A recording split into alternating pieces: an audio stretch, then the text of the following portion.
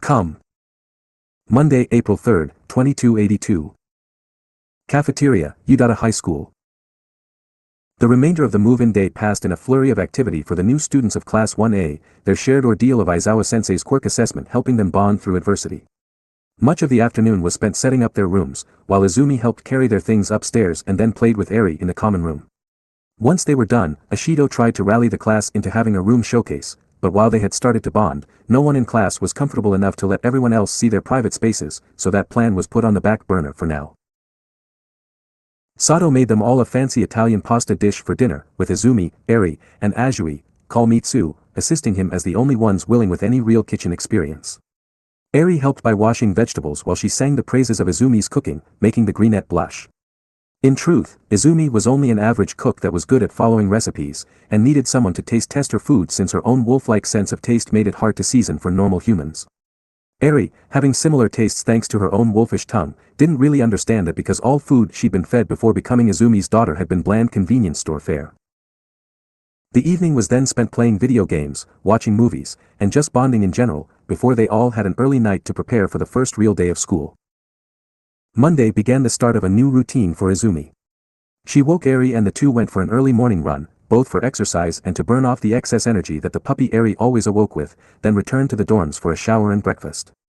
Tsuyu handled breakfast, French toast, a favorite of her siblings, and Izumi and Eri got to watch, bright-eyed and bushy-tailed, as a small horde of zombie-like teenagers devoured it all with about a gallon of coffee before they all perked up.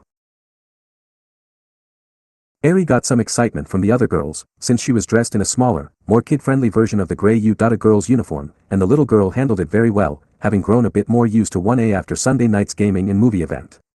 She still struggled with Ashido and Toru trying to hug her randomly, but all it took was Izumi giving them the evil silver eye and they backed down, so Eri was sure she was safe. From there, the day progressed in a disappointingly normal manner. Homeroom wasn't too different from middle school, though it was interesting to see some of the accessibility features built into U.A to accommodate different quirks, such as the reinforced furniture and the giant doors. Having Eri with her for it was also different, but once homeroom ended, Aizawa-sensei took Eri to Principal Nizu for her own lessons, with Himiko accompanying her, and took most of the excitement with him. Classes were, well, they were classes. Learning English isn't the most stimulated subject, even if present Mike was the teacher. Having pro-heroes for teachers was really the only thing U.A's general education had going for it, though Izumi did recognize that the pace was a lot faster than what she was used to, which was nice. Middle school classes felt like they moved along at a snail's pace. Since Izumi's seat was at the very back of the class and beside the window, in a row all on its own, since she was seat 21, the greenette could see the entire class and could tell that the others were getting bored too, along with a sense of anticipation that was building for their first hero classes after lunch. Izumi hadn't had the heart to tell them that they'd be in theory lessons into All Might's first class on Friday. Then again, All Might's new teaching job hadn't been revealed yet either. When it finally came time for lunch and Eri was delivered back to Class 1A just in time to join, the entire class rushed to the cafeteria, eager for some of Lunch Rush's food. "Hey Izumi. Let's all eat together," Ochako said happily, looking far too cute in her uniform in Izumi's opinion. Sure. There's us, Eri, Kaken, Himiko, Tenya, Ijiro, and Hitoshi, so we need a table for 8? Izumi replied with a light blush on her cheeks. Let's make it 10. Shark Tooth went off to find Mantis, and Sunny was betting on Invisible Girl joining us. Katsuki said, coming up behind Ochako with a tray of ultra-spicy curry. I'll find one. You guys gather everyone up and bring them over. Ochako bobbed her head before happily disappearing into the busy lunchroom crowd. Well, someone's eager. Katsuki muttered with a raised eyebrow. Izumi nodded with a smile, then noticed Shoto walking by with a tray of soba. Oh. Shoto, do you want to come sit with us for lunch? The dual-colored boy paused and looked at her with his usual emotionless gaze, only this time with a slight eyebrow raise. Shoto? Izumi blushed. Oh, sorry. I thought you'd prefer that over Todoroki, since, that's his name. Shoto's eyes widened ever so slightly, a nearly imperceptible change. You know too much, he said, his monotone gaining a distinctly irritated edge. Sorry, commission president's daughter and all that. Izumi said with a shrug, I don't like the guy at all and I know you don't either. If you're not comfortable with it, I'll just use Todoroki. The boy exhaled slowly through his nose. Shoto is fine. I don't care either way, just keep that to yourself. Izumi nodded, of course. Now, did you want to eat with us? No. I'd rather eat alone. Shoto said, before turning to leave. Izumi wasn't too shocked by that, but Eri and Katsuki weren't as accepting. Eri didn't understand why Shoto would want to eat on his own. Being with others for meals was a lot better than being by yourself, even if it was in the noisy cafeteria, which she wasn't a fan of. Katsuki was just straight up pissed by the boys' brush off. Oi, icy hot. What, you think you're too good for us, he demanded. Shoto glared at him coldly. I'm not going to compare myself to a fully licensed hero or a 6-year-old girl. You, however. I prefer quiet meals. You son of a dash. Katsuki growled, stomping forward a few steps before he was caught by the back of the collar by Izumi. Not the time or place, Kaken. Fair enough Shoto, but the offer is open. Come find us if you want company. Izumi smiled, before dragging Katsuki away. She was glad she hadn't gone to get her lunch yet. It would be hard to restrain Katsuki while holding Eri's hand and a tray of food. Shoto narrowed his eyes slightly. I'm not here to make friends, he said. Neither am I, but making friends is a nice side benefit. Izumi shot back, never losing her smile. See you later, Shoto. She dragged the struggling Katsuki away, Eri giggling at his antics as they disappeared into the crowd in search of the others. Shoto watched them go for a moment, his face settling into a frown before he turned on his heel and left in search of a quiet spot to eat. A few minutes later, Izumi was sat at a table with Eri. Ishiko sat on Izumi's shoulder, Himiko, Katsuki, Hitoshi, Ochako, and Tenya. Ijiro was off collecting his and Katsuki's mutual friend Kamakiri, and Toru had opted to eat lunch with Ishido, Kaminari, and Siro. With a table to sit at and a steaming bowl of katsudon in front of both her and Eri, Izumi was in a much better mood.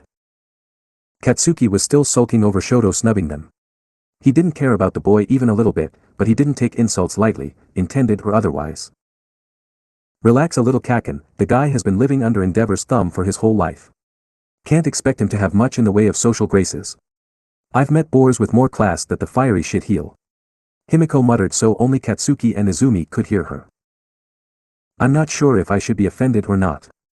Bakugami said, before giving a mirthful chuckle that brought a smile to Izumi's lips. TCH, that flaming manwhore hasn't done shit since Auntie Sakuya got on his ass with that investigation. You'd think Icy Hot would be grateful. Katsuki muttered back. He doesn't know, Kaken. Other than the fact I'm related to the commission president and hate Endeavor, Shoto has no reason to believe I'm involved. Give it time, this is only the second day we've known him. It takes time to thaw a frozen heart. Izumi whispered, now stop being rude, we're not alone here.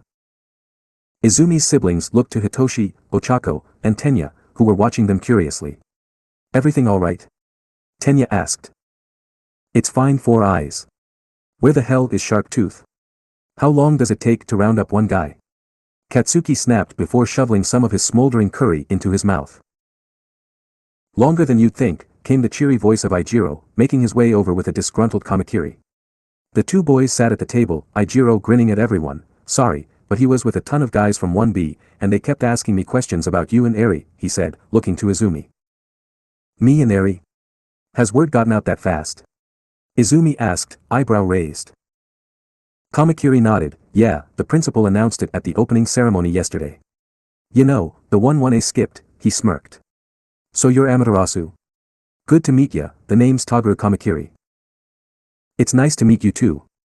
I'm Izumi Midoriya, and this is my daughter Eri. Izumi greeted politely, trying to hide how intrigued she was by Kamakiri's appearance. Eri was openly staring with wonder, fascinated by the boy's bug-like features and green mohawk. You can call me Izumi outside of hero classes if you like. The mantis boy grunted and took a bite out of his lunch, meat skewers, before answering, thanks. Call me Toguro.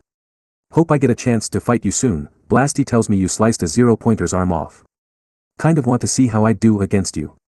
Your kid doesn't look like she's scared of me either, which is nice. Eri nodded with a sparkling smile, you look really cool. Like the fighting bugs that Kota showed me. And your hair is green like Mama's, but lighter. Ha. Real cute. Most kids run screaming when they see my mug, but I suppose I ain't too ugly looking if you're used to Blasty. Toguro teased, earning a smirk and a middle finger from Katsuki. And so you know, Izumi, the principal pretty much told us all about Eri too, and gave the whole school a warning about messing with her. He said that anyone hurting Eri would find expulsion to be the most delightfully appealing thing in the world after dealing with what Amaterasu would do. The greenette smirked, that explained why she and Eri were getting some weird looks, but no one had dared ask about her. So Mantis, how's life in the B class? Any strong guys, or are they all just stepping stones? Katsuki asked. Bakugu. Don't refer to our classmates as stepping stones, no matter how weak or strong they are.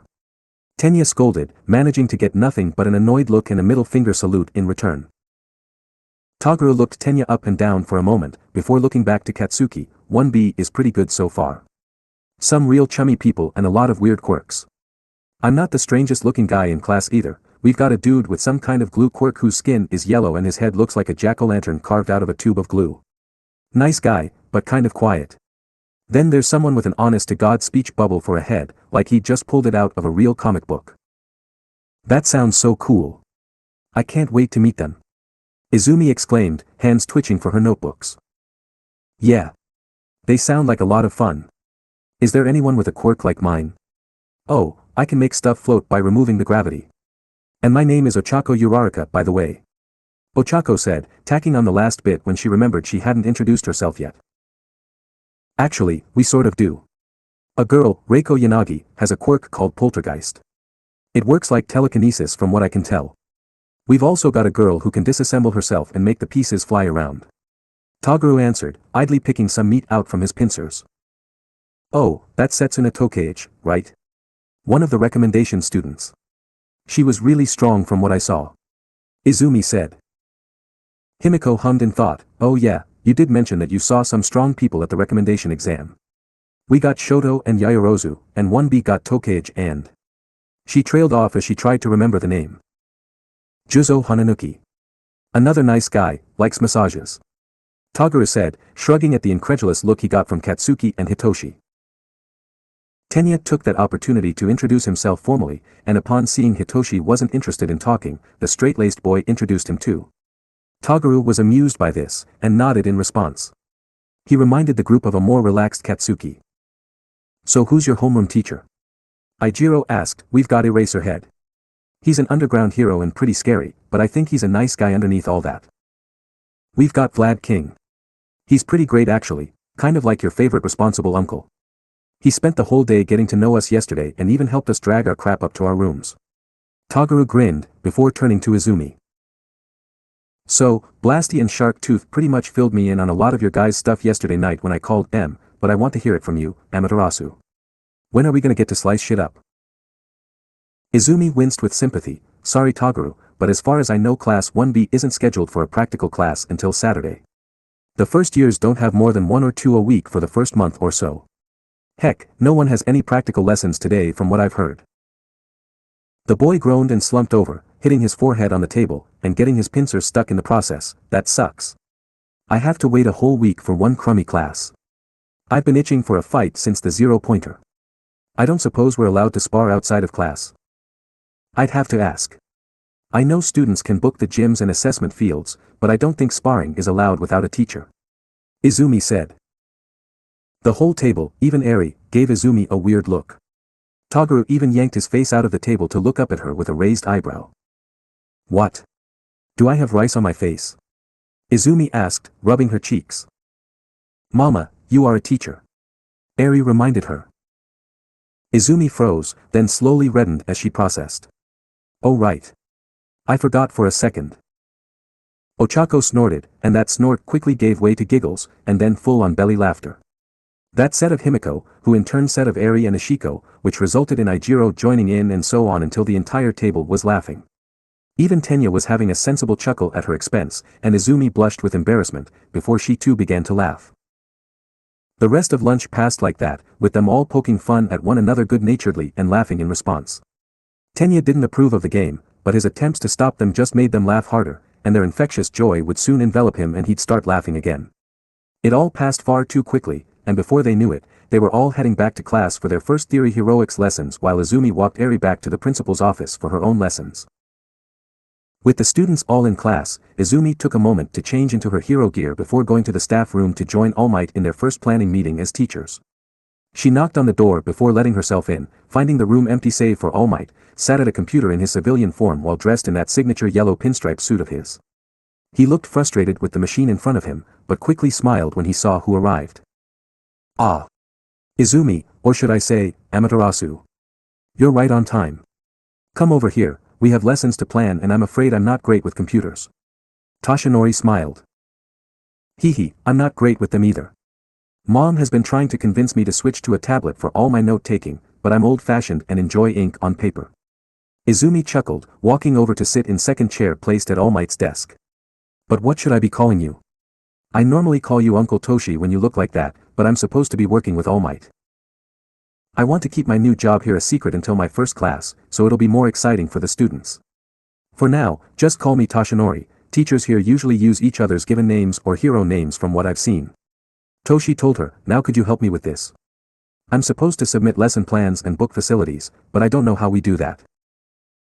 The wolf girl smiled and nodded, getting to work helping him put the information he'd scribbled on paper into the computer. Between the two of them, Izumi and Toshi managed to get most of what they needed, but they still needed to outline what they'd be doing for each class's first lesson, and what facilities they'd need for them. Once she'd filled in the last bit of data she had, Amaterasu turned to Toshinori. So, what exactly were you thinking of doing? From what I can see here, you're planning some kind of team combat exercise. Toshinori nodded, grinning in his signature fashion, that's right.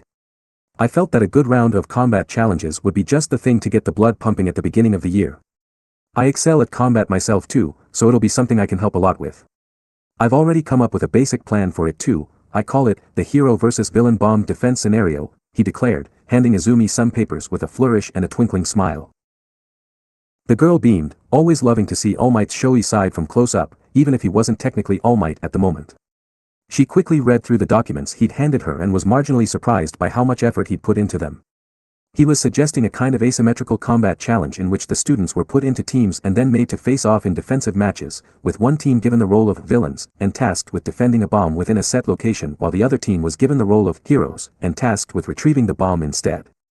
There was a time limit and capture tape involved too, so either side could win by capturing the other, and the villains could win by surviving the time limit while the heroes could win by touching the bomb. The same exercise was planned for all 3-year groups, with only the size of the defense area and teams being different between them. It was a decent plan, and considering the effort Toshinori clearly put into it, Amaterasu was loath to criticize, but it was technically her job now, and she felt the plan was a bit flawed. Toshinori, she began, the name feeling weird in her mouth without the usual title, this is pretty good, but can I offer some suggestions? Toshinori nodded eagerly, of course. You are my assistant and the analysis expert. I was specifically told by the principal to get your approval before submitting a lesson plan, though I would have done that anyway, he said with a smile. Amaterasu blushed, oh okay. Well, I think the core of the activity is good but there are 2 things I think we should change in it, to make it better. The first is terminology. Terminology? Toshinori repeated, tilting his head questioningly. Yeah. Specifically calling it heroes versus villains. I think it sends the wrong message to have the students play at being villains, even for a class. It feels kind of demoralizing, especially for the first years who'll have this as their first practical exercise. Imagine if your first practical hero class had you being assigned the role of villain by All Might himself. It'll be especially bad if some of the students were stereotyped as villains in the past because of their quirks. Amaterasu explained, thinking of Katsuki, Himiko, and Hitoshi. She wasn't stupid, Amaterasu knew of Katsuki and Himiko's experiences firsthand, but the way Hitoshi had been reluctant to reveal his quirk, and his surprise with the class's lack of reaction made it clear to her that he was used to being typecast as a future criminal because he could brainwash people. It made her furious. Unknown to her, it made Toshi quite upset too, especially since he'd almost thought the same of Izumi because she shared a quirk with his nemesis. He frowned and rubbed his chin, I hadn't thought of that. Then should we rebrand it as attackers versus defenders, he suggested. I feel that would be better, since heroes have to both defend people and attack villain dens. Have both sides think of themselves as the heroes and they'll feel better about it. Another downside of having one team act as the villains would be that they might not try as hard, since they wouldn't want the villains to win, the wolf girl reasoned, but the change moves me on to my next problem, the bomb. The scenario puts an advantage on the heroes, or attackers, and now that we've changed the naming, it doesn't make sense anymore. Villains would defend a bomb, but why would heroes? Another fair point, but what advantage does the bomb give the attackers? Toshinori asked. Well, the victory conditions for the teams are either capture the enemy team, or run the timer out for the defenders, or touch the bomb for the attackers. Running the timer out is a much harder objective than simply touching a stationary object, and gives the defenders fewer options. The attackers can take many different routes, but all the defenders can really do is hide, set up fakes for distraction, move the bomb around, or make it impossible to reach. That's enough for first years in their first lesson, but for the more advanced students in upper years, I don't think it's wise to limit their options so much. Amaterasu explained, idly pulling on her lip as her brain raced through alternatives. Toshi gaped like a fish for a moment before composing himself with a chuckle. That analysis of yours might be your scariest trait. I can see what you mean now, so how about this instead? We use mannequins representing VIPs instead of a papier-mâché bomb. The defenders are protecting them from kidnappers, while the attackers view them as hostages they have to rescue. Whoever has the most mannequins in their control at the end of the timer wins. That way, the asymmetrical nature of the exercise is kept, and there are fair win conditions. Amaterasu's eyes shone. I like it. I think this'll work a lot better now. Do we have mannequins already? Toshinori nodded. 13 has a huge supply of rescue mannequins for use in her classes, so I'll ask to borrow a few. Should we keep the number identical between the year groups? I think so. We're already making the older students fight in bigger areas and bigger teams, so we shouldn't add too many extra layers or it'll become chaos. Speaking of, how big were you thinking? The girl asked. All of Training Ground Alpha for the third years, working in full class teams. It'll be 3A vs 3B. Isn't that a bit too big? There are only about 10 students in each of their classes, many drop out or are expelled since the course here is so demanding. They're the best of the best, so a full training ground shouldn't be a problem for them. Toshinori reasoned. Amaterasu accepted that and motioned for him to continue. For the second years, I was thinking teams of 5 and they have to defend an entire compound. Still fairly big, though not as much as the third years. Sounds good. So what about the first years? I know Kaken and his friend Toguro Kamakiri are really looking forward to this. They'll be ecstatic when they hear its combat, the wolf girl smirked. I have no doubt. For the first years, I believe we should keep it small and contained, teams of 2 in a single building. Amaterasu nodded and began typing in the new information into Toshinori's computer, booking Training Ground Alpha for Tuesday and then Training Ground Beta for the rest of the week. She also had to file a requisition form for the rescue mannequins, but almost straight after pressing the enter key, an email from 13 popped up that contained the approval. With that done, the wolf girl looked to the blonde man. So, are we deciding the teams ourselves, or do we let the students do that? Neither. We'll make it random. It's more fun that way, and it'll give the students a chance to work with different types of people and quirks. Toshinori decided. Amaterasu didn't have a problem with that, so she happily typed in the last few details and completed the lesson plan. The two heroes then sat back with a small smile of pride. Our first completed lesson plan. I kind of feel like a proper teacher already, the young goddess smiled. Indeed. Let's hope that it all goes well. Of course, we need the principal to sign off on it first. Before Toshinori finished the last syllable, another email came through, this time from Nizu. It read. All Might and Amaterasu. I approve of your first week's lesson plan. I hope you work together in class as well as you did in planning. Good work you two. Principal Nizu. P.S. Eri says hello. The two heroes stared at the message for a few seconds, before shuddering. Amaterasu hadn't actually submitted the lesson plan yet, so how had Nizu known? Toshinori looked around, trying to spot the cameras or hidden mics while Amaterasu tried to subtly sniff for the scent of electronics that weren't supposed to be there.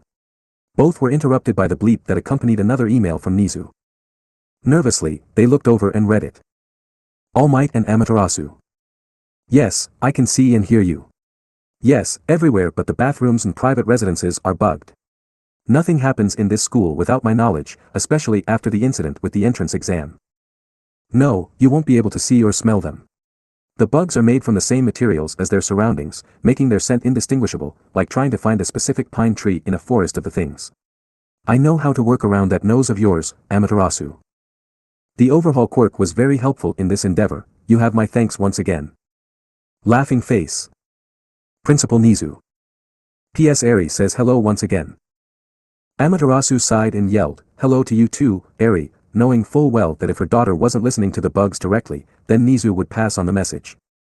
He is the scariest hero I've ever met, she muttered, finally submitting the lesson plan, even if it was just a formality at this point. Toshinori nodded with a chuckle, he is, especially after getting the overhaul quirk. I've heard horror stories of him using it to create staircases that lead to and from the vents, and Power Loader told me that the ventilation system sometimes changes, only to return to normal moments later. Worst still, apparently he can use it from his feet as well as his hands. Recovery Girl thinks it's because he's an animal and the front and back paws are similar enough that the quirk activates from both. Izumi felt a shiver go through her entire body. Whoa, glad Chisaki couldn't do that. Still, between Eraser and the principal, Yudare has some seriously scary teachers. Ha! You should have seen what it was like when I attended. My homeroom teacher put the fear of God into all his students, especially me. Gran Torino still terrifies me. Toshinori said, a nostalgic smile on his face as he reached for a cup of coffee. Gran Torino? I don't think I've heard of that hero, can you tell me more? Izumi asked, her inner fangirl rearing its head. Toshinori nodded, of course, young Izumi. Gran Torino was, and presumably still is, one hell of a slave driver. His quirk made him faster than the wind, and he enjoyed beating the crap out of me in my training. He took a special interest in me, and was my teacher even outside of U.A, since he was a friend of Nana. He trailed off. Mentions of Nana Shimura, Toshinori's mentor and parental figure, were rather rare occurrences. The blonde man simply felt too much pain and grief to go into much detail when speaking about her, though every mention made it clear how much Toshinori had loved her. Nana was to Toshi what Sakuya was to Izumi, someone who nurtured and trained him when he had no one else, a surrogate mother that eventually became the real thing, if only in the eyes of the two involved. All Toshinori had really said about her beyond the bare basics was that she was similar to Inko and Izumi in some ways, such as Inko's hairstyle and Izumi's love of helping people, and their softer natures that would become fierce when necessary. It was part of why Toshinori loved watching Izumi with Eri, and though he hadn't told Izumi, he also saw a parallel in the way Izumi had essentially passed on some of her power to Eri. Did you want to talk about her? Izumi asked carefully. Toshinori shook his head with a sad smile, then reached over to pat Izumi's head. No thank you, my girl. We'll have time to listen to my stories when I'm old and retired. I've still got my health thanks to a certain little wolf, so I should use it well and get back to work, he said, before his expression brightened a bit. We finished planning a lot sooner than I thought, so how about we spend the rest of the afternoon's classes out on patrol? I don't believe All Might and Amaterasu have officially worked together in the field since the Orochi incident. The wolf girl grinned and nodded excitedly. Patrolling with All Might would be a dream come true. Ha! Then let's go, declared All Might, now swollen into his hero form and shucking his yellow suit to reveal his hero costume underneath. The two heroes raced out of the building, barely remembering to use their pagers to inform the other teachers that they'd be heading out. That afternoon, the already small criminal element in Muzutafu collectively shuddered with terror as one hell of a tag team took to the streets. An arrested convenience store thief swore he'd never commit a crime again after seeing All Might riding into battle on top of a wolf wielding a sword in its mouth. When the next day's hero class came, All Might already knew what he wanted for his entrance. Next chapter, Trials of Teaching Part 2. To be released, December 9, 2021. And so ends the first day of school. Not the most exciting chapter, I know, but it was necessary for a few things. It showed the standard day at U.A, allowed for some more bonding and character interactions, how All Might and Izumi worked together to plan lessons, and revealed a few tidbits about Gran Torino, Nana Shimura, and Nizu's use of overhaul. It also let me show how future classes will be different for the students, since Izumi is there to offer her own input. Next chapter will have Izumi's first practical teaching experience, as well as reveal that not everyone is happy to have a teacher so young. Thank you all once again, and I look forward to reading your thoughts on this chapter and the ones to come. Tuesday, April 4, 2282. 1A Classroom, U.A High School. The second day of the school year started in much the same way as the first. Izumi and Eri went for a morning jog, accompanied by Tenya and a reluctant Toru, who wanted to improve her body after Aizawa-sensei's criticism on the move-in day. They then had breakfast, prepared by Sato this time, and headed to classes. Eri went off with Eraser for her own lessons while Izumi and her classmates sat through their normal classes, their anticipation for their hero class, even the theory ones, growing with every second. The same group sat together at lunch, this time joined by Toru and Yaoyorozu, who in keeping with the rest of the group's penchant for using first names, allowed them all to call her Momo. Izumi also invited Shoto to eat with them again, but just as the previous day, he refused and disappeared to find a private spot. Izumi accepted it and got back to the others. Lunch was a bit more fun with yet more people involved, and Izumi had a feeling that Momo had joined them due in part to loneliness, as the wealthy girl didn't seem to know how to talk to normal people very well, and so spoke mostly to Tenya, Izumi, and Himiko, the other wealthy teens. She was making an effort though, which Izumi thought was sweet. What Izumi didn't know was that a certain bird-headed boy had also been eyeing their table and working up the nerve to ask to join them. Tokoyami dearly wanted to speak with Amaterasu, and ask more about her child Eri, who had piqued his interest, but the dazzling brightness of the pair, plus Eri's unusual aversion to his presence, had warded the shadow-loving boy away. He had worked up the courage to ask yesterday, only for the table to begin laughing about something before he could approach, and the resulting light of the wolf girl's smiles nearly blinded Tokoyami, making him change his mind very fast. Tokoyami resolved to try again another day, perhaps a cold and windy day where the darkness would give him an advantage. Lunch ended and the students returned to their classes, while Izumi went off to join All Might in the first practical lesson she'd be assisting with. The students of 1A listened eagerly as Aizawa-sensei started his lecture on various hero laws, idly taking notes and trying not to think of the practical training that other students were no doubt engaging in. Katsuki in particular felt like pulling his hair out. He hadn't gotten to train with his Quirk since moving in, as he hadn't been able to book any of the training grounds yet, so his palms were itching to release some explosions. The whole class was longing for a bit of excitement, and before they knew it, that excitement arrived. This is called the tribunal system, and is designed to oversee heroes and ensure they don't overstep the bounds of their authority. Heroes have special rights to ignore certain laws if it is necessary to complete their responsibilities. Tribunals are usually led by Dash. The sound of the announcement system cut off Aizawa's lecture and drew the attention of the class, who hadn't heard it before. Principal Nizu's voice, speaking in a tone that only Aizawa recognized as annoyed, echoed across campus. Attention all first and second year hero students. Please report to Gym Gamma immediately. I repeat, all first and second year hero students are to report to Gym Gamma immediately. Heroics equipment and gym clothes will not be required. That is all. The class looked amongst each other as Aizawa frowned severely. What's going on? Did something happen? He muttered to himself. What the heck is happening? Is this bad? Kaminari asked. Why only the first and second years? What about the third years? Jiro added. Aizawa-sensei sighed, they're already there. The third years have joint classes, so they have their pre-class briefings in whichever gym is closest to where their exercises are going to be, since the heroics teachers can't be in 2 classrooms at once. You all heard the principal, let's get moving, he ordered. The students immediately leapt to their feet and began following him out of the room, chattering excitedly. As they left the room, they ran into Class 1B being led away by Vlad King, and the 2 classes ended up walking together, seeing the second years in the distance. Finally something interesting is happening. Maybe we'll get to actually do shit today. Katsuki grinned viciously, barely stopping his palms from popping and smoking with excitement. I don't think this is good, Kaken. Izumi didn't let anything about this slip at lunch, and you know she's a bad liar. Himiko said with a worried frown. Sensei looked pissed too. If this was something planned, then surely they'd have told him. Hitoshi added. Toguro nodded from the Class 1B line, no kidding. Ken-sensei looked surprised too. Something must have gone wrong. While the others worried, Katsuki just shrugged it off. He was sure something interesting was going to happen and that's all he cared about. The first and second year hero students soon found themselves outside Gym Gamma and were quickly led inside by their teachers, coming across a scene that they wouldn't soon forget. Roughly 20 third year heroic students were stood in 2 groups, dressed in their full hero gear and awkwardly standing off with each other, clearly having some serious disagreement. Between the 2 groups was Amaterasu, dressed in her own gear and in demigod form.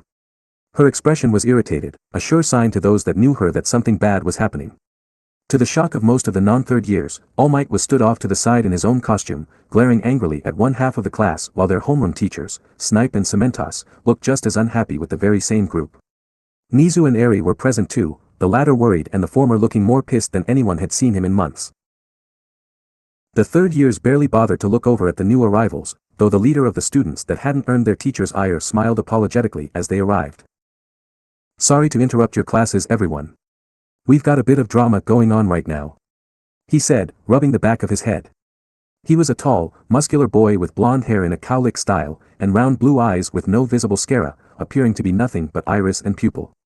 He was dressed in a simple costume of white boots and shirt, blue pants, and red gloves and cape, accompanied by a white helmet with a yellow visor, which he currently had tucked under his arm. A prominent 10000000 was emblazoned across his chest in gold numerals, acting as the boy's logo of sorts. The leader, or at least spokesperson, of the students that had managed to upset their teachers, was a boy with a deer skull for a head, complete with antlers and no visible interior. The rest of his body was normal flesh and bone, though his arms were long to the point that his long, clawed fingers brushed against the floor. His hero costume was a bodysuit made of leaves, bones, and animal hide, giving him a prehistoric or wild appearance. Stop acting like a loyal Boy Scout all the time, Togata. If you weren't such a teacher's pet, you'd be pissed off about this too, the Wendigo boy growled, his voice unnaturally echoed as he pointed a sharp finger at Isumi.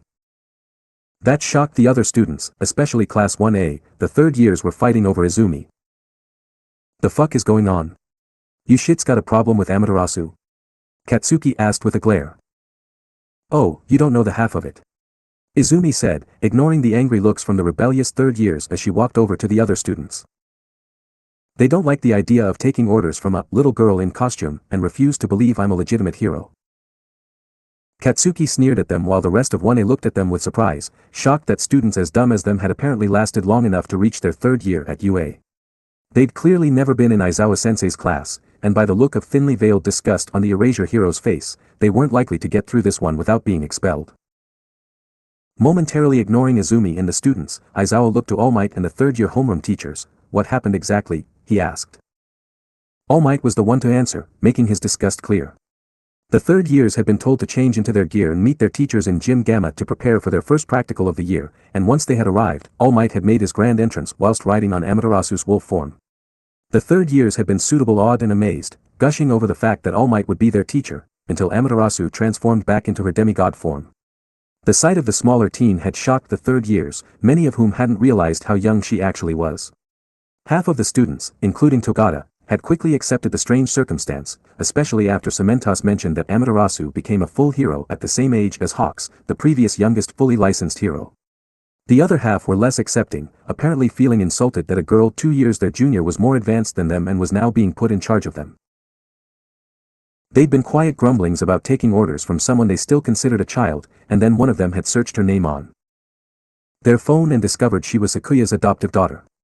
Upon learning that, they had refused to listen to her at all, believing that she got her license based on nepotism. All Might had angrily scolded them, and both Snipe and Cementos threatened them with punishment, but the rebellious third years refused to be cowed, even when called out by their more obedient classmates, and believed they couldn't simply be expelled. They reasoned that kicking out half of your third years would bring negative media attention to the school, especially after the entrance exam incident. Unsure of what to do, Principal Nizu had been called, Eri having to come along too since Recovery Girl was currently off campus on a personal matter, and after learning the situation, the mouse, bear, dog thing had gotten a sinister gleam in his eye before summoning the lower years, leading them to the current situation. After hearing the story, the other students weren't impressed. Hey, I'm a little surprised that Amaterasu is younger than us too, but to seriously throw a tantrum like this? When you've got All Might as a teacher. Are you all that dumb, a second-year girl from 2B mocked? Seriously. You can tell none of those idiots are local. Everyone in Mizutofu knows Amaterasu, and we all saw the Orochi fight on the news. Do you guys all live out in the boonies or something? A boy from 2A added with disappointed shake of the head. Amaterasu is the same age as us. You telling us that we can't be heroes, yelled a 1B boy with messy silver hair, sharp teeth, and strange beige lining around his eyes. Sounds like these guys are just salty that a girl younger than them is stronger. It's actually kind of pathetic. Hitoshi said, eyeing the rebellious third years with boredom. The Wendigo boy growled and turned to face the younger students. Shut it. You brats are just scared of saying what you really think. I can see that some of you are just as annoyed as I am. A single glance was all Izumi needed to tell that he wasn't wrong. While the first years were all more than accepting of it, there were a fair few second years that clearly weren't so pleased by Izumi's status. It wasn't a new criticism for her. Dabi had told her of some of his college classmates who found it suspicious that she'd become a full hero without taking the final exam, especially given her relation to Sakuya, and she'd had a few citizens or other heroes dismiss her as just a kid that got lucky with her quirk or some type of special treatment. Because of this, Izumi wasn't too bothered by the third year's words. If anything, she was annoyed at herself for not being better prepared for this eventuality. Still, she couldn't back down. It would destroy all her credibility as a teacher and hero, and she certainly couldn't embarrass herself like that in front of Eri. You're Ira Kajinara, correct? Quirk, Wendigo. A mutation-type quirk that gives you some of the physical characteristics of a Wendigo. You even chose Wendigo as your hero name, and passed the provisional hero license exam on your first try during your first year at UA. You've reached the third round of both sports festivals and even reached second place last year. You're even the fourth best student in your year, falling behind only the so-called Big Three. You certainly have an impressive record. Izumi complimented. Kajinara was confused by the praise, but still puffed himself up proudly, preening under the positive attention. His smugness was wiped away with Izumi's next sentence, all that talent, and yet you waste it with childish tantrums. U.A's hero course is a place for those that want to be heroes, not those who want to polish their pride. I'm not going to waste my time with children that fail to reach the level of maturity that my 6-year-old daughter has long since surpassed. Shoo, and let the real heroes work, she said, literally making a shooing motion with her hand as she turned away from Kajinara. The other students tried to suppress their laughter as Kajinara and the rebels were left spluttering with embarrassment over being dismissed like children. You damn brat, the humiliated boy cried, taking a step towards Amaterasu. The girl turned and froze him with a silver-eyed glare. For an instant, Kajinara felt like he was a real, fully fleshed deer as opposed to just a person with a deer skull head, and he had just made the mistake of catching the eye of a hungry wolf. Instead of tearing flesh from bone with her jaws though, Izumi's tongue tore strips from him verbally. You call me a brat, yet you act like a petulant child. You're supposed to be my elder, but you throw tantrums when you don't get your way, then boast that you can't be expelled because the media would say negative things about you. Tell me, is that how an adult acts? Is that how a hero acts? Amaterasu demanded. Kajinara opened his mouth to speak, but he was cut off immediately. There are still some third years here who would actually like to learn and become good heroes, as well as second and first years who were called away from their classes all because of your tantrum. Your little act of rebellion has wasted their time, my time, All Might's time, our fellow teacher's time, and the principal's time, and since my child is here too, you've successfully wasted her time too, so here's a little bit of advice, shape up or ship out. The world has no patience for fools, and neither do I. The rebellious students, along with their leader, stood in deathly silence as Amaterasu turned to the other students and apologized to them for allowing their time to be wasted so pointlessly. A hot flush of embarrassment washed over them, especially as their fellow third years and even a few younger students snickered at them being scolded like small children. The teachers were giving them looks of disapproval too, at least when they weren't nodding appreciatively at Amaterasu. Aizawa especially looked pleased with the dressing down she'd given the now humiliated students. The only one in the room feeling as bad as them was actually Izumi herself. She truly hated being so harsh, but she had to be firm. People who hung on to childish attitudes and beliefs, like age mattering that much, couldn't be allowed to continue on as licensed heroes. They'd be eaten alive by villains that exploit that kind of belief. Izumi could name 10 heroes off the top of her head that had lost their glittering careers, and even their lives, to a young or even child villain due to underestimating them. Principal Nizu observed the embarrassed third years, spotting a few that were moments away from growing too angry to be reasoned with. As much as he disliked the loss of control, expelling the foolish ones really would be wasteful and a media disaster waiting to happen, which is why he had formulated another plan, one that should hopefully stop his more foolish students in their tracks. If you are all still so angry, why not test Amaterasu's strength for yourself? Nizu suggested with a mischievous twinkle in his eye. Everyone turned to him with surprise. Test my strength? Do you want us to fight? Amaterasu asked, eyes widened. The principal nodded, of course. A good sparring match should be enough to prove you deserve your position, and expose the foolishness inherent in trying to deny your skills. If they fight you and you win, they'll have no way of backing up their claims of nepotism. Izumi's eyes widened further, as did the teachers. So that was Nizu's game, why he'd called the other hero students to watch the affair. He wanted them to see Amaterasu fight the third years to ensure the others wouldn't rebel so foolishly in the future. Izumi didn't like it, but it was a very Nizu tactic. While she was mulling over this test, Kajinara jumped at the chance to recover some of his lost pride. I'll take her on any time, any day, he declared, his skeletal face somehow seeming to grin despite its stiff features. You're seriously going to fight a full hero? Togata asked, surprised. He'd expected the whole thing to have been hot air on Kajinara's part. All Might himself accepted her as his assistant. This is a really bad idea. I agree with Togata, but if this is the choice you want to make, then fine. I'll accept the challenge. Amaterasu declared, beginning to flex and stretch her muscles in anticipation for the fight. The other teachers disapproved of Nizu's tactic, but the students were all excited to watch half of the third year take on their newest teacher, eager to see for themselves the kind of power that Amaterasu wielded. Those who'd seen the Orochi video, including Class 1A, were marginally less interested, having already seen the kind of power Amaterasu wielded, and as that fight was over a year ago, they fully expected her to have grown stronger. At Nizu's request, Cementos manipulated the ground of Gym Gamma to create a large circular arena about 5 inches above the rest of the ground, on which Izumi and the rebellious students stood. This will be an all-on-one match. All participating students will work as a team to fight Amaterasu, working on her own. The winner will be determined by who knocks out all their opponents, makes them yield, or knocks them out of the ring. You may use your quirks and any equipment included with your hero gear, there is no time limit and you may not involve anyone not in the ring, so no collateral damage to the audience. Are all students ready? Nizu asked, acting as the referee from a raised platform, Eri sitting beside him. We'll kick her ass right out of this school. Kajinara declared, earning a few half-hearted cheers from his fellow rebels. Amaterasu, are you ready? One moment, she answered, before walking over to the rebels. They watched her approach with suspicion, only for her to stop right in front of Kajinara. Currently, I have an unfair advantage. Since I came here to help teach you, I have read all your files and know your quirks and abilities. I've had time to analyze them, so it is only fair that I tell you about my own abilities and give you all some time to make a plan. Amaterasu said.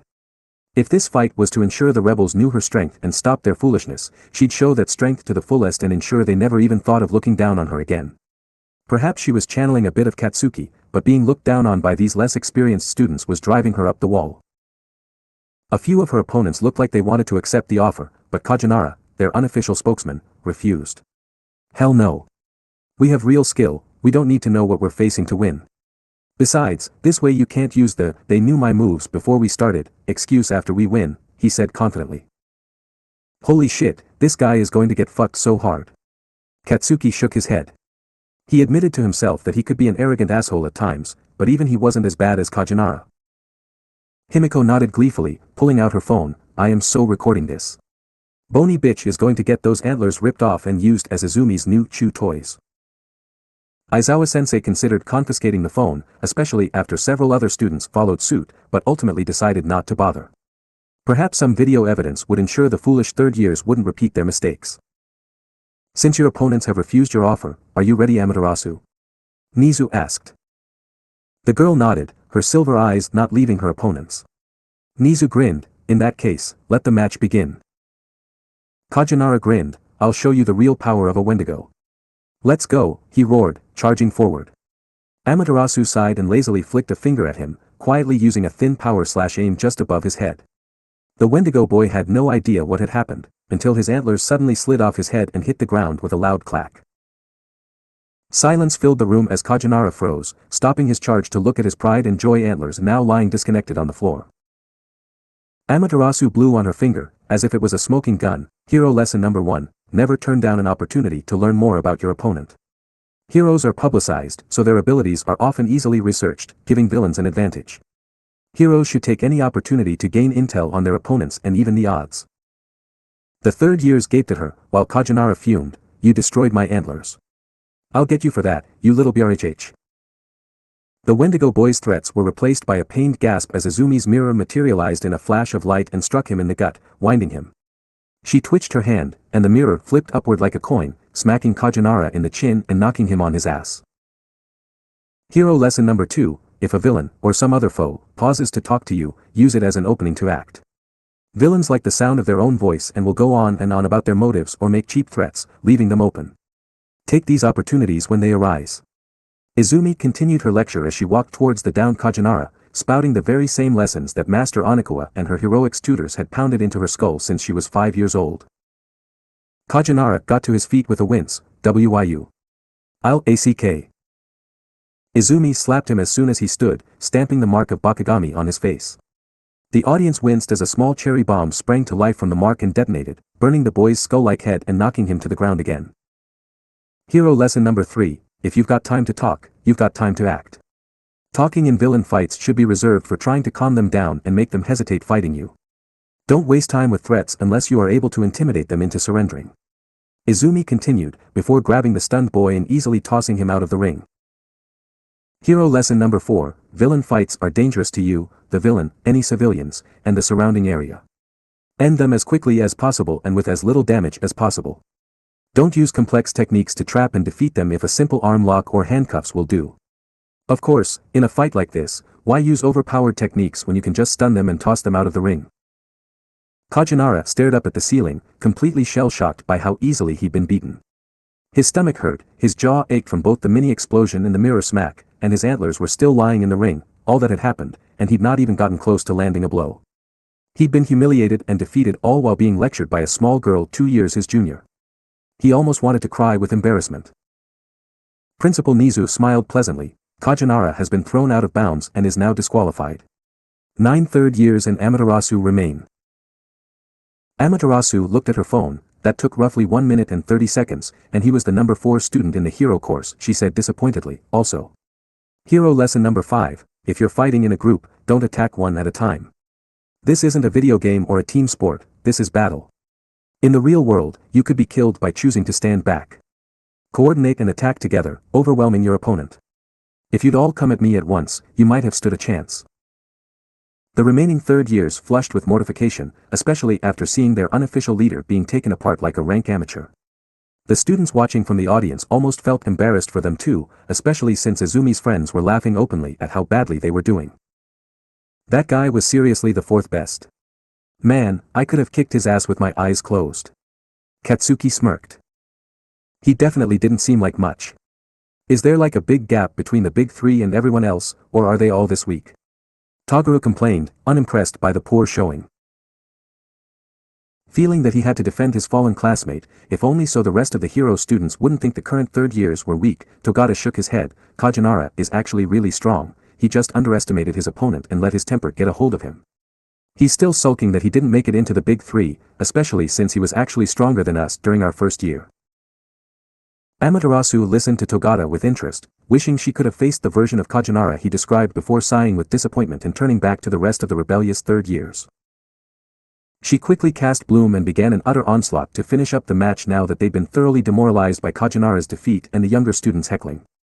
The entire ring was covered in grass, surprising her opponents. The 9 were reduced to 7 when trees suddenly sprouted directly beneath all of them, and 2 failed to recover in time to avoid being thrown from the ring. Hero lesson number 6, never freeze in battle, even if your allies fall. Confirm they are alive and protect them if necessary, even retreat if you have to, but never freeze. Hero lesson number 7, shape the battlefield to your advantage or stop the enemy from doing the same. Villains will often ensure the area suits their needs before accepting an open battle, so you must use the same tactic or learn to counter it. Izumi continued her lecture, even as she effortlessly moved to her next attack. She transformed into her wolf form just as 4 of the students finally got their acts together and retaliated. One had a kind of plant control quirk, similar to Greensprout, and tried to manipulate Izumi's grass to trap her legs while the other 3 coordinated their attacks. The trio, possessing a quirk that turns the user's fists into hammers, a quirk that created damaging sonic pulses, and a quirk that created a painful but non-lethal variant of mustard gas, worked with the plant controller very well and actually proved to be a dangerous team. Trapping Amaterasu's legs with grass and exploiting her sensitive ears and nose with sonic and gas attacks, then striking her disoriented and trapped form with a heavy hammer blow was a valid strategy, and proved that they actually had some talent once they finally started trying. Amaterasu summoned her mirror and sword to block the hammer blows while using power slashes from her trapped paws to escape the grass, though she couldn't completely block or evade the sonic waves and gas. Reverting to her human form to reduce the effects of those tactics, Izumi grabbed the hammer fist user and used a martial arts throw to launch him at the gas user, knocking both out of the ring and reducing the third years to 5. She then transformed into her demigod form and clashed her flint bangles, creating a flame that ignited all the grass, and thus the entire arena floor. Using Inferno to control the flames, Izumi swirled them into a miniature tornado around the grass user, making them shriek as the flames licked at them. The sonic wave user, as well as the remaining 3 that hadn't jumped in yet, quickly tried to free their friend while Izumi ensured her flames didn't burn them too badly. One of the third years, possessing a hydrokinesis quirk that allowed him to manipulate his own sweat, as well as having extremely overactive sweat glands, was eventually able to douse the flames and free their comrade, only for his own sweat to suddenly rebel against him thanks to Izumi's waterspout technique. The sweat that had doused the flames splashed back and formed bubbles around the heads of both the sweat user and the grass user. This left them vulnerable and essentially drowning, allowing Izumi to easily charge at them in wolf form and kick them from the ring. She released them the moment they hit the ground so they could breathe again, but she had some choice words for the remaining 3. Hero lesson number 8, never turn your back on a villain. They will stab you in the back or run away. There was no reason for all of you to be so distracted by that fire attack, especially since only one of you actually had a quirk that could help. You're a team, so don't all blindly fulfill the same role.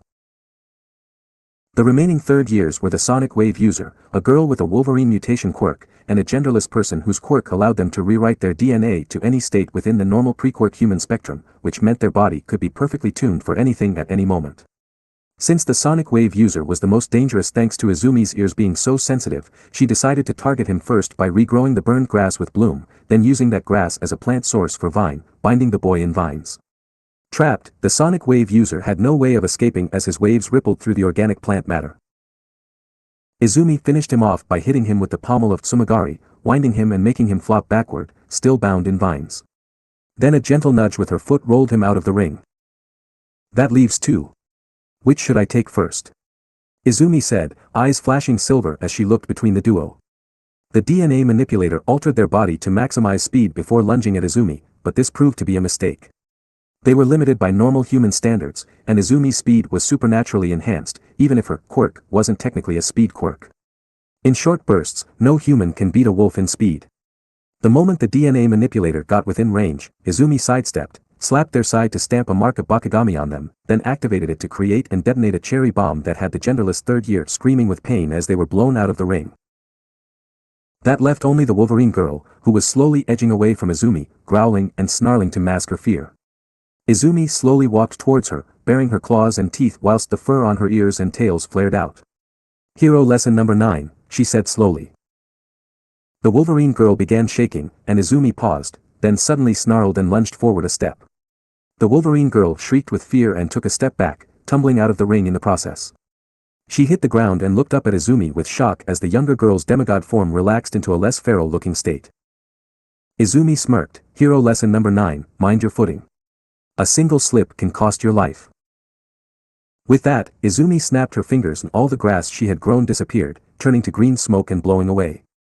With that, I win. Amaterasu stood alone on the raised platform, her 10 opponents lying wounded, shocked, and humiliated on the ground around it. The teachers nodded, having expected this outcome, while all the students, excluding Katsuki and Himiko, gulped and came to the same realization. Amaterasu was a hero for a reason, and it wasn't nepotism. Next chapter, Undefeated vs Untouchable. To be released, December 11, 2021. I think that was probably the shortest, most one-sided battle I've written for this story so far. Those 10 third years won't be underestimating Izumi ever again. For those wondering why I bothered to write this kind of fight, I had multiple reasons. First, this event sets up both the next chapter and the rest of the arc, allowing me to make a change to the canon that wouldn't make sense otherwise. Second, I wanted an entertaining way to ensure all the students knew to respect Izumi, despite her age. Thirdly, I wanted to demonstrate just how powerful Izumi really is compared to the students, while also showing just how much stronger the big three are compared to the others. Those three are supposed to be the strongest hero students in Japan after all. Next chapter will have another battle, as Izumi gets a chance to really show her stuff against a worthy opponent. But who will win in a battle between the undefeated and the untouchable? Thank you all once again, and I look forward to reading your thoughts on this chapter and the ones to come. Chapter Notes. Important announcement. Please read the note at the end of the chapter. Tuesday, April 4, 2282. Gym Gamma, Udata High School. The 10 defeated third years stood together, none daring to look up from the ground after their humiliating loss to Amaterasu. Several of them had lost instantly, while others had managed futile attempts at fighting back before they lost to the onslaught of fire, plants, water, and bombs. The fact that Amaterasu had repeatedly paused to lecture them during the fight didn't make it any better either. The things she'd lectured them on had been basics they'd learned in their first year, and yet they managed to fail miserably at all of them due to their overconfidence. Now they were left beaten and humbled, decimated by the hero that they'd insulted as too young and accused of getting her license through nepotism. So arrogantly confident in their own superiority, they'd even turned down hearing about Amaterasu's quirk before the fight, which might have helped them come up with a counter-strategy. Izumi knew for a fact that the 10 humbled rebel students actually had a set of skills and quirks that could have beaten her quite handily, if only they'd taken her seriously. The other third years, the younger students, and the first and second year homeroom teachers watched dispassionately as the rebels were further scolded by Snipe and Cementos, while Principal Nizu and Amaterasu stood off to the side. All Might nodding along with the homeroom teacher's scolding, his arms crossed as he tried to portray the image of a stern, disappointed teacher, though Izumi and her siblings thought he looked rather silly. Well, I certainly hope you've learned the error of your ways. The fact that you forgot or ignored the very lessons that you should have learned in first year, as well as your arrogance, is what led to your loss. You've wasted all of our time today, so while we salvage something to do with the others, you 10 will return to the dorms. Consider yourselves under house arrest for the remainder of the day. Cementos ordered, Snipe nodding in agreement beside him. You will also have detention for a week. All Might added, still sore from the disrespect shown to his assistant. The defeated third years grimaced, but didn't argue. Then Principal Nizu turned to Izumi, Amaterasu, do you have something you wish to add?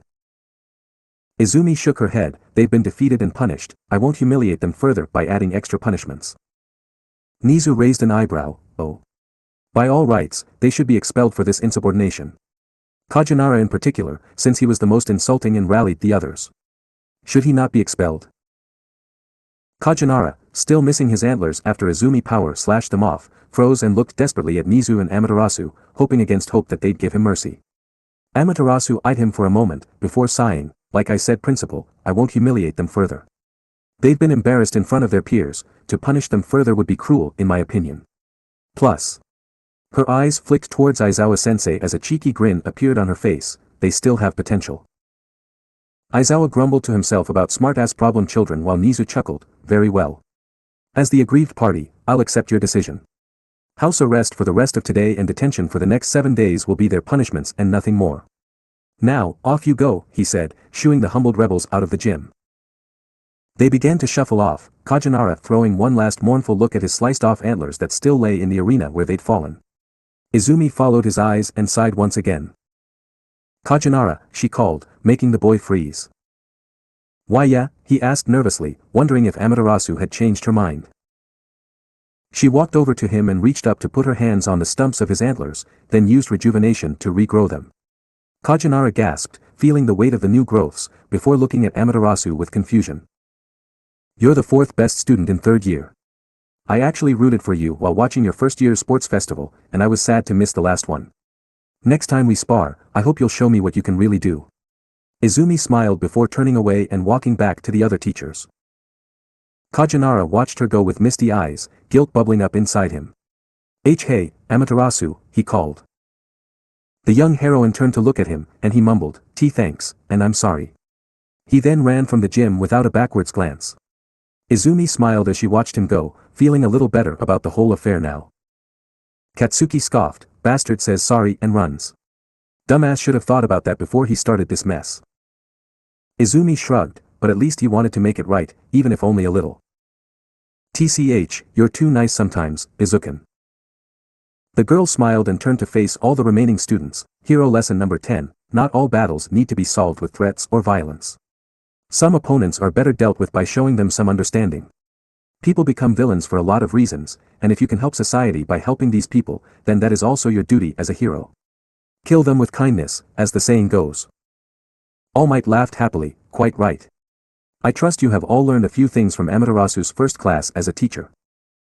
Don't mess with wolf girls seems like the main takeaway. Muttered a slightly terrified boy from class 2B with some kind of ferret mutation quirk. That made Izumi and her friends giggle, which soon led to all the students laughing. Those laughs became cheers as All Might convinced Izumi to take a bow for her performance. Eri happily ran over to give her mama a hug of congratulations for her victory too, which added a layer of coos and ahs to the cheering. The cheering briefly turned to laughter as Eri leapt into the ring as a puppy to grab Wendigo's old antlers, which the little girl had decided to take as trophies/chew toys. Once the students began to calm down, Principal Nizu spoke. My apologies for dragging you all out of your classes for this, but I thought having you all witness this event would have a positive influence on your behavior in the future, as well as show you the kind of skill that we U-Data teachers have. We don't hire for cuteness, I fill that quota by myself, the mouse-like principal chortled. Guess that's fine, but the afternoon is half over, so there isn't much point in going back to our classes, especially with the kids so riled up from the fight. Vlad King pointed out. His own students in 1B were excitedly chattering away about the fight, while Toguro Kamakiri was positively vibrating with the urge to fight too. Izumi considered this for a moment, then hopped back onto the arena Cementos had made. Since this afternoon's hero classes have become a kind of showcase, why not continue that? How about a friendly sparring match or two? Me versus any student that wants to try. No penalties or punishments for the loser, just some good honest exchanging of skills, she offered, a grin showing her sharpened canines. While Izumi didn't enjoy fighting, she couldn't deny that the fight with the third years had gotten her blood pumping, and her more wolfish instincts were driving her to establish herself as the leader of the pack, something she technically already was, considering she was a teacher and hero. Principal Nizu clapped his paws together, a wonderful idea. A few sparring matches between yourself and the third and second years would be quite informative for the younger students. Hey, what about us? Toguro yelled, wanting to fight too. I think it would be better to wait until you first years have had a few lessons in basic combat training before we have you fighting our teachers. Nizu said jovially, earning some scowls from Toguro, Katsuki, and a handful of other first years that had wanted to test themselves or show off their skills. While the first years pouted, the second and third years were muttering amongst themselves over whether or not they should ask for a bout. On the upside, it would be a good test of their skills against a real hero, and since it was a friendly spar, there weren't any real consequences for losing. On the downside however, Amaterasu had just got done wiping out half of the third years and made it look terribly easy, and even if there were no consequences for losing, many students weren't eager to be beaten in front of an audience. It took a full 2 minutes before anyone was brave enough to raise their hand. The remaining third years gasped as they saw who had just volunteered, Mirio Togata, aka Lemillion, the current strongest student in UA. I'd like to spar, Amaterasu, he said with a bright smile.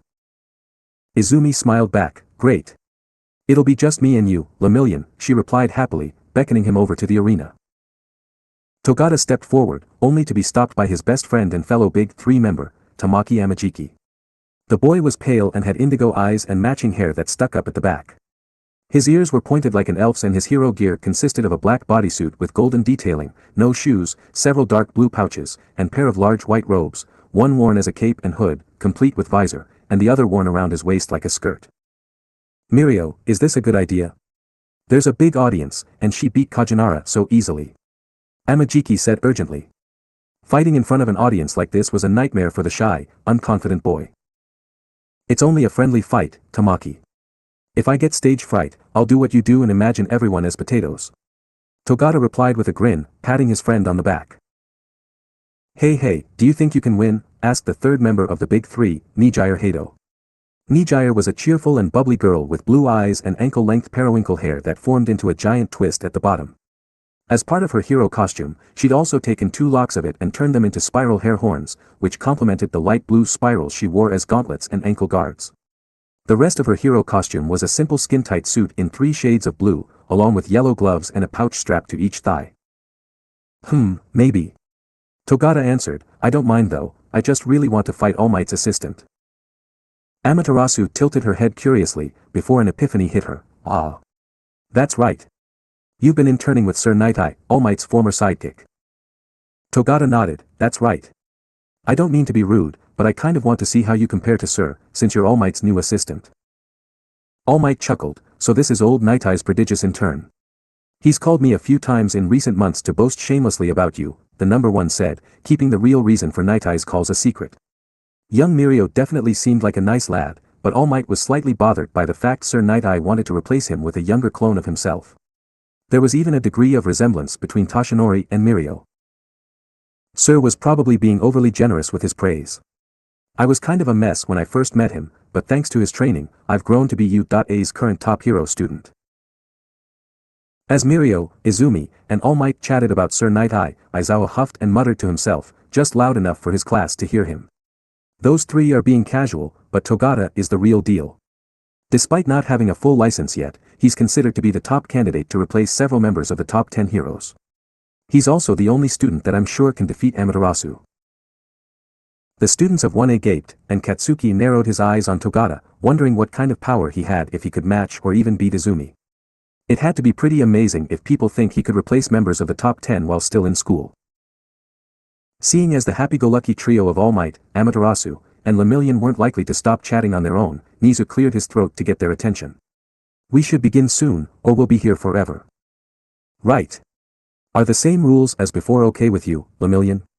First to yield, be knocked out, or leave the ring loses? Izumi asked. That works fine for me. Togata nodded, beginning some stretches. Okay. Like with Kajinara, I know your quirk from your school file, so would you like to know mine? Izumi offered. Togata shook his head, no thanks, I already know it. Okami, a quirk that lets you cast different spells with ink. You've got Divine Retribution, Sumigari, Sunrise, Rejuvenation, Cherry Bomb, Power Slash, Green Sprout, Inferno, and Water Spout, as well as your wolf and half-wolf transformations. Izumi's eyes widened, how do you know all that? The boy grinned shyly and scratched his chin, I'm actually sort of a fan of yours. I've followed your career and read about your quirk on your fan page. Izumi gaped, you're my fan. You've read about my quirk. I have a fan page, she exclaimed, completely stupefied by the revelation.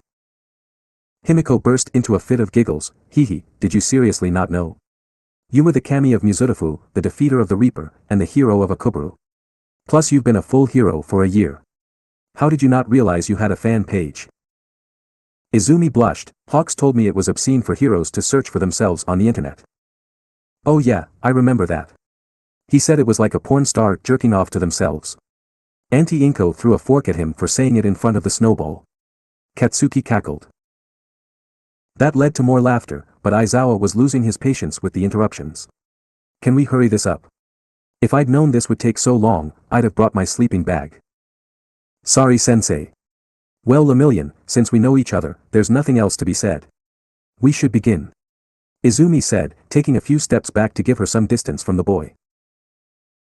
Togata nodded and took off his helmet/visor, since it wouldn't be of use against Amaterasu. Spotting Eri, who had turned back to her human form and moved to stand beside Nizu at the side of the arena, he trotted over and handed it to her. Hey there, little one. Your mama and I are going to have a friendly spar, so could you hold on to this for me? You can wear it if you like. Eri nodded shyly, blushing at the bright smile Togata was giving her. She put down her antler chew toys and carefully took the helmet before slipping it onto her head, where it immediately sank down to her shoulders since it was too big for her. Her horn poked out of the top, where Togata's hair usually slipped through. It was quite a cute image, and a few students took stealthy photos of it. With one last smile at Eri, Togata turned back to Izumi. Sorry to keep you waiting, he said. Not at all. Thanks for being nice to Eri like that. Izumi replied. Of course. Truth be told, Eri is actually the reason I became a fan of yours. Togata revealed. Huh?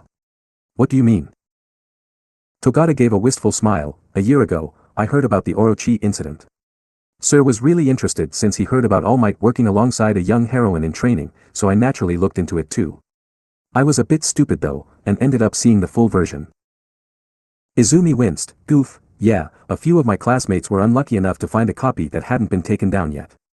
I'm guessing it was a rough watch for you. Heh, that's an understatement. I kind of threw up watching Overhauled experimenting on you and Eri. But it led to me admiring you, you saw what he did to Eri too, and even though you knew how bad it was, you took her place. You endured it all, then during the actual fight with Orochi, you protected Eri the whole time, never letting her be hurt even as you took some bad hits. That was brilliant. I couldn't help but be your fan after seeing that. Togata explained, eyes shining as he spoke. Izumi looked at him with surprise, which slowly melted into a pleased smile, I'm glad I impressed you. After reading your record, I was really interested in you too. Let's both fight and show off what we can do as heroes, okay? Togata nodded and both teens exchanged wide smiles, getting pumped for the fight to come. Nizu raised his paw into the air, Lemillion, are you ready? Yes sir, the boy replied, getting into a combat stance that closely resembled a JoJo pose. Amaterasu, are you ready? I am. Give me everything you've got, Lemillion. Izumi demanded with a smile, getting into her own combat stance. Nizu chopped his hand downward, then begin. For an instant, neither fighter moved. They merely stayed in place, still in their stances as their bodies tensed, coiled like springs ready to burst into action at any moment. The aura they gave off was oppressive, making the younger students gulp as they realized how different this battle would be compared to the previous one. Then, as if some inaudible gong had been struck, the two moved. Slipping into her wolf form, Amaterasu pounced at Lemillion, slamming her paws into his shoulders and knocking him to the ground just as he was striding forward. His eyes widened slightly at the incredible speed, but instead of hitting the ground with Amaterasu on top of him, he phased right through the concrete arena. Amaterasu's claws clicked against the solid ground as Lemillion disappeared into it, almost like it hadn't even been there, and with her foe nowhere in sight, she tensed and prepared to dodge at a moment's notice. A prickle going up her spine and a shout from her instincts were the only warnings that the wolf heroine received, and she leapt high into the air just in time to avoid a fierce uppercut from Lemillion as he suddenly burst out of the ground like a blonde bullet. The audience gasped at the speed of Lemillion's attack, as well as how close he'd been to striking Amaterasu. If not for her animal instincts and skill with prediction, she'd have taken a gut punch that would have sent most people searching for a place to throw up. Lemillion landed in the spot Amaterasu had just occupied, smiling with amazement, only for his attention to be drawn by the sudden appearance of a cherry bomb behind him. Amaterasu had stamped marks of Bakugami onto the concrete before dodging his last attack, hoping to catch Lemillion off guard. If it weren't for the sound of air being rapidly pushed out of the space the cherry bomb appeared in, he wouldn't have noticed it behind him, but that single instant was all he needed to activate his quirk and allow the explosion to pass harmlessly through him. When the smoke of the bomb dissipated moments later, Lemillion was gone, having phased into the earth yet again. Amaterasu shifted back into her demigod form, but kept her eyes closed, relying on her ears and nose to detect the phasing blonde. Lemillion didn't jump out from beneath her this time, but instead appeared behind her and aimed a heavy elbow drop right onto the top of her head. Right before he struck though, Amaterasu's divine retribution appeared above her head to block the attack, forcing Lemillion to become intangible again to avoid shattering his elbow on the heavy iron surface. Since the gap between the mirror and Amaterasu's head was too small for him to effectively control his intangibility, he couldn't continue the attack and allowed himself to slip back into the ground. What the hell? Is that guy untouchable or something? Katsuki yelled with surprise. Yeah, now that Mirio's mastered his quirk, he's basically invincible. Amajiki commented as he and Hito went to stand with Class 1A, who were the most invested in the fight since Amaterasu was their classmate. No way. He can't be invincible. Himiko cried. He's pretty close. That quirk of his is why he's so strong. He could beat almost anyone with it. Hito said excitedly, it's called permeation and it lets him turn himself intangible, either his whole body or just bits of it. That's amazing. It must be horrendously difficult to control properly. Momo commented. It is. It wasn't until he started training with Sir Nightai that Mirio began to master it. Amajiki said. But what about that speed of his? Hitoshi asked, there's no way speed like that is natural. How does intangibility make that happen? Does it stop air resistance or something? Hito nodded, it does actually, air passes right through him when he's intangible. But the reason he's so fast is because when he turns solid while inside a solid object, it kind of shoots him out really fast. Wait, so his speed is essentially like a video game glitch. That's nuts. Kaminari exclaimed. With intangibility and that speed, can Amaterasu win? Tenya asked worriedly. She'll win all right. Katsuki said, suddenly a lot calmer than he'd been before. In fact, Himiko was acting a lot more relaxed too, no longer fretting over her sister's chances. How can you be so sure? It's manly to be confident in your sis like that, but it looks like she's in a bad spot. Ijiro said worriedly. Katsuki scoffed and ignored his question, instead speaking to Himiko, Sonny, you heard what Spiral said, right? Yep. With a weakness like that, Izumi will win. Himiko said confidently. Hito, guessing she was the one Katsuki called Spiral, looked confused and curious. Hey, what are you guys talking about? How can Mirio lose if he's untouchable? He'll lose because he's untouchable. One thing about Izumi is that she tends to win by using her opponent's own abilities against them, and Togata has a massive weakness ripe for exploiting. Himiko grinned. Amajiki, Hito, and the students of 1A looked surprised by the confidence Katsuki and Himiko were showing, then turned back to the fight to see if their predictions were true at all. So far, Lemillion and Amaterasu were testing each other's defenses, striking with their fists to try and find a weak point. Every one of Amaterasu's claw swipes would pass through Lemillion like he was only a mirage, while every one of his punches would be dodged or blocked at the last instant to ensure he couldn't simply phase through her mirror and strike her anyway. The fight had already lasted longer than the previous one, and yet neither had landed a hit yet. Despite this, both fighters were smiling slightly, eyes shining with appreciation for each other's skills. Deciding to kick things up a notch, Lemillion attacked with one of his super moves. Blinder touch eyeball crush, he cried, jabbing his left hand forward with the intent of gouging Amaterasu's eye. Naturally the heroine put up her mirror to guard against it, but despite the mirror being so close to her face, Lemillion didn't bother stopping the attack and instead phased through it, seemingly going for her eye regardless. The practical part of Amaterasu's brain knew it was likely a feint. There wasn't enough room between the solid surface of her mirror and her eye for Lemillion to phase through one and hit the other without getting stuck in the mirror and hurting himself, but instincts were a powerful thing, especially for her, and so when she saw the fingers still aiming for her eye, she couldn't help but grimace and close her eye to protect it. With her eyes closed, Lemillion's fingers phased right through her head, never becoming tangible after passing through her mirror. But the move served its purpose, distracting Amaterasu long enough that Lemillion could dive down and punch her in the gut with a terrific uppercut. The blow slammed into her like a sledgehammer and the girl had to work hard to keep her lunch down and get her breath back after such a blow. Lemillion continued his dive and sank into the ground again, before popping up again on the other side of the ring. Mirio got her. Ooh, that looked like it hurt. Hito cheered.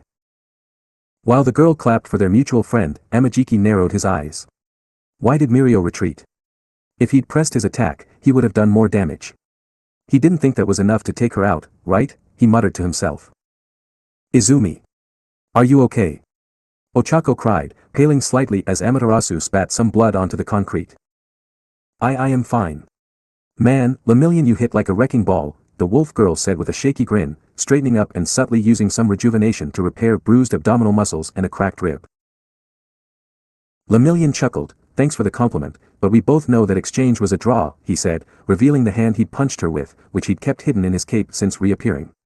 The red glove and a portion of the white sleeve had 4 long slashes down them, going from the back of Lemillion's hand to his elbow.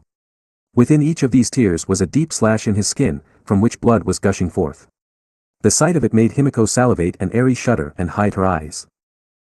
So that's why he didn't push the attack. Amaterasu hurt him too. Amajiki muttered. But how? I didn't see any of her attacks land. Hito asked. Aizawa was the one to answer her question. It happened as Lemillion punched her. He had to be tangible to hit her, and even with her eyes closed, Amaterasu would have been able to detect what he was doing via her nose. She fell for his feint, but used the opening to her advantage and slashed him as he punched her.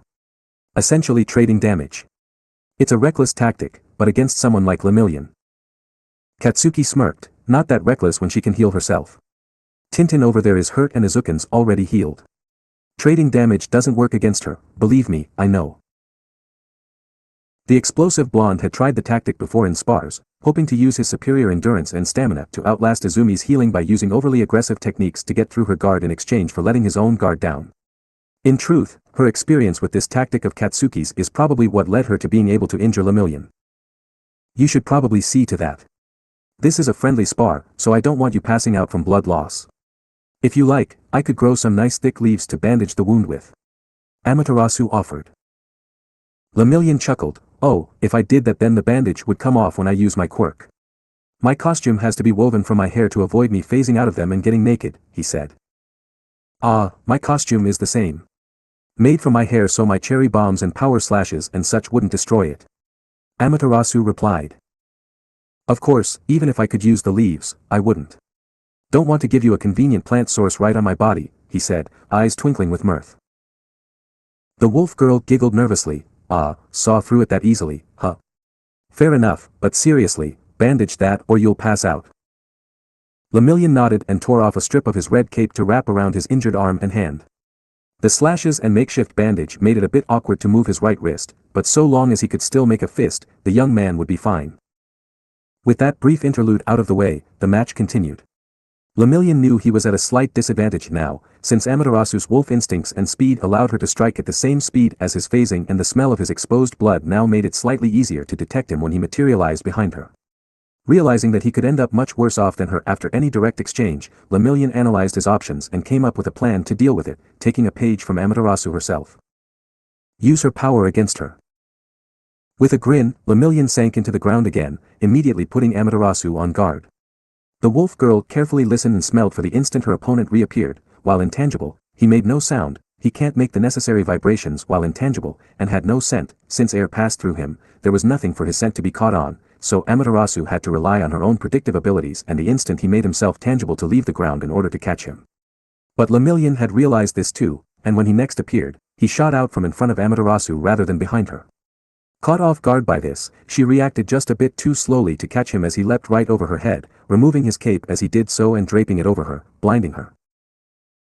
Unable to dodge because of the cape blocking her and fully expecting an immediate attack in her blind spot, Amaterasu was forced to guess where Lemillion was and strike back before he could hit her. With the cape carrying his scent, Amaterasu's nose was slightly muddled and she had to focus on the smell of his blood to distinguish where he was. Picking up the heavy, coppery stench, Amaterasu slashed forwards with her one clawed hand while tearing the cloth from her eyes with the other, successfully hitting her target. Unfortunately, her target turned out to be the bloody bandage Lemillion had wrapped his wound with, something she only realized too late. Her eyes barely had time to widen in surprise before they were almost smacked out of her head by a brutal punch straight to the back of her skull. For an instant, Amaterasu could see nothing but stars and feel nothing but the vicious throbbing in her head as she recovered from the mind-bending blow to her brain. Lemillion, uninjured this time, tried to push his advantage and strike again since Amaterasu was still standing, but Amaterasu managed to dodge with the help of Bakugami, who forcibly created a cherry bomb from her chest to blast her back a few steps and give her time to recover. Damn it, you played me. Used my own tricks against me. Amaterasu complained, slurring slightly as Yamagami used rejuvenation to heal her. So that's what it feels like to be on the receiving end of that tactic. I've got to say, I prefer being the one to use it than have it used on me. It really was a close one too. If her brush gods hadn't been able to force her body to perform their techniques in a pinch, then she might well have lost there. It sort of felt like cheating, but being a goddess was already cheating in a way, and against an opponent of Lemillion's caliber, she needed all the help she could get. The audience were left gasping that Amaterasu had almost been beaten by a single heavy blow to the head. Lemillion had performed a masterful trick, obscuring her senses with his cape, then shedding his bloody bandage and becoming intangible to get in her blind spot, knowing her nose would lock onto the blood rather than him since his cape would obfuscate his scent. He'd waited for her attack to reach its apex before striking back, using the brief moment between movements to ensure she couldn't dodge or block fast enough and only becoming tangible when his fist was centimeters from her skull. As a side benefit, since Amaterasu had helpfully shredding his cape for him, Lemillion was even able to grab a scrap of it and rebandage his injury. I can't risk taking any more heavy hits to the head like that. That one punch was almost hard enough to knock me out. Amaterasu thought as she and Lemillion stared off at one another. Striking him is incredibly difficult. It's like fighting a ghost, he can just phase through your attacks. Nothing we have can hurt him. You only managed to injure him by using the opening he left while attacking you, and I doubt he'd fall for that again. Nuregami commented. Perhaps the use of sunrise to blind him with light. Moegami suggested. No, it wouldn't work. I read his file, when intangible, even light, vibrations, and air pass through him. It renders him blind, deaf, mute, and unable to breathe, but it also makes him essentially invincible. Amaterasu replied, suddenly diving out of the way as Lemillion attacked, sinking into the ground up to his knees before deactivating his quirk to fling himself at her. Amaterasu's dive and a quick transformation into wolf form, then back to demigod form allowed her to avoid the attack and get back on her feet effortlessly, but Lemillion wasn't about to give her a chance to plan. He repeated his previous attack and darted at her again, this time being forced to phase through her due to her summoning her Tsumagari directly in front of her. He phased right through her body and spun on his heel to aim a kick at the back of her head, but the divine retribution appeared in a flash of light to block that attack too, forcing Lemillion to back off before Amaterasu retaliated. This boy is relentless. I'm impressed that a mortal can achieve such heights of ability. Like Lady Eri in the Yaoyorozu girl, Lemillion has a godly power. Tashigami praised. Great Mother should add armor to her clothes. Armor would protect her from the ghostly mortal. Close to the skin, can't phase through easily. The Hanagami monkeys chimed. I don't have a power that creates armor. I could use water spout to gather and freeze water over my body as armor, but it would be cumbersome and I'd get frostbite from the cold. Amaterasu argued, ducking beneath a sudden high kick from Lemillion. Her body was moving almost on autopilot now, so she could keep up with the brush gods, Lemillion, and her own analysis attempts. Our Lady is right, besides, armor wouldn't solve the main issue, which is that she can't strike back. Dodging is easy for her, it's hitting back that's hard. Bakugami said. You still have quite a high reserve of stamina, my lady. Perhaps it would be worth exchanging damage again and healing it with rejuvenation? Yamagami suggested. Amaterasu frowned, that was a reckless tactic and one that could very easily blow up in her face. Lemillion hit like a sledgehammer and if she made one mistake, or if he managed to strike even harder, he could knock her out in one blow and her healing would be useless.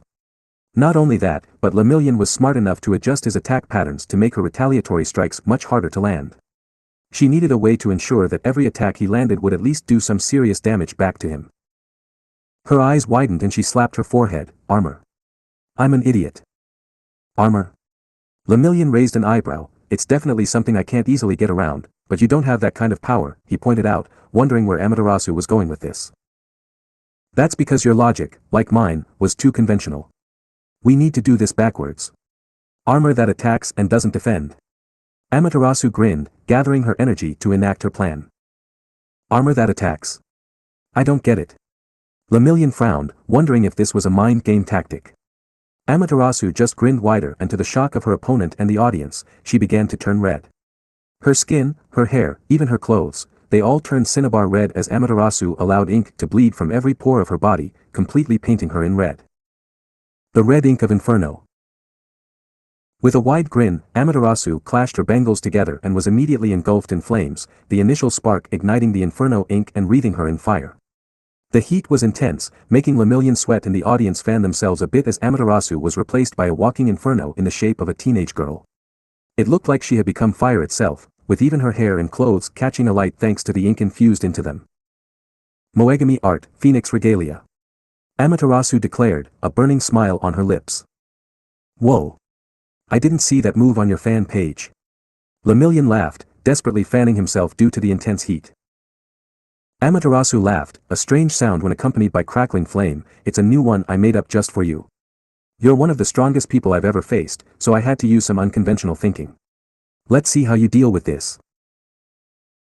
The flaming girl leapt at him, foregoing her divine instruments and other brush techniques. The control and stamina drain demanded by Phoenix regalia made it almost impossible to use them effectively, and began throwing a flurry of fiery jabs at the hero. As expected, Lemillion phased through the blows, feeling their heat for only an instant before he felt nothing but the falling sensation that accompanied his quirk. With his predictive ability, polished by countless hours training with Sir Nightai, Lemillion was able to determine where his opponent would move next and angled his descending body so that he burst out in the perfect spot to hit her blind spot. Lemillion popped out of the ground directly behind Amaterasu and threw a full power punch to the back of her head, aiming to knock her out in one blow and reduce any potential damage to himself. But at the last instant, Amaterasu jumped upward. It wasn't enough to avoid his blow, but it was enough to make sure his fist struck her between the shoulder blades rather than the back of her head. It was still a horrendously painful blow for Amaterasu, but it was significantly less debilitating than a hit to the head, and the cry of pain that accompanied the punch didn't come from her, but rather Lemillion. As Amaterasu had hoped, striking her flaming body had burned him, and since the flames were directly on her skin and clothes, it was impossible for him to hit her without being burned. The remains of Lemillion's glove went up in flames and the boy cried out in both shock and pain as the burning garment further scorched him. He quickly made his hand intangible to deny the flames its fuel, and it quickly spluttered out, leaving Lemillion's fist clad in a charred mess of fabric that couldn't really be called a glove anymore. The massive gaps left by the flame exposed the burns on the boy's skin, though the flames had seared the cuts from Amaterasu's previous slash shut, stopping the bleeding. Phew, that's really hot. I thought if I hit hard and fast, the flames wouldn't have time to do much damage. Lemillion said, smiling through the pain. Amaterasu winced, both at the pain in her back and the burns she'd left on Lemillion. Hee, sorry. I'll heal you when this is over. The flames of Inferno use my red ink as fuel, touching me is like painting burning oil on yourself. If you didn't have intangibility, you wouldn't have been able to escape. Lemillion frowned as he turned back to his hand. I only have hand-to-hand attacks, so unless I can do more damage to you than your flames do to me, or knock you out with one blow, I can't actually beat you, he admitted, wincing and gasping slightly as he pulled the remnants of his glove off his burnt hand. On the other hand, he gave a pained smile as he took off his other glove too, to show his unblemished hand. If I stay on the defensive, you can't hurt me either. The only way for you to damage me now that I know how to avoid your claws is if I attack through your flames. So all I have to do is keep avoiding you until you lose the strength to maintain your Phoenix regalia. The wolf heroine frowned. You're good, Lemillion. Too good. She muttered, already feeling the drain of maintaining her flaming armor. Lemillion was right in that if he simply dodged her attacks, he could wait for her power to be exhausted and then take her out when the flames were extinguished. There wasn't anything she could do to force him to attack her, which left beating him by knockout or surrender next to impossible. She couldn't exactly bind him thanks to his permeation, so a capture victory was also impossible, that left only ring out. This is going to get messy. Cementos. Amaterasu called, turning to the man, please open the gym doors, all the windows, and create some ventilation holes in the ceiling. Cementos blinked, but Nizu's eyes widened as he figured out what was going to happen next. Do as she says, Cementos, the principal ordered. The cement hero quickly obeyed, putting his hand to the ground and manipulating the cement and concrete of Gym Gamma to open the roof up completely, as well as push open the door and windows, letting in a pleasant afternoon breeze. The breeze helped the audience relax a bit after the stifling heat that Amaterasu was giving off, but that wouldn't last for long as the flames began to intensify. Using Inferno, Amaterasu manipulating some flaming ink from her body and painted it along the rim of the arena, creating a wall of fire that encased the entire ring. She then did the same thing again, but a few inches inward, once again painting the circumference of the arena to make a second ring of fire. Then a third, and a fourth, and so on, until the entire arena was encased in a pillar of flame that almost reached where the ceiling had been. "Here's my Hail Mary attempt at victory, Moegami art, nest of the phoenix," she cried, dropping her phoenix regalia since it was no longer needed. Lemillion gasped just as the flames were about to engulf him, turning intangible before he could be burned. He allowed himself to fall through the earth for a few moments, until the need to breath again began to overcome him and he cancelled his quirk, rocketing him back to the surface. And back into the roaring inferno. The boy desperately shot himself as high as he could, turning only his mouth, throat, and lungs tangible so he could take a breath above the flames, but Amaterasu had them burning too high for him to take a proper breath, resulting in him being scorched for a millisecond before turning intangible again. At that instant, Lemillion realized what Amaterasu was doing. She knew he couldn't breathe while intangible, so she'd filled the entire ring with fire so he'd be forced to be burned or leave the ring if he wanted to breathe again. Gritting his teeth, Lemillion calmed himself as best he could to try and prolong how long he could last without oxygen. If Phoenix Regalia was draining, then Nest of the Phoenix had to be even worse. If he could hold his breath long enough for Amaterasu to run out of strength, he could win. He just had to endure. Amaterasu panted hard as she felt her stamina draining away faster than water from a busted dam. The average human could survive between 3 and 6 minutes without air, but Lemillion would probably give up and leave the ring to breathe after 1 or 2 at most. She could maintain the technique for that long, she hoped. Outside the ring, the audience had all filed outside to get away from the incredible heat, which felt hot enough to be the average midday summer heat in the middle of the Sahara Desert. Most of the boys had stripped off their shirts and jackets, leaving all but the shyest bare-chested, while the girls were lamenting that they couldn't do the same. They instead clung to those who had ice or temperature quirks, with Shoto even creating several pillars of rapidly melting ice to help deal with the heat. The only one not bothered by the heat was Eri, who had some heavy resistance to her mother's techniques thanks to her own divine power. Katsuki, who was being avoided by everyone else due to his explosive sweat, was groaning as he kept his hands pressed against one of Shoto's ice blocks to stop his sweat exploding. "God damn, I figured she'd do this eventually, but I had hoped it wouldn't be this hot. Tell me about it. I hope Togata gives up soon." Himiko agreed, having transformed into Jin's shape so she could strip off her shirt and bra without being perved on. The sight of Jin in a schoolgirl's skirt was almost enough to distract a few of the students from the heat. Hato and Amajiki frowned as they hugged an ice pillar, so this is why those two were so confident. When you mentioned air passed through Mirio, they must have figured this out too. Amajiki said.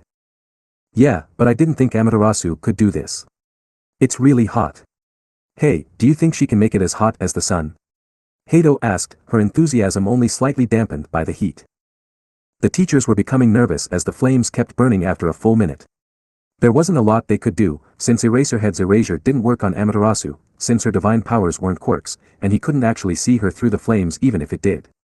Nizu, having a hard time due to his fur, was debating if he should have All Might snuff out the flames with his powerful air pressure punches and declare the match a draw, but when he turned to the number one to ask his opinion, he found All Might leaning against an ice pillar and cheering for both Lemillion and Amaterasu with Eri happily cheering on his shoulders, while chewing on some ice that Shoto made on her antler chew toys.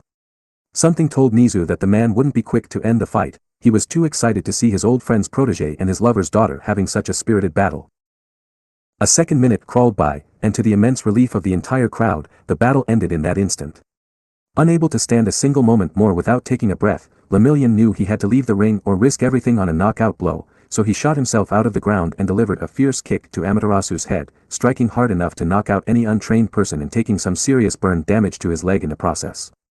Amaterasu cried out with pain from the strike and the flames flickered as she fell to her knees, but to Lemillion's immense disappointment, she clung to consciousness and the flames kept burning.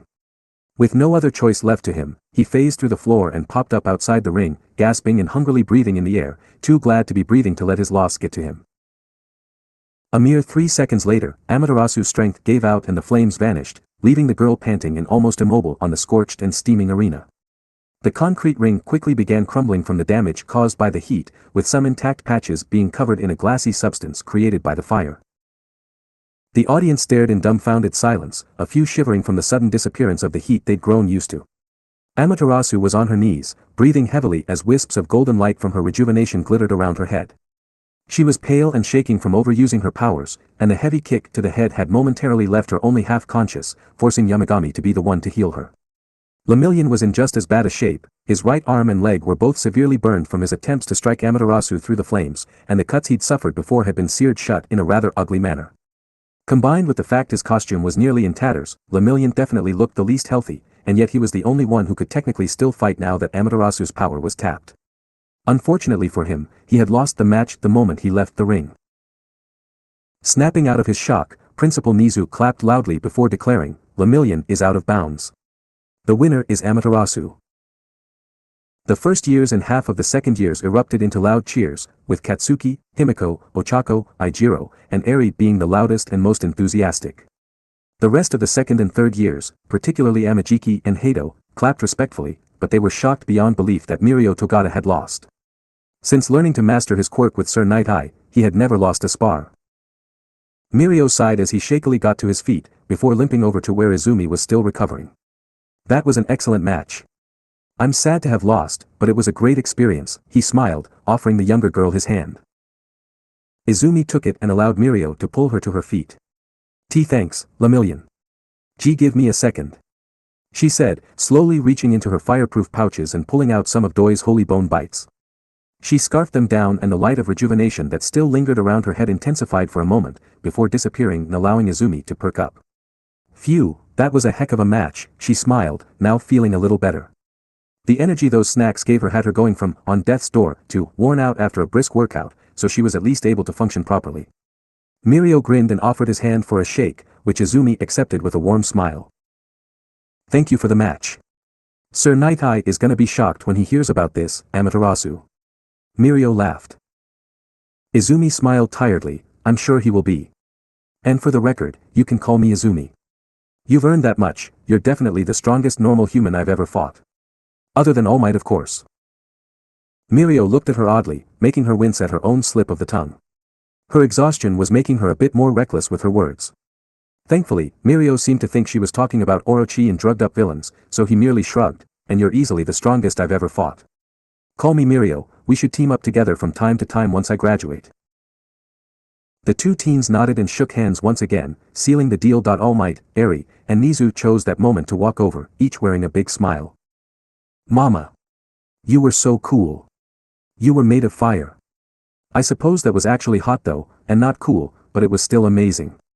Eri gushed, jumping up and down with excitement, "You got hit really hard, but you didn't fall down, and then you made a big bonfire and won. It was certainly very impressive. If I know Night-Eye, he'll be pouting over this for a while." All Might chuckled, "Well done, my girl. Indeed. It's always nice to see my teachers and students putting in so much effort. Though perhaps a little less effort would be okay next time." Nizu said, looking behind the teens to the slowly crumbling circle of cement that had once been the ring. At least the gym wasn't damaged and would only need a little bit of new cement to replace the burnt arena. Izumi blushed, "I'll fix that in a little bit," she said, embarrassed. Mirio grinned at his opponent. As a teacher she was pretty tough, but as his cute little kōhei, she was adorable. His attention was suddenly pulled away by a gentle tug on his unburned hand. Looking down, Mirio found Eri looking up at him bashfully, holding his helmet out for him to take. "Thanks for looking after this for me, Eri." Mirio smiled, gently taking the helmet and patting Eri's head. Mr. Lemillion. Mama is super duper strong, but you almost beat her. She was really tired before her snack time, which means you have to be super duper strong too. You were amazing." Eri complimented, blushing bright red and shyly pulling on the end of her hair as she tried to avoid eye contact. Mirio felt his heart clench from the cuteness and had to seriously hold back the urge to hug the adorable girl. "Ah, thanks Eri. It means a lot to have you cheering me on," he said, beaming at her. "You really were amazing, young Togata. Night-Eye's pride in you was not misplaced, and neither is your reputation. All Might praised, with skills like those, I imagine you could likely defeat 90% of heroes, including many of your teachers. Unless someone's quirk perfectly counters yours, I doubt they could beat you." "Thank you so much, All Might sir. It means a lot to be praised by you and Amaterasu." Mirio replied. "You earned it, Togata. Your place at the head of the big three is more than deserved," Nizu said, gesturing to the audience, who were praising and cheering for him just as much as Amaterasu. Even Izumi's friends and family in Class 1A were cheering, highly impressed. Mirio scratched at the back of his head with a bashful grin. Ah, shucks guys. It feels weird to get this much praise after losing. Izumi frowned. To be honest Mirio, I consider this match to be more of a draw than an actual win for me, and even calling it that much is sort of a stretch. That surprised almost everyone, with only Nizu and Aizawa-sensei already understanding where Izumi was going with this. What are you talking about? Didn't you win fair and square? Asked the ever-curious Hato. Yeah. You kicked ass, Izuken. Why act like you didn't? Katsuki demanded. Because I only won on a technicality. Izumi said, in real life, a ring out isn't going to end a fight. If it weren't for the ring out rule, I wouldn't have been able to win at all, or at least not without resorting to villainous tactics. Aizawa nodded. She's right. While she technically beat Lemillion, if he had been a real villain, nothing she could have done would have beaten him. Phoenix regalia drains too much energy, and that big fire pillar would have been useless if he'd been allowed to simply walk out and wait for you to tire yourself out. Nizu added to this with his own thoughts. Amaterasu's only chance at a perfect, indisputable victory would have been to disable Lemillion in one blow when she first used his attack as an opening to strike back, instead of simply clawing at his arm. As soon as Lemillion saw through that tactic, a ring out became her only chance. Consider this a continuation of the earlier lesson. While Amaterasu's youth didn't guarantee she'd lose to older students, her status as a hero didn't guarantee a victory over someone who was only a student. Judge each person by their own skills and merits, not their titles and ages. The students all nodded seriously, and while many, especially 1A, still insisted on treating the spar like it was an Izumi victory, the general consensus among the older students and teachers was that it was a tie, like Izumi said. Amajiki and Hato agreed with that assessment, though Mirio himself still felt that since they'd agreed on the rules beforehand, it was still his loss. He didn't bother arguing though, especially since the pain in his burned limbs was seriously getting to him. I think I might need recovery girl. He muttered with a grimace, trying not to let on just how much his wounds were hurting. Allow me. Some rejuvenation should have that fixed up in a jiffy. Izumi said, carefully kneeling beside Mirio's scorched leg and gently massaging some rejuvenating ink into the burns. Mirio's winces were soon replaced by sighs of relief as the ink seemed to wash away his wounds, leaving his leg in pristine condition. Izumi had even repaired his costume. She repeated the process with his arm, and before long the young man was back in peak condition, with no burns or claw marks marring his flesh. Mirio was thrilled with the restoration of his costume too, including his cape, but he was even more pleased to see that some of his scars on his right arm were gone now. He'd previously gained quite a few distinctive scars on his arms from his misadventures and mistakes with his quirk, but all the scars that had been burned away or slashed open by Izumi's claws were now gone. Oh wow. If those moves of yours didn't hurt so much, I'd ask you to do the other arm too. Healing scars is a pretty handy ability. Mirio praised. Izumi shrugged with a tired smile. Yeah, it's kind of a side effect rather than a normal ability. Rejuvenation doesn't create scar tissue, but it also doesn't consider scar tissue to be an injury, so it neither makes nor fixes scars. Kind of a blank spot in my quirk really, she explained, mostly for the benefit of those watching and listening. Shoto in particular was watching her rather intently, and Izumi was sure she saw him gingerly touching his scarred face when he thought no one was looking. Sorry Cementos, but I don't think I have the strength to fix the floor right now. I owe you one. Izumi apologized, looking guiltily at the damaged arena. The hero simply smiled, think nothing of it. The principal and I can both repair this ourselves. But with you looking as tired as you do, I don't think you'll be having any more spars today. No, she won't. All Might smiled, patting his assistant teacher gently on the back. That's enough excitement for one day. Hero classes will continue as normal from tomorrow afternoon onward, though we may have to move things around a little so the third years can have the lesson they were supposed to have today. I'll work it out. Nizu nodded. Classes are almost over for the day, so I'll allow you all to have a slightly early end to your day. Just be sure to remember the lessons you learned watching these fights, he told the students, getting a round of yes sir best from the students as they headed off to enjoy their evenings. Class 1A was reluctant to leave since Izumi wasn't preparing to go with them, and was honestly looking to be nearly asleep on her feet, but Aizawa-sensei and the other teachers sent them on their way, allowing only Katsuki and Himiko to remain since they were her siblings. With everyone else gone, only Izumi, Eri, All Might, Katsuki, Himiko, and the big three were left, stood outside of Gym Gamma, which was being put back to its default configuration by Cementos and Nizu. Hey, are you really okay there, Amaterasu-sensei? You look kind of pale. Hato said worriedly. I'm fine, I just used up most of my stamina. I got some back from those snacks I ate, but I used it up again healing Mirio. Izumi explained, leaning on Himiko, now back in her own form and fully dressed, so she could stay upright. Well, if you're sure. By the way, since you aren't on duty anymore, can I call you Izumi? The bouncy girl asked. Izumi nodded, getting a cheer in return. Yay. You can call me Nijire then. I go by Nijire-chan when I'm working as a hero, so it's kind of the same thing anyway. Amajiki looked nervous. Oh no. Mirio and Nijire both said she can use their names. Should I offer too? Would that be weird? Take things at your own pace, Amajiki-senpai. Himiko said kindly. Oh okay. I guess you can all call me T Tamaki then, if you want to. The boy managed to stutter out, hiding almost entirely within his cloak. Izumi and Himiko just gave him patient smiles while Eri gave him an understanding look, since she was shy too. Katsuki was clearly unimpressed, but he wasn't about to start mocking the boy, if only because he was supposedly a part of the big three. Given how strong Lemillion was, Katsuki wouldn't be underestimating any of them, even if Nijire was like a kindergartner on a sugar rush and Tamaki was a massive wuss. We should spend some more time together later, once you're all rested up. Mirio suggested, it'll be fun. Would that really be okay? To be honest, Amaterasu makes me kind of nervous. Tamaki muttered. Mirio and Nijire both chuckled, knowing the reason why, but Izumi and her siblings just looked confused. I make you nervous? How come? Did I do something to upset you? She asked. Tamaki fidgeted but didn't answer, leaving Mirio to answer for him. It's because of your hero names. You're Amaterasu, a name taken from the Shinto goddess of the sun. So what? Why is that a problem? Did Legolas over there want that name? Katsuki asked with his arms crossed. Nijire giggled, nope. Tamaki's hero name is Sun Eater. The three younger teens gaped as Tamaki blushed and tried to retreat further into his hood. Izumi hadn't noticed that when reading Tamaki's file, having been too interested in his quirk to pay proper attention to it. In hindsight, she understood why Tamaki was nervous, considering his quirk allowed him to manifest aspects of the things he eats, and Izumi was the personification of the sun. Please don't eat me, she said, sounding just a little bit more afraid than she intended.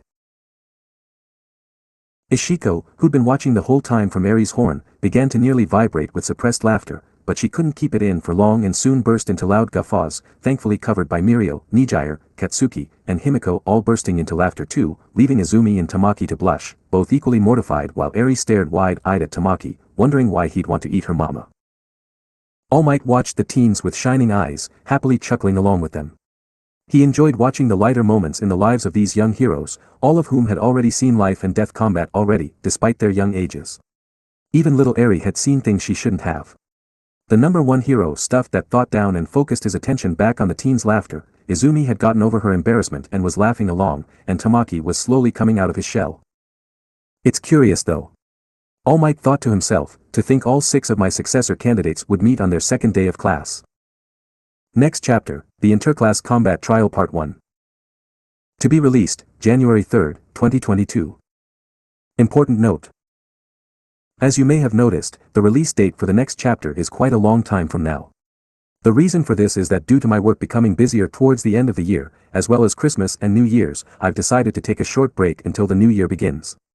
I would have liked to post a couple more chapters, but a combination of less free time and the next chapters being longer and a 4-parter meant that if I posted any more, I'd have to take my break in the middle of the multi-part chapters, which I don't want to do. I apologize for any inconvenience, and hope you all enjoy the holiday season. Now for my normal end notes, and that was the end of the Izumi and Mirio battle. I hope you guys liked it. It was a tough one to write, considering Mirio's abilities. The battle was meant to show a few things. First was that there are some things that Izumi simply can't deal with, and how she needs to find ways around it.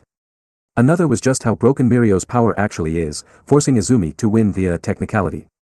Lastly, since it was a friendly spar, it showed Mirio and Izumi pointing out each other's mistakes and how they can counter them, since the main objective was to teach and practice, not crush their opponent.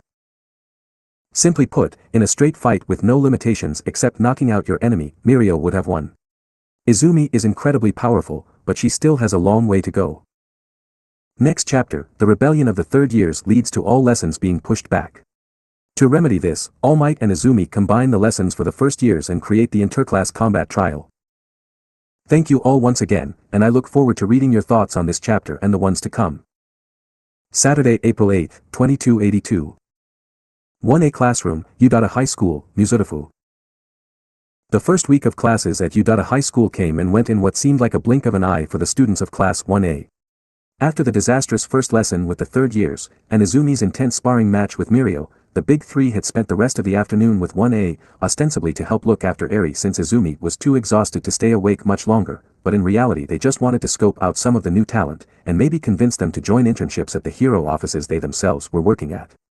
Nijire in particular was interested in recruiting Izumi, having heard of her provisional license exam where she went up against Ryukyu, Nijire's mentor. Of course, Izumi already being a hero put a damper on that, but Ochako and Himiko were just as good. Ochako didn't seem to mind Nijire's excited recruitment pitch, especially since the gravity girl got to sit on a common room couch with Izumi sleeping on her lap in wolf form. She got quite a few jealous looks from the other girls, and even a few boys who wanted to pet the wolf girl. The rest of the week passed fairly quickly after that. The next afternoon, the third years repeated the class, the rebels apologized properly and were forgiven, and All Might and Amaterasu's first proper hero class went off without a hitch. The next 2 days, Thursday and Friday, were spent on the second year's classes, which also went well with the students being excited to be taught by All Might and wary of disrespecting Amaterasu, leading to a tame but effective class environment. Unfortunately, the third year's little rebellion led to a little snag. They had pushed all classes back a day, which meant that all of All Might's classes were already behind, and the other teachers were stuck adjusting their schedules too, leading to a lot of confusion throughout the school. In order to deal with this, Nizu ordered the All Might and Amaterasu to have both the first-year classes finished on Saturday, which meant they either had to split up and each take one of the classes, or they had to double the classes up like they did with the third years. The two ultimately came up with a plan, but they kept the students in the dark, deciding it would make for a nice surprise. The final lessons of the week began to drift past and finally, after a week of theory classes, the time came for 1A's first hero basic training. Aizawa-sensei had just dismissed the afternoon homeroom and left the class to eagerly await their teacher. They weren't waiting long. "I am here," yelled the unmistakable voice of All Might, as he heroically leapt into class in a dramatic pose, coming through the door like a normal person. Izumi giggled as she entered the class behind him. There was nothing normal about how All Might leapt into the room, dressed in his full red and blue Silver Age costume, complete with cape. Everyone but Izumi's siblings, who were used to All Might by now, erupted into excited cheers or sported happy grins, overjoyed that the number one hero was really going to be one of their teachers. "It's really All Might. He's our teacher." Kaminari cheered. "We knew he would be after Tuesday's fiasco, but it's still freaking cool." Zero added. "That Silver Age costume, he looks so manly. He's so different from us that it's giving me goosebumps." Aijiro added, pumping his fist. "Ha! That is quite the welcome, young students." All Might smiled, taking his spot in front of the lectern. "So far, you've only had hero law and informatics, but today you will have your first class of hero basic training. This class will put you through all sorts of different training courses to prepare you for the world of heroics. Now, who can tell me some of the different types of work we heroes are expected to do?" "Rescuing people," Zero answered. "Beating villains," Katsuki yelled. "Investigating crimes," Momo answered, the only one to raise her hand. "Supporting other heroes and the emergency services," Tenya added, following Momo's lead. Patrolling?" Ochako piped up, a little unsure of her answer. All Might grinned and gave them each a thumbs up. "Well done. You five have correctly identified the 5 core classifications of hero work. They are rescue, support, combat, investigation, and patrol. As heroes, our job is basically a combination of all the emergency services, something we are able to do thanks to our permission to use our quirks freely. While combat and rescue are the 2 most prominent forms of hero work, they are actually the minority of the tasks we complete. Today, we'll be completing a special trial to see how talented you are in one of these classifications." The pro pulled out a card and proudly displayed into the class, showing the bright red letter spelling, combat. "Today's activity is combat training." Himiko could almost hear Katsuki's face tearing as his smile grew freakishly big. Despite him having his back to her, she could tell he was baring his teeth like a rabid dog. This was where Katsuki shined brightest, and was admittedly the area Himiko was weakest out of the 5 heroic classifications. Everyone else was showing varying levels of excitement, with even the stoic Todoroki stiffening in anticipation. "Since today is your first practical, you'll be needing these," All Might said, clicking a button on a remote. The wall beside him suddenly opened up, revealing 4 shelves that each contained 5 numbered steel cases. You filled out the request forms shortly after passing the entrance exam, and in accordance with those forms and the requirements listed on your Quirk registrations, our partner support companies have completed these, your very own hero costumes. Yeah, everyone yelled, rushing to get the case containing their gear. Once you've changed, report to Training Ground Beta. Remember, this gear is what people will see first when you swoop into to save them. Make sure you leave a good impression, and lastly, once you put on that gear, you are heroes. All Might said. The class nodded enthusiastically and ran to change into their costumes. Izumi led the girls to the changing rooms, then opted to wait outside since she was already in hero costume. The other girls looked surprised that she chose to wait outside, but Izumi knew that she was attracted to girls as well as boys, so didn't want to be seen as a pervert for watching the other girls change since she didn't need to change herself. Thankfully, none of the girls had particularly complicated costumes, so they didn't take long and they were soon following Izumi to their assigned training ground, joining the boys as they went. This walk gave Izumi the perfect opportunity to observe everyone's costumes, so that's what she did. There were quite a few awesome ones. Tenya's mechanical knight-like armor, for example, was amazing and reminded Izumi of Ingenium. Momo's costume was fairly skimpy due to her needing exposed skin, and while it looked very good, Izumi had no idea where to look. Toru had opted for only gloves and boots for her costume, since she was invisible and clothes interfered with that, but it made Izumi shiver just looking at it. Speaking of shivering, Todoroki's costume was a simple white jumpsuit with his entire left side covered in ice. It was a shame too, since it covered half his face and made him look even more unapproachable. When Izumi looked at Ochako's suit, she couldn't contain her blush. Ochako's costume was a pale pink and black skin-tight suit with large round boots, spherical bracers and a rounded visor that all combined to give her a super cute astronaut/idol look. It did absolutely nothing to hide Ochako's curves, and as such, Izumi could barely look at her without blushing madly. I should have been more specific in my request form. Ochako smiled nervously. I ended up with a skin-tight suit, it's kinda embarrassing. You look really cute. Izumi said, a little too quickly. Ochako blushed and both girls ended up stood awkwardly, blushing crimson and unsure of what to say next. Why, your costume is pretty amazing too, Izumi. Thanks, Ochako. I kind of stuck with the Japanese theme for my hero name, huh? It's comfy though, and doesn't get torn up by my quirk. It's woven from my hair and cells, so it was kind of a pain in the butt to make. Tell me about it, said Himiko, approaching from the back of the group since she was the last girl to finish dressing. Katsuki was walking beside her, dressed in his own costume. Since Amaterasu was the unofficial leader of the Sunburst Hero Agency, both Himiko and Katsuki had chosen to follow her Japanese theme with their costumes, so they were a matching set. Himiko's costume took the form of a short blood red kimono in the same style as Izumi's, only with short sleeves too.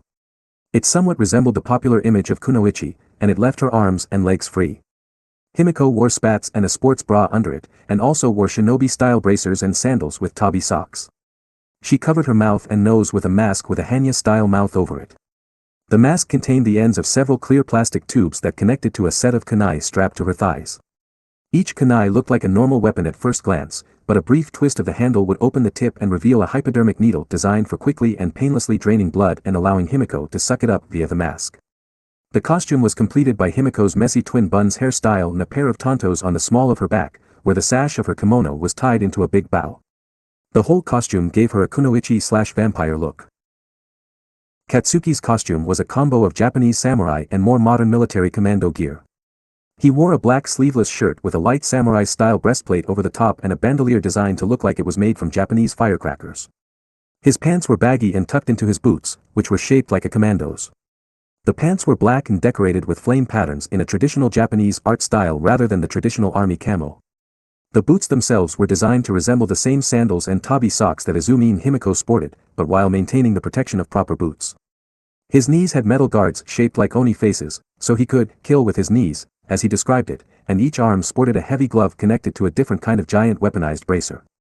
His right bracer resembled an old-fashioned cannon with an opening shaped like a serpentine dragon's maw on the top, while the left bracer resembled a revolving chamber made from metal firecrackers or dynamite. The costume was completed by a simple black and orange eye mask that was shaped like a blast.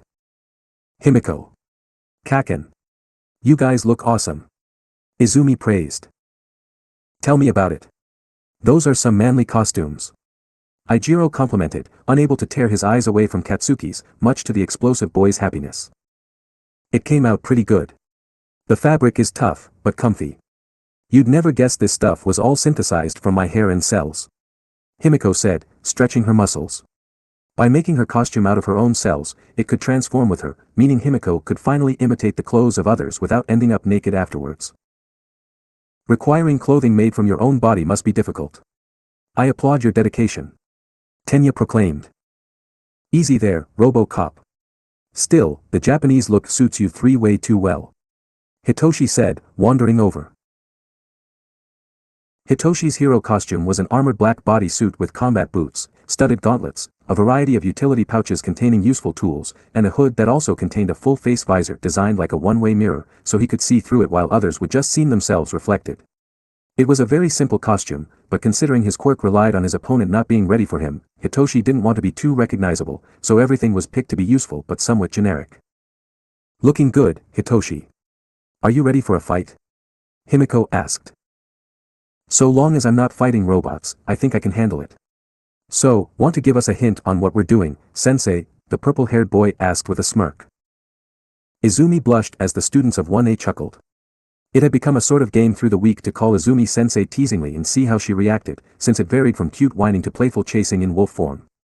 Since she technically was their sensei at the moment though, she didn't do more than blush a little. You'll see. No hints for students that make fun of their teachers. Izumi said, sticking her nose in the air and speaking in a tone of photostaste. The students of Class 1A, or at least the less serious ones, snickered and continued to follow her, making idle chit-chat as they walked. Moments later, the group assembled outside Training Ground Beta, the exact same mock city that Ochako, Tenya, and a few others in their class had taken the practical exam in, and found All Might waiting outside, along with 20 other students in costume, Class 1B. Izumi smiled at the sight, then closed her eyes to sense the spiritual power of the second first-year class, as this was the first time she'd seen them all together outside of the fiasco earlier in the week. She quickly opened her eyes wide. In terms of spiritual strength, these 20 were as powerful as Class 1A. In fact, with All Might standing so close to them, it was almost impossible to tell exactly which group was stronger. It was quite a unique group too. There was a girl with vines for hair, a large bestial man, and a large person whose skin was yellow and had a head resembling a weird mix of a jack-o'-lantern and the cap from a tube of glue. Izumi's friends vaguely recognized that last one from Togaru's descriptions, and of course, Togaru himself was in the class too, along with Setsuna Tokage and Juzo Hananuki, the other recommendation students. Ah! Right on time. All Might said, gesturing for Class 1A to group up on his right while the other kids were on his left. You all look wonderful. Now, you've likely all noticed that there are two groups of you here. Yeah, what's up with that? You guys are 1A, right? Asked a silver-haired boy with sharp teeth and some kind of thick beige lining around his eyes. That's right. Kaminari nodded. I guess that makes you 1B. Now, I will introduce you. You two groups are the two new heroics classes. Class 1A to my right and Class 1B to my left. All Might introduced. The two classes immediately began to eye each other more seriously, sizing each other up. Izumi stepped away from her class and took her place at All Might's side, smiling softly as the students examined one another. They'd been too distracted by the fights when they met earlier in the week, so this was their first real time seeing each other. So we'll be having an interclass lesson today? I thought that was unusual in first year. Momo asked. It is. According to the curriculum of past years, hero students don't tend to have joint class lessons until they've gotten their provisional licenses, but because of the incident on Tuesday, we've had no choice but to double up you guys, or split up All Might and I. Izumi explained, smoothly shifting into the role of Amaterasu sensei. Since Amaterasu is an assistant teacher, she isn't actually permitted to teach practical hero classes by herself, so splitting up wasn't truly an option. The principal instead gave us approval to make your first practical hero lesson an interclass combat trial. All Might declared with a broad smile. Of course, there was one special condition for this trial. What condition would that be? Asked a blonde boy from Class 1B. He looked fairly normal, though he had a smug expression. His costume was fairly interesting, a fancy black tuxedo that was double-breasted and had coattails that stretched down to his ankles. All Might's grin widened, that I wouldn't be paying any attention to your class divide. In this lesson, you are all one big class. No 1A or 1B, which means you will most certainly be working with people you've never met against those you've become friends with. Few people looked happy about that, especially the blonde boy who'd questioned All Might. Only Katsuki, Ijiro, and Togaru seemed interested, as they were the only ones with friends in other classes. Before anyone could react or argue, the pro continued on with the lesson. Today's combat trial will take the form of indoor anti-personnel combat. Now, I'm sure you're all aware that villain battles are usually seen outdoors, but statistically speaking, the cleverer and more dangerous villains tend to commit their crimes indoors, away from witnesses. That's why most villain battles aren't actually witnessed by the public at all. All Might explained, originally, we'd have divided you all into 2-man teams and had you fight each other in a series of indoor battles, but since that would lead to 10 full battles, I've decided to have you form 5-man teams instead. A black-haired boy, whose costume made him resemble a Chinese jiangshi, spoke up, so we'll be fighting each other? Without basic training first? Sue added, tilting her head questioningly. The best way to teach the basics is with some good old practical experience. All Might pumped his fist. Seeing the fear cross some of the students' faces, Amaterasu cut in, this is your first combat class, so we're also using it to get an idea of your skill in combat. Think of it like an assessment. Those who struggle here will be given extra help in this area, while those who excel might need help in other areas like rescue. One of the advantages of having 2 teachers is that we can split our attention. Just do your best today and we'll give you the support you need. That relaxed most of the fearful students, though many still looked unsure of themselves. The more confident combat types were already beginning to stretch and prepare for a good fight with varying levels of excitement. Unfortunately, All Might and Amaterasu were soon bombarded by questions too fast for them to answer. Yaoyorozu raised her hand, what are the victory conditions? Is there anything we're not allowed to do? Asked an orange-haired girl wearing a turquoise sleeveless cheapao and black corset. Can I just blow everyone away? Katsuki growled. Is violence mandatory? Asked the vine girl. Is there a threat of expulsion, like with Aizawa-sensei? Ochako asked nervously. How should we divide ourselves into teams? Asked Tenya, the only other person to bother raising his hand. You speak slow please. Mine Japanese is no very good, said a blonde girl with horns and a horse's hind legs instead of a human's. Doesn't this cape look fabulous on me? Aoyama added. All Might's smile faltered as he tried to keep track of all the questions, one at a time. I don't have super hearing, he complained. Ugh, I do, but I can't talk that fast. Amaterasu groaned, pulling her wolf ears flat against her head. The number 1 pro pulled out a slip of paper and began reading it. Let's see, heroes versus villains, time limit, fake bomb, wait, this is the old trial. God damn it. Where did I? All Might crumpled the paper and tossed it away, before searching his pockets for the correct one. Izumi's sweat dropped, a cheat sheet. Do your best, Toshinori. After a few seconds of awkwardness, All Might found the right slip and began reading it. Here we go. The 40 of you will be divided into 8 teams of 5 students, with each team having at least 2 members from each class. You'll then face each other in indoor matches with the goal of securing several fake civilians. Victory is decided by whoever has the most fake civilians in their possession by the end of the timer, or by whichever team successfully captures or defeats all 5 members of the opposite team. One team will be the defenders and start off inside a building and in possession of all the civilians. You are the heroes trying to stop villains from kidnapping VIPs. The other team will start outside and will invade the building as the attackers. You are also heroes, but you're trying to rescue hostages. So both teams are heroes? Ijiro asked. Yes. Originally the trial called for one team to be considered villains, but Amaterasu pointed out that it would send the wrong message and suggested a twist. We both thought this twist would help you feel nice and heroic. All Might smiled, from your team's perspective, you're heroes fighting villains, while your enemies will think the same. It's really just to psyche you up. There is some logic to it too, since heroes have to rescue hostages and protect VIPs all the time, grinned Setsuna Tokeichi. The girl was wearing a dark blue bodysuit made from scales and a matching eye mask, which gave her a kind of reptilian look. Correct.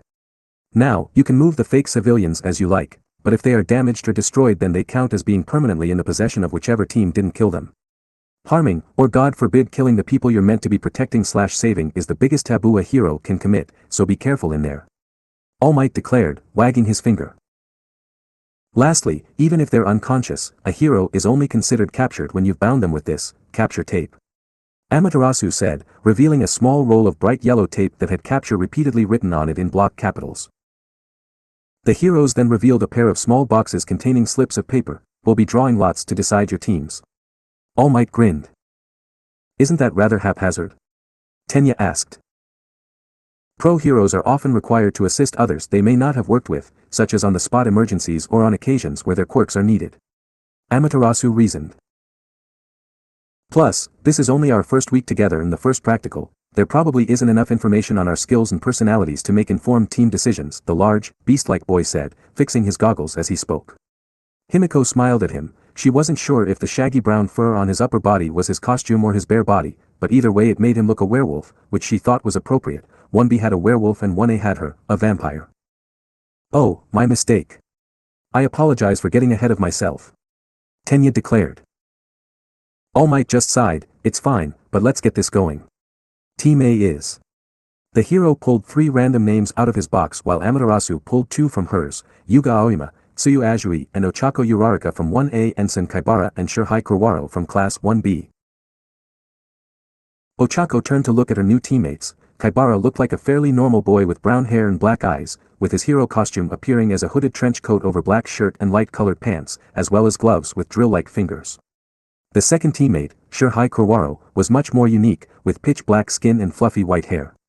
His hero costume was a black jumpsuit and light-colored shoes and wristbands, making him look like a walking shadow. Kurwaro grinned sinisterly, while Kaibara just looked bored, which didn't give Ochako much confidence.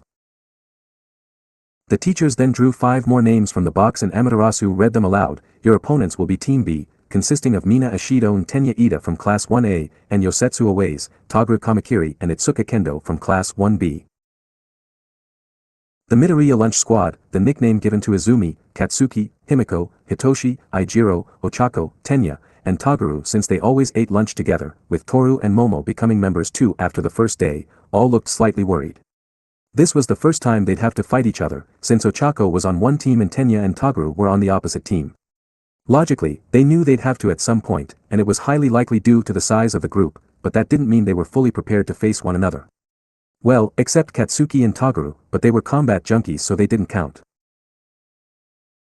The 2 Class B students on Tenya's team that he didn't know looked fairly normal. Itsuka Kendo was the orange-haired girl in the blue chipoun corset, while Yosetsu Owaze was a boy with spiky black hair and gray eyes, dressed in a baggy bodysuit that went past his chin and had several plates attached to the torso, as well as a large utility pouch on the side of his waist. Compared to his classmates, Toguru's costume wasn't too strange considering his normal appearance. It comprised of plain black pants and boots as well as a large ragged black cloak that covered much of his body, though his bare arms were exposed. Kendo looked fairly confident in her skills, while Toguru looked eager to start. Compared to the more timid-looking members of Ochako's Team A, Team B was a lot more battle-ready. Since the first 2 teams has been decided, let's get this show on the road. Everyone take one of these. All Might instructed as Amaterasu began handing an earpiece to the 10 students preparing to fight. With these, we'll be able to instruct you. We'll also provide both teams with a map of the building. Everyone else, follow us to the observation room. Those not fighting yet obediently followed the teachers to the aforementioned location, finding themselves in a room filled with various monitors and a large terminal full of different controls. Once everyone was inside, Amaterasu used the earpieces to direct the combatants to their battleground, which was one of several identical empty buildings with numerous wide open floors and a stairwell between them. When the teams arrived at their building, Team B was assigned as the defenders and given 5 minutes to prepare themselves inside the building while Team A prepared outside. The cameras in the area didn't record audio, so only All Might and Amaterasu could actually hear what they were saying via the earpieces, but everyone in the observation room could still see them. Katsuki stood beside Himiko. Got any predictions on who'll win? He asked. Himiko shook her head. I'm not sure. I don't know most of their quirks or skills, so I can't really guess how it'll go. Judging by the quirks I know, and what I can glean of their personalities via body language, I think Ochako's Team A might have an advantage. Ochako and Tsu can move vertically really easily, which is great for urban stuff, and Aoyama is a long-range guy. On Team B, Tenya, Ashido, and Toguru are all close combat types, so it might be tough for them, but without knowing the rest of the 1B guys' quirks, I'm not confident enough to make a real guess. Hitoshi nodded from the other side of her. Yeah, the 1B guys are unknowns, so we can't really predict what they'll do. Looks like Team B is working better together though. That Kendo girl is leading them well, he said, eyeing the monitors and watching the orange-haired girl directing her teammates, who listened obediently. Kendo is the best. She's our class rep, piped up a girl with long brown hair, cut into a bob that covered her eyes, and dressed in a red and white cap and dress, which resembled a toadstool. Before anyone from 1A could react with surprise that 1B already had a class representative, All Might declared the beginning of the first battle, and everyone's attention was shifted to the monitors. In the field, Ochako took a deep breath as she prepared to fight. Kaibara and Kurwaro had given brief explanations of their quirks. Kaibara had gyrate, which allowed him to spin any part of his body like a drill, while Kurwaro had black, a quirk that allowed him to merge his body with anything that was colored black, and move around within the object at will. With those quirks combined with Aoyama, Tsu, and Ochako, they made for a fairly balanced team, so they had come up with a decent plan. Kurwaro and Tsu would use their skills with stealth to scout the building for the locations of the enemy team and the foe civilians, then relay the information to their teammates. Ochako would then use zero gravity to float Kaibara and Aoyama to the most appropriate access point so they could attack. Aoyama would use his naval laser to fight from a distance, and if an opponent got close enough, Kaibara would swoop in and engage them in hand-to-hand combat while Ochako floated the civilians out of the building. For the first 5 minutes of the 20-minute trial, their plan went well. Kurwaro merged with the shadows and successfully found Mina guarding all the civilians by herself, while Tsu managed to creep around and find Tenya with Toguro on the lower floors. There was no sign of Aways or Kendo, which worried Ochako, but Kaibara and Aoyama were confident, so she continued with the plan, floating both of them up to the window of the room Mina was in. Mina yelped in surprise as Aoyama shot her in the back with his laser, which melted through the glass, and ended up slamming hard into the floor when she fell, falling unconscious. Aoyama preened over his flashy victory while Kaibara quickly used his quirk to spin one of his fingers and cut a large circle into the glass, giving enough room for the heroes to actually enter. He then glanced around to see if anyone else was around, and upon finding no one, looked out the window to Ochako. "Uraraka, coast is clear. Get up here," he said. Ochako nodded and took a few deep breaths to settle her stomach before removing her gravity and floating up to the window. After carefully floating through the window and restoring her gravity, Ochako prepared to float the civilian dolls, which were essentially robots shaped like humans, so she could get them out. Unfortunately, that's when their plan fell apart. A pillar from the floor above suddenly slid down from the ceiling and landed with a loud thud in front of the window, before being fixed in place by something that fused the concrete of the floor to the pillar. Kaibara touched it and frowned. "This is Away's work. His quirk is weld, and lets him fuse objects together as if welding them," he explained. "Can you break it?" Ochako asked. "Yeah, but this is thick concrete, it'll take time for me to drill through," Kaibara answered. Aoyama merely shrugged, "Then should we not use the door instead? No need to get ourselves all filthy with dust, it would ruin my sparkle." Ochako frowned. They'd need to lug the civilians out of the room and to another window, assuming they weren't all blocked, and there was a good chance they'd be ambushed. On the other hand, since their team technically had control of all the civilians now, they could just wait out the timer, but then they would be spending almost 15 minutes standing around in a large room that they'd have to defend from 4 enemies, and if Tenya got to them, it would be a pain to pin him down in such a large space. The room was just barely big enough that Tenya would be able to maneuver without losing his speed advantage. Indecisiveness gripped her, and she opted to contact Tsu and Kurwaro for additional information. "Tsu, Kurwaro, come in. Our primary exit route's been blocked by a pillar, and it'll take time to clear and it'll make a lot of noise. We need to know if there's another, safer route." "What's the situation outside?" she asked. There was a moment of silence, then Kurwaro spoke over the earpiece. "Kihihi, clever little trap makers. They mean to make this our tune. Kendo and Aways still elude me, I will hunt them down and report back." Ochako shuddered. "That guy is creepy," she thought. Then Tsu spoke. "Ochako, Ida is making his way to the top floor, the one directly above you. I lost sight of Kamakiri, he turned a corner and vanished before I could follow him. I'll follow Ida, but keep your eyes open for Kamakiri," Tsu warned. "No, leave that to Kurwaro." Kaibara chimed in, having heard everything through his own earpiece. "He can't be hurt while inside an object unless the object is destroyed. Leave him to scout and come back us up, we'll need more people if we get ambushed." "Do you have any ideas, Kaibara?" Ochako asked. The boy shook his head. "No, but the fact we haven't seen Kendo yet freaks me out. Her quirk is Big Fist, which lets her increase the size of her hands and makes her stronger in proportion to the size of her hands. If she's hiding and not attacking us while Ishido was left to defend the civilians alone, then something's up.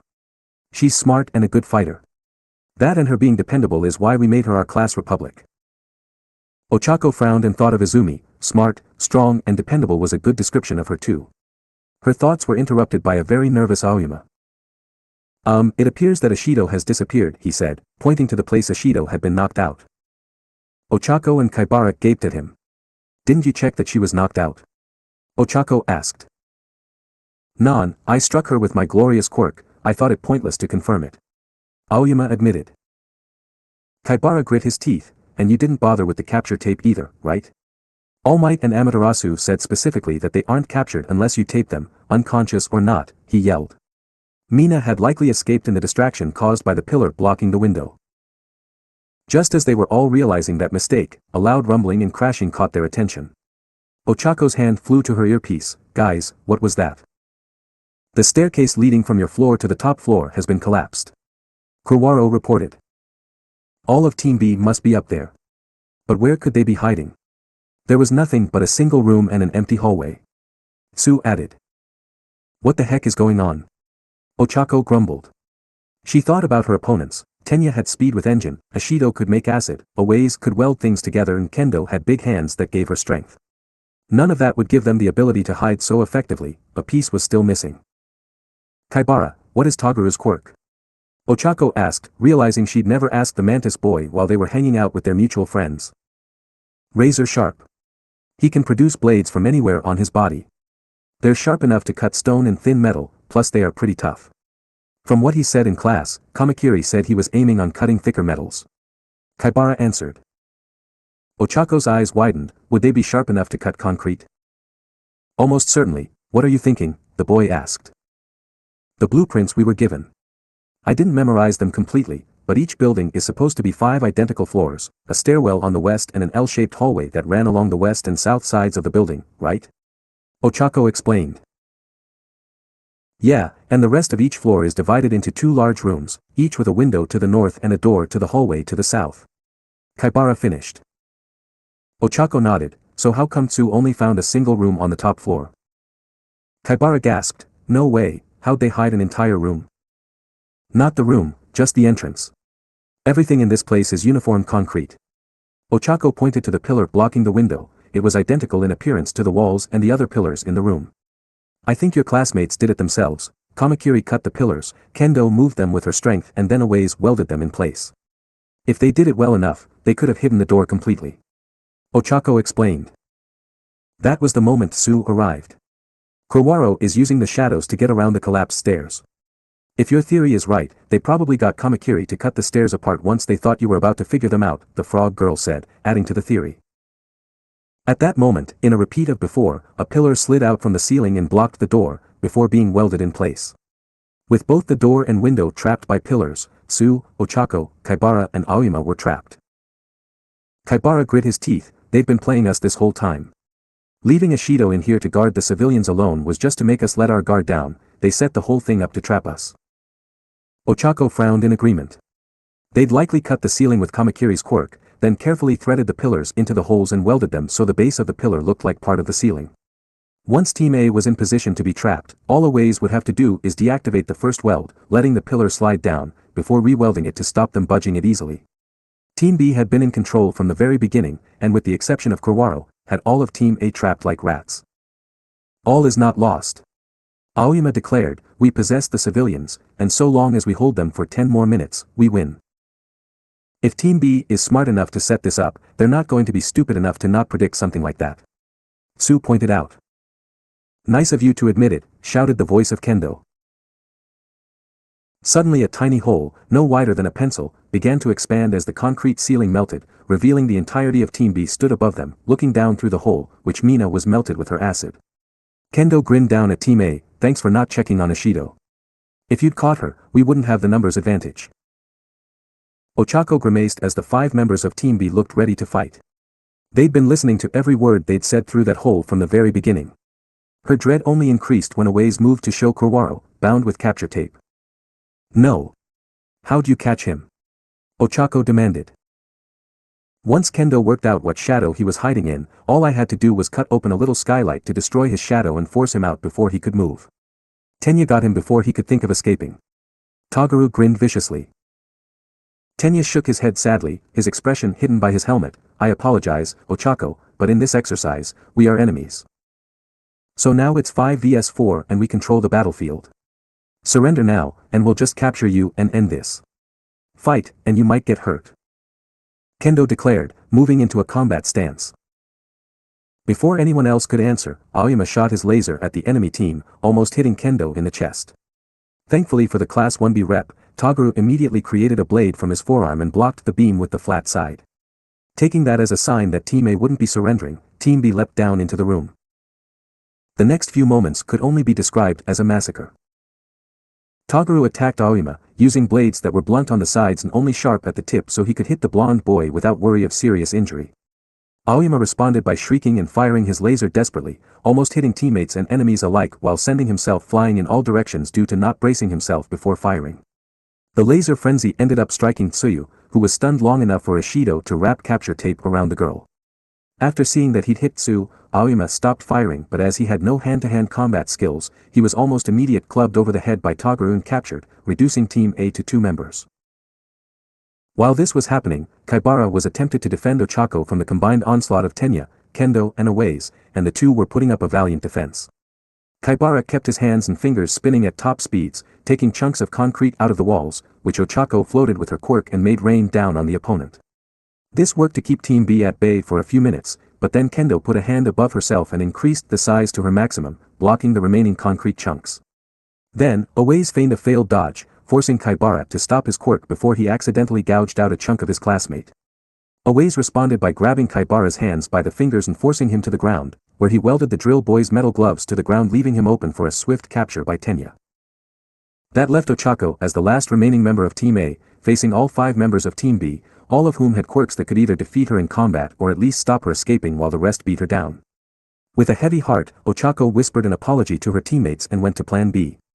During the fight, she had used her quirk to float as many as the fake civilians as she could and corral them into the hole Team B had jumped down through. This had gotten a few of the civilians out of the fight, so Team B hadn't stopped her, but now Ochako floated herself up to join the civilians she'd rescued. Kendo's eyes widened as she realized Ochako's plan. Team B had blocked the door and window on the top floor with the pillars, which had now slid down to block the door and window on the 4th floor instead, leaving the upper escape routes open. Ochako, floating out of Team B's reach, gathered the few civilians she'd managed to get out of the fight and escaped with them out the window of the upper floor. Ochako floated herself and the civilians down to the ground outside the building, but before she could try to salvage a victory, All Might's voice echoed across the entire training ground via the speaker system. Time's up. The match is over. The victor is Team B, with 70% of the civilians. The auburn-haired girl slumped disappointedly to the ground, before vomiting from overusing her quirk. Oof. Uraraka, I have some stomach soothers ready for when you get back. Take it easy and rest a bit. Amaterasu announced, having to refer to the girl more formally since she was acting as a teacher. Ochako whined quietly to herself. She'd lost and now she's thrown up in front of both classes and the girl she admired. All in all, it was a pretty sad end to Ochako's first hero class. Now it was time to return to the others and face the music for their failure. Next chapter, the Interclass Combat Trial Part 2. To be released, January 5, 2022. I'm back. New year, new chapter. I hope everyone had a good holiday and new year. Here's hoping 2022 is less of an endeavor than 2021. We start the new year with the rest of Arc 9, specifically the first year combat trial. This is a fairly lengthy, 4-parter with every chapter having a battle between 2 teams. I included one beat in this so that they get an early spotlight, and to make the canon events more interesting. Plus it worked out well with the classes being pushed back because of the 3rd year's short-lived rebellion. I also decided to mix and match the teams instead of having it be 1A vs 1B, just for the fun of it. We also see hero costumes for Himiko, Katsuki, and Hitoshi. I went the Japanese route for the blonde duo, since they've been influenced by Isumi in her own love of that aesthetic. Katsuki's is mostly a palette swap of his canon outfit with some extras though, and Himiko's incorporates elements of her villain costume. For Hitoshi, I thought it would be best for him to have something simple and easily forgettable, since he's be better off as nondescript as possible, to stop himself being recognized. Fun fact, I made the teams almost completely at random. This led to some interesting combat encounters, so I hope you enjoyed reading them. Next chapter, we will see the critique from the teachers for this first bout, and the entirety of the second one, in which a team of almost all brawlers go up against a much more balanced team of specialists. Thank you all once again, and I look forward to reading your thoughts on this chapter and the ones to come. Saturday, April 8, 2282. Training Ground Beta, Udata High School. With their match ending in their victory, Team B happily freed the members of Team A they'd taken captive before heading to the observation room with them to join the rest of the class, picking up the pale and disappointed Ochako on the way. The 10 students reached the observation room, where their classmates quickly swooped in to check on them and ensure they were okay. Amaterasu examined each of them and healed any of the injuries they'd gotten, thankfully very few, and stopped to rub Ochako's back as she swallowed some stomach soothers. Ochako blushed slightly, enjoying having Izumi fuss over her a little. It was almost worth their loss. Almost. Once everyone was back in tip-top shape, All Might continued on with the lesson. Well done students, a very good show. Team B achieved a victory by capturing 4 of the 5 members of Team A while also securing just over 2/3 of the civilians. However, Team A did manage to survive until the time expired and even kept control of the remaining civilians. A valiant effort that stopped a crushing defeat, but unfortunately not enough to win. All Might said, leading the class in applauding the combatants. Now, the MVP for this match was Ochako Uraraka, the pro announced. Ochako gasped while her teammates clapped her on the back. Team B looked slightly disappointed, but as they had won the exercise, they didn't complain. Why not someone from Team B, since they won? Asked a brown-haired boy from 1B with oval-shaped eyes. His costume was fairly dull, being a simple light-colored jacket and pants over a dark shirt with some large boots to complete the look. Good question. Can any of you work out the answer? All Might asked. Momo raised her hand. It's because Ochako was a clear standout amongst her team. Team B worked together extremely well and each played their part perfectly. Each was necessary for the success of their plan, but that makes it near impossible to accurately decide which is the most valuable. However, in Team A, Ochako facilitated the majority of their plan by moving people to the proper place, was the first to work out Team B's plan, and then, when facing overwhelming odds, she remembered the core objective of the exercise and managed to save numerous civilians, even when losing. It is entirely thanks to her that Team A wasn't utterly crushed. Ochako smiled, feeling quite touched by Momo's comments. Izumi grinned widely and gave her friend a thumbs up, having agreed with Momo's statement completely. The wolf girl was extremely proud of her friend, though she had to remain neutral as a teacher. All Might, however, looked a little taken aback, as if not expecting Momo to say so much. WL. You said it as well as anyone. You're correct, of course, though I would add that young Uraraka did have trouble actually fighting. You'll need to work on that, my girl. All Might said. We've got to start from the bottom and work up. We're all working to be the top heroes in the country, so we need to support each other earnestly, even if it means pointing out our shortcomings. Momo announced, hands on her hips. That's a recommendation student for you. Izumi thought. I like this Yaoyorozu girl. It is important that those with godly quirks like creation are appropriately conscientious. Yamagami commented approvingly. Before the next match was started, Amaterasu decided to chime in. One thing I should mention, while Team A's mistakes and triumphs have been discussed, and Team B certainly pulled off a great victory, the flaws in Team B's plan shouldn't be overlooked, she began. The 5 members of Team B, especially Tenya, straightened up a bit as they listened apprehensively to their teacher's judgment. The main flaws were your use of both the civilians and one of your teammates as bait. In a real situation against real villains, sacrificing a teammate for a trap would very likely end in their death, and it is only Team A neglecting to bind a Shoto with the capture tape that allowed her to survive the trial. Even worse, OC Uraraka was able to escape with 30% of the civilians, which would be considered an unconscionable failure for a real team of heroes tasked with protecting real people from villains. Put simply, the plan was fine for a test under controlled conditions, but it could be fatal in the real world. Amaterasu lectured. Team B looked down, some of the luster of their victory being wiped away. Izumi frowned sadly, hating to be the bad guy, but it was her job to point these mistakes out so they could be fixed. Feeling that some extra positive reinforcement was needed, she added one final statement. Despite those mistakes, your triumphs can't be understated. 5 people who've never worked together were able to operate with a laudable level of teamwork. Your plan really was very clever, and if you had been able to bait it without sacrificing a civilian or an ally, then it may well have been a near-perfect strategy. Well done. The members of Team B smiled, once again feeling good about their performance. They hadn't been perfect, but they'd done well, and for a first class, that was all that mattered. All Might grinned and clapped Amaterasu on the shoulder, well said. Now let's get ready for the second match. This one will be Team C versus Team D. Team C will consist of. He and Amaterasu shoved their hands into the boxes and pulled out 5 names. Taking a look at them, All Might grinned, Masahiro Ojiro, Eijiro Kirishima, and Rikido Sato of Class A, and Kanoko Komori and Jirota Shishida from Class B. Eijiro grinned and slammed his hardened fists together. Komori was the girl in the toadstool-style dress, while Shishida was the huge beastly guy.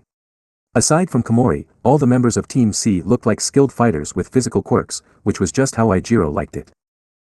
Their opponents, Team D consisted of Kaminari and Koda from Class A, and Yui Kodai, Ibra Shiozaki and Narenjiki Shota from Class B. Kodai was a slender girl with a black bob cut, a little longer than Ochako's, and cerulean-colored eyes.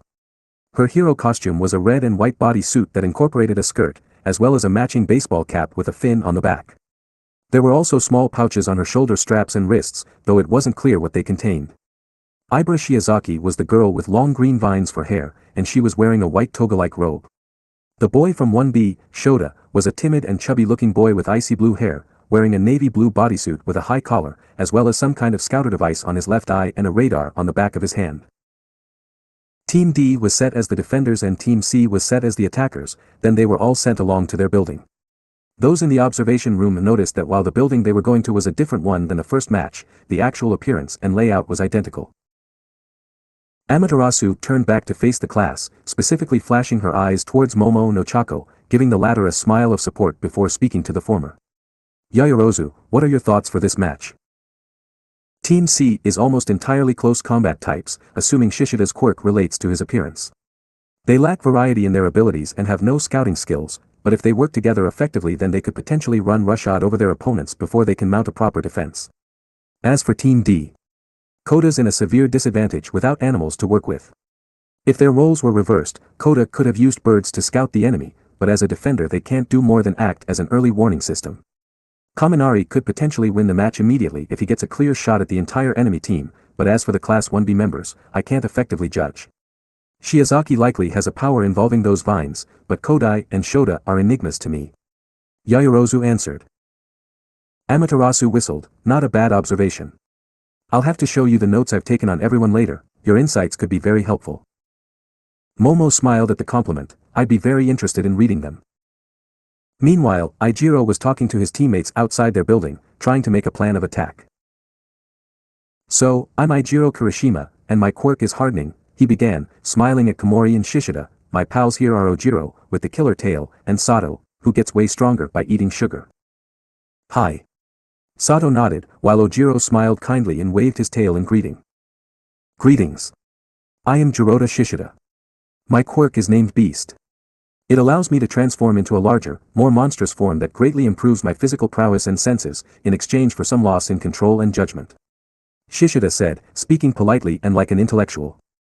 He sounded a little like Momo, only more masculine. I'm Kanoko Komori, the mushroom girl greeted shyly, I'm not much of an up-close fighter, but my mushroom quirk lets me create spores that rapidly grow into any mushroom I want. They grow better in humidity, which is why I've got these, she said, showing a pair of squirt guns with mushroom-shaped water tanks. Ojiro rubbed his chin, that leaves us with 4 direct combat types and a ranged type. But we've got no way of finding where the enemy is, leaving us open. Team C nodded, they remembered how much trouble Team A had been in after not being able to hunt down their opponents, and they had 2 scouts. While the team thought of what to do, Komori pulled out a green mushroom-shaped bottle from under her cap and twisted it onto one of her spray bottles, before spritzing her teammates with it. This is an antifungal solution. My mushrooms disappear on their own after a few hours, but that's too long to wait. If you've got this stuff on you, my mushrooms won't grow on you normally. Don't worry, it's not dangerous to humans. Komori explained with a smile, her eyes peeking out from her bangs for the first time.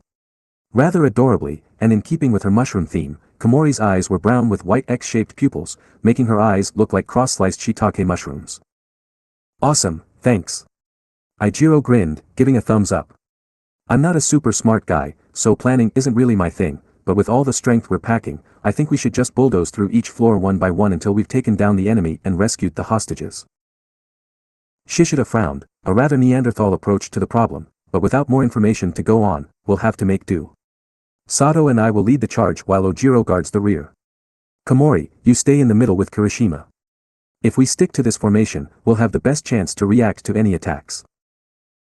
With that, the 5 of them formed up and stood ready at the door, waiting for the final few seconds of the prep time to tick down. Finally, All Might announced the beginning of the second match and the attackers burst through the front door like a freight train. Team C ran through the first floor incredibly quickly, checking the hallway and each room while Komori sprayed everywhere with her spray guns to increase the humidity and allow her spores to cover everything in an invisible film. She chose not to allow the spores to grow yet, instead merely preparing everything to grow all at once and surprised the enemy. Once they reached the second floor and began to repeat the process, they found a single room that was blocked by a massive metal object. Without a word, Sato chomped down a sugar cube and Shishida entered beast mode, causing him to grow to a similar size as All Might. Then the two of them pushed the metal object with all their strength, easily sending it flying into the room. The object, which turned out to be a giant nut, collided harmlessly with the opposing wall while a green and thorny vine recoiled from out of the hole in the nut before severing itself. What the heck? A giant nut? Ojiro said, eyeing the giant object. Must be Kodai's work. Komori chirped, her quirk is size, she can increase the size of any object she's touched in the last few seconds. But there's nothing here. Ijiro said, looking around at the empty room with confusion. Other than the bolt and the now dead vine, there was nothing in the room. However, Team C was idling in the doorway in case something trapped them inside like what had happened to Team A. Shishida returned to normal and examined the dead vine, which was rapidly turning brown and crumbling. Shiozaki and Kodai set this up as a way of misleading us, tricking us into revealing our location. So long as it remains connected, Shiozaki can feel everything that happens to her vines, so she no doubt knows we have disturbed this trap. At that moment, Ojiro noticed a flash of movement in the corner of his eye and turned around just in time to find Kaminari hanging outside the window of the hall behind them, suspended in midair by a vine around his waist. For a single instant, Ojiro and Kaminari locked eyes, the latter smirking as realization dawned on the former. Get down. Indiscriminate discharge, 500,000 volts. Ojiro's warning came just in time. As he dived to the ground the instant Kaminari began discharging his electricity. The tailed boy had pulled Komori down with him, while Sato and Shishida quickly hid in the room they'd been investigating, leaving only Ijiro to be struck by the attack. The redhead hardened at the last second, which helped him resist the attack, but still left him dazed. The release of electricity had also done a number on Kaminari, causing the boy to become dizzy and mildly confused. His attack hadn't been of a high enough voltage to short out his brain completely, but it had been enough to stun him, so Shiozaki rapidly pulled him back up with her vines. Damn, what is it with everyone in traps today? Sato complained. Hey man, you okay? He asked, looking to Ijiro. The redhead shuddered and released his quirk. Ugh, yeah. My hardened skin is a cruddy conductor, but a direct hit with electricity still sucks. My body feels all numb and full of static. Gimme a second to shake it out, he said, flexing his body and rubbing his exposed arms to try and work out the static feeling. They got us good, but it wasn't all bad. Komori smiled coyly. I got a good few spores on Mr. Electricity and the vines holding him. So long as Shiozaki doesn't discard those vines, she'll be covered too, and then it's only a matter of seconds before they cover the rest of the enemy team. Good work, Komori. The enemy rappelled down the building, so it's like that he and Shiozaki are on the top floor. Should we head straight there to deal with them? Shishida asked. Let's do it. If we can take down Kaminari, we'll be able to take out their biggest attacker. Sato said, punching his palm. Everyone nodded in agreement and got back in formation before heading back to the stairs, completely unaware of the pigeon that had been roosting in the other room on the floor, and now took flight to warn its master. Team C reached the top floor in minutes, and in an attempt to take the enemy by surprise, completely ignored the hallway and instead used their super strength to plow right through the wall. There was a startled yelp as the wall crumbled and Team C came face to face with a scared Koda, who had a pigeon sitting on his shoulder. The pigeon flew off in fear, and Koda made a run for the door, but Ojiro launched himself with his tail, landing on top of the boy and easily wrestling his arms behind his back, where he could wrap them in capture tape. One down. Ojiro smiled, carefully dragging the disappointed Koda over to the stairwell. The element of surprise is lost. Kirishima, you and I will break through this wall. Sato, go with Ojiro and Komori to the door, we'll flank them. Shishida ordered. The beast man's teammates nodded and got into position. Ijiro hardened his fists and Shishida entered his full beast mode, before the two drove their fists through the concrete wall, shattering it. Dust and rubble flew everywhere, but when it cleared, the duo weren't faced with a hole into the room, but were instead greeted by another wall, this one comprised entirely of thick green vines. Shishida, Kirishima. We've got a problem. The door is covered with vines. Komori yelled, peeking back into the room from the hallway. Shiozaki must have covered the entire room. Shishida frowned. He turned to Ijiro and took notice of his hardened hands. Could you cut the vines with your hands like that, pointing to the sharp-looking appendages? I can try, the redhead declared, grabbing a handful of the vines in one hand and then striking at them with the flat of his hardened hand. It took a few chops, but sure enough, the vines were cut away, giving Team C a glance into the room. Shiozaki was stood in the center of the room, her hands folded in prayer as she stared back at them. The entire interior of the room was coated in her vines, including Kaminari and all the civilians. Shiozaki moved Kaminari to the hole they'd made, and the blonde boy, no longer dizzy from his last attack, put his hands out towards the attackers. Indiscriminate discharge, 500,000 volts, he yelled, arcing electricity from his body while Shiozaki covered herself in a shell of vines to protect herself. Not so fast. Komori declared, finally allowing her spores to activate. Kaminari became completely coated in yellow night mushrooms, while the hole Ijiro had made in the vines was blocked up with enoki mushrooms. The discharged electricity hit the mushrooms instead of the attacking heroes, destroying them but sparing the heroes.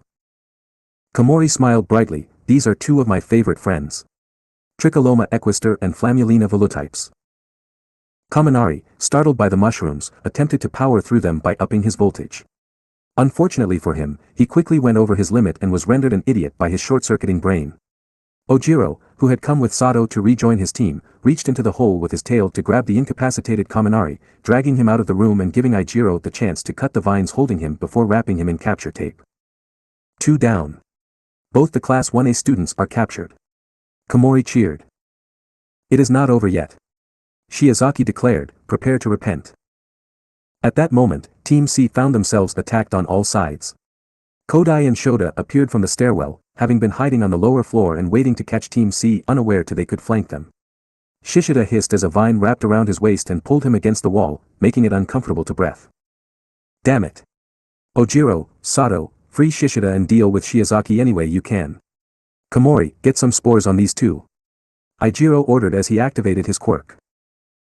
Kodai, her face expressionless, pulled a few small metal objects from her pouches and enlarged them each to be palm-sized, before tossing them to Shota.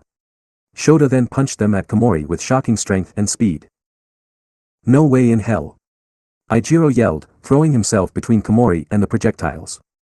The metal objects smacked against him, making him cringe as his hardness was just a little too low to negate the damage. Kodai and Shota frowned and continued the assault, only this time, Kodai expanded the objects a second time after they'd been punched by Shota, causing huge chunks of metal to be flying at the hardened Ijiro. The redhead grimaced but stood firm, hardening himself as much as he could and withstanding the assault. That was when Shota's real quirk came into play. Twin impact, the boy declared. The objects that had bounced off Ijiro's body and had since been lying harmlessly on the floor suddenly shot forward, like Shota had punched them again, only much harder, and flew at where Ojiro and Sato were trying to free Shishida. I said no way in hell. Ijiro roared, leaping to block the attack. This time, even at his hardest, the enlarged nuts and bolts struck him hard enough to deal some real damage, inflicting bruises and even cracking his hardened skin. The poor boy almost puked as one attack hit him in the gut, but he just grit his teeth and glared at Kodai and Shota. As long as I'm still standing, no hero or civilian is getting hurt, he pounded his hardened fists together, it ain't flashy, but with this quirk, I'm everyone's shield. Kodai and Shota stood there, stunned for a second by the redhead's determination.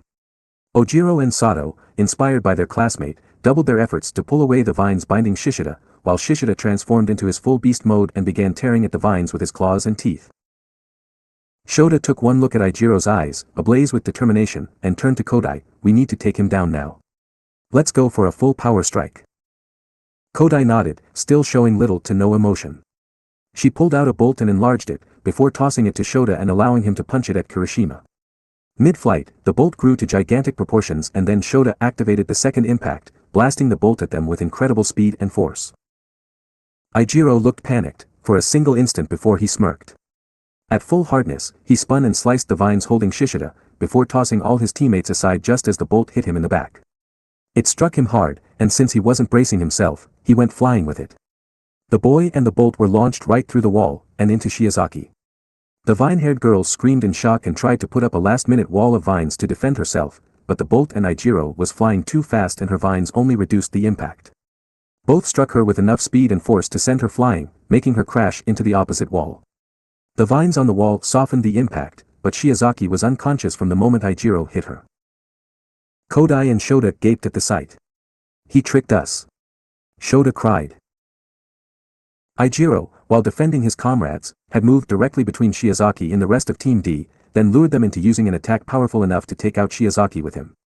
He'd essentially used Team D's own flanking tactic against them. In the moment of shock, Ojiro quickly swung into Shiozaki's room and bound her unconscious form with capture tape while ensuring the civilians and Ijiro were okay.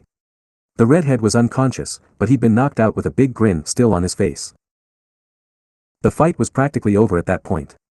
Before Kodai and Shoto could continue their attack, Komori activated the spores she placed on them during their assault, coating them both in more enoki mushrooms that stopped them moving properly. It was then easy for Shishida and Sato to waltz up to them and wrap them in capture tape. All Might's voice echoed through the earpieces. All 5 members of Team D have been captured. Victory goes to Team C. The conscious members of Team C cheered happily, while All Might sent some robots along to help carry the unconscious Kaminari, Ijiro, and Shiozaki back to the observation room for healing. Once the injured students were securely in the robots' hands and on their way, the rest of Teams C and D followed after them to the observation room. The moment they arrived, Amaterasu got to work healing them. Despite being the worst injured, Ijiro and Shiozaki were actually much easier to heal than Kaminari. Rejuvenation had quite a bit of trouble waking up the electric boy after he'd essentially rendered himself stupid, but once Amaterasu began to focus the technique on the synapses in Kaminari's brain, she was able to slowly reverse the damage he'd done to himself and restore his normal intelligence. With their 3 injured teammates back to tip-top shape, Team C and D stood at attention before their teachers. Well done, students. Team D, you created a wonderful defensive plan, utilizing young Koda's quirk to spy on the enemy while using young Kodai and young Shiozaki to set up traps that utilize young Kaminari. Combined with your flanking strategy with young Kodai and young Shoto, you put up a valiant defense.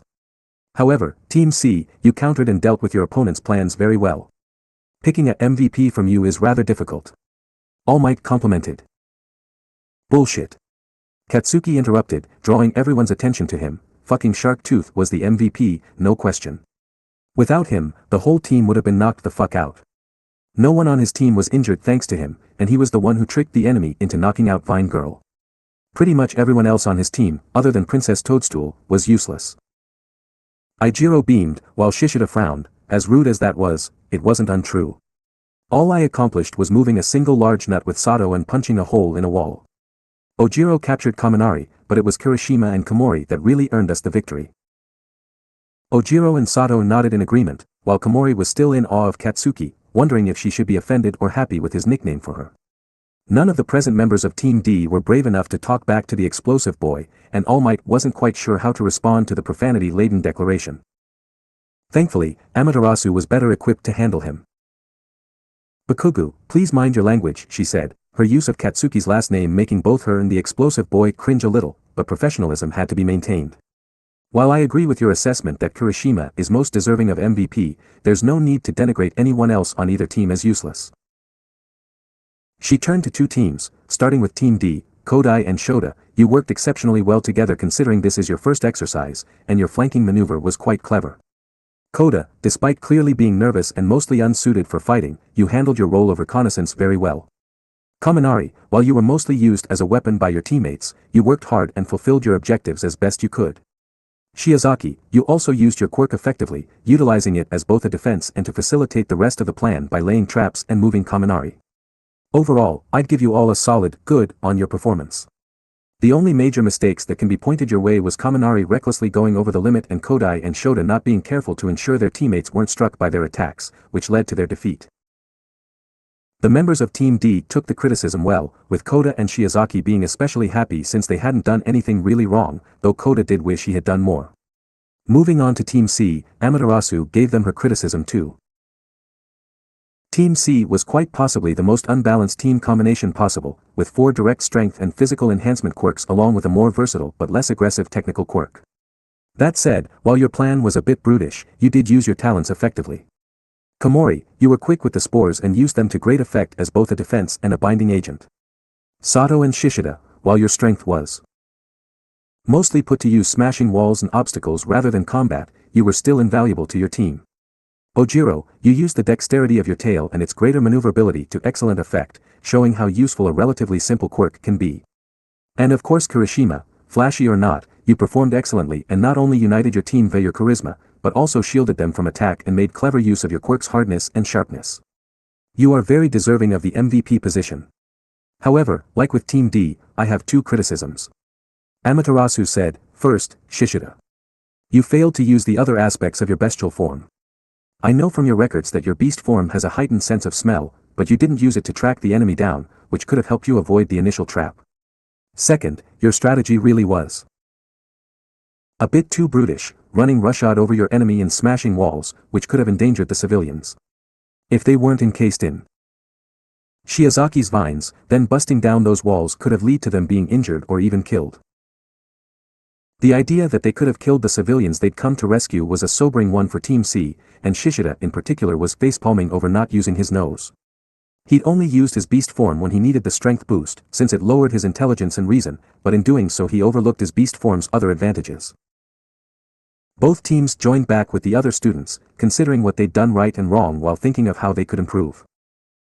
All Might leaned down to whisper to Amaterasu, "You're making me feel a bit superfluous here. You could handle this by yourself," the hero said with a grin.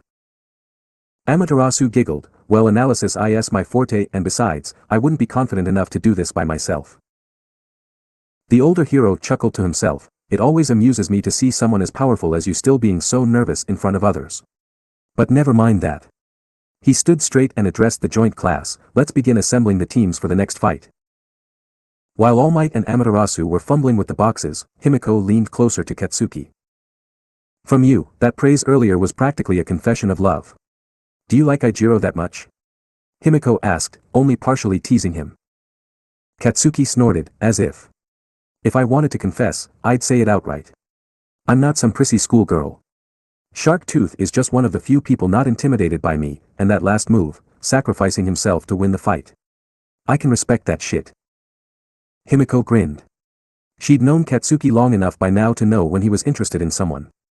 Most guys in the past had only held his interest for a few days before the picky blonde would find some flaw that killed his interest. It would be entertaining to see if Ijiro would break that pattern.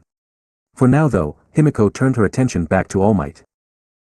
The next match was about to begin. Next chapter, the Interclass Combat Trial Part 3. To be released, January 7, 2022. And so ends the second of 4 matches. This was the shortest of them, but that was mostly because the quirks I was working with were straightforward, so there wasn't much I could do without making characters stronger than they should be at this stage. Plus it gave Ijiro a moment to shine. Speaking of character strength, you may have noticed that Shishida and Komori were kind of nerfed. The reason for this is that we first see them fight in the real interclass training arc, which takes place in the winter, towards the beginning of the final quarter of the school year. 1B has had a lot of time to train and get stronger in canon, while they are still fresh in their first class here, so expect most people to be weaker. However, by the time we reach the interclass training arc, or my equivalent of it, they will be stronger than their canon versions. Next chapter will be the third match, in which our favorite icy hot boy will finally take the field. But will the battle go as easily for him as the canon one did? Find out in the next chapter. Thank you all once again, and I look forward to reading your thoughts on this chapter and the ones to come. Saturday, April 8, 2282. Training Ground Beta, Udata High School. With half of the battles over, the remaining 20 students of the combined first-year class were eagerly awaiting to see who would be making up the next 2 teams. Katsuki was by far the most eager to fight. Both Ijiro and Togru had won their fights and he was determined to win as well, and reassert himself as the top dog. With Isumi being a full hero and a goddess in disguise, he had somewhat accepted that he wouldn't likely surpass her with his own power, so Katsuki didn't count her in the strength-based hierarchy he had in his head. He wanted to be the top of the first years, then he could move on to being the top of U.A and then the top of the Japanese hero leaderboard. Unfortunately, he'd have to wait a little longer as he wasn't called up to join either of the third-round teams. The attackers of the third match will be Team E, consisting of Mizo Shoji, Shoto Todoroki, and Hanta Siro of Class 1A, and Kozai Tsuburaba and Setsuna Tokage of Class 1B. The defenders will be Team F, consisting of Kyoka Jiro and Fumikage Tokoyami of Class 1A, and Poni Tsunatori, Tetsu, and Manga Fukudashi of Class 1B. All Might cheerfully announced. The 2 teams quickly assembled and began sizing each other up, before doing the same to their opponents. Todoroki eyed his teammates especially carefully. He somewhat recognized Tokage from the recommendation exams, but didn't really remember anything about her since he hadn't cared to interact with his fellow examinees. As for Tsuburaba, he was the oval-eyed boy with light brown hair and the simple costume. The cold team didn't know his quirk, but it didn't matter. Even if he was alone, Todoroki would win. Kyoka was looking at her teammates in a kinder fashion, though with a slight calculating gleam to her eye as she tried to figure them out. Tetsu, Kyoka questioned his parents for giving him a name like that, turned out to be the silver-haired boy with the thick skin-colored lining around his eyes, while Tsunatori was the girl that had trouble with Japanese. She was a fairly short girl with long blonde hair and large Prussian blue eyes, which complemented her small, rounded face. She also appeared to have a blonde horse tail, equine hind legs and 2 large horns on her forehead, each shaped like a simplistic lightning bolt.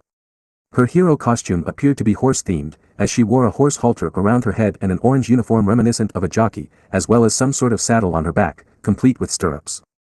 Tsunatori, however, wasn't the strangest-looking person to be added to Team F. That dubious honor went to Manga Fukudashi. Below the neck, he was a normal-looking person with an art-themed costume, boots resembling bottles of whiteout, arm guards that looked like the tips of a fountain pen, a chest plate modeled after an ink bottle, and numerous manga and comic panels on his belt. However, his head was replaced entirely by a featureless white speech bubble, the kind seen in manga and comics. It changed shape to reflect his mood, and when he spoke, the words would appear on his face as well as being audible. He wore a mask over it that resembled a page from a manga, complete with numerous empty panels. With Tokoyami also on the team, Kyoka noted that their team all had fairly inhuman characteristics, at least if you counted her earlobes and Tetsutetsu's odd lining around the eyes.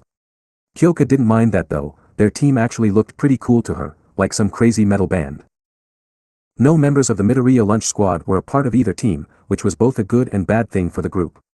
It was good, as it meant they didn't have to worry about who to root for, but it was bad because that meant Himiko, Katsuki, Hitoshi, Momo, and Toru would be fighting each other in the final round, as all remaining 1A students were a part of the little clique. Amaterasu noticed this too, but put it out of her mind for now and addressed teams E and F. Okay guys, head to your building.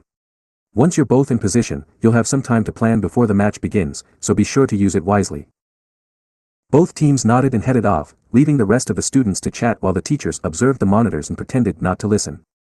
Since the 5 members of Class 1A who hadn't fought yet were grouped together, their counterparts from Class B decided to walk over and join them.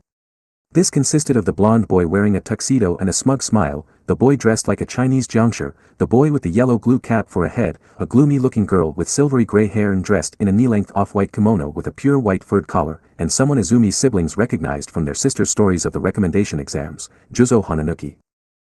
Hey there, guess you guys will be our partners and opponents in the next match. I'm Juzo Hananuki, good to meet you, the skull-faced boy greeted. His hero gear was a black bodysuit with plates of thick orange-colored armor on his arms, legs and chest, leaving his joints free. He also had a black helmet with orange accents on the sides, which he currently held under one arm so his face was exposed. Himiko thought the costume looked a bit like a mix between a Kamen Rider and the villain Deathstroke from those old DC comics that Izumi liked. They had heroes in them, of course Izumi liked them. Nice to meet you Hananuki. Himiko chirped happily, before quickly introducing the rest of the lunch group, including those who hadn't fought yet. The blonde boy in the tuxedo snorted, huh, so you're the little group that Kamakiri has been spending lunch with. I wondered what kind of people you'd have to be for him to blow off his own classmates, can't say I'm impressed. Katsuki's eye twitched, if the alternative is hanging with an extra like you, no wonder he chose to stick with us. At least we don't pick fights we can't win, he said coldly, working very hard to keep his temper in check. The blonde boy sneered and opened his mouth to retort, until Hananuki covered it. Monoma, can you please not cause trouble?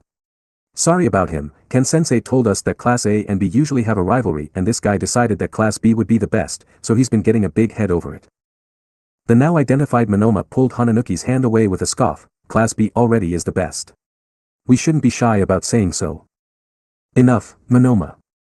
Or you may end up catching Kendo's attention again, the jiangshi boy said seriously. Monoma paled slightly and promptly fell silent, getting a raised eyebrow from the 1A group, minus Katsuki who just looked away in disgust. With their mouthy classmate under control for the time being, the rest of the 1B group introduced themselves. Greetings. My name is Hiryu Rin. I originally hail from China. I hope we can become comrades, the jiangshi boy greeted, pulling up the paper mask over his face to reveal he had slitted black eyes and black hair tied in a long braid. Hello. I'm Keikojiro Bando.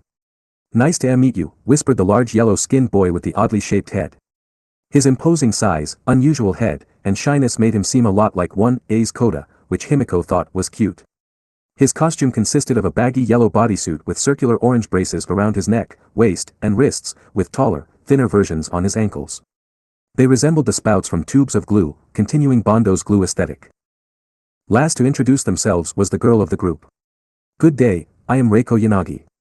I wish you good tidings in the coming bout, she said in a monotone. Despite her verbose manner of speaking, Yanagi spoke without even a hint of emotion, and only barely louder than Bando's whisper, though a part of that may have been the black cloth mask over her mouth and nose. After the exchange of names and polite greetings, studiously ignored by Katsuki and Monoma, who instead glared at one another, conversation swiftly turned to the coming fight. "So, who do you think is going to win?" Hananuki asked. "Normally, that's kind of hard to say since we only know the quirks of the people in our class." Momo began, but honestly, it will likely be Team E. Todoroki's control and power with his ice quirk is almost unrivaled. He's incredibly strong and based on the quirks of our other classmates, none of them would be able to match him. "Do any of the guys from your class have a power that can counter ice?" Ochako asked. Rin shook his head, not precisely. Tetsu is similar to your class's Kirishima, but he turns into steel rather than simply hardening himself. That might give him an edge since ice won't be as effective. Fukidashi might have a chance too. Toguro chimed in, didn't he say he could manifest effects from onomatopoeia or something? Couldn't he use one involving heat or fire? That's true. Perhaps this will be a more even fight than you'd think, Yaoyorozu. Monoma smirked. Momo ignored his smug look in favor of further analyzing the situation. Before she could think much though, Kaminari chimed in, to be honest, isn't Team F at a major disadvantage?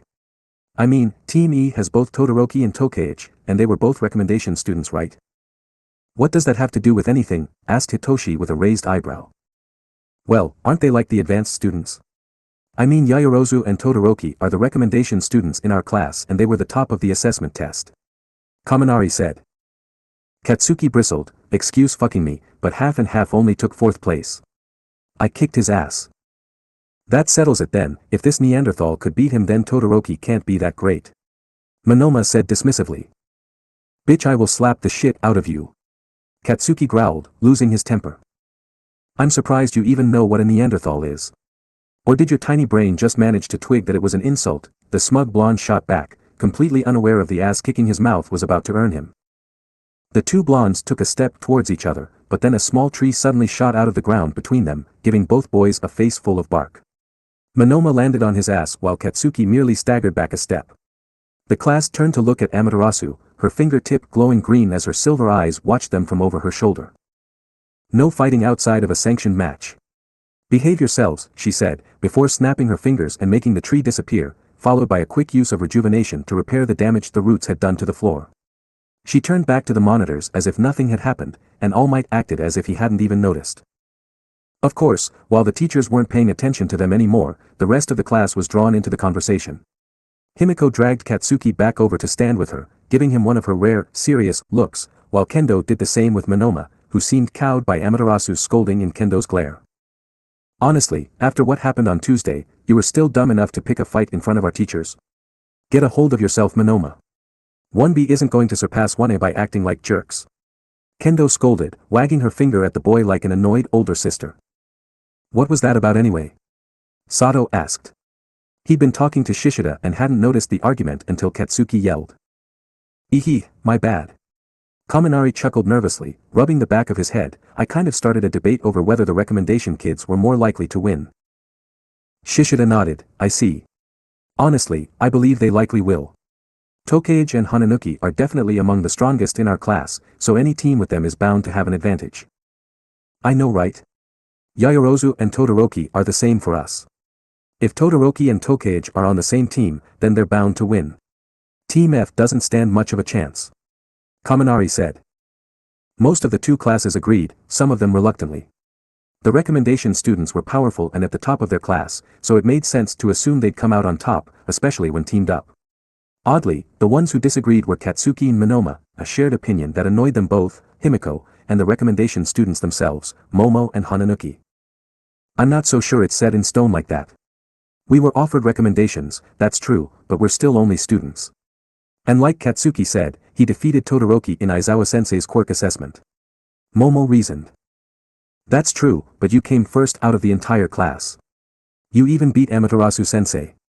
Ashido pointed out.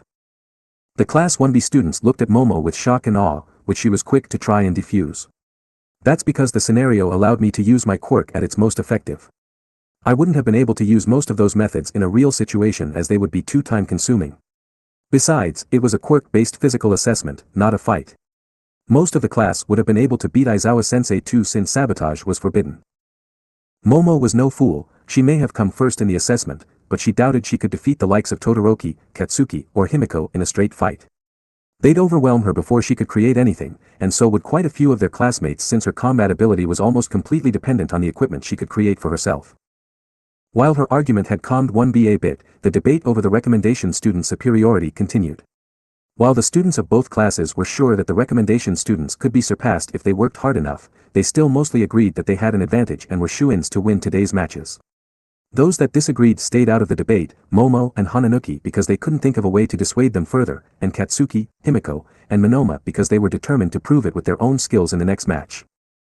Unbeknownst to either group, All Might and Amaterasu were listening the whole time and exchanged subtle frowns. It annoyed them greatly to hear their students essentially diminish themselves as inferior just because they didn't have a slip of paper saying that a hero or some other big shot had recommended them to the school. Putting that out of their minds for now, the teachers listened intently to the two teams in the field, who would soon be taking part in the fight. Over in their building, Team F was preparing their defense as best they could, knowing full well that their particular set of skills would be hard-pressed to push back against the power of Team E. With enthusiasm and the drive to lead them to a win, Tetsu took charge. He was given a brief one-sentence description of Jiro's and Tokoyami's quirks, then decided on a strategy. If Todoroki is as tough as you guys say, then we shouldn't sit around and wait for him to kick our asses.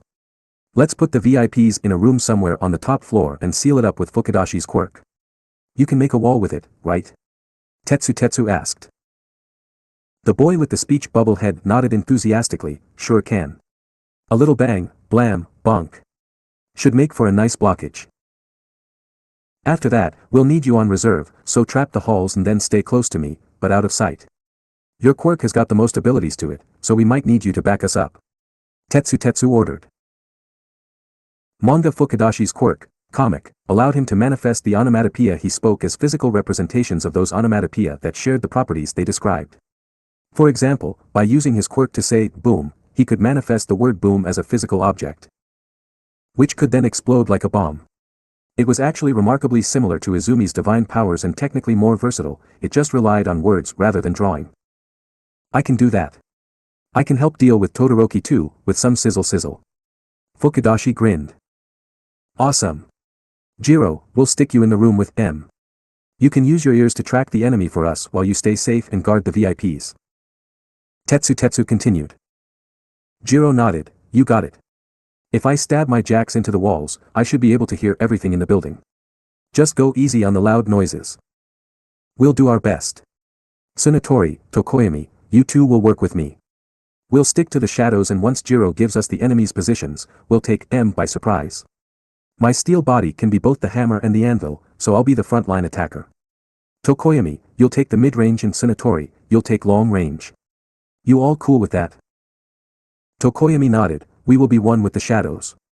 The enemy shall not see us until it is too late. Aye sir. Dark Shadow chimed, giving a thumbs up. I think I have understanding. I shoot horns at opponents and make them lose. Tsunatori said, her broken Japanese and sweet voice making her sound like an innocent child. Great. Let's do this. With a brief cheer, Team F got to work. The five of them quickly gathered the VIP dolls they were to protect and stuffed them all in the room on the top floor that was furthest from the stairs. Jiro set herself up in that room too, finding the ideal spot to insert her jacks so she could hear everything, though she quickly withdrew when she began to hear some of Team E's planning session. The match hadn't begun yet, so she thought it was against the rules, she was right, but since she stopped herself quickly, the teachers hadn't had to tell her. With Jiro and the VIPs in position, Fukadashi sealed the room with clank to create metal barriers that he could put in front of the door and windows. He did the same to all the rooms above the first floor and at the top of the stairs leading to the second floor. Tetsu, Tokoyami, and Tsunatori hid themselves in the dark. Corners of the second floor, Tokoyami received a small shine from Fukadashi to help him keep Dark Shadow under control, leaving Fukadashi to run around trapping the hallways, focusing on each one equally so as not to give a clue as to where the VIPs were. Using boom to make landmines was a favorite trap of his, having gotten the idea from Amaterasu's battle with Lemillion, where she created cherry bombs from the ground after stamping it with the mark of Bakugami. They just barely got their defenses prepared when the timer ran out. All Might announced the beginning of the third match, and the fight officially began. With their plan in mind, Team F felt more confident than they had at first, but they swiftly learned a very important lesson. Plans rarely survive first contact with the enemy. Jiro listened from her hiding spot as Todoroki took the first step into the building, and promptly engulfed the entire building in ice. There was no warning beyond the quiet cracking of frost as the wave of freezing cold surged through every nook and cranny of the building, crawling up the walls both inside and outside until every single surface within the building was coated in a thin layer of ice. Not even the metal barriers Fukidashi had put up were able to keep out of the icy assault, as the cold snuck through even the smallest gaps and he couldn't exactly make the place airtight without killing them all. By some small mercy, or more likely because he didn't want to accidentally kill any people, Todoroki had made sure his ice remained thickest on the ground and began to thin as it rose, so the trapped members of Team F had their heads and shoulders free. Holy s shit. Tetsu cursed through chattering teeth, T Todoroki has no F freaking C chill. C considering the F fact that we're C chill to the B bone, I think T Todoroki A actually has T too much C chill. Jiro retorted over the earpiece, shivering. She was actually frozen worse than the others, since she was kneeling close to the ground. Thankfully the sizzle that Fukidashi had given her to defend herself with was able to melt the ice that would have covered her face, as the fight would have ended with her dying otherwise. T the VIPs are all F frozen too. Amaterasu sensei is G gonna be pissed. Tetsu put that out of his mind and activated his quirk, turning his entire body into steel. With a bit of effort, he was able to rip himself free of the ice, his metallic skin not vulnerable to being torn like the others. Once free, he began working to dig his way through the ice to Fukidashi's hiding spot, so he could get more sizzles to thaw out the others. Tsunatori could still use her quirk since her head was free, but Tokoyami was left effectively quirkless since he'd left the shine too close to his body, preventing Dark Shadow from manifesting with any kind of strength. He'd have to wait until Fukidashi was free. Meanwhile on the ground floor, Shoto stood silently in the doorway of the building, slowly and carefully warming his body after such a massive attack. His teammate were behind him, expressions of both annoyance and amazement on their faces. That was overkill. Tsuburaba commented, a little scared of the icy boy. Tell me about it. You know the teachers are gonna be annoyed with us, since there's no way you didn't get the VIPs too. Zero pointed out. Shoto frowned, it was a calculated risk. By freezing the whole building, I've sealed their movements, which would stop the villains from harming the hostages in retaliation. Shoji, Tokage, use your quirks to scout the enemy locations. Even if they're disabled, the enemy isn't completely neutralized until we use the capture tape. Shoji didn't bother trying to argue, and simply turned the ends of his tentacles into ears, so he could listen for the ragged breathing of Team F. Tokage grumbled as she disassembled herself, sending her eyes and ears to scan the floors while avoiding contact with any frozen surfaces. She hated the cold. While she and Shoji were scouting, Shoto walked further into the building, followed by Tsuburaba and Zero as he investigated the ground floor. He didn't expect to find anyone, but it was best to be thorough. When the search of the first floor came up empty, as Shoto had expected, he turned to the scouts. Anything? There's movement on the second and top floors. Most of the enemy team is gathered just above us, but a lone straggler is at the top.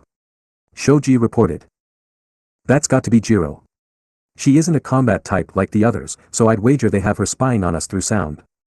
Zero said. In that case, she's likely guarding the VIPs while Tetsu leads the others to attack us. That sounds like his kind of plan. Tsuburaba said. Class 1B hadn't known each other for long, but they had all pegged Tetsu as the straightforward type. Shoto thought for a moment, his expression as closed off and icy as the building he'd just frozen. Rescuing the VIPs is the objective, so we'll focus there. He put a finger to his earpiece so he could contact Tokage. While most of her head was floating beside Shoji, the rest of her body was scattered around the building, including her ears, so Shoto had to use the earpiece in order to get her attention. Tokage, Shoji has pinpointed Jiro on the top floor and the rest of Team F on the second. Focus your eyes there and get us exact locations, he ordered. Yeah, I'm on it. Tokage replied. A moment later and she had the information they needed, got it. Jiro and the VIPs are in one of the rooms in the top floor, the middle one to be exact. But every doorway and window has been blocked off by giant metal letters spelling out. Clank. My eyes could squeeze through the gaps, but a person can't. I doubt we can move them normally. Shoto frowned once more. Shoji was strong, but solid metal letters large enough to block doorways would be difficult. The others didn't have useful quirks for this either, so they had to find another way. Suddenly, Tokage grinned, I've got a plan. What is it? Shoto asked. Not telling. Jiro might be able to hear us. Just trust me, I'll win us this match. Tokage said with a cocky grin, which looked very odd on what was essentially half a floating head. The peppermint-haired boy scowled and narrowed his eyes, but he didn't argue. So long as they won, he didn't care about the details. Without waiting for his permission, Tokei's head disassembled itself further and flew out the door, leaving Team E to wait patiently for her plan to work. Tokei carefully called all her pieces together into a swarm of floating flesh pieces and had them float directly outside the blocked window into the room Jiro was guarding. A quick peek through the gaps in the metal letters showed the disassembled girl that Jiro was still frozen, but was slowly thawing out thanks to a hot object she had beside her, which happened to be shaped like the word sizzle.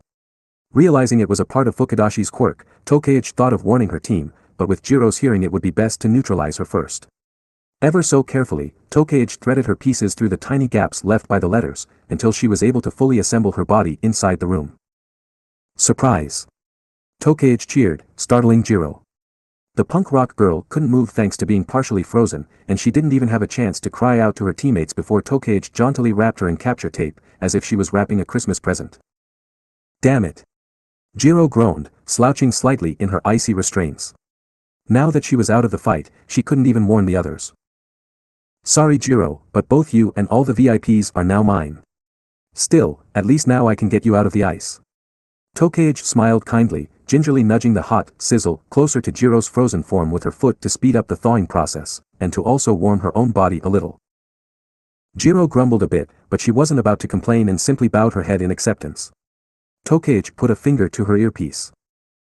Hey guys, I've got good news and bad news. The bad news is Fukadashi is able to use his quirk to make counters to the ice, so they're probably thawing themselves out as we speak. Tokei warned. Crap. What's the good news? Suburaba asked. Jiro is captured. All the VIPs are now in our possession. If we just keep quiet, the enemy won't know until it's too late and the timer will run out. Back on the ground floor, Suburaba and Shiro grinned and high-fived each other, while Shoji's posture relaxed somewhat. Only Shoto remained rigid and ready to fight. Don't relax yet, he said, if they try and contact Jiro over the comms, she won't be able to reply and they'll know something is up. We should make our way to Tokei and back her up. The other three nodded, fair point.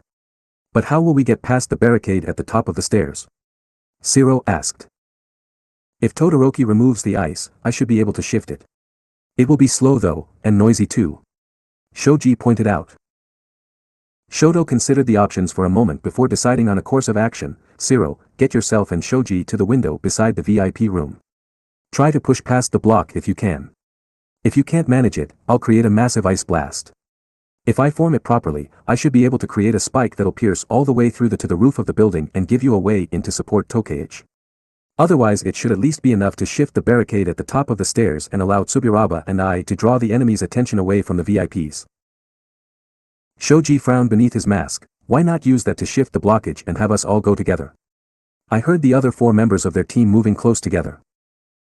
It would be prudent to avoid a 4-on-4 brawl, and besides, I can't use my ice quirk to the fullest without risking my teammates too. Suburaba can protect himself with his own quirk, but you and Shiro can't. Instead, you and Shiro should support Tokei in case anything goes wrong. Shoto replied coolly. His team didn't really agree, but Shoto wasn't going to give them an inch, so they decided to go along with it. Shiro and Shoji headed outside and used the former's tape quirk to scale up to the top of the building and find the window they needed to enter through. As expected, the giant metal letters blocked their way, and without a solid perch from which to push, Shoji couldn't shift the things as Shiro lowered him down with a huge amount of tape, tied to the roof itself and not himself, since Shiro didn't have the strength to hold the large tentacled boy. Not expecting any different, Shoji reported this to Shoto, who simply nodded and told them to move to the other side of the rooftop and brace themselves. Gathering all his strength, Shoto shot his right hand forward and upward, unleashing all the ice he could in one blast. It created a monstrous, cloud-piercing mountain of ice that not only blew away the blockage atop the stairs in front of him, leaving just barely enough room for Shoto and Suburaba to squeeze through, but also managed to crash through the ceiling with the force of its creation, effectively carving into the building like a blade of cold steel. Shoto panted hard and was careful to slowly warm himself up again after the effort. Did that shift the blockage on your end as well? He panted, shivering slightly. Not completely, but enough that we can squeeze through. That'll be a bit tough for Shoji, but he says he'll manage. Shiro replied over the comms. Good. Get going, we'll meet you once we capture the enemy. Shoto ordered, recovering slowly. Of course, that wasn't going to be as easy as Shoto made it sound. Team F, sans Jiro, were ready and waiting. While Team E had been capturing Jiro and trying to find a way around the metal barriers they'd set up, Tetsu and Fukidashi had been thawing their teammates out and had just finished when the massive iceberg suddenly burst from the building. What the hell? Damn that Todoroki, the steel boy complained, we need to deal with him now. Jiro isn't replying over the comms. That means she's either unconscious or captured. Tokoyami frowned, his earpiece hidden by his feathers. What is it we do? Tsunatori asked, shivering and fidgeting after so long in the cold. Fukidashi and I will deal with Todoroki, since we can't be easily hurt by the cold. Tsunatori and Tokoyami, you head up to the top floor and check on Jiro. If she'd been captured, then we need to get the VIPs back, and if she's just knocked out then we need someone to protect her and the VIPs. Tetsu ordered. His teammates nodded and got to work immediately, with the whole team heading for the stairwell. They arrived just as Shoto and Tsuburaba were squeezing their way through. Shoto would have melted it partially, if he wasn't afraid of disrupting the structural integrity of the iceberg and collapsing it on their heads. The two groups didn't even stop to think. Tokoyami just grabbed Tsunatori with Dark Shadow and began running upstairs while Tetsu and Fukidashi charged at the enemy. You guys are ours. Tetsu roared, leaping at Shoto and aiming a punch at his jaw. Shoto just scowled and stamped his right foot, creating a wall of ice to protect himself.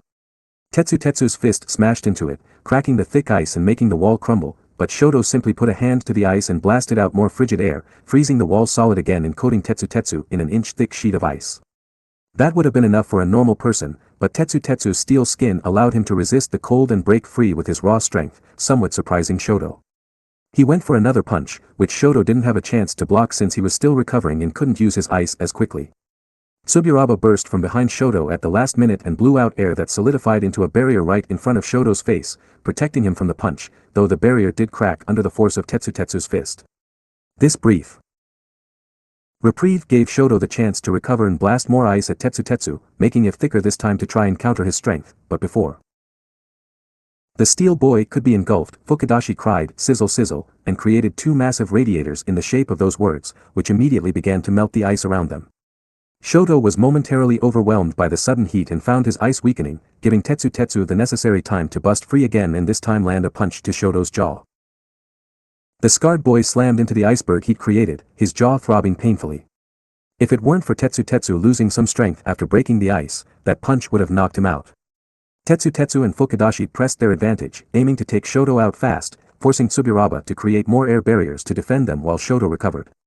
Tsuburaba's quirk, solid air, allowed him to solidify the air he exhaled into a decently strong surface that remained as light as actual air, allowing it to float where he created it. He was limited by his lung capacity however, and he had to make his barriers small so that they could be thick enough to stop Tetsu's fists.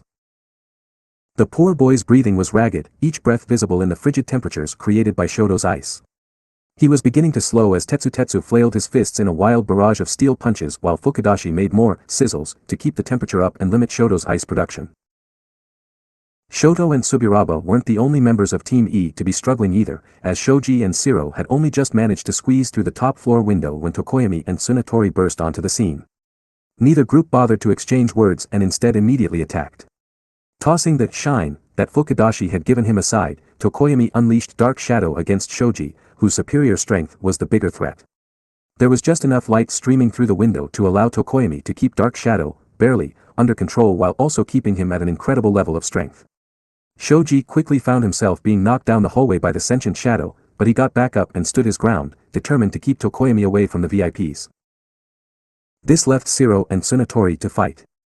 Since his skills relied more on movement, Shiro slipped back outside, his thinner form allowing him to get through the window more easily. Tsunatori followed him, shooting her horns at him as she went and also using two of them under her arms to fly her up onto the roof. Tsunatori's quirk, Horn Cannon, allowed her to fire her horns and regrow them instantly, as well as mentally control up to 4 of the removed horns, similar to Hawk's and his feathers. This meant she could use them to carry herself and others, as well as homing attacks, something Shiro learned the hard way the moment she appeared on the rooftop. He had to swing around like Spider-Man just to try and avoid 2 of the horns that chased him relentlessly, and if he managed to catch them with his tape or captured Tsunatori, the American girl would simply use another set of horns to cut his tape and they'd be back to square one. Damn it. I hope you guys are having an easier time with this than I am. Shiro complained. Hearing this over their comms, Tsuburaba scoffed, I'd swap places with you if I could. Shiro, before ducking under a punch from Tetsu, his decision to speak costing him the breath he needed to make an air barrier to protect himself. The battle was currently in a stalemate. Jiro was captured and being watched by Tokage along with the VIPs, removing them both from the fight, while Shiro faced Tsunatori, Shoji faced Tokoyami, and the tag team of Tsuburaba and Todoroki faced Tetsu and Fukidashi. Neither side was gaining any ground on the other. Shoji wasn't strong enough to completely drive off Dark Shadow, but by dodging at the right moment, he forced the sentient Quirk to gouge holes in the concrete walls, letting in light to slowly weaken it to the point they were evenly matched. Tsunatori couldn't lock down and defeat Shiro thanks to his maneuverability in the urban environment, but he also couldn't bind her thanks to her horns, so both were trying to outlast the other's stamina. Lastly, Tetsu and Fukidashi were able to tear down the ice and air shields thrown up by their opponents, but Todoroki and Tsuburaba were able to throw them back up just as fast, keeping their opponents back. Neither team could beat their opponents, turning the match into a grueling battle of attrition. Things came to a head when the ever-cold Shoto finally lost his cool. "I'll take them both out in one strike," he thought, waving his right hand upward as if going for an uppercut. Tsuburaba braced, expecting the cloud-piercing wave of ice that Shoto had used to get through the blockade earlier, but in his irritation, Shoto hadn't taken into account the massive number of sizzles that Fukidashi had spat out, the comic-faced boy's throat having been left raw and pained by the effort, and the tremendous heat that had built up, which also dried out the air, prevented Shoto from creating more than his usual token ice defense, which Tetsu once again smashed through. Shoto's eyes widened and he dived to the side to escape the punch, suffering a glancing blow to the shoulder rather than the knock-out punch to the jaw his steel opponent had intended. Tsuburaba tried to throw up an air barrier, but the wind was suddenly knocked out of him by a thwack, launched by Fukidashi, which created a thin wooden version of the word to slam into the oval-eyed boy's gut. Losing his temper completely and knowing his ice wasn't working, Shoto instinctively threw his other hand forward. His left hand. The boy froze as only a tiny wisp of flame flickered across his fingers, disappearing so quickly that only a few sharp-eyed watchers in the observation room noticed. Shoto paled until his skin was almost the same color as his right side's snowy hair, and his eyes widened as he panted, seemingly on the verge of hyperventilating from the shock of what he'd nearly done. Tetsu, too hopped up on adrenaline to notice Shoto's bizarre behavior, wrote off his odd gesture as an attempt to make ice. He had no idea of his fire side after all, that failed due to the dry heat, and immediately swung his fist forward to capitalize on his opponent's freeze-up. Shoto saw the fist coming and recovered just barely fast enough to realize what was going to happen. He closed his eyes and braced for the impact of the steel fist when "Time's up." All Might's voice cut through the tension of the battles and instantly, all the combatants stopped. Tetsu's fist was centimeters from Shoto's cheek, the pressure of the suddenly stopped punch lightly kissing Shoto with air. Throughout the building, the members of Team E and F relaxed from their combat stances and listened to hear who the winner would be. The third match is over. The victor is Team E, with the successful capture of all the civilians. Tetsu slumped as he deactivated his quirk, returning himself to normal flesh and blood. Damn. I guess the others couldn't get them back in time. That was close. I don't know if we'd have won if we kept fighting. Tsuburaba said, breathing a sigh of relief. I bet the four of us could make an amazing defensive team. Fukidashi said, smiling by manifesting a laughing face on his speech bubble face. Shoto ignored all of them, instead heading out of the building and beginning to walk back to the observation room alone, staring sullenly at his left hand as he went. What's up with him? He won, didn't he? Tetsu scowled. At that moment, the rest of their teammates came down, Team E looking triumphant, especially Tokage, while Team F looked disappointed. Sorry guys. I screwed up and didn't hear Tokage coming. Jiro said, frustrated with herself.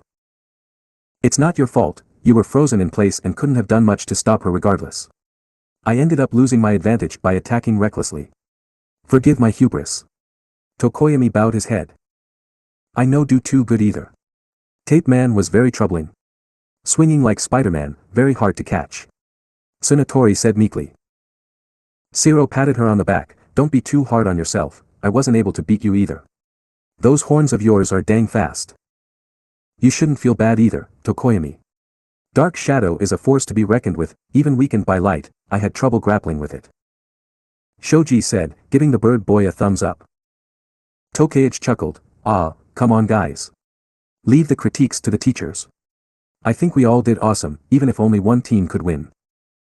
The rest of teams E and F smiled and nodded. They exchanged handshakes and back slaps as gestures of friendship after a hard-fought battle, then began the walk back to the observation room, easily catching up with Shoto, who was walking lethargically and still glaring at his own left hand. When they arrived at the observation room, they were greeted by the congratulations and commiserations of their classmates and teachers. Shoto didn't pay any attention to the comments made, too busy being angry over his loss of control and composure. Congratulations to Team E on a well-earned victory. And well done too to Team F, who made it an extremely close match, even with the overwhelming disadvantage they faced at the beginning of the match. All Might said cheerfully, "You all did very well. Before I allow my lovely assistant to do her analysis," he winked at Amaterasu, who blushed a bit. "Who can tell me who the MVP of this match was?" Hananuki raised his hand. It was either Todoroki, Tokage, or Fukudashi. Todoroki's overwhelming freezing attack essentially turned the tide completely in his team's favor. Tokage single-handedly won the match for her team with her stealthy capture of Jiro and the hostages. Lastly, Fukudashi is almost entirely responsible for his team being able to keep fighting after Todoroki's attack. Without him, it would have been a crushing defeat rather than a close one. All Might clapped. "Well done, young Hananuki. Some well-reasoned answers. You were correct as well. For his versatility and keeping his team afloat despite the adversity, young Fukudashi is the MVP for this match. Congratulations." Fukudashi's speech bubble was filled by a blushing emoji as his class and teammates applauded and patted him on the back for his achievement. The members of Team E, sans a still silent Shoto, also congratulated him, before turning back and bracing for Amaterasu's criticisms. "Geez, you guys are going to make me feel like the bad guy. Leaving me to do all the criticizing is so unfair." All Might, the young heroine pouted, making All Might wince and quietly apologize. "Come now, it is unpleasant, but criticism is how we get better." All Might continued. "I suppose. Master Onigiri certainly scolded me often enough, and I know for a fact that I've gotten hurt a lot from mistakes I've made in the field. Okay, let's get this over with, starting with Team F," she said, turning to the losing team. "Firstly, your plan was a fairly good one that utilized your individual skills and quirks quite effectively. You responded to the crisis with the ice very well and maintained, pardon the pun, a cool head. However, you did make a few mistakes. Firstly with Jiro, you left her alone to guard the hostages in a position where you would have to cross paths with the enemy in order to reach her. Leaving a single person with limited combat skill, as well as your only source of reconnaissance in an isolated corner with limited protections and all the hostages was reckless and led to your defeat. If you had left a guard with her, you may well have been able to drive off Tokage and win the match, as it was only her capture of Jiro that allowed Team E to win. Secondly, Tokoyami, you made the mistake of leaving the light source Fukudashi made for you too close to your body, preventing Dark Shadow from helping you when you were bound. It was a minor mistake, and one easily made, but it cost you precious time and in a real battle, could cost you your life. Thirdly, you all attacked too recklessly, damaging the building excessively and in some cases, losing advantages by creating more light to weaken Dark Shadow, or losing cover that would be helpful for ranged attacks, she said, keeping a neutral expression. Team F nodded at the critiques. They had realized many of their mistakes already, especially Tokoyami's with the light source and destructive attacks, so they took it fairly well. Jiro was a bit disappointed, seeing as she didn't really get to do anything, but it was only the first class. She shrugged it off and resolved to do better next time. Next, Izumi turned to Team E. Her green eyes briefly met Shoto's dual-colored ones, and the girl held back a wince. She hoped he wouldn't take it what she said too hard, but it did need to be said. Team E, you fought very well too and maintained your leading position despite the fierce resistance you faced. You utilized three-dimensional thinking very well and secured victory before even engaging the enemy. But again, mistakes were made. The first was that your response to Team F's counter-attack was a bit sloppy. Despite essentially conquering the building in the first move and capturing the hostages in the second, your response to a direct attack wasn't up to the standard you'd set for yourself. You allowed the enemy to control the battle too much, even if it didn't ultimately help them. Todoroki, you facilitated the biggest advantage, but you made three crucial mistakes that could have cost you. The boy narrowed his eyes, but the young heroine continued undeterred. The first was the big ice attack at the beginning. Against a normal villain stronghold, an attack like that would be well warranted, but in a hostage situation, it was reckless. Shoto disagreed, it was a calculated risk. I understand that. I heard your explanation to your team and it made sense, but you are forgetting crucial factors. Izumi said firmly, you based your calculations on the fact this was only a simulation with mannequins for hostages, while you were supposed to treat it like a real situation. In reality, you wouldn't necessarily know who the hostages were or what positions they were in. The mannequins were stood, but real hostages might have been sitting or lying down, huddled together or injured. There could have been children and babies, or the elderly. Your ice could have completely frozen and suffocated people in those positions, or killed them via hypothermia. Also, real people would have reacted unpredictably to a sudden wave of ice. They might have panicked or tried to escape, which could have led to injury. Plus, your massive piercing ice wall would have been lethal if it had hit straight on, and did huge damage to the building. That was your second mistake. The third, well, Amaterasu raised her left hand and shook it slightly, making her flint bangle move while a little bit of red inferno ink emerged from her fingertip. Shoto's eyes widened, getting the message loud and clear. His heart hammered in his chest, wondering if the girl was about to reveal the truth to the whole class, but to his relief, she simply said, "You know what that mistake was. It involves a personal matter for you, so I won't discuss it here, but be aware that it will need to be addressed at some point." Shoto nodded stiffly, any argument knocked out of him by the brief scare. That was his business, not anyone else's. A brief look at All Might proved that he knew too, but was content to remain silent. He didn't dare look to see if any of his classmates understood, though he hoped they didn't. Still, you showed incredible power and skill with your ice, so don't feel discouraged. By the time you graduate, you'll be a shoo-in for the top 10. Izumi complimented, trying the carrot and stick approach. Shoto looked at her blankly, but nodded again anyway. All Might grinned and clapped his hands. Well, we've had 3 exciting battles and now it is time to close off our lesson with the 4th and final bout. Students, be prepared. The remaining 10 students looked at each other carefully, sizing each other up once again. This would be the last battle of the exercise, and all were determined to win. Next chapter, the Interclass Combat Trial Part 4. To be released, January 10, 2022. Woo! 100th chapter. To think it's been almost a whole year since I first started posting this story. In that time we've had over 2,000 comments, not including my replies, and 1,000 kudos on AO3, and almost 500 favorites and follows on fanfiction.net. Thank you all so much for reading my story. Here's to another 100. 3 down, 1 to go. This was the longest of the fights so far, though the next one will be much longer. Quite a bit happened in this chapter, but I can definitely say it wasn't the easy victory for Todoroki that he had in canon. His big opening move only really slowed down his opponents and nullified Fukadashi's bombs. However, his brief scare with his fire side will lead into some development for him in the coming chapters. There are 2 things I want to address before the next chapter though, the first being manga Fukadashi. Obviously, I don't speak Japanese, and his quirk is one that relies heavily on onomatopoeia, specifically Japanese ones. Because of this, I use English translations for them even if the translation itself isn't an onomatopoeia. I will also be using onomatopoeia that exist in English, but not Japanese. This is to keep things simple and save me from having a Japanese dictionary open at all times. The second thing I want to mention is Monoma. I'll be frank, he's probably my least favorite 1B character. His personality annoys me, so expect him to take a bit of a bashing at first, before he begins to develop and grow. He will be at his worst in the next chapter, so be warned. Next chapter will have the final battle of the combat trial, and to their surprise, Katsuki and Himiko find themselves on opposite sides. Who will win? Will Katsuki be able to restrain himself from killing Monoma? Has Hitoshi had enough coffee to deal with all this? The answer to all 3 will be revealed next time. Thank you all once again, and I look forward to reading your thoughts on this chapter and the ones to come. Saturday, April 8, 2282. Training Ground Beta, Udata High School. The final 10 students of the combined 1A and 1B class watched one another cautiously as All Might and Amaterasu made a show of grabbing the boxes with the name slips and shaking them vigorously.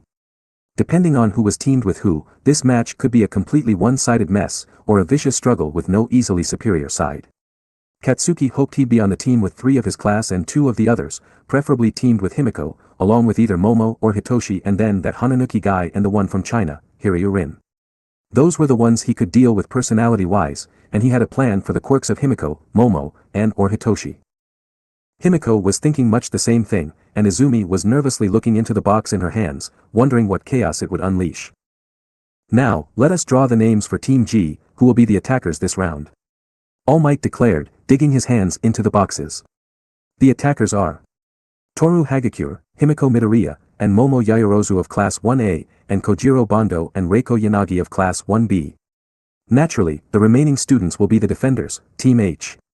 They are Katsuki Bakugu and Hitoshi Shinso of Class 1A, and Mito Monoma, Hiryu, and Juzo Hananuki of Class 1B, the number 1 hero declared. The air in the observation room grew tense as Katsuki and Monoma turned to glare at one another, both being stuck working with someone they really didn't like. Katsuki had gotten most of the team he wanted, only to have Himiko, arguably the most important piece in any plan he'd come up with, swapped out for the smug blonde shit that thought he could look down on him. It made his blood boil, but he had no choice but to deal with it. He wanted to win, and he'd use whatever he had to do that. Himiko was happier with her team. Between her, Toru, and Momo, they had the potential for the ultimate stealth-based team, which admittedly wouldn't have worked with Kaken. Unfortunately, Himiko could see Kaken was angry, and that was not a good sign for anyone going up against him. This would be a very rough match. Most of the other students didn't seem to mind who they were teamed with and quickly grouped together. All Might and Amaterasu briefly eyed Katsuki and Monoma, wondering if a fight was about to break out, but seeing as they were being quiet and not looking at one another for now, they decided to move on with the match. Well, with this being the final match, you guys know the drill. Head to your assigned building. Remember to use your planning time before the match wisely. Amaterasu instructed, handing them the blueprint and location for the building they'd be fighting in. Both teams nodded and went on their way, Team G acting fairly normally while Team H were obviously very tense. When they left the observation room, most of the remaining students sighed with relief. Geez, I thought Bakugo and Monoma were about to start brawling there and then. Sato sighed. What happened between those two anyway? Have they met before? Shiro asked, having been preparing for his own match during their confrontation. Ijiro gave the former teams E and F a quick rundown on what had happened while they were out for their match. Both teams winced, excluding Shoto, who was off by himself again, the 1A students knowing Bakugo had a temper and the 1B students knowing Monoma had a big rivalry with anyone from 1A. That team was a powder keg just waiting to blow. So, who do you think will win this match?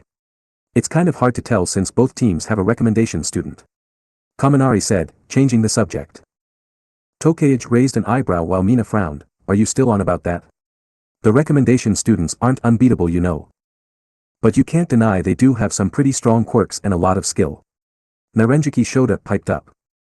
And the last team to have 2 recommendation students did end up winning their match, with those students being the clear standouts for their team.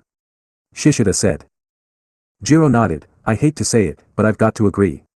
Momo was the top student in our class's quirk assessment. She even beat Amaterasu to first place. If Hananuki is anywhere near her level of skill, then this battle will be really hard to predict. Ochako puffed out her cheeks, strongly disagreeing, I don't think that's right. We should look at their teammates too. Himiko and Katsuki are both super strong, they took out 0-pointers during the incident at the entrance exam. Tenya nodded, that's correct. We cannot make a proper prediction if we don't discuss the other members of the teams. What are the abilities of the 1B students?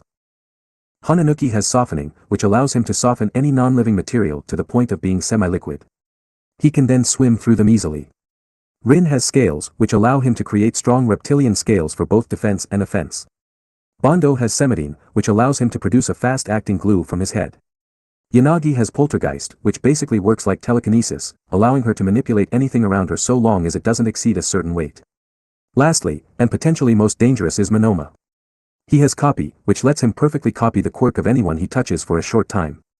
He can even use it to copy more than one quirk at a time. Shiozaki explained. Class 1A reacted fairly normally up until that last one. Hearing about copy made many of them pale slightly, with a few looking subtly at Amaterasu, reminded of her quirk transfer ability. Ochako and Tenya exchanged a look too, but didn't seem too concerned. Monoma's quirk is kind of like Himiko's. Ochako said. The 1B students looked shocked, are you saying Midoriya has the same quirk? Suburaba exclaimed. Not exactly. Himiko's quirk is called transform, and allows her to physically shape-shift into any person whose blood she has consumed. However, during the 0-pointer incident, she apparently went through a quirk evolution due to the stress and danger, which allows her to now use the quirks of whoever she has transformed into. Tenya explained. Now the 1B students looked mildly concerned. That's kind of a rough requirement. Does that mean she'll be aiming to make her opponents bleed? Komori asked, suddenly remembering the blades on the blonde girl's costume. Don't worry, Himiko won't be reckless with those weapons. Amaterasu chimed in, turning back to the students, the tontos are real, but aren't meant for blood extraction. The kunai in her costume are well-disguised hypodermic needles for blood extraction. If you ever fight her, you won't have to worry about being too badly hurt, she's very skilled with her weapons. That reassurance seemed to relax the students, so the young heroine turned back to the monitors while the students continued. After Tenya gave a quick run down of the other 1A students' quirks, the combined class began trying to figure out who would win. They seem really evenly matched. Team G has a girl that can potentially use any quirk with her transform, one that can hide herself completely, one that can potentially create any object, one that can control things remotely, and lastly a guy that can create practically endless glue for traps, which makes them the ultimate stealth and trapper team, while Team H has a dude that can use any quirk on the battlefield with just a touch, one that can create a strong defense for himself, two guys that can bust through just about any defense by explosions or softening, and then topped off with a guy that can brainwash people with just a word. They sound damn near unstoppable. Yosetsu Owaze said. They're very strong teams, but don't you think they sound a bit backward? Suyu commented, Team G sounds like it would be better for defense while Team H would be better for attack, but their roles in this match are the opposite. Toguro began to grin widely, two strong teams going at it. Heh, this'll be a fun battle to watch.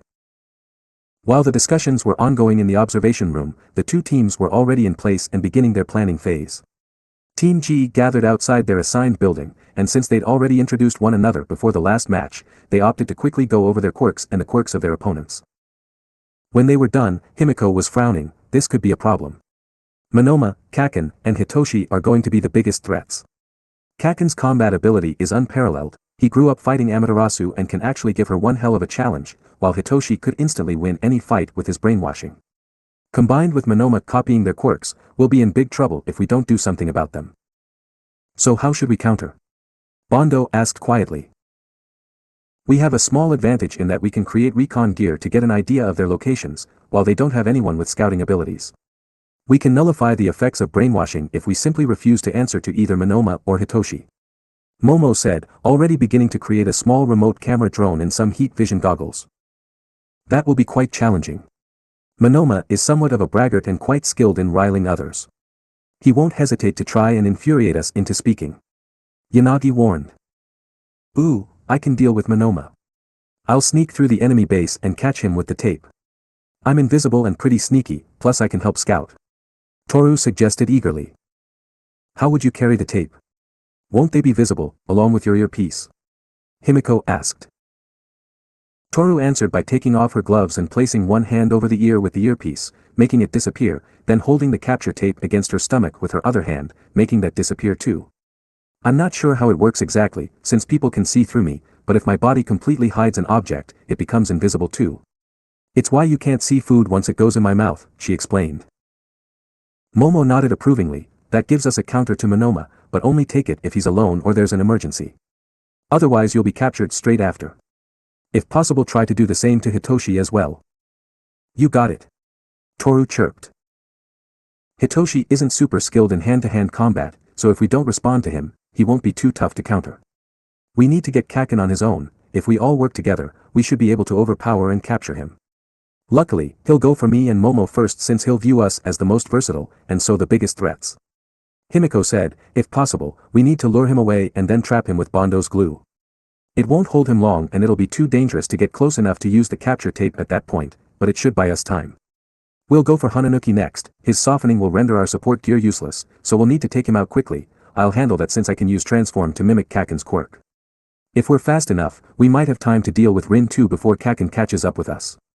Thankfully, he's a lone wolf type, so he'll rush us right at the beginning.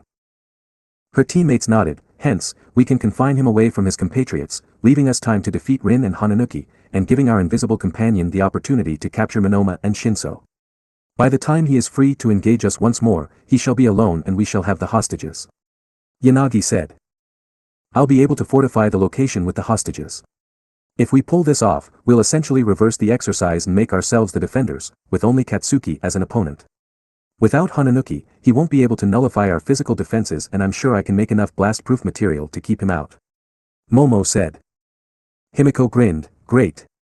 Now, this is gonna sound creepy, but can I drink some of your blood? Out of everyone involved in this exercise, I only have Kaken's. If I drink your blood too, I'll be able to use your quirks a bit, though Momo's would be useless to me. Huh? How come? Toru asked. I don't have the necessary knowledge to use it. I don't know the chemical structure of pretty much anything other than water, so it would be a waste. Himiko explained. The others accepted that explanation and offered their arms, with some reluctance from Bondo, so Himiko could take some blood. Himiko carefully revealed the needles in her kunai and took some blood, a mouthful from each of them, including Momo, despite her inability to use creation properly. That was enough to give Himiko about an hour as each one of them. A quick swab and a band-aid later, and Team G was fully prepared for the fight to come.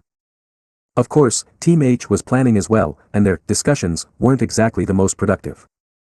Hitoshi had been able to barely keep Katsuki and Monoma from snapping at each other long enough for them to share the knowledge of their quirks and those of their opponents, but short of brainwashing them both, nothing was going to get them to calm down completely. You want to rush directly at them like an idiot?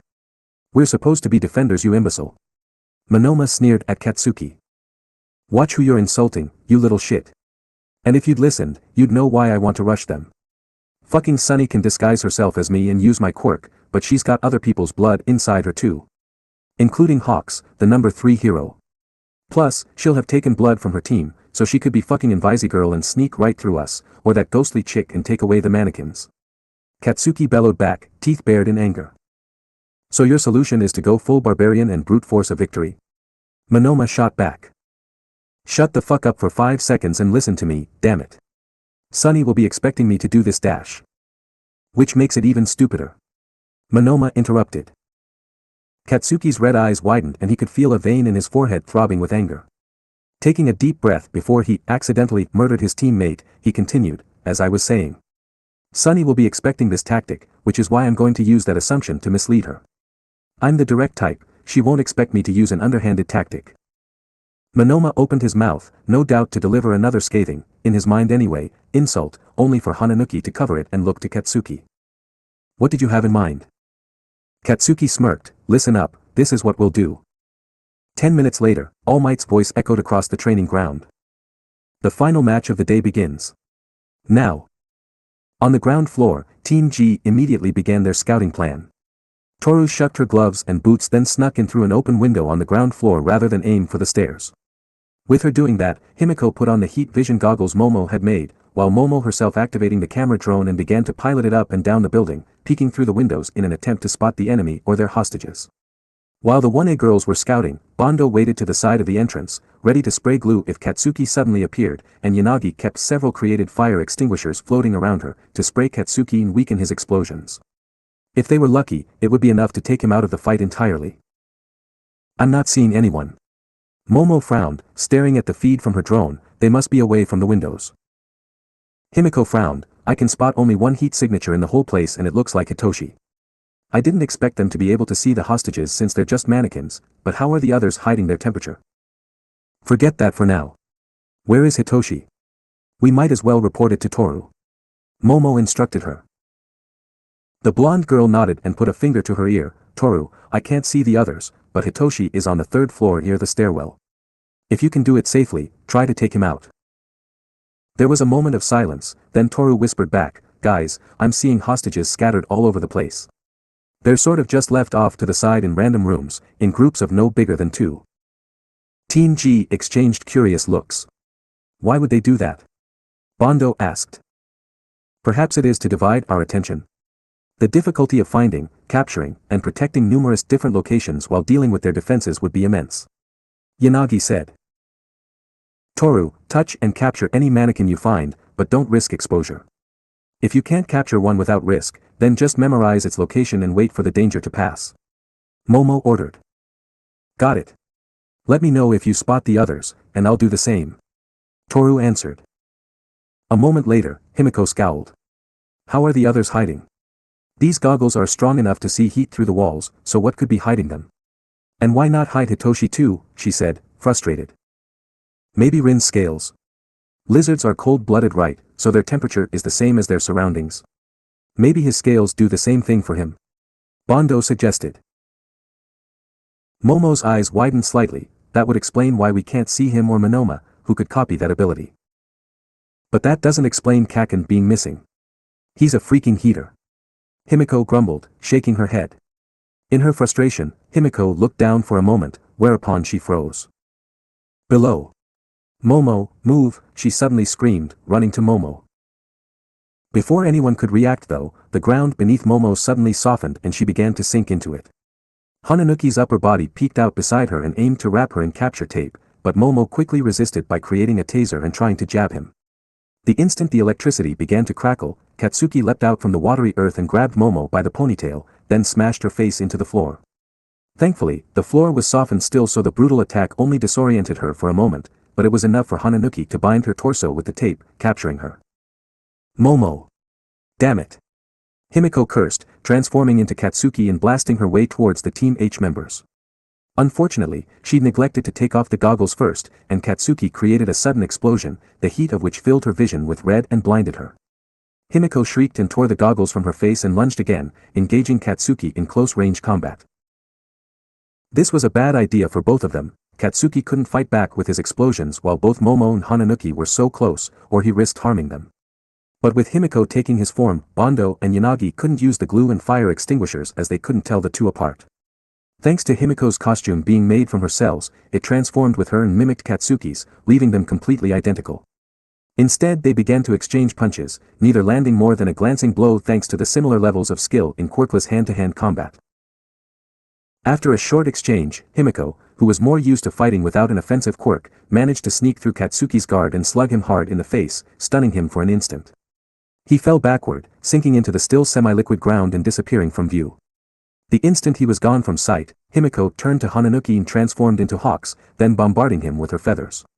They counted as living matter, so Hananuki couldn't soften them and was quickly pinned in midair by the floating projectiles. Completely unable to move or escape, Himiko delivered a chop to the top of his head in order to disorient him, then wrapped him in capture tape while he was stunned, otherwise he'd have softened the tape to sludge before she could finish. The entire exchange with Hananuki lasted only 3 seconds, time which Katsuki used to recover and quickly alter his plan. Upon emerging from the ground and seeing Hananuki captured, the explosive boy cursed and launched an explosion at the discarded heat vision goggles and the controller for Momo's drone. Good luck tracking us without those. Sorry skull face, got a blast.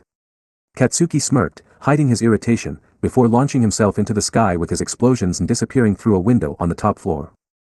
Shit! Himiko cursed. She tried to use Hawk's quirk to send feathers after him, but they burned up in the boy's explosions. She wasn't good enough with it to outspeed him or use the feathers for spying either. In one move, both teams had lost a comrade, but Team G had also lost their recon gear, leaving Toru as their only source of scouting. I'm sorry everyone.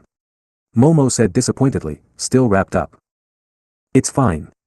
Himiko sighed, pulling her out of the ground so that Hananuki could cancel his softening safely. Kaken played me like a fool. He knew I'd be expecting him to charge in alone, since his pride would demand it. He did exactly that, but in a sneaky fashion, using Hananuki to swim under the ground. If only I'd looked down sooner, we could have been prepared, she scolded herself. Well, there is no use falling to despair in this instance. Both our teams have lost a member, and with Toru scouting, we at least possess a minor advantage in information. Let us press on. Yanagi said, her monotone gaining a very slight edge of comfort. Himiko took a deep breath and nodded. We need to go on the offensive. I'll take point and you two follow behind me, ready to catch Kaken if he attacks again. Keep your eyes and ears open, he isn't very stealthy on his own, so we should have some warning before he attacks. Bondo and Yanagi nodded, and after making sure that Momo and Hananuki were comfortable, they headed into the building, listening to Toru's whispered directions via their earpieces. The invisible girl had been carefully touching any mannequin she found in an isolated corner, capturing them right under the noses of Team H. Back on the top floor, the largest group of mannequins, 5 in total, were being guarded by Hitoshi, Monoma, and Rin, the latter two currently being covered in scales. Katsuki entered the room and gave a quick hand signal they'd agreed on to prove it was him and not a disguised Himiko. You lost Hananuki. Monoma scowled. Yeah, but I got Ponytail. Without her, they can't make new equipment. Eyebags, you were right about the heat vision thing too. I took out the goggles, so they can't track us that way. Katsuki said, nodding to Hitoshi. That's half their strongest members down, but what about Himiko? Can't she mimic Momo's quirk? Hitoshi asked. Katsuki shook his head, nah, I know how her powers work. Transform only gives her the physical requirements, not the mental ones. Sunny won't be able to use creation. Now that they can't see us coming, we just have to hammer them with hit and run tactics until they go down. Scaly, you and the copycat stay here and guard these dolls. Eyebags and I will do the fighting. Rin nodded, but Monoma sneered, and let 1A take all the glory for our win. Not a chance, he spat, before suddenly touching Katsuki's bare shoulder and copying his quirk. Without waiting for Katsuki's reaction, the smug blonde ran out of the room, eager to use his copied power to take down the enemy and get some glory for his class. Fucking dash. That rat bastard. Eyebags, we're going. Sorry Scaly, but you're guarding this place alone. Katsuki yelled, running out after Monoma. Hitoshi sighed and shot an apologetic look to Rin, but the Chinese boy just nodded in understanding and waved him off. Team H's plan had been going well so far, and they had even spread the mannequins around to make it nearly impossible for one team to know who was controlling the most, as well as protect them all. Both Katsuki and Monoma wanted a decisive victory over their opponents, and didn't want the fight ending based on the hostage numbers, and against their strong personalities, the more passive, or passive-aggressive in Hitoshi's case, members of the team had no choice but to go along with it. Back with Team G's main group, they were making steady progress through the building and had made it to the third floor, when Toru suddenly warned them. Hitoshi and that blonde guy, Monoma, are running towards you guys from the stairs. I also saw Katsuki hovering outside, so he's probably going to take you from behind. Crap. Bondo, can you cover us? Himiko asked quickly, hearing Monoma and Hitoshi's footsteps from the stairs ahead of them. Bondo nodded and turned around, spewing massive amounts of glue from his eye holes. It clung tightly to the walls, floor, and ceiling, quickly forming an almost impassable hallway of glue. He then applied even more to specific sections of the ceiling, slowly creating a wall. Yanagi then sprayed the glue wall with the fire extinguishers to cool it and help it harden faster, as well as offer some minor protection from Katsuki's explosions. They had just finished when Monoma blasted his way down the stairs, aiming right for Himiko. Time to show you what someone with real skill can do with this quirk. Monoma yelled, grinning widely as he threw his hand forward. Himiko easily sidestepped the explosion and rapidly transformed into Katsuki, whose body was resistant to the explosions of his quirk. Himiko hoped that translated to explosions of others with the same quirk.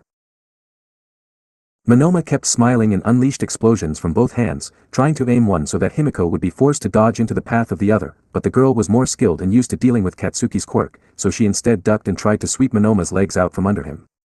The boy jumped just in time, but the sweep was a feint and Himiko transitioned into a spinning move that allowed her to bring her hands up to blast Monoma while he was leaping. The boy's eyes widened in fear for a single instant, before his exposed skin was suddenly covered in light green scales. Himiko's explosion sent loose scales everywhere like shrapnel, but Monoma was protected well enough and only suffered some costume damage and a slightly rough landing. Ugh, I guess one does have some talent. Monoma grumbled as he got to his feet. His winded expression returned to its usual smugness. Then again, even a brainless monkey could predict moves copied from that exploding Neanderthal. Himiko pursed her lips, a very odd expression on Katsuki's face, and charged at Monoma. The boy raised his scaled arms to defend himself, but Himiko suddenly changed transformations, going straight from Katsuki's form to Tenji Ida's, making Tenya gasp in the observation room. The sudden change in form made Monoma lower his guard, which allowed Himiko to activate Tenji's engine quirk and rocket forward, landing a devastating knee strike to Monoma's gut before he could react. Oh ouch. Is brute force all you want louts know? Monoma grumbled. Himiko rolled her eyes and ignored him, switching back to Katsuki and preparing an explosion. Unfortunately, she was distracted by another explosion behind her. The real Katsuki had made it to the glue wall and was blasting it, making it bend like rubber but otherwise hold firm. Himiko's moment of distraction gave Monoma the chance to blast her in the back though, making her cry out as she hit the wall beside her, thankfully not the glue one. She turned to glare at Monoma. What's with that look? Mad that my classmates aren't helping you? Why would anyone from 1B help you, same team or not? Monoma taunted. Himiko remained silent. She knew Bondo and Yanagi were busy reinforcing the glue wall and watching for Katsuki. They trusted her to handle Monoma. She flipped to her feet and blasted herself towards Monoma. She aimed an explosion at his face, but he quickly covered it in Rin's scale quirk to protect him. This included his eyelids however, leaving him blind to the heavy kick to his side that swiftly followed, smacking him into the wall that he'd just blown Himiko into. Gur, why the silent treatment, Carmilla? That got your tongue? Monoma said. Himiko ignored him and attacked again, this time aiming to grab him and toss him into the glue wall. Monoma ducked and just barely rolled out of the way in time with the help of an explosion. His 5 minutes on his copied quirks were quickly reaching their end, so Monoma had to act fast. She's not going to fall for your taunts. Hitoshi said via the comms. He was hiding just around the bend of the staircase, watching the fight on the landing below. She knows our quirks. They won't be dumb enough to speak if they think you've copied it. Do you have a suggestion then, 1A? Monoma whispered angrily. For Himiko, no. But I can trap the other two. Wait for my signal, then aim a big blast at Bando and Yanagi. I'll take them out after. Hitoshi instructed. This better work. Monoma growled quietly as he dodged under a knee aimed at his head. Himiko may not have been falling for his taunts enough to speak to him, but she was still mad enough to attack him much more forcefully than before. Himiko switched from Katsuki to Tenji again in an attempt to catch Monoma off guard, but he wasn't about to fall for that again, and the instant he saw the engines rev, he blasted himself upward and used scaled fingers to cling to the walls, leaving little finger holes all over the place. Himiko then switched to hawks and launched feathers at Monoma, but the boy simply grinned and unleashed another explosion to burn them away. It was the main advantage Monoma had over Himiko. He could use all his copied quirks at the same time, while Himiko had to change forms. This also meant there was no way of tricking Monoma by making him unsure what power was coming, as the instant she used a form's quirk, he'd know what to expect in that form.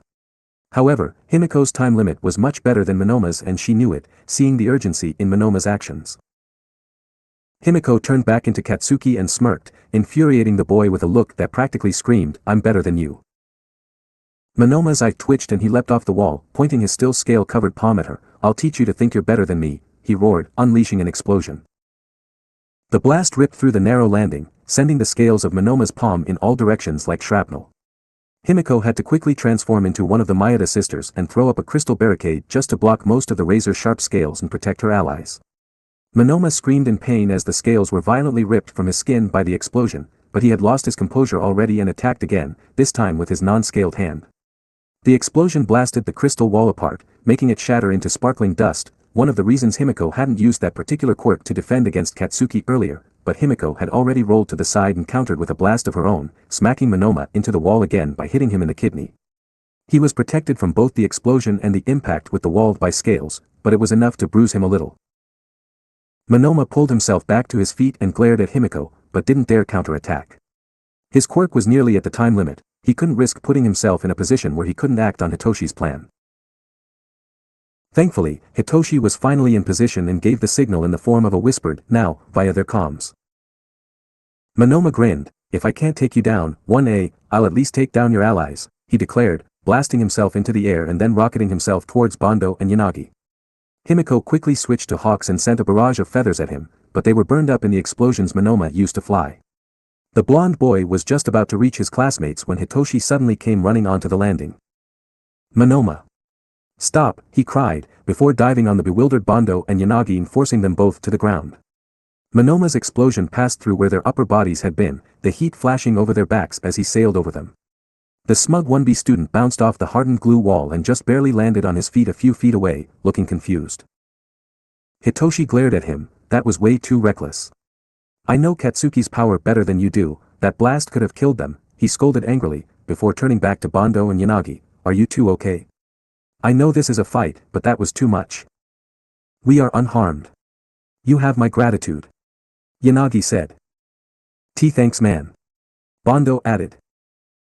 Suddenly, both 1B students' eyes glazed over and Hitoshi grinned. "No problem, but could you take a nap for a little bit?" he said. Bando and Yanagi immediately slumped over asleep, allowing Hitoshi to quickly wrap them in capture tape, taking them out of the fight. Monoma gaped at him. "That was your plan. It worked, right?" They'd never have responded to taunts after Himiko warned them about my quirk, but they'd definitely answer to a concerned "Are you alright?" from someone who just saved them. Hitoshi smirked. Monoma's mouth opened wider, then he shook off his surprise and grinned. "You're terrifying, 1A. Hitoshi shrugged and looked around. "Where'd Himiko go?" he asked, looking around and not spotting the blood-craving girl. Monoma scowled. "The moment she saw you brainwash those two, she ran with her tail between her legs." "Damn, we need to get Katsuki and go after her. She and Toru are the last members of Team G, capture them and we win," Hitoshi said. "And they're both 1A students too, so I'll have no problem taking them down. But first, I need to refresh my quirk. Do you mind?" Monoma asked, holding his hand out to Hitoshi. The purple-haired boy sighed and removed one of his gloves to touch Monoma's offered hand. Monoma grinned as he felt the copied quirk settle into him. "Thanks Shinso, you're not so bad for a 1A student." Yeah, let's just dash," Hitoshi began, only for his eyes to suddenly go blank. Monoma chuckled and wrapped him in capture tape, before releasing the brainwashing. Hitoshi stared, wide-eyed, as Monoma then began to melt away to reveal a grinning Himiko. How? Hitoshi exclaimed. I used your plan as a distraction. Himiko answered. With Hitoshi captured, he couldn't use his quirk and so it was safe to talk to him. I didn't realize what you were planning, but it kept Monoma distracted and all eyes away from me. In the instant Hitoshi had drawn the attention of Monoma, Bondo, and Yanagi away from Himiko, the girl had released her transformation and used her stealth technique to erase her presence and make herself unnoticed, supplementing it by turning into the invisible Toru. In that state, it was easy to catch a few drops of blood from Monoma's bleeding hand, left wounded by his blowing the scales off previously, and gain the ability to take Monoma's form. Then while Hitoshi was distracted tying Himiko's teammates up, Himiko had been able to swiftly capture Monoma with his own tape and toss him through the nearby doorway and out of view with an order to be silent. Since talking would have meant Monoma was interfering with the match after being captured, he'd been forced to remain silent as Himiko swapped from Toru to himself and mimicked him to lure Hitoshi into her trap. Hitoshi sat there, dumbfounded while Himiko woke Bondo and Yanagi, then carried them to a side room away from the stairs and mannequins. Monoma had a very sour expression when he was dumped in there too. You knew you couldn't save Bondo and Yanagi once I'd brainwashed them, not without hurting them or being countered by Monoma, so you instead used our own plan to take us out too. You're crazy. Hitoshi said, both impressed and annoyed. I've spent the last several years training with Amaterasu. I got pretty good at plans. And now both teams are down to 2 members. Well, I've got to go and figure out how to deal with Kaken, have fun together. Himiko grinned impishly, before leaving the 4 captured students together. The sounds of explosions from behind the glue wall had stopped by that point, and since the wall was still in place, Himiko suspected that Katsuki had decided to stop wasting his energy and just go around. That meant he'd be even angrier, his pride would have been hurt by them putting up a defense he couldn't just blow through. That anger would make him even more dangerous and determined to win, so Himiko had to be careful. Making sure she was away from any windows, Himiko changed back into Monoma's form and tested his quirk, frowning as she discovered that even though the time limit hadn't expired, deactivating the Monoma transformation would remove the copies of other quirks he had made. I should go back and get a copy of Hitoshi's quirk. I can't take his blood now that he's captured, but I can touch him at least. If I catch Kaken unawares, I'll win the fight instantly, she thought with a grin. She was just about to turn back to where she'd hidden the captured students, when the wall behind her suddenly exploded. She scrambled back with a yelp, barely avoiding the worst of the rubble as Kaken flew in through the hole he'd just made. Himiko frowned and was about to raise her fists, when she remembered she was still transformed as Monoma. Hey! You Neanderthal! Himiko spat, trying to keep her disguise up, you almost hit me there. Katsuki scowled at her, then raised his hand and made a hand sign that Himiko had seen Isumi use before. It was a hero hand signal, specifically the one for ally. Team H must be using them to determine if someone was really a comrade or actually her in disguise. It made sense, as Himiko hadn't actually been with her siblings when Izumi taught Katsuki that sign, she'd looked it up herself after the fact. But Katsuki didn't know that. The book had said that heroes were supposed to reply to the ally signal with the hero signal, so gulping nervously, Himiko raised her own hand to make the appropriate signal, hoping that her hunch was correct. Katsuki's eyes narrowed slightly, making her extremely nervous, but then he huffed and crossed his arms, or at least tried to, with his bulky gauntlets, leaning against the edge of the hole he'd blown in the wall. The fuck happened, extra, he demanded. Himiko made a show of bristling, silence, 1A dog. If you must know, your classmate used a cheap trick to capture Bondo and Yanagi, then got himself caught by the vamp chick. Katsuki growled, yeah, then where are they? The fuck happened to Himiko? Where the fuck were you? I don't know. The bloodsucker dragged them off somewhere, probably to get blood from them so she can use their quirks. She transformed into hawks and took them away with those feathers. I tried to stop her, but my foot got caught in that, the disguised Himiko pointed to the glue wall. The real Monoma had left a footprint on it when he bounced off it during Hitoshi's plan, which helped sell the deception. She didn't take you out immediately? Katsuki said, looking at her with disbelief. I don't think she had any capture tape left. I used that quirk of yours to blast a couple of rolls of the stuff. She didn't have the guts to knock me out, so she just left me and ran. Himiko said, inwardly begging for Katsuki to believe her. The boy glared for a few seconds, then sighed and straightened up. We're going back to Scaly, on the 4th floor's far side. Get going, I'll cover your back. Himiko almost grinned with relief, but instead scowled and said, don't order me around, before angrily stomping away, elated that Katsuki had fallen for her ruse. He'd even been nice enough to tell her where to go. If he'd simply told her to return to Rin without saying where, she'd have given herself away when she had no clue where to go. Still, it was a bit unnerving to have him walking behind her. They marched up the stairs and onto the 4th floor landing, before heading down the corridor to the room at the end. Feeling confident, Himiko walked with Monoma's cocky swagger, going straight into the room she'd been directed to. It was empty. There was a soft click behind her and Himiko quickly turned on her heel to find Katsuki's palm pointed at her, already glowing with the heat of the coming explosion. End of the line. Katsuki smirked. Kaboom. The building shook, and up on the top floor, Rin shuddered as he felt a wave of pity for whichever opponent had ended up on the other end of Bakugo's attack. He really hoped it wasn't Monoma, he was too mouthy for his own good.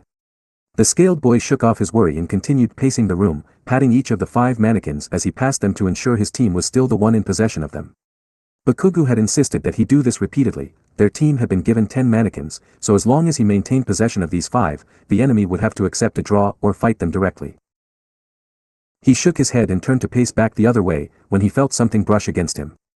Instantly, he was on guard and acted as if he hadn't felt anything, instead continuing his pacing. He walked to one side of the room as naturally as he could, then in a single rapid movement, covered his arm in scales and swung it out, pirouetting as he did so and easily crossing the small room. Rin blinked in surprise, as he hadn't felt himself hit anything. He was sure his movement had been too fast and sudden for Hagakure or a disguised Himiko to dodge. Was it my imagination? He muttered to himself. Still a little on edge, he turned to continue his pacing, when a girlish voice suddenly shrieked, "Oh!" in his ear. He cried out in shock and tried to attack the source of the sound, but he stumbled in surprise and the invisible Toru easily slipped under his attack, just as she had done with his other sudden move. She had ducked out of the room the instant she felt herself accidentally brush against him. Before Rin could recover from his stumble, Toru whipped out her capture tape and wrapped it around his waist, then leapt to his side to bind his left arm and leg too. That was enough to make the still unstable Rin tumble to the ground, where Hagakure could catch his other limbs too. A moment later, and she had effectively hog-tied the Chinese boy. Damn it! Rin cursed, who's there? Hagakure or Midoriya? Hagakure. Toru answered with a giggle, sorry about this, but I want to win, she said, tapping the 5 mannequins to claim them for her team. She had already captured the other 5 scattered through the lower floors, so now all her team had to do was survive until the end and they'd win. Even if the other members of Team H recaptured all the others, so long as Toru held these 5, she'd at least ensure they tied. Curses. I underestimated your stealth, Hagakure. But you haven't won yet. Bakugo is rampaging just below us. Once he's done with your teammates, he'll come up here too. I'd recommend hiding. Rin warned. Toru shuddered, yeah, I heard that last big blast. But my friends won't go down that easily, she said, forcing her voice to sound chipper. Please don't go down that easily, she inwardly begged, praying she wouldn't be faced with the explosive Katsuki. Meanwhile, on the floor below. Katsuki scowled at the injured girl before him, trying not to feel guilty at the sight of her, admittedly mild, burns. The instant he'd raised his hand to blast Himiko in the back and hopefully take her down, Himiko had heard the click of his gauntlet finally being filled and spun around just in time to be prepared. Monoma's face had melted away to be replaced by his own, and Himiko just barely managed to fire off an explosion of her own mere milliseconds after his. His stronger blast was able to power through the weaker one, but the quick thinking had saved Himiko from a much more damaging blow, launching her backward with mild burns and some cosmetic damage. That left her panting on the ground, her Katsuki transformation slopping off like wet tissue paper. See crap. Himiko whimpered, her wound stinging. When did you realize it was me? She asked, shakily getting to her feet. Katsuki charged at her. He wouldn't attack his friend while she was on the ground, but now that she was standing, she was fair game. He threw his right hand forward and released an explosion, but Himiko dodged, rolled to the left and tried to get out of his sight, only for him to keep his eyes firmly latched onto her. You messed up the hand signals. Katsuki answered, even as he aimed a kick at her thigh. You answered it the way that book of Azuken said. I spotted you reading it once. Our team decided on a different signal, not that I'll spill what it is. Himiko cursed and jumped over the kick with one leg, then used the other to kick off the wall and try to land a flying knee on Katsuki, transforming back into him in midair. Katsuki guarded with his heavy gauntlets, and the instant Himiko landed, he succeeded in sweeping her off her feet with a quick low kick. The girl flopped to the floor with a surprising amount of grace, and rolled out of the way of Katsuki's grab, getting to her feet again with a flip. Why did you speak to me if you knew from the beginning? I could have been copying Hitoshi's quirk. Himiko pointed out. Katsuki smirked and leapt at her, using explosions from one hand to speed him up and an explosion from the other to attack. Desperate to get past him and out of the small room, Himiko took the explosion, using Katsuki's form to resist some of the damage, then responded with one of her own, trying to kick up as much smoke as she could to get out of Katsuki's sight. It didn't work, as Katsuki immediately responded with another blast to clear the smoke, focusing on concussive force to prevent his own explosions from making much smoke. He knew that if Himiko got out of his sight, she'd pull her vanishing act and be near impossible to find until she launched her surprise attack. Remember the hole I blew in the wall? The one I leaned against. There was a pointed part on the edge. I leaned on it so it was stabbing me in the spine just enough to sting like a bitch. If you tried to brainwash me, the pain would have snapped me out of it. I figured you'd use brainwashing instantly if you had it, so when you didn't, I decided it was safe. Katsuki answered, partly to distract her as he launched blasts forward and to the left, forcing Himiko into a corner. Damn. So even if I had gotten a chance to copy Hitoshi again, I'd have failed. You pretended to believe my disguise so you could lure me into a trap. Himiko scowled. Yep. Now give up so I can tie you up. I'd rather not hurt you more than I have to. Katsuki said, pointing his hands at him, fully intending to blast her if she refused. It was very odd to fight someone that looked exactly like him, but he wasn't the type to let that get to him. Sighing heavily, Himiko lowered herself to her knees and raised her hands slowly to show her surrender. Katsuki eyed her carefully, but her body language screamed submission and surrender, so he cautiously approached her, kneeling down as he grabbed the capture tape from his belt. For the record, Sonny, if that copycat had actually called you the things you called yourself while disguised as him, I'd have knocked his ass the fuck out, same team or not, he said. Himiko smiled, thank you for caring, Kaken. And I'm sorry. Before Katsuki could react, she released explosions from her raised hands, the palms facing forward. Katsuki tried to stand, but that worked against him as it put his face right into the blast. He cried out in pain as he was blasted back, but his explosive resistance muted the damage. He recovered quickly and looked murderously at Himiko. The blonde girl gulped and quickly jumped into the air, then used explosions to blast herself out the window and into the open air around the building. You sneaky little shit. Friends or not, I'm going to kick your ass. Katsuki bellowed, leaping from the window to chase her into the air. Sorry Kaken, but I really want to win too you know. Himiko shot back, transforming from Katsuki into Hawks so she could take advantage of his superior flight. In the air, Hawks had a clear advantage over Katsuki, who couldn't fly effectively while attacking. Not that this fact would deter the real Katsuki, who pursued her doggedly as they flew around the building. Katsuki pushed his explosions to the point of overstressing his wrists a bit, but he was too angry and determined to let that stop him, and even with Himiko using Hawk's superior speed, he was soon upon her, quickly throwing his arm forward to blast her. The disguised girl shrieked in surprise as she felt Katsuki's explosion lick at her feet as she flew higher, but thankfully he couldn't maintain his speed while using his quirk, as each forward-facing explosion would launch him backward unless cancelled out with a rear-facing explosion, which would instead slow him down drastically. Seeing this as her chance, Himiko began peppering Katsuki with feathers, forcing him to use his explosions to destroy them and widen the gap between them. All she needed was to put enough distance between them, then she could quickly turn a corner to break his line of sight and allow her to disappear. Unfortunately for her, Katsuki knew this was her goal, and instead of continuing a fruitless chase that would only drain his stamina and the timer, he landed on the roof of the building they were supposed to be fighting in. Himiko took this as her chance and began to swoop down for one last feather barrage to distract him, but Katsuki grinned and raised his left gauntlet, the one shaped like a revolving chamber. Try this on for size. Solid slug shot, he cried, pulling the fuse out of one of the cylinders that made up his gauntlet. Himiko directed a cloud of feathers to protect her, expecting them to absorb the explosion, but that wasn't what came. Instead, the cylinder used Katsuki's explosive sweat to fire a small projectile, a beanbag round.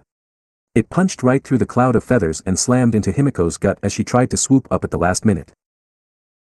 The force of the round smacking into her stomach almost made Himiko vomit as she fell onto the rooftop, her transformation splattering away as she hit the ground, unable to maintain it through the pain in her gut. That's new. Himiko gasped, when did you add THH? Her question turned to a surprised scream as Katsuki used his explosions to launch a flying knee at her. She just barely dodged out of the way, and Katsuki quickly spun to avoid losing line of sight. Himiko made a dash for the stairs into the building, and Katsuki pursued. I asked for it to be added to the design after the zero-pointer battle. Katsuki grinned, like it? Beanbag rounds designed for non-lethal attacks.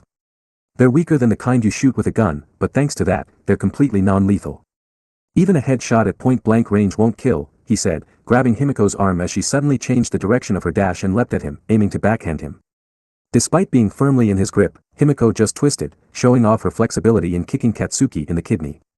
The boy groaned and released her arm, which she immediately used to flip over him and try to choke him out. Go. 2. Sleep, she half growled, half begged as she squeezed his throat with her arm. Katsuki just snarled and threw himself backward, tripping over in the process and sending them both tumbling to the ground. Katsuki landed on top, making Himiko gasp as she hit the hard concrete, then used an explosion from one hand to blast them into the air, then another from the other hand to blast them back down, slamming Himiko into the roof again. This time it was hard enough to make her release him. Katsuki rolled off her and got to his feet. He looked at his friend's bruised body and felt a flicker of guilt as he reached for the capture tape. But Himiko wasn't done yet. Faster than Katsuki thought was possible, Himiko's body was covered in her transformation slime and changed into that of Jin Babaigawara. Katsuki prepared to blast her, but she immediately used Jin's quirk to make 2 clones, which each made another 2 clones which made clones of their own, until the rooftop was full of a growing mountain of Jin clones. The explosive blonde backed off and cursed. With all the clones, he had lost sight of the real Himiko. He needed to finish them all before she had a chance to get away. Sonny, you better be somewhere towards the back, or this will really hurt. Katsuki roared, pointing his right, cannon-shaped gauntlet at the growing horde of clones. He twisted the hidden mechanism at the back to reduce the amount of his sweat that would be fed into the blast, then pulled the fuse. A monstrously huge explosion erupted from the maw of the dragon carving above Katsuki's fist, and raged forward to consume the mass of clones. They shrieked and screamed as the heat melted them into sludge and the concussive force blasted that sludge away. It consumed the horde in an instant and the screams of the clones gave way to only the screams of Himiko, who was knocked all the way to the edge of the rooftop by the blast. She had been at the very back of the crowd, preparing to change back into hawks when the explosion reached her. She had been protected for the most part, suffering very minor damage, but after using her quirk so much and being smacked around, her body just felt too heavy to move anymore. Before Himiko could muster the strength to continue her escape attempt, Katsuki was upon her, wrapping her up in capture tape with a surprising degree of gentleness. Heh, guess I lost. I'll get you next time. Himiko smiled, not letting her exhaustion show in her smile. Katsuki sighed heavily as he looked down at Himiko's exhausted form. She was panting heavily and covered in minor burns, bruises, and little cuts, and her costume was more than a little singed. However, despite clearly being the more heavily injured of the two, as well as being wrapped up in capture tape, Himiko was smiling brilliantly. She looked like she'd had a blast, no pun intended, even if she'd lost. Chuckling to himself, Katsuki couldn't deny having fun himself, she'd put up one hell of a fight for someone using other people's quirks and trickery. Still, he'd won in the end. Now I've just got to meet up with Scaly and see if I can take down the invisible girl before the match ends, he muttered to himself. He took a single step forward, when All Might's voice cut echoed across the training ground. Time's up. Katsuki frowned, so they wouldn't be claiming a victory by defeating all 5 of their opponents. That was a little annoying, but it didn't matter. Scaly was guarding half the mannequins, and while Katsuki was working his way around after getting caught behind the glue wall, he had checked in on and recaptured the few isolated mannequins he'd found. Well, except one that he'd forgotten on the 4th floor while fighting Himiko, but that didn't really matter, right? The 4th and final match is over. The victor is Team G, with the successful capture of 60% of the civilians. Katsuki's jaw hung open in shock. How was this possible? He'd captured all but one of them. They should have won. Sorry everyone. Rin said over the comms, I messed up. Hagakure caught me by surprise. Monoma, Hananuki, and Hitoshi all groaned in disappointment while Katsuki spun on his heel to look at Himiko, who was grinning at him. Hehe, guess I beat you after all, sort of, she said cheekily. Katsuki's face went red, and both Himiko and those watching in the observation room braced for the volcanic eruption of rage that was about to shake the training ground. But just as his rage was reaching its peak, the boy looked down at Himiko and saw the fear in her eyes. Taking a very deep breath, Katsuki exhaled slowly and calmed down. You sneaky little shits. I won every fight, but still lost the match. Fuck, he scowled, shooting Himiko a very unamused look. It was a good match though, right? Himiko asked hopefully. Yeah, but that means I'm the only one out of me, Shark Tooth, and Mantis that lost his match. Someone's gotta pay for that. He said, smiling sinisterly as he approached Himiko. She squeaked in fear as he grabbed her and tossed her over his shoulder. The girl wriggled and protested the embarrassing position, but Katsuki ignored her and headed back to the observation room, leaving his honorary sister tied up on his shoulder. He'd let Hagakure free everyone else, her prize for victory. Katsuki could be a bit of a sore loser sometimes. Now all that was left was for them to go and face the judgment of their teachers. Next chapter, the interclass bonding trial. To be released, January 14, 2022. And that wraps up the final battle of this arc. It was a long one, with a lot of action. Himiko and Katsuki both got to show off their combat prowess and planning skills, and Toru even managed to make up for her failure in the quirk assessment by earning the victory for her team. Monoma was also at his max bastard glory in this chapter, though this is likely going to be the worst he ever gets. Also, most of his worst behavior was meant to make people speak to him so he could use Hitoshi's quirk, so he wasn't quite as bad as he seemed. Next chapter will finish up this trial with the final critiques and Monoma getting a rude awakening. Then 1B gets to meet Eri, and Isumi and Shoto make plans for a private conversation. Thank you all once again, and I look forward to reading your thoughts on this chapter and the ones to come. Saturday, April 8, 2282. Training Ground Beta, Udata High School. The members of teams G and H stood together at the front of their classmates in the observation room, looking up at the grinning All Might as Amaterasu scurried around them, healing their injuries. Well, all but one was stood with the others. Himiko was still over Katsuki's shoulder, even after being healed and untied, and no amount of wiggling or pouting or complaining would make her honorary brother release her. All Might, Amaterasu, and several classmates had asked him, but Katsuki just pretended he had no idea what they were talking about. He looked a little like the cat that caught the canary, and since he wasn't stopping Amaterasu from treating Himiko's injuries, they all decided not to bother questioning him. Once they were all healed up, excluding some of their pride, but even rejuvenation had limits, Amaterasu went to stand with All Might again, and the number one cleared his throat. Ahem, well done to both teams for a valiant effort. And of course, a special congratulations to Team G for their victory. It was a hard-fought battle and very close, but you managed to earn your win. You all managed to play an important role either actively or by facilitating your teammates' strategies. Now I ask your watching classmates, who was the MVP of this final match? All Might said. That's a tricky question. There were a lot of standout moments from several of the fighters. Kendo said, putting a finger to her lips in thought. Well, you can eliminate myself immediately. Momo said sadly, feeling disappointed with her poor showing, all I did was scout a bit and make Yanagi's fire extinguishers. Katsuki and Hananuki took me out like a common street thug. The same could be said of me. I stood and gawked like an idiot while I waited to extract Bakugo, and gave Midoriya the chance to nab me. Hananuki sighed. Himiko looked at them both sadly, then lightly tapped Katsuki's back to make him say something. Grumbling, Katsuki turned to the two recommendation students. Taking you two out early was just proof of how freaking dangerous you are. Katsuki began, quickly amending his language after Izumi glared at him. Ponytail could make counters to almost any problem, and Skullface could soften his way through any defense. If you hadn't been taken out so soon, it would have made the fight much harder for both teams. And those fire extinguishers did help stop me from getting past the sticky dude's glue wall, and I wouldn't have had such an easy time with Ponytail if Skullface hadn't gotten me directly under her. Momo and Hananuki smiled a bit. They weren't totally convinced, but they did feel a little better. If I might be so bold, I do not believe that myself or my comrade Bondo should truly be in consideration for MVP either. We provided shamefully little assistance to our team beyond a single barrier, and we fell for Shinso's ruse, putting Midoriya in a dangerous situation. Yanagi said. Why yeah. I think MVP should be someone else too. Bondo piped up, before his yellow face turned red and he silenced himself again. Me too. I basically just stood in a room playing security guard until Hagakure took me out. Rin said, clearly unhappy. He should have been out in the fight, but he'd been cowed by the strong personalities of Bakugo and Monoma. It's my fault that we lost, even with the advantage in combat strength. Amaterasu shook her head. I'll admit that your abilities were wasted somewhat in your assigned role, but it is not your fault your team lost. There were flaws in everyone's performances that led to Team H's defeat and hindered Team G's victory. Don't shoulder the blame by yourself. The Chinese boy sighed, but nodded in acceptance. Conversation returned to the subject of the MVP and it basically came down to Katsuki, Himiko, Hitoshi, Toru, or Monoma. Feeling guilty towards his 1B classmates, Kurwaro nonetheless spoke up. If MVP is the one that achieved the most, then it has to be one of the 1A guys.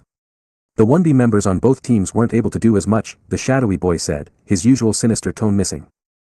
Monoma scowled, but couldn't really deny it. Class 1B had an eclectic mix of quirks that required special handling, which is why they were placed with Vlad King. 1A had mostly simple and powerful quirks that needed to be kept reined in, hence being an Eraserheads class. In a combat trial with no prior official training, the straightforward types were always going to win. You're right that the MVP is one of the 1A students, but can you guess which? Think about it carefully. All Might insisted. He was having fun watching his students slowly come to their own conclusions. Perhaps he was getting into this teaching thing more than he thought. I think it was Hagakure. Yui Kodai said quietly, in this exercise, the point was to rescue hostages, or protect VIPs while defeating their opponents. In real hero work, protecting the civilians is more important than defeating villains. Hagakure prioritized rescuing them and only engaged in a fight so she could safely save even more. Plus, her actions are what won the match for her team. All Might and Amaterasu beamed, well done. All Might cheered. Exactly right, Kodai. You hit the nail on the head. Amaterasu added, then turned to Toru, congratulations on MVP, Hagakure. You kept a cool head and stuck to your objective, and showed excellent stealth and infiltration skills. No one with less than superhuman senses would have been able to stop you. Toru's reaction couldn't be seen, but by the way her gloves and boots were flapping about, her classmates assumed she was doing a victory dance. Yay! Izumi giggled and turned to Rin, you were actually the closest after her, Rin. By staying and guarding the VIPs, you stuck to the most important role while your teammates rushed off to fight. In fact, since the other VIPs were mostly hidden away unguarded, you're the only member of Team H that could have gotten MVP for this round, unless one person had been able to capture all 5 members of Team G in one swoop. Rin stood a little straighter and smiled gratefully, while Hitoshi, Hananuki, and Monoma patted him on the back. Even Katsuki gave him a respectful nod. To be fair, if things had gone as I planned then Copycat would have stayed behind with Scaly. Katsuki smirked as he looked at Monoma. Screwed yourself out of potential MVP there, didn't you? Monoma's face reddened with anger, but Amaterasu cleared her throat, making both blonde boys turn back to her. Honestly, you boys are incorrigible. She said, shaking her head. Moving on, it's time to discuss the strengths and flaws of your plans. Before she could continue, Katsuki carefully lowered Himiko back to her feet and the two both turned to face her head-on, standing firmly with their backs straight and their faces neutral. Izumi felt her eyes tingle a little with unshed tears. Her friends were standing at attention, waiting to receive her criticism with the respect due to her as their assistant teacher. It was a small gesture, but one Izumi felt touched by, a sign that they understood and respected her, and would listen to her criticisms carefully. Motivated by this, Izumi spoke confidently. Both teams' plans were solid on the surface. Using Yaoyorozu's creation to make recon equipment and having Hagakure scout ahead was smart, as was Hagakure capturing VIPs as she went, steadily moving things in her team's favor without being spotted. Using Bondo's glue to create walls was also smart, as was having Yanagi use her quirk to control the fire extinguishers as a deterrent against Bakugo and Monoma. Team H's use of a sneak attack against Yaoyorozu was also clever, sneaking under their radar and taking out their main supply of equipment severely limited how well Team G could react to situations. Monoma also made clever use of his quirk to utilize the quirks of his teammates to make himself an offensive and defensive juggernaut. Shinso's psychological tactics succeeded in taking out 2 of his opponents with barely any risk, and Midoriya Dash, the young heroine paused, grimacing slightly, okay, that's really weird. I apologize if this is unprofessional, but I'm just going to call you Himiko. Referring to someone by my own family name just feels wrong. Himiko grinned. Why do you think I never call you Midoriya-sensei? She asked cheekily. Izumi rolled her eyes and continued. Himiko's quick thinking that allowed her to eliminate Monoma and then trick and capture Shinso was also an excellent example of situational awareness and opportunistic thinking. Lastly, Bakugo's use of hero hand signals and his precautions against brainwashing also showed a lot of intelligence to go with your raw destructive power. Both teams should be commended for their cleverness, quick wit, and combat prowess. But there were some serious flaws too. Starting with Team G. The members of Team G braced themselves as Amaterasu turned to them. Firstly, you knew the quirks of your opponents, including Hananuki's softening, yet you didn't realize that this meant he could go under the ground too, leaving you open to that initial sneak attack. Looking down even once before it was too late would have enabled you to prepare and perhaps trap Bakugo and Hananuki before they could take out Yaoyorozu. You also froze for too long when the attack happened, failing to launch a proper defense or counterattack. Secondly, you underutilized Bondo and Yanagi. The former could have made traps with his glue, similar to the mines that Fukudashi made in the last round, and if you'd created more equipment at the beginning, Yanagi would have had more to work with. Thirdly, Himiko's trick with Monoma and Shinso was clever, but also very reckless. Himiko, you also focused far too much on using other people's powers and not your own skills, instead of combining the two. You were also reckless with Bakugu's explosion quirk and caused unnecessary damage, but that wasn't a problem unique to you. It would also have been wise to have Yanagi use Poltergeist to extract the VIPs like Uraraka did in the first round, though I'll admit that plan might not have worked out very well with the differing circumstances. The members of Team G nodded solemnly. It didn't feel good to have their mistakes spelled out in such a way, as it made them seem so obvious, but at least they could learn from them now, and Izumi was speaking in a gentle tone to soften the blow. Next it was Team H's turn and both Katsuki and Monoma were already sure they were going to get chewed out. Team H's plan with the VIPs was a double-edged sword. On the one hand, splitting them up but keeping the largest group for yourself to ensure you kept a majority was somewhat clever and capitalized on the belief that the enemy wouldn't be able to protect them all from recapture. However, that same problem also affected you, and you made almost no effort to really hide them. With Hananuki's softening allowing you to reshape the building, you could have concealed them much more effectively, even hiding them underground where no one could reach them. Ultimately, it was a reckless plan that backfired on you hard. Rin was underutilized as a soul guard and a quirk source for Monoma. Shinso, your plan was very clever and a great psychological tactic, but it was incredibly reckless and could have gotten you captured if Bondo or Yanagi had thought to do so. However, since you'd normally not be facing opponents that knew your quirk, I'd give you a pass. Hananuki, you allowed yourself to be a sitting duck while Bakugu took out Yaoyorozu. Had you paid more attention, you may well have escaped that first contact. Monoma. The wolf girl turned to look at the suited boy, who suddenly looked a lot less smug. Your actions were almost entirely detrimental to your team. You recklessly charged in without a plan, all for the sake of personal glory, and it was only Shinso's intervention that stopped your attack being completely fruitless. You were also extremely cavalier with your borrowed quirks, causing unnecessary damage and even injuring yourself by not paying attention to how the different quirks would interact. You were lucky the scales that you blasted off your hand didn't do lethal damage to someone, including yourself. I won't criticize your personal insults during the fight with Himiko, since that served a purpose, but there was no need for you to treat Bakugu the way you did. Heroes don't have to like each other, but they keep their personal problems out of the field. Monoma flinched, sorry. Izumi's eyes softened. Your quirk is incredible, Monoma, and you care deeply for your class. Direct that passion into improving yourself and making them better rather than tearing one down. You can easily become one of the rare jack-of-all-trades heroes, and your theory results have shown a fledgling skill in analysis. Work on that, and improving your own body so you can fight quirkless if you need to, she said, offering compliments and praise to soften the blow to Monoma's ego. He needed to be smacked down hard for his previous actions, but if she was cruel about it, then he'd just feel bullied. Carrot and stick seemed to work best. Speaking of which. Izumi turned to Katsuki, who grimaced a bit. I think you know what I'm going to say, Bakugu, she said, saying his name as kindly as she could so it wouldn't sound so harsh. Neither of them liked using it with each other.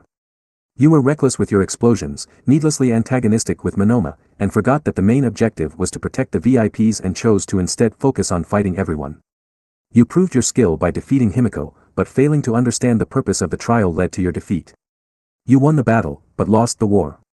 You also allowed your pride to inhibit your performance. If you'd stopped wasting time and abandoned the glue wall immediately and moved around, which would have only taken you a short time, you'd have likely arrived in time to save Monoma and Shinso, and likely get the decisive combat victory that you wanted, she lectured. Katsuki scowled, before accepting her words with a sigh. Yeah, you're right. I messed up a lot. But I'll win next time, and I'll win so perfectly that even you won't be able to nitpick, he said, grinning at the last part. Amaterasu smirked at him. I've had every mission and training exercise I've ever performed nitpicked by Master Onijirai. The day someone pulls off a perfect, flawless mission is the day a new #1 hero is born. All Might laughed loudly, quite right. My own master, Gran Torino, was much the same. My lovely assistant isn't nitpicking just for fun, you know. Without pointing out the little mistakes, you'll never fix them and discover the big mistakes hiding underneath.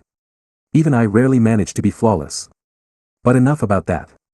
Each and every one of you worked extremely hard today, earning your victories or fighting to the bitter end with spirit, ingenuity, and determination. You should all be proud of yourselves, just as I and Amaterasu are proud of you. Your lessons are over for the week, take a well-earned rest. Yes, sensei. The class shouted together. With the last lesson of the day over, the first year's first practical hero class came to an end and all of them felt the fatigue settling in. They trudged off together, heading for the changing rooms. Originally, Class 1B had been given their briefing first and had been changing while All Might and Amaterasu gave the briefing to 1A, and so the two classes had missed each other in the changing rooms by a few minutes. Each student had their own assigned locker in there, so the surprise had been kept secret, but now they were all changing together and the rooms were fairly crowded, especially the boys. It was stuffy, especially after they'd all worked up a good sweat, so they rushed to change and get back into the hallway. It only took a few minutes before all 40 students of the combined first-year hero class were slowly making their way back to their dorms.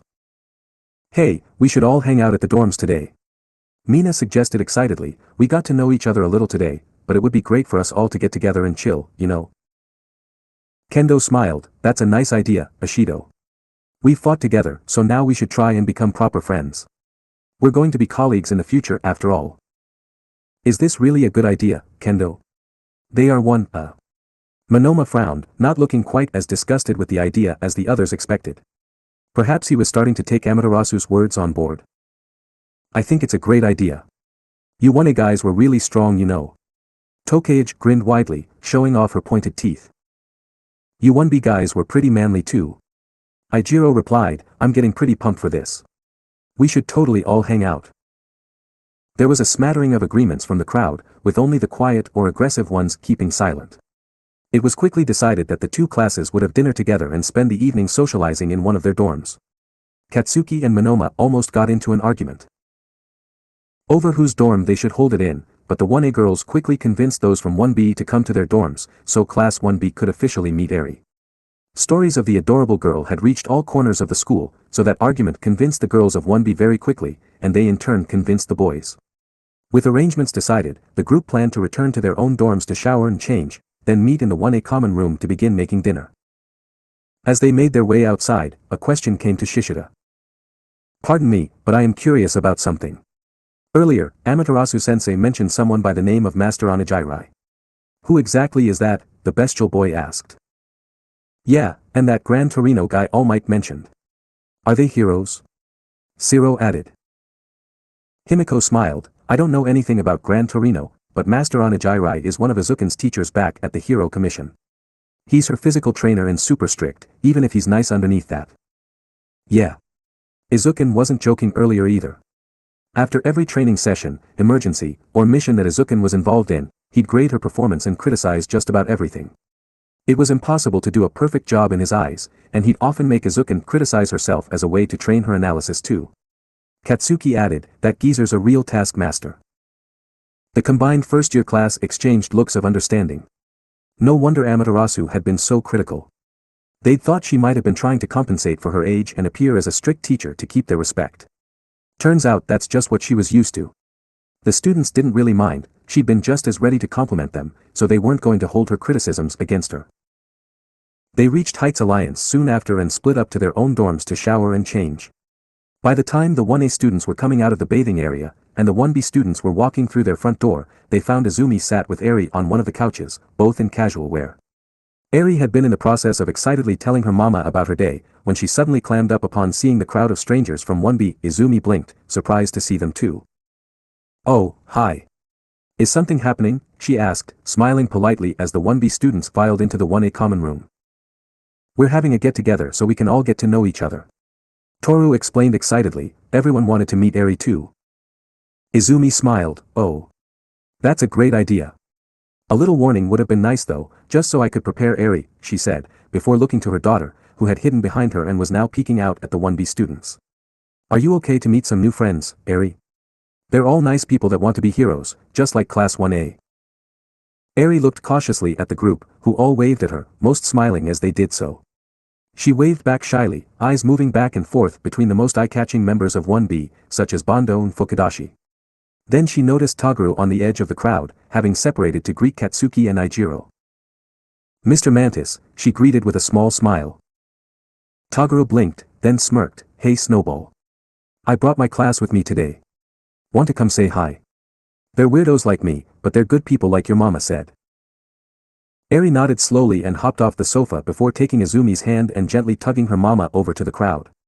Kendo smiled brightly and knelt down to her level. "Hello there. My name is Itsuka Kendo. Nice to meet you," she said, offering her hand to shake. The little girl blushed a bit and took the offered hand. "I'm Eri Midoriya. I hope we can be friends." A chorus of squeals and ahs filled the room at the cute response, and Kendo smiled widely. "I'd love to be your friend. You know, you've got very little hands," she said, her smile turning mischievous, "but then again, I've got very big hands." Instantly, Kendo released Eri's hand and made her own grow huge, easily enough to completely encompass Eri.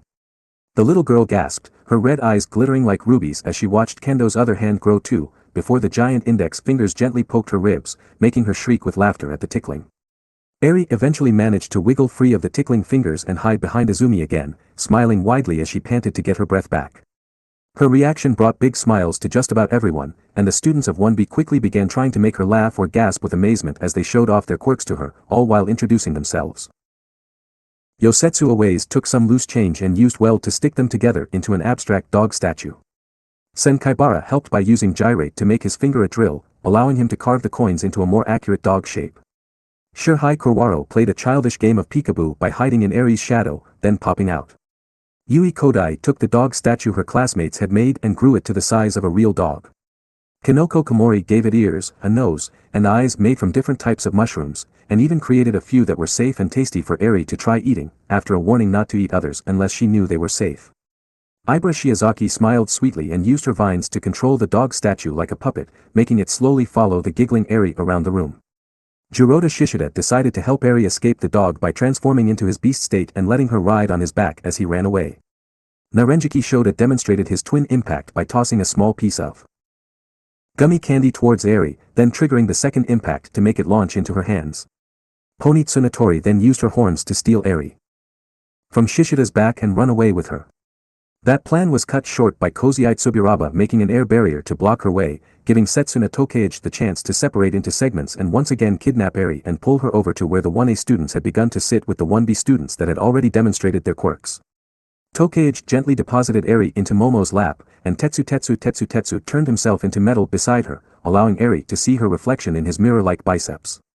Manga Fukudashi turned the metal boy into a disco ball with some well-placed shine s and sparkle s, much to Aoyama's joy. Then Juzo Hananuki demonstrated his softening quirk by taking a small stone he kept in his pocket for practice and softening it so he could mold its perfectly smooth surface into the shape of a star, which he let Eri keep after.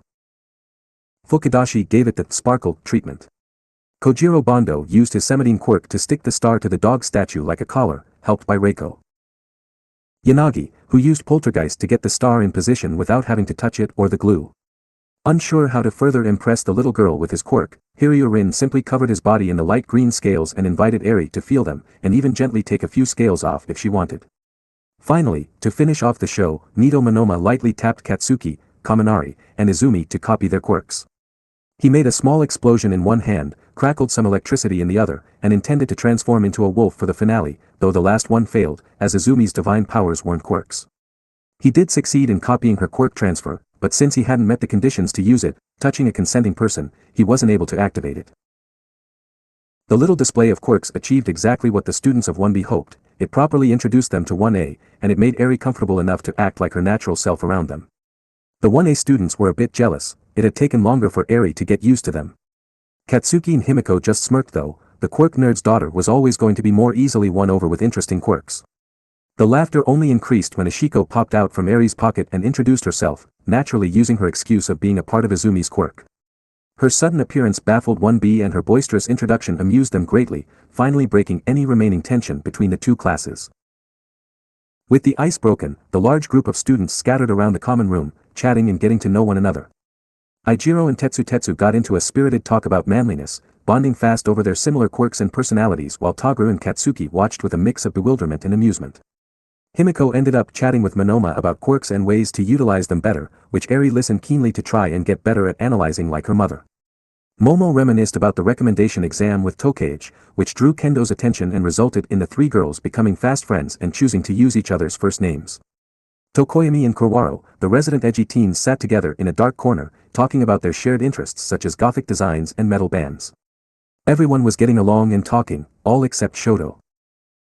Izumi looked up from her conversation with Shishida. They'd been discussing ways to deal with animal instincts, and saw Shoto walking towards the stairs. Politely excusing herself, she quickly ran over to the dual-colored boy. Shoto. Wait up a second. The boy froze mid-step, then sighed quietly and turned to her. Midoriya, he acknowledged. I told you, didn't I? Call me Izumi. Where are you going? She asked. To my room. I'm not interested in making friends. I'd rather just rest, he replied stoically. Izumi frowned. She wanted him to stay and try to get along with everyone, but she supposed it was too early for that. Will you at least come back down for dinner? I told you before, I prefer quiet meals. Shoto said, trying not to sound irritated. You need to eat something. 3 proper meals a day is the minimum.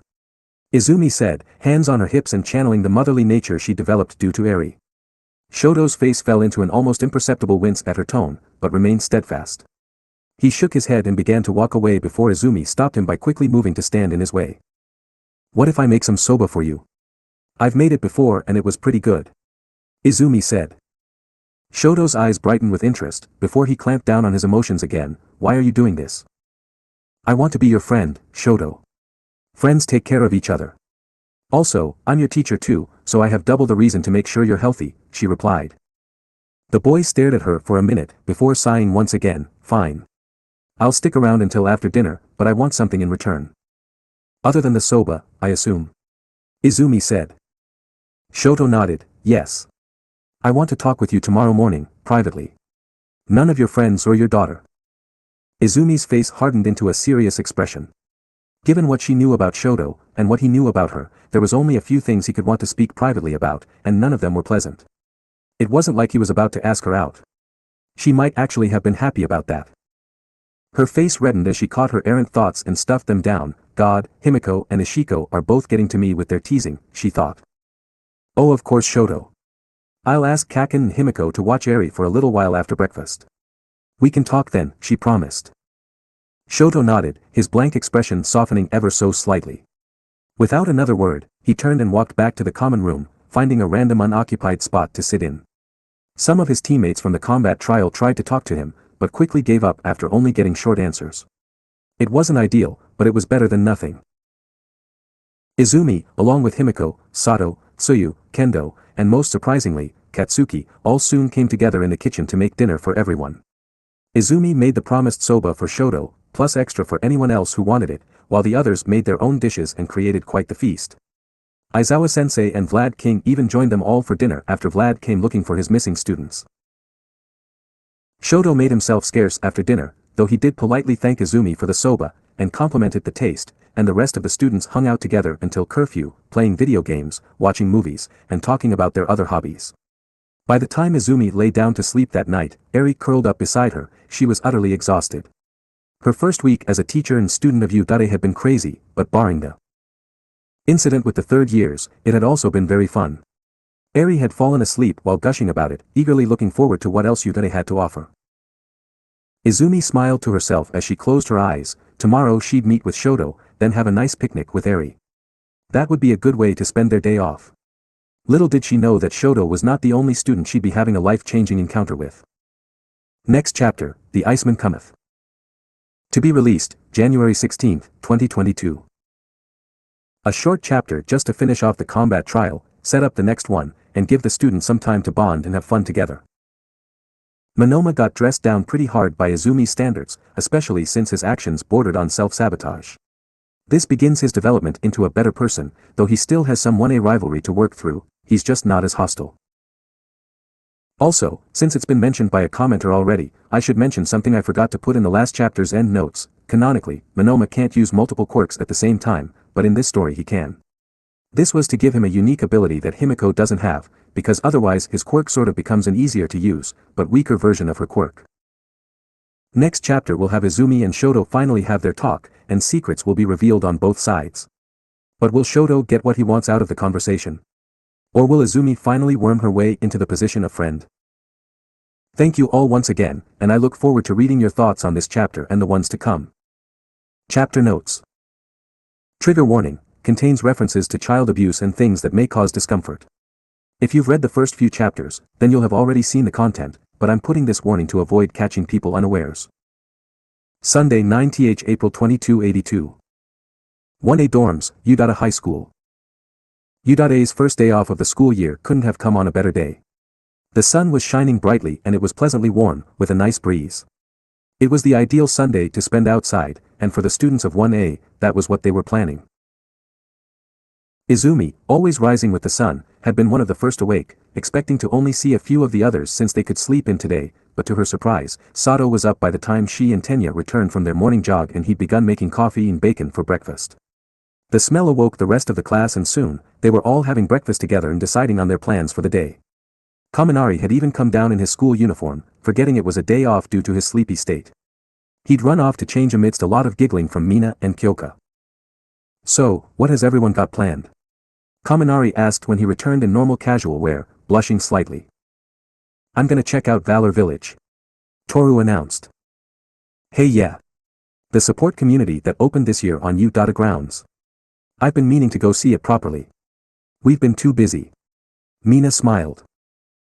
"A few of my classmates from middle school are in the other courses. They say it's pretty cool. Like a mix between a small shopping district and a real village." Himiko said, "It's already a popular hangout spot for the other courses. There are also a lot of small restaurants there. Lots of places to have lunch in." Sato grinned. He hoped there was a bakery or a tea house. "Sweet. Are we all going together?" Shiro asked.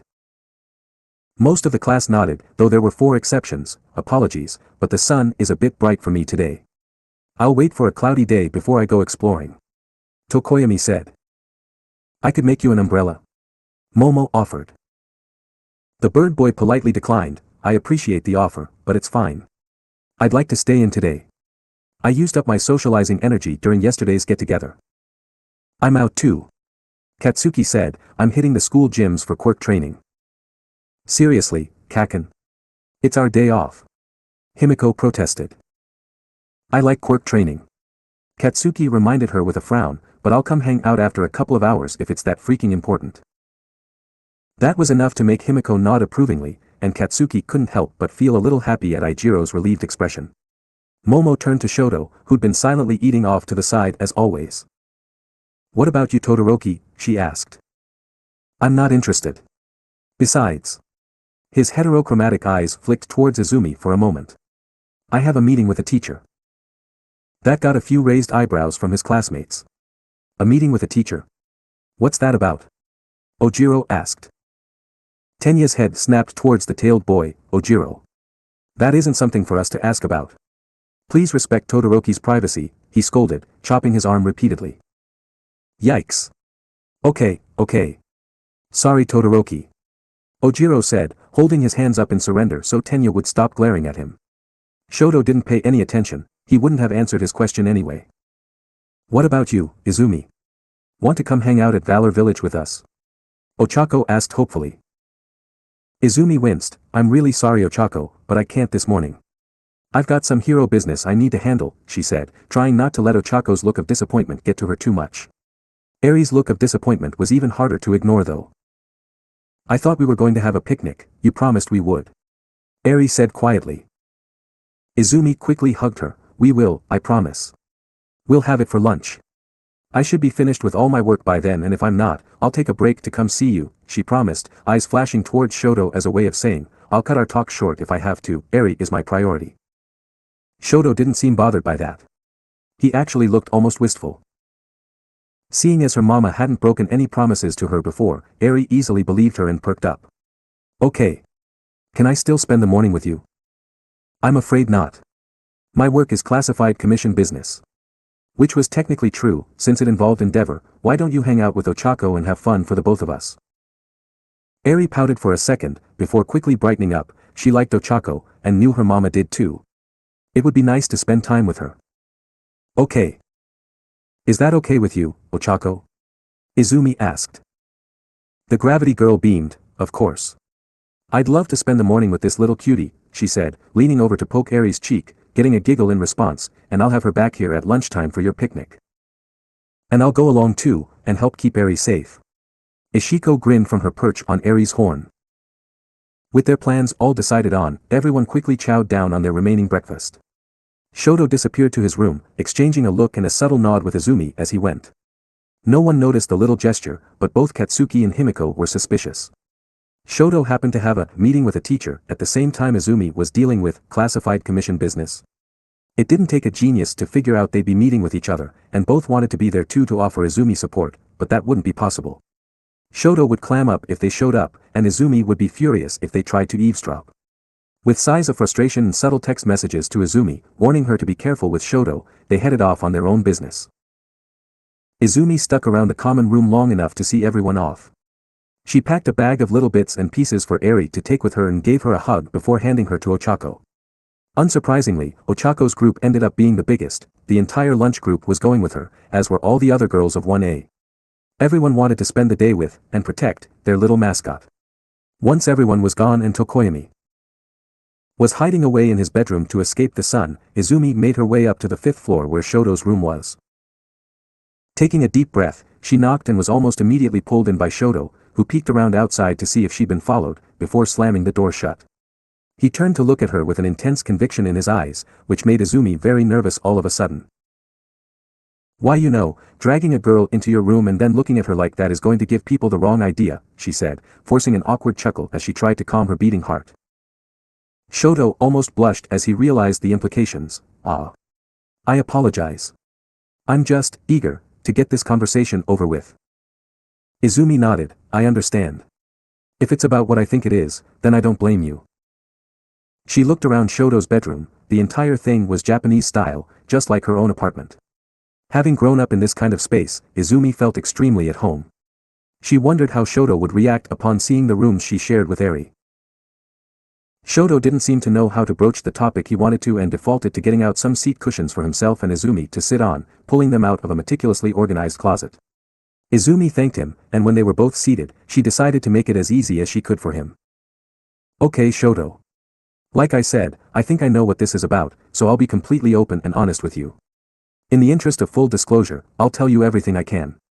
If I can't tell you something, I'll explain why," she began, trying to sound as openly friendly and sincere as she could.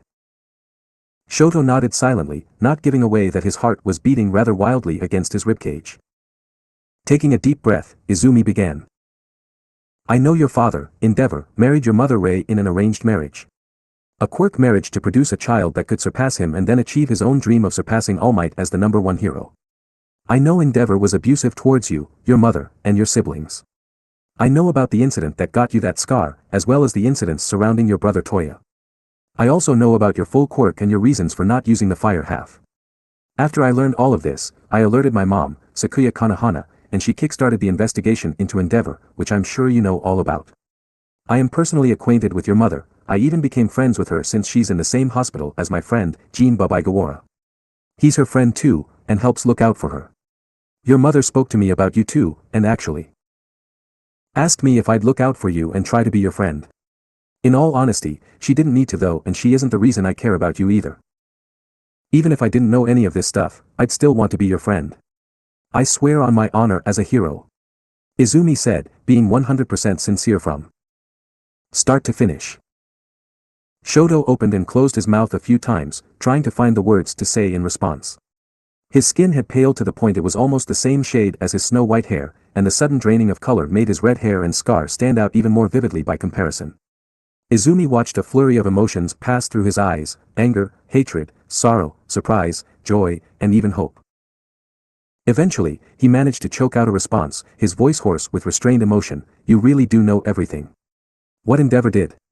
How I got this," he touched his scar, "what he did to my mother, and to Toya." "I do, Shoto," she nodded. The boy's jaw clenched and his fingers tightened into fists, gripping his pant legs. "Who told you?" he demanded. Izumi bowed her head. "I'm sorry, but I swore I wouldn't tell anyone. They made me promise not to tell anyone other than my mom, President Kanahana. I can't tell anyone else, not even you." "It must have been Mom, you said you knew her." "It must have been her, or Natsuo. Fuyumi wouldn't say anything, she's too scared of Endeavor, and Toya's dead. Everyone else who knew was too well paid to talk. It had to have been either Mom or Natsu." Shoto muttered, more to himself than her. "I'm sorry, but I can't confirm or deny either of those people. I promised the whistleblower that I'd stay silent on the matter," Izumi said. "Does Endeavor know who talked?" Shoto asked, suddenly looking afraid. Izumi shook her head. "No. He assumed your mother, Rei, was behind it," she said. Shoto paled even further, looking like a ghost. Izumi quickly continued so as to reassure him. He tried to confront her, but she was protected by Jin. Her doctors and guards were replaced by those loyal to the commission. Endeavor no longer has any legal power over her. He can't hurt her. I swear it, I'll fight him myself if he tries, she promised, her eyes flashing silver. Shoto breathed deeply and exhaled slowly, relief flooding him. His mother was safe, and with the investigation team sniffing around, Endeavor couldn't move against Fuyumi or Natsuo. His family was protected. Gratitude began to well up inside him, but Shoto stuffed it down. He still didn't know if he could trust Izumi. Who else knows? You said President Kanahana knows, and her subordinates must know too, to organize the investigation, he asked. Izumi winced slightly, knowing her answer would upset him. My other mom, Inko Midoriya, knows. She found out by accident by overhearing me speak with the whistleblower while she was in her coma. We didn't know she could hear us. Jean, Himiko, and Kaken know some of it too, though not the exact details, and I didn't tell them. Jean and Himiko learned while talking to Rei in the hospital, and Kaken learned from Himiko.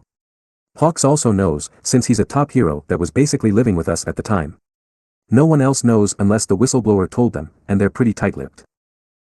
Shoto growled and got to his feet, pacing the room like a caged tiger. Great, so my private affairs are going to be exposed to the entire class before long. I'm surprised Bakugo didn't tell the whole school after that stupid argument at lunch last week, he said bitterly. Kaken would never do that. Even if he hated you to the core, he'd keep it a secret. And so would Himiko. Izumi said, raising her voice indignantly. Why should I believe you? Shoto demanded, losing his composure. Because I've not done anything but try to help you. Izumi exclaimed, Shoto, I understand this is a lot to take in, and a major shock, but I swear everything is going to be okay. Of course you'd say that. My mother asked you to befriend me. I already told you, I would have done it anyway. Even if I knew nothing about this, I'd still want to be your friend. Again, why should I believe you? Because I understand, okay. I know what you went through, what you're still going through. I know how it feels. No you don't. Shoto roared, losing his temper completely, you don't understand anything. My own mother gave me this scar because my father abused her so much, she went mad and couldn't stand the sight of me. You have no idea what that feels like. How it feels to hate the body you were born with. Izumi's eyes turned silver and she leapt to her feet, snarling as she did so. Her own temper reaching the boiling point. Yes I do, she snarled, slipping into her demigod form without even realizing it. I watched my mother be locked into a coma right in front of me, and was then whipped bloody by the bastards that did it. I still have the scars carved into my back. Not to mention all of these, she pulled up her sleeves to show the scars she'd gained from Chisaki, both her own and the ones she took from Eri. You don't have a goddamn monopoly on scars and trauma. I know damn well how it feels to be abused because of the body, the quirk, you were born with. I spent a year in foster care, believing I was quirkless. I know the pain of being hurt by someone who was supposed to care for you, all because of the power you were born with, or without. Her mind flashed back to her first 3 foster parents. A quirkless brat? TCH, why do they only ever send the broken and deformed kids to us? Get away from me. You quirkless freaks are like Neanderthals. I don't want you in my house. Just go and die. Come on, Izumi, we love you more when you don't wear clothes. You want to be a good girl, right? Good girls need to do what makes people happy. Just pose for the camera, dear, we'll love you so much when we're done. She shuddered, and her voice lowered to a whisper as she turned back to her human form. I know, okay? I understand. It hurts so damn much, and it feels like you're alone and can't do anything. You try to do everything alone, because it feels like no one will be there for you if you ask for help. But Shoto. I'm here, okay? You don't have to do everything alone, because you aren't alone. I am here, Shoto. I always will be. In an instant, all the anger that had been filling Shoto was knocked out of him, as if a fist of ice had sucker punched him in the stomach. He felt terrible, seeing the almost haunted look in Izumi's eyes as she'd screamed at him then recounted her own traumas. He felt like a real bastard. I'm sorry, he said, unsure of how to properly respond. I am too.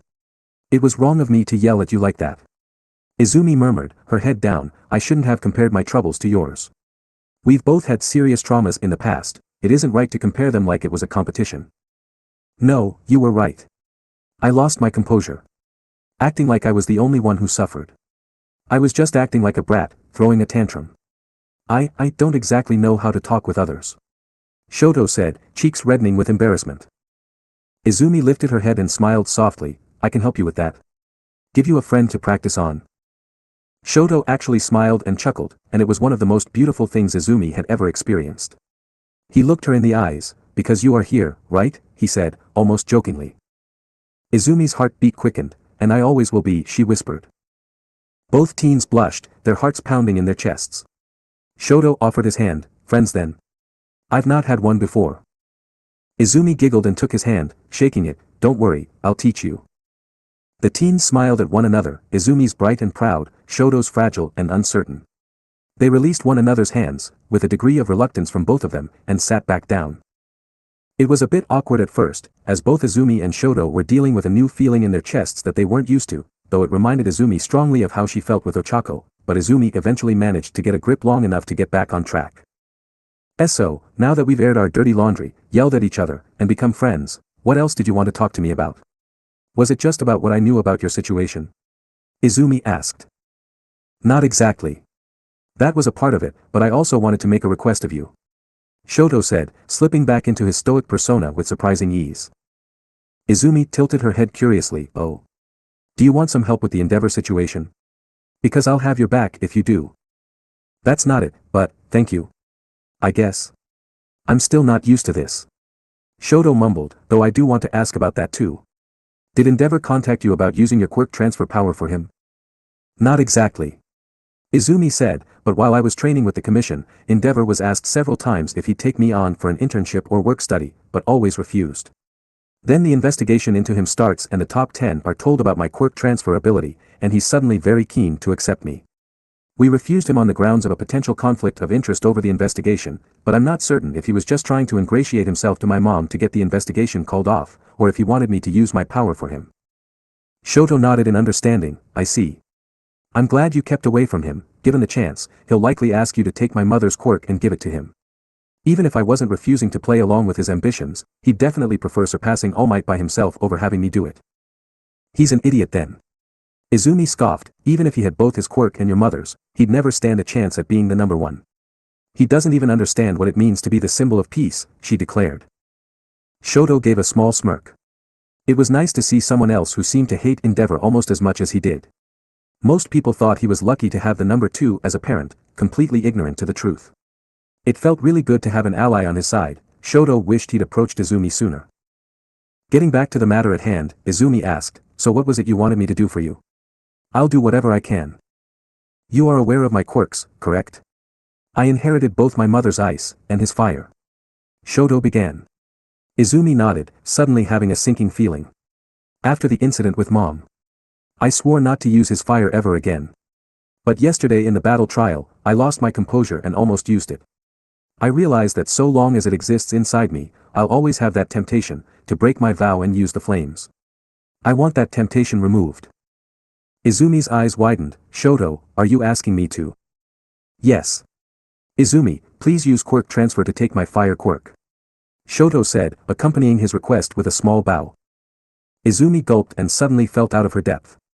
She'd sort of expected this, but had sincerely hoped she was wrong. Taking Shoto's fire wouldn't help him get over his problems, it would just weaken him. Could she even do it? And would Rei or Dabi forgive her if she did? Too many questions warred inside her head. Shoto, you can't be serious. This is crazy. I can't just take your quirk, she stuttered. Why not? You only need my permission, right? Well, I'm giving it to you. I'll even sign something or have a witness from the commission to confirm that I'm consenting. Shoto said. It's not just a matter of permission. You're asking me to remove a part of you. Izumi argued, you're giving up something that could really help you. What if you end up in a situation in the future where you need that fire, and suddenly don't have it? Plus, how will you deal with the temperature drops caused by your ice? How will you thaw out what you freeze?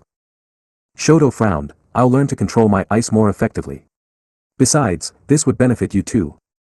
How? Izumi exclaimed in frustration. If you keep my fire quirk for yourself, then it will erase the weakness of your inferno technique. I looked into it and know that you can't actually create fire with it, you can only control existing fire. By taking my fire quirk, you'll be able to produce fire without needing a spark from your bangles, allowing you to effortlessly pump out huge amounts of flame. You nearly drained yourself in the fight with Togata senpai, but that won't happen with my quirk helping you. Shoto reasoned, there are absolutely no downsides. I get what I want, keeping my vow and screwing over my father's plans, and you get a decently powerful quirk to support yourself with. Izumi sat back and just stared at Shoto, taking in his features. He was serious about this, almost to the point of seeming desperate. She couldn't deny that having his fire power would be a great boon to her, but she already knew she couldn't keep it. Even if things worked out how Shoto wanted, she couldn't let herself keep his quirk, it would just feel wrong to her. Quirks that were rejected by their owners just felt unnatural to her. Izumi knew this from experience, as Shoto wasn't the first person to want his quirk removed. If I do this, she began, trying to ignore the hope that flashed in Shoto's eyes, you've got to understand that this might not go the way you think. Even if it works exactly how you hope it will, this will cause trouble with Endeavor. He could try to remove you from the school, or cause you some other problems. While I'll do everything in my power to help you, short of him breaking the law and overstepping his authority, there won't be a lot I can legally do. Shoto nodded, I understand that, but it doesn't matter. If he removes me, I'll just wait until I'm 18 and independent, then go to a college hero course. I doubt he'd bother though, it would only embarrass him further to remove me, and he wouldn't care enough about me to stop me once I'm no longer his masterpiece. He spat the last word as if it was something foul. Izumi hated that Shoto could say such a thing so nonchalantly. She also hated that it sounded so accurate. How had Endeavor become the monster he is today? And how did a monster like him reach the number 2 spot? Alright Shoto. I promised I'd do whatever I could, so I'll try and help you. But I have 2 requirements. Shoto's eyes lit up with excitement. Name them. I'll do anything. First, if you change your mind, you have to tell me. I won't be using your power unless I have to, it would feel wrong, but I'll keep it in my heart storage anyway. I'll return it the instant you ask, okay? Izumi said. The heterochromatic boy let out a quiet snort, as if the very idea was ridiculous, but he nodded in agreement all the same. Second, if this works out exactly the way you want it to, then you have to go and see your mother. Izumi finished, crossing her arms with a stern expression. What? Shoto gasped. You heard me. I understand why you've avoided her, but she misses you. She wants her sons back, and if this is the only way to get one of them to visit her, then I'm damn well going to do it. Izumi declared, eyes burning with determination. Shoto sat in silence for several minutes, trying to work up the courage to agree. He was apprehensive about seeing his mother again. Fuyumi and Natsuo had both said that she'd been getting a lot better, and Shoto didn't want to ruin that. What if the sight of him caused her recovery to be set back? What if removing his fire wasn't enough, and she'd still hate the sight of his left side? He swallowed thickly, but Izumi said his mother missed him, and asked her to look out for him, so she must want to see him. He dearly wished she wouldn't regret that decision. He hoped he wouldn't regret it either. Agreed. If this works, then I'll arrange to visit her next weekend. But I won't go back again unless she wants me to. Shoto said. Of course not. Izumi said, smiling sadly. At least something positive might come out of this, if it worked that is. She didn't think it would, but Shoto had to see for himself. Are you ready? Should I do this now? She asked. Shoto nodded, yes please. Alright. Here we go. Izumi said, taking a deep breath. She changed into her demigod form, just to continue the belief that her real quirk was a part of her fake Okami quirk, and gently took one of Shoto's hands in both her own. The skin of her hands turned black and pulsed with glowing red veins as she reached out to take Shoto's quirk. It was a bizarre sensation, like an inferno and a snowstorm spinning wildly against each other, forming a maelstrom inside the boy's soul. It reminded Izumi of the contested spiral of red and gold that made up the astral plane when she was fighting a brush demon. The 2 pieces of this quirk were supposed to be in harmony, and yet they ripped and roared at one another, the blizzard almost encompassing the flames until it was little more than a candlelight in a sea of frigid white. Izumi felt like she had to wade through the North Pole to grasp the flame, and the moment the flame entered her, Izumi knew this wouldn't end how Shoto wanted it to. For the flame was not a separate entity, the blizzard was its shadow, and it followed the flame into her body. The flicker of flame sent a short, sharp jolt through Izumi's body, and the blizzard left her shivering as the last vestiges of the quirk flowed into her, snapping into place within her heart container. Izumi sighed with relief as she finished, her hands returning to normal as she dropped Shoto's. She felt truly strange, her left side was burning up like she had a fever, and her right was shivering violently, the skin covered with goosebumps. It took her a few seconds to adjust and regulate her temperature so she was even again. She looked to Shoto and felt a stab through her heart at the pure joy and relief he had on his face. It's gone. It's really gone. Shoto said, almost laughing as he flexed his left hand, unable to summon up even the smallest wisp of flame. Izumi's eyes softened as she raised her own left hand and opened her palm, causing it to ignite with flame. It was mildly uncomfortable, unlike the flames she controlled with Inferno, but it didn't hurt. Shoto was ecstatic. "Thank you, Izumi. Thank you so much," he beamed. Izumi felt like scum as she raised her right hand. "Don't thank me," she said, opening it and revealing the thin layer of lightly smoking frost that coated her palm. Shoto recoiled as if he'd been struck and looked at his own right hand. He tried as hard as he could, but the familiar ice wouldn't come forth. He was completely quirkless. A look of betrayal filled his features as he turned to Izumi.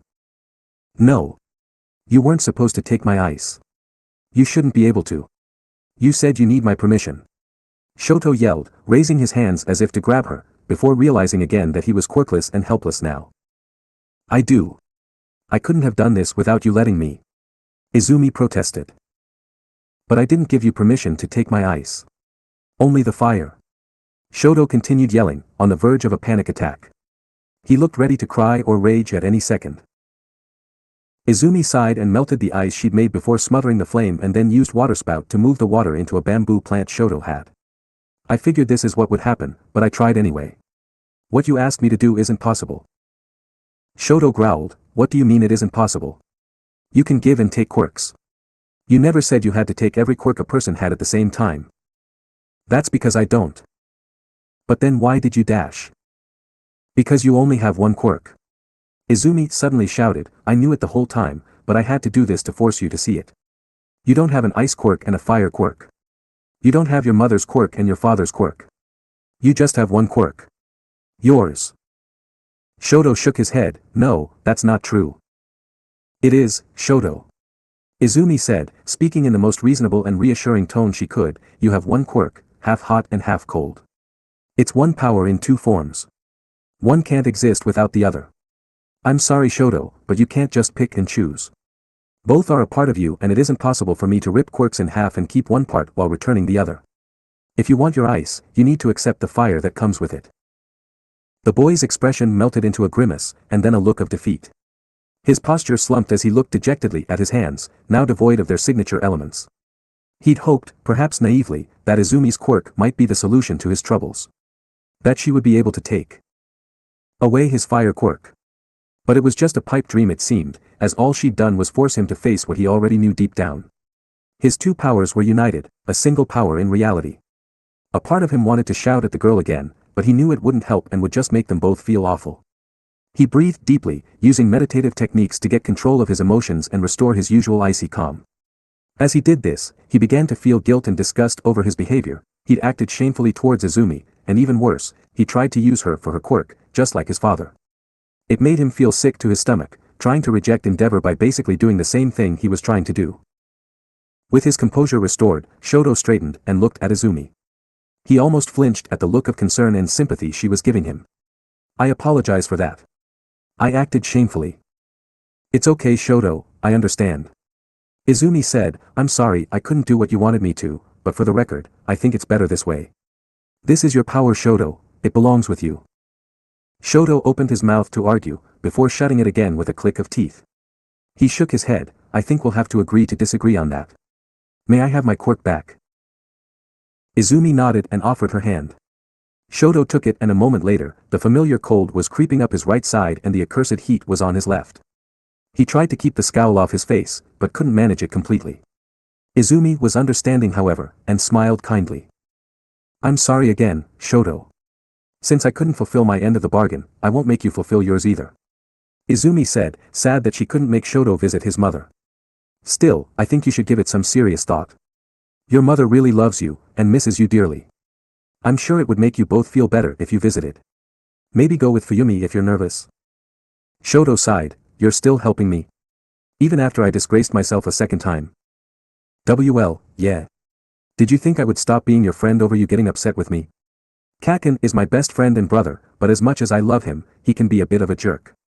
We've had worse fights than this countless times and we're still best friends." Izumi grinned. Shoto looked at her like she was some sort of alien. "You still consider me a friend?" "Of course. I'm not going to abandon you, Shoto." Izumi said, a little offended that he'd think that. The boy felt his heart beat quicken again. "I don't understand you at all. You remind me a bit of Fuyumi, she's always kind and helpful as well. Izumi grinned, you're not the first person to say that. I look forward to meeting her one day. Heh, you'd get along like a house on fire, especially if you can put up with me. I'll have to keep you away from Natsuo though, a girl that's kind, strong, and hates endeavor as much as we do. He'd ask you to marry him within the first 5 minutes. Shoto said, trying his hand at a joke. Fuyumi told him that they were good things for friends to share. It seemed to work as Izumi giggled, the sound doing something strange to Shoto's insides. I'll have to be careful when I meet him then. I don't think either of my mothers would be happy with me getting hitched on the first meeting, she joked. Despite himself, Shoto smiled. Seeing as they were still friends, the two spent the next few hours until lunch chatting and getting to know one another. They were very different people, but they shared a love for the traditional Japanese aesthetic and considered All Might to be their favorite hero. Izumi did most of the talking while Shoto politely listened, not having anywhere near as much to say. Outside of training, most of his experiences had been depressing or tainted by Endeavor's presence, so he was much more comfortable asking Izumi about her life. Since Izumi knew of his abuse, she told him of her year in foster care, so that both knew a big secret about the other. They commiserated over their terrible caregivers and scars, though Shoto was surprised to find that Izumi had a strange amount of pride in the scars she'd received from overhaul.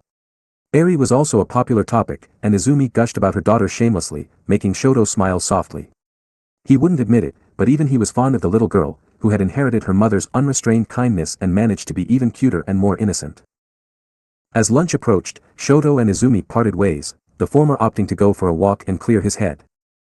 Thank you for spending this time with me, Izumi. I appreciate it, and I'm sorry again for my behavior, he said as they left his room. You're welcome, Shoto. It was nice to finally get to know a bit of the real you. Maybe next time we hang out, we can start giving you some more pleasant experiences. Izumi grinned, now I don't want to sound like a broken record, but I really think you should consider visiting your mom.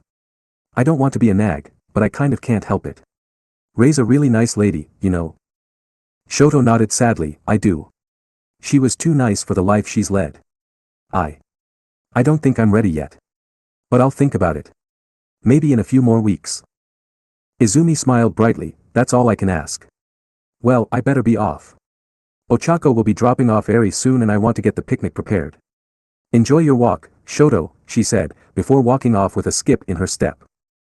Shoto watched her leave with an unfamiliar feeling in his chest.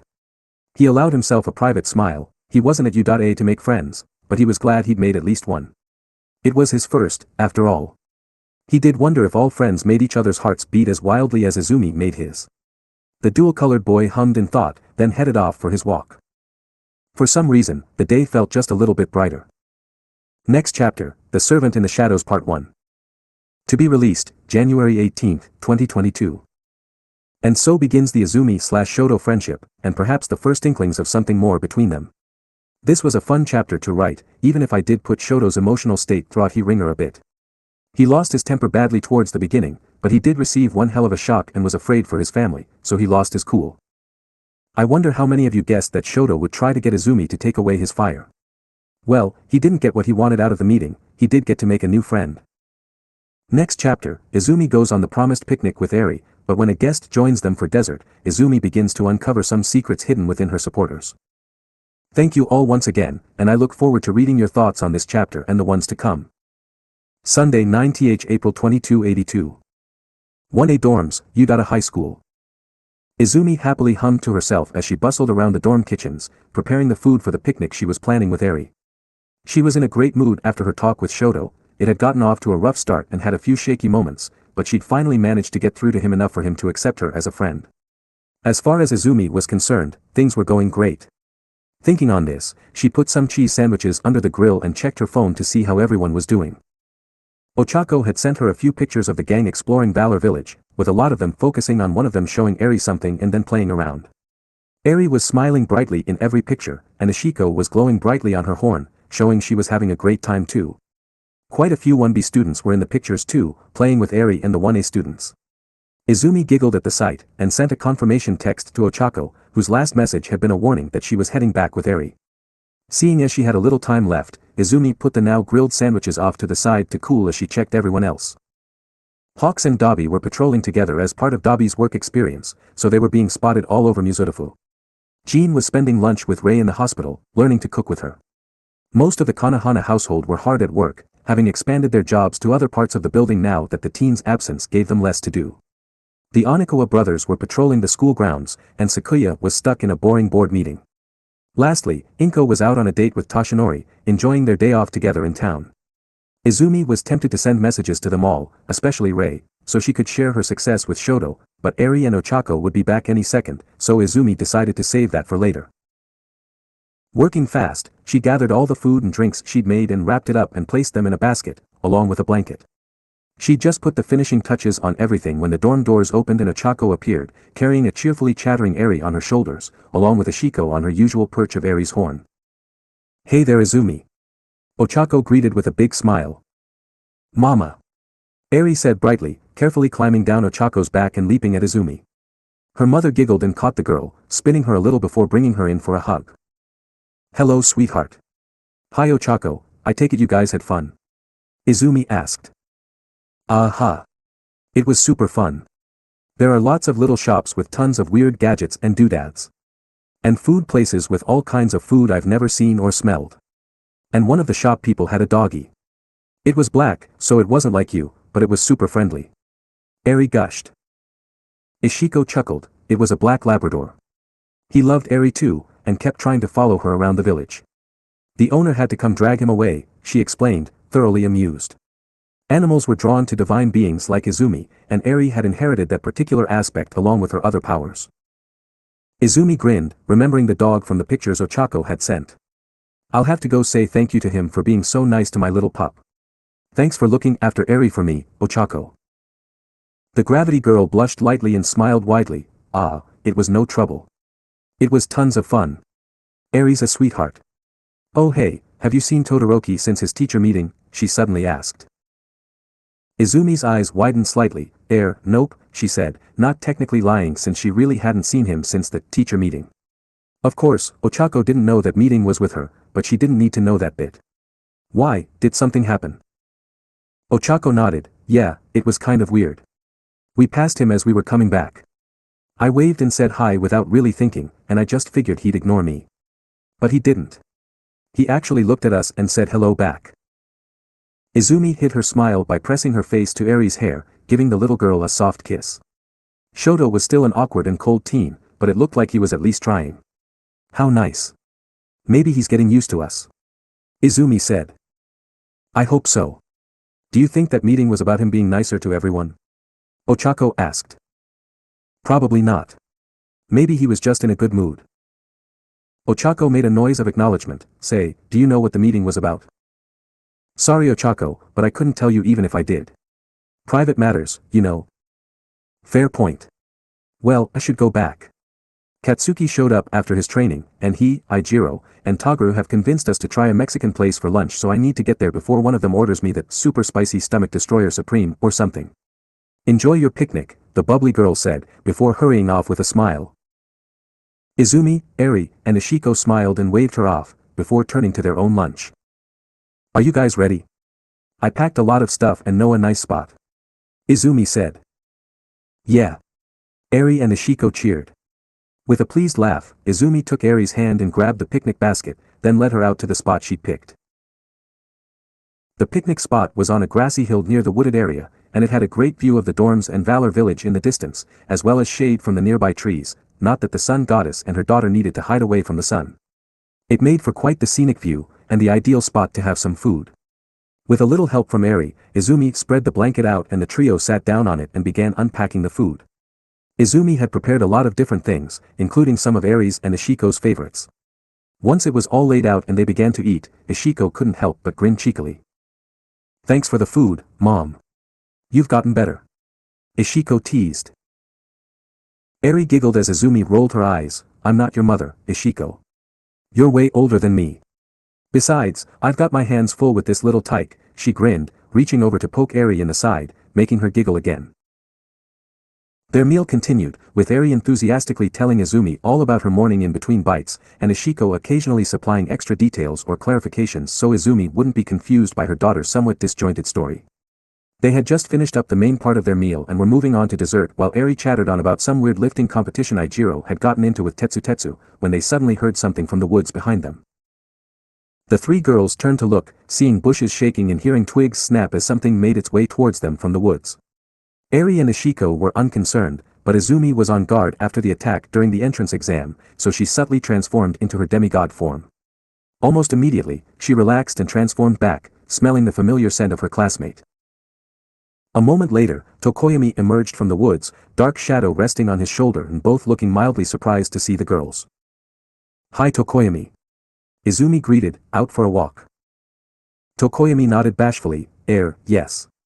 Todoroki's teacher meeting got a little loud at one point and I could hear it from my room, so I left to make sure I didn't overhear something I shouldn't," he said, giving Izumi a meaningful look, which made the girl blush slightly and nod thankfully. The woods here are thick enough that the light doesn't bother dark shadow, so it made a good place to spend some time. "That's fair enough. I've had a look around in there too, it's quite a fun place to explore when you've got the body and senses of a wolf," Izumi said, trying to give the boy an apologetic look for disturbing him before, without letting on to Eri or Ishiko that Shoto's meeting had been with her. She'd promised not to tell anyone, and she was going to keep that promise. While Izumi and Tokoyami were talking, Eri had begun edging closer to Izumi in an attempt to hide behind her without drawing the boy's attention. Izumi took notice and looked at her strangely. "Are you okay, Eri?" "Still feeling a little shy?" she asked. Izumi was a bit surprised. Eri seemed to have warmed up to everyone by this point. Was she just caught off guard by Tokoyami's sudden appearance? The little girl didn't answer and just watched Tokoyami carefully. The boy frowned, which made Eri flinch and retreat further behind Izumi. Of course, seeing the obvious sign of fear from the girl sent a pang through Tokoyami's chest, and he looked down ashamedly while dark shadow seemed to deflate and hide behind his master. Izumi and Ishiko looked between the two with confusion. What was going on here? "Eri? Tokoyami?" Izumi said questioningly. "It's fine, Amaterasu. I probably scare her. I should leave you to enjoy your time together." Tokoyami began, turning on his heel to retreat back into the woods. "Hold it a moment, Tokoyami." Izumi called, and the boy immediately stopped and turned back to her. His sudden obedience was a bit surprising, but Izumi was more concerned by Eri. "Are you really afraid of Tokoyami, Eri?" she asked. Eri shrugged, refusing to meet her mother's eyes. Izumi frowned and gently stroked Eri's hair. This was weird. Why would Eri be scared of Tokoyami? They hadn't interacted much and she was sure Tokoyami hadn't done anything scary. Eri wasn't afraid of the dark and didn't seem bothered by dark shadow, so what was upsetting her about Tokoyami? Izumi turned back to the boy and looked him over carefully to see if he was wearing any scary designs on his clothes or carrying anything that might frighten Eri, but the boy looked completely normal. He was just wearing dark jeans and a black hoodie. He'd look like any other boy if it weren't for his unique bird features. Izumi nearly facepalmed as the realization hit her. Bird features. Tokoyami was a human with a raven's head, and to Eri, it looked like he was wearing a bird mask. He reminded her of the shy Hasaikai. "Oh Eri." Izumi sighed, leaning down a little to kiss Eri on the forehead. "Tokoyami isn't one of those yakuza, you know that right? I'd never let him near you if he was." Ishiko and Tokoyami both gasped as they reached the same conclusion Izumi had, and Eri looked down in shame. The little girl knew she was being unfair to the boy, but the sight of the bird head atop a human body just sent her heartbeat into overdrive and drove her mind wild. "I'm sorry," Eri whispered, ashamedly. Izumi sighed. "It's okay Eri, you can't help it." She looked over to Tokoyami. "Would you mind joining us? We've got plenty of food, and I think it'll do Eri some good to see that you're safe, and that your features aren't a mask." Tokoyami fidgeted. "Is this really a good idea? I don't mean to question you, but if I scare her, surely it would be best for me to leave." Izumi gave him a weird look. Why did he care about questioning her? She wasn't acting as his teacher at the moment. Maybe it was because of her affinity towards light. For the shadowy Tokoyami, it might be intimidating. She decided to answer as kindly as she could. "It would be nice to have you join us. It isn't good for Eri to be scared of you, but she'll never get over it if she doesn't face it. Best to do it over good food and when she knows she's safe." The raven-headed boy hesitated for a moment, but ultimately complied. He awkwardly sat down on the blanket, in the spot Izumi pointed him to. It was in the shade of the trees, so he was marginally more comfortable, though he was still very much aware that Eri was watching him cautiously. He bowed his head politely, silently willing dark shadow to hide for the moment. "Ah, lad, I mean, Miss Eri. You don't need to be afraid of me. I would never harm you. This truly is just my face. If it would make you feel better, you can touch it and see for yourself," he offered. He wasn't very comfortable with people touching him, but if it meant that Eri wouldn't be afraid of him, Tokoyami would deal with it. Carefully, Eri edged towards him and reached out her hands. She lightly brushed her fingers over the feathers, then upon feeling that they were real and attached, fully placed her hands on Tokoyami's cheeks, brushing one hand back to feel the feathers on the back of his head, and one hand down to touch his beak, then to his neck. Tokoyami remained still throughout the light touches, only feeling a slight discomfort when Eri would occasionally pull very gently on a feather or part of his beak, as if trying to pull away a mask. Eri was entranced by the boy, who looked so much like her old tormentors yet allowed her to essentially manhandle him. His feathers could be mistaken for normal hair or fur, as they were extremely soft and fine, while the ones toward the back of his head were longer and stiffer, like normal feathers. As for Tokoyami's beak, it didn't really feel like a beak or lips, it was like hard rubber, in that it was solid but malleable, and behind it was a set of clearly human teeth. His skull was also shaped like a halfway point between a bird and a human, sharing features with both. You see, it's real. My father was born with the quirk, murder of crows. He's a crow person that can control crows, and while I didn't inherit his quirk, I did inherit some of his features, though I look more like a raven. Tokoyami explained. Eri nodded, her expression becoming ashamed again. I'm sorry, I was scared. You're not a bad guy. It is fine. I feel no ill will towards you. Since we have come this far, I shall formally introduce myself. I am Fumikage Tokoyami. Tokoyami said, awkwardly patting Eri's head as he straightened up. Eri smiled softly. She was still a bit nervous. The psychological effects the Shai Hasaikai had on her weren't going to go away after a few seconds in Tokoyami's presence, but she did feel more confident. I'm Eri Midoriya. I hope we can be friends. Tokoyami nodded, the edge of his beak pulling up in a small grin. Dark Shadow slowly edged his way out from behind his master and waved. I'm Dark Shadow. I want to be friends too. Izumi and Ishiko smirked as Tokoyami rubbed the space between his eyes, frustrated by his quirk's overly jovial personality. Eri giggled, completely unbothered by Dark Shadow's own bird-like features since he was so different from a person. She reached out and pet the quirk creature, who reacted by lunging forward and hugging Eri. Tokoyami looked mortified and began to stutter out apologies while trying to recall his errant quirk, but Izumi and Eri assured him it was fine. They liked the cheerful quirk a lot, and Eri pet him like he was the Black Labrador from Valor Village. With Tokoyami joining their little picnic, Eri began to get more and more comfortable as she spent the time playing with Dark Shadow, who was just as glad to play with her as she was with him. Eri especially enjoyed feeding bits of food to the sentient quirk and watching it melt away into the bird-like shadow. While Eri and Ishiko were distracted by Dark Shadow, Izumi talked with Tokoyami. The boy was clearly nervous about something, and Izumi had no idea what it was, but she was keen to make him feel more comfortable, just as she wanted the same for Eri. They chatted about heroes, since it was the only point of similarity between the two, with Tokoyami expressing his love for Dark Crystal, a hero that was rarely mentioned. Even Izumi knew only a little about them, but she did recognize that Tokoyami's choker resembled theirs, and Tokoyami confirmed it was worn in their honor. Tokoyami relaxed fairly quickly, but never dropped his formal attitude, which made their conversation feel a little odd. It reminded Izumi of chatting with the Onikawa brothers. The two were also extremely different, almost like night and day. Tokoyami enjoyed the dark, and liked grim, gloomy things and places, while Izumi was definitely a being of the light, being the sun goddess. She didn't hide away from the dark like Tokoyami recoiled from the light, but it definitely made her feel uneasy and lethargic. Their tastes in most things were very different too. Tokoyami enjoyed medieval Gothic-style things and could be described as a bit of an edgelord, while Izumi loved traditional Japanese aesthetics and was the sweet type, sickeningly so, if you were to ask Kaken or some of her more seriously minded friends. The two certainly made for a bizarre pair, but as neither were the type to turn this noses, snouts, beaks, up at someone else for having different tastes, their conversation became a friendly debate on the merits of their preferred styles. As the debate was going on, Ishiko giggled and turned to Eri. Look Eri, it's the rare and elusive aesthetic nerd. Two of them in fact. Hush you. Izumi said, half-heartedly swatting at the punkle. Ishiko laughed and dodged effortlessly. Eri and Dark Shadow snickered together and both reached into the picnic basket to retrieve the last snacks packed, fresh red apples. Apples. We love apples. Dark Shadow cheered, holding one of the precious fruits aloft like a trophy. We? Izumi asked. Tokoyami nodded. Dark Shadow is an extension of myself. Our behavior is different, but our tastes are the same. Apples are my favorite, he said. Eri's eyes shone, mine too.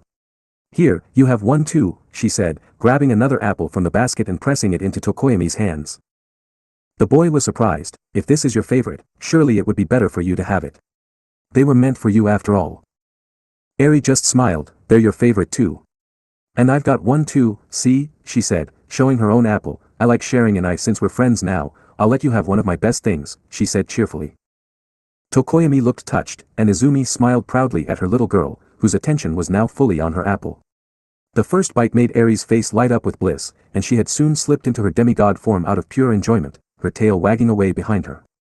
Dark Shadow laughed happily and began gnawing on his own apple like a chipmunk, savoring the rare treat. Heh, look at him go. I guess eating with a beak is kind of hard. Ishiko commented as she watched Dark Shadow. It can be difficult. I prefer chopsticks for eating because of that. Tokoyami said, having to place his apple at the side of his mouth in order to bite into it. Want me to chop that up for you? A little power slash would make it easier, and the ink disappears once used so you don't have to worry about ingesting it. Izumi offered. Tokoyami shook his head, thank you, but you shouldn't waste your Quirk on something so small. I'll deal. Izumi paused midway through taking a sip of her tea, and watched Tokoyami out of the corner of her eye. This was the third time he'd had a strange verbal slip, and this time, Izumi was sure he was about to say, divine, in reference to her powers. Putting that in context, his previous slips had sounded like he was going to call her an airy lady, and he continued to call Izumi by her hero name. It brought a strange, tense feeling to Izumi's stomach as she considered what this could mean. Either Tokoyami was just taken in by the fact she'd used a god's name for a hero name and was just trying to stop himself from being overly dramatic by calling her Quirk divine, or referring to her as lady. Or he knew the truth and was hiding it. If Tokoyami knew who she really was, then there could only be a handful of possibilities as to how, as well as only a few reasons to keep it hidden from her. Izumi needed to tread carefully, in case he was working for their enemy. She wanted to believe he wasn't, but she wasn't going to risk it with Eri so close. Needing to ensure Eri would be safe if things suddenly took a turn, Izumi acted as if she just received a text and pulled out her phone, making a show of replying when she was actually just typing a message to show Ishiko. She caught the Ponkel's eyes and the tiny woman hopped up onto her shoulder to see what the text was. Izumi had written, I think Tokoyami knows the truth about me. Need to investigate and see if I'm right. If he does anything I don't like, I'll drag him to the astral plane for interrogation. If that happens, take Eri back to the dorms and alert the family. Ishiko nodded, her grim expression thankfully hidden by her tiny stature. She hopped back over to Eri, but didn't say anything to her just in case it made the little girl react and give the game away. Izumi put her phone away and smiled apologetically. Sorry about that. Mom's having a day in town today and wanted to know if I needed anything, she lied, once again needing the Hanagami monkeys to feed her a line for her to copy. She really sucked at lying. Your mother. Do you mean the commission president or your biological mother? Tokoyami asked. I tend to call her mama while calling my adoptive mother mom, but it's kind of embarrassing to say that in front of people outside the family. Izumi said. The bird boy chuckled, I understand. My own mother usually ignores me when I speak unless I call her mama first. It's her way of teasing me. It's not so bad usually, but she's done it in front of my classmates in the past. Izumi giggled and finished her tea, then waited for Tokoyami to finish his apple. Once he was done, Izumi began packing up the leftovers of the picnic into the basket. As she was doing this, she watched Tokoyami out of the corner of her eye again. He was completely relaxed now, and watching Eri chomp away on her own apple, now being the only one who still hadn't finished. The edges of his beak had moved upward into a small smile. With his attention on someone else, Izumi spoke to him. Hey Tokoyami, can you do me a favor and hand me the ponkel, she said, holding her hand out while still packing away the rest of their picnic supplies. Ishiko looked at Izumi strangely, but without even thinking, Tokoyami reached over and gently picked her up, before depositing her in Izumi's hand and turning back to watch Eri, who was edging away from Dark Shadow now, the sentient Quirk trying to take a sneaky bite of her apple. Eri's resultant giggle ensured that Tokoyami didn't hear Izumi's whisper of gotcha. Izumi waited a few moments as Eri finally finished her food, she gave the core to Dark Shadow, since he liked them, and then reached over to the edge of the woods just behind her. She grabbed a stick and grinned. Hey sweetie, how about we burn off some energy with a quick game of fetch, she said, showing Eri the stick. Eri, still in her demigod form, immediately grew excited at the sight of the stick, her canine instincts driving her. She hopped to her feet and waited eagerly for her mama to throw the stick. Izumi giggled at Tokoyami's surprised expression, then reared back and tossed the stick as far as she could. It landed all the way at the bottom of the hill, but Eri had charged after it long before it hit the ground, her eyes firmly on the sky as she slipped into her full puppy form. Tokoyami couldn't help but laugh at the little girl's enthusiastic charge. "It's pretty cute, huh?" Izumi said quietly, as soon as Eri was out of earshot. "It is. She really is like a real puppy. My family were always dog people, metaphorically speaking of course. They're actually bird people biologically," he said. Izumi giggled at his joke. "That's pretty funny. Want to hear something else funny?" "Sure. I may prefer gloomy things, but I can appreciate a good laugh." Tokoyami answered. Izumi smiled and turned to look at him. "What's funny is, you knew Ashiko was a punkle, despite me never calling her that in front of you or our classmates." Tokoyami's body went rigid. It was quite interesting to watch the color drain from his face, as only his beak seemed to change color while his eyes widened. The rest of his unfeathered skin was pale enough that there was no difference. Izumi didn't even realize his beak could change color. She'd have to investigate that sometime, assuming Tokoyami didn't end the day in a jail cell for working with demons or villains. I don't, that's. I'm Dash, he stuttered out, trying to come up with an excuse. I just assumed she was the punkle thing you mentioned." Izumi snorted, "You're almost as bad a liar as I am. You didn't just assume, your actions were too confident and automatic for that to be true. If you didn't know for certain, you'd have paused or asked me to clarify. I had suspicions after your slips earlier, nearly calling Eri a lady and nearly calling my powers divine instead of a quirk. Now I'm certain, you know what I really am, don't you?" Tokoyami sighed and nodded sullenly, his shoulders slumped. "I do. You are OkamiHeroAmaterasu, the sun goddess. Specifically the third incarnation," he said. There was no point in trying to lie his way out of this now. Amaterasu had his number, and if he wanted to get out of this with any honor whatsoever, he had to be honest. "Thank you for finally telling the truth. I'm sure that's probably hypocritical of me to say, considering I'm keeping such a big secret from everyone, but I don't really have a choice," Izumi said, looking down to the bottom of the hill. Eri had the stick in her mouth now and was chewing away with wild abandon. She tended to do that a lot when playing fetch. It would be a little while before she made her way back up. "I'm sorry I lied to you, my lady." Tokoyami bowed his head, Dark Shadow looking extremely nervous beside him. "You're showing me a lot of respect here. I appreciate it, but it's not necessary. It does leave me a bit conflicted though. Your respect implies you aren't my enemy, but your hiding that you knew me leaves me thinking you're here to spy on me. Considering the attack at the entrance exams, I'm understandably wary, and with Eri so close, I'm not taking chances. Answer me honestly, are you a threat to me, my daughter, or anyone else here?" Izumi asked, her eyes turning silver as she stared into Tokoyami's red ones. Tokoyami shook his head vehemently, "No. I swear on my very soul that I am not here to harm you or anyone else. Nor am I spying for anybody. I came to you to genuinely become a hero and had no idea you'd be in my class. I'll admit that I knew you would be attending, since that fact was broadcast in the media frenzy after the Orochi battle, but I had already made arrangements to apply here before that. It is a coincidence, I assure you, or perhaps it is fate." Izumi watched his face carefully. He spoke earnestly, and his eyes shone with sincerity. She believed him. "All right, I understand. I'm sorry for giving you such a hard time, Tokoyami.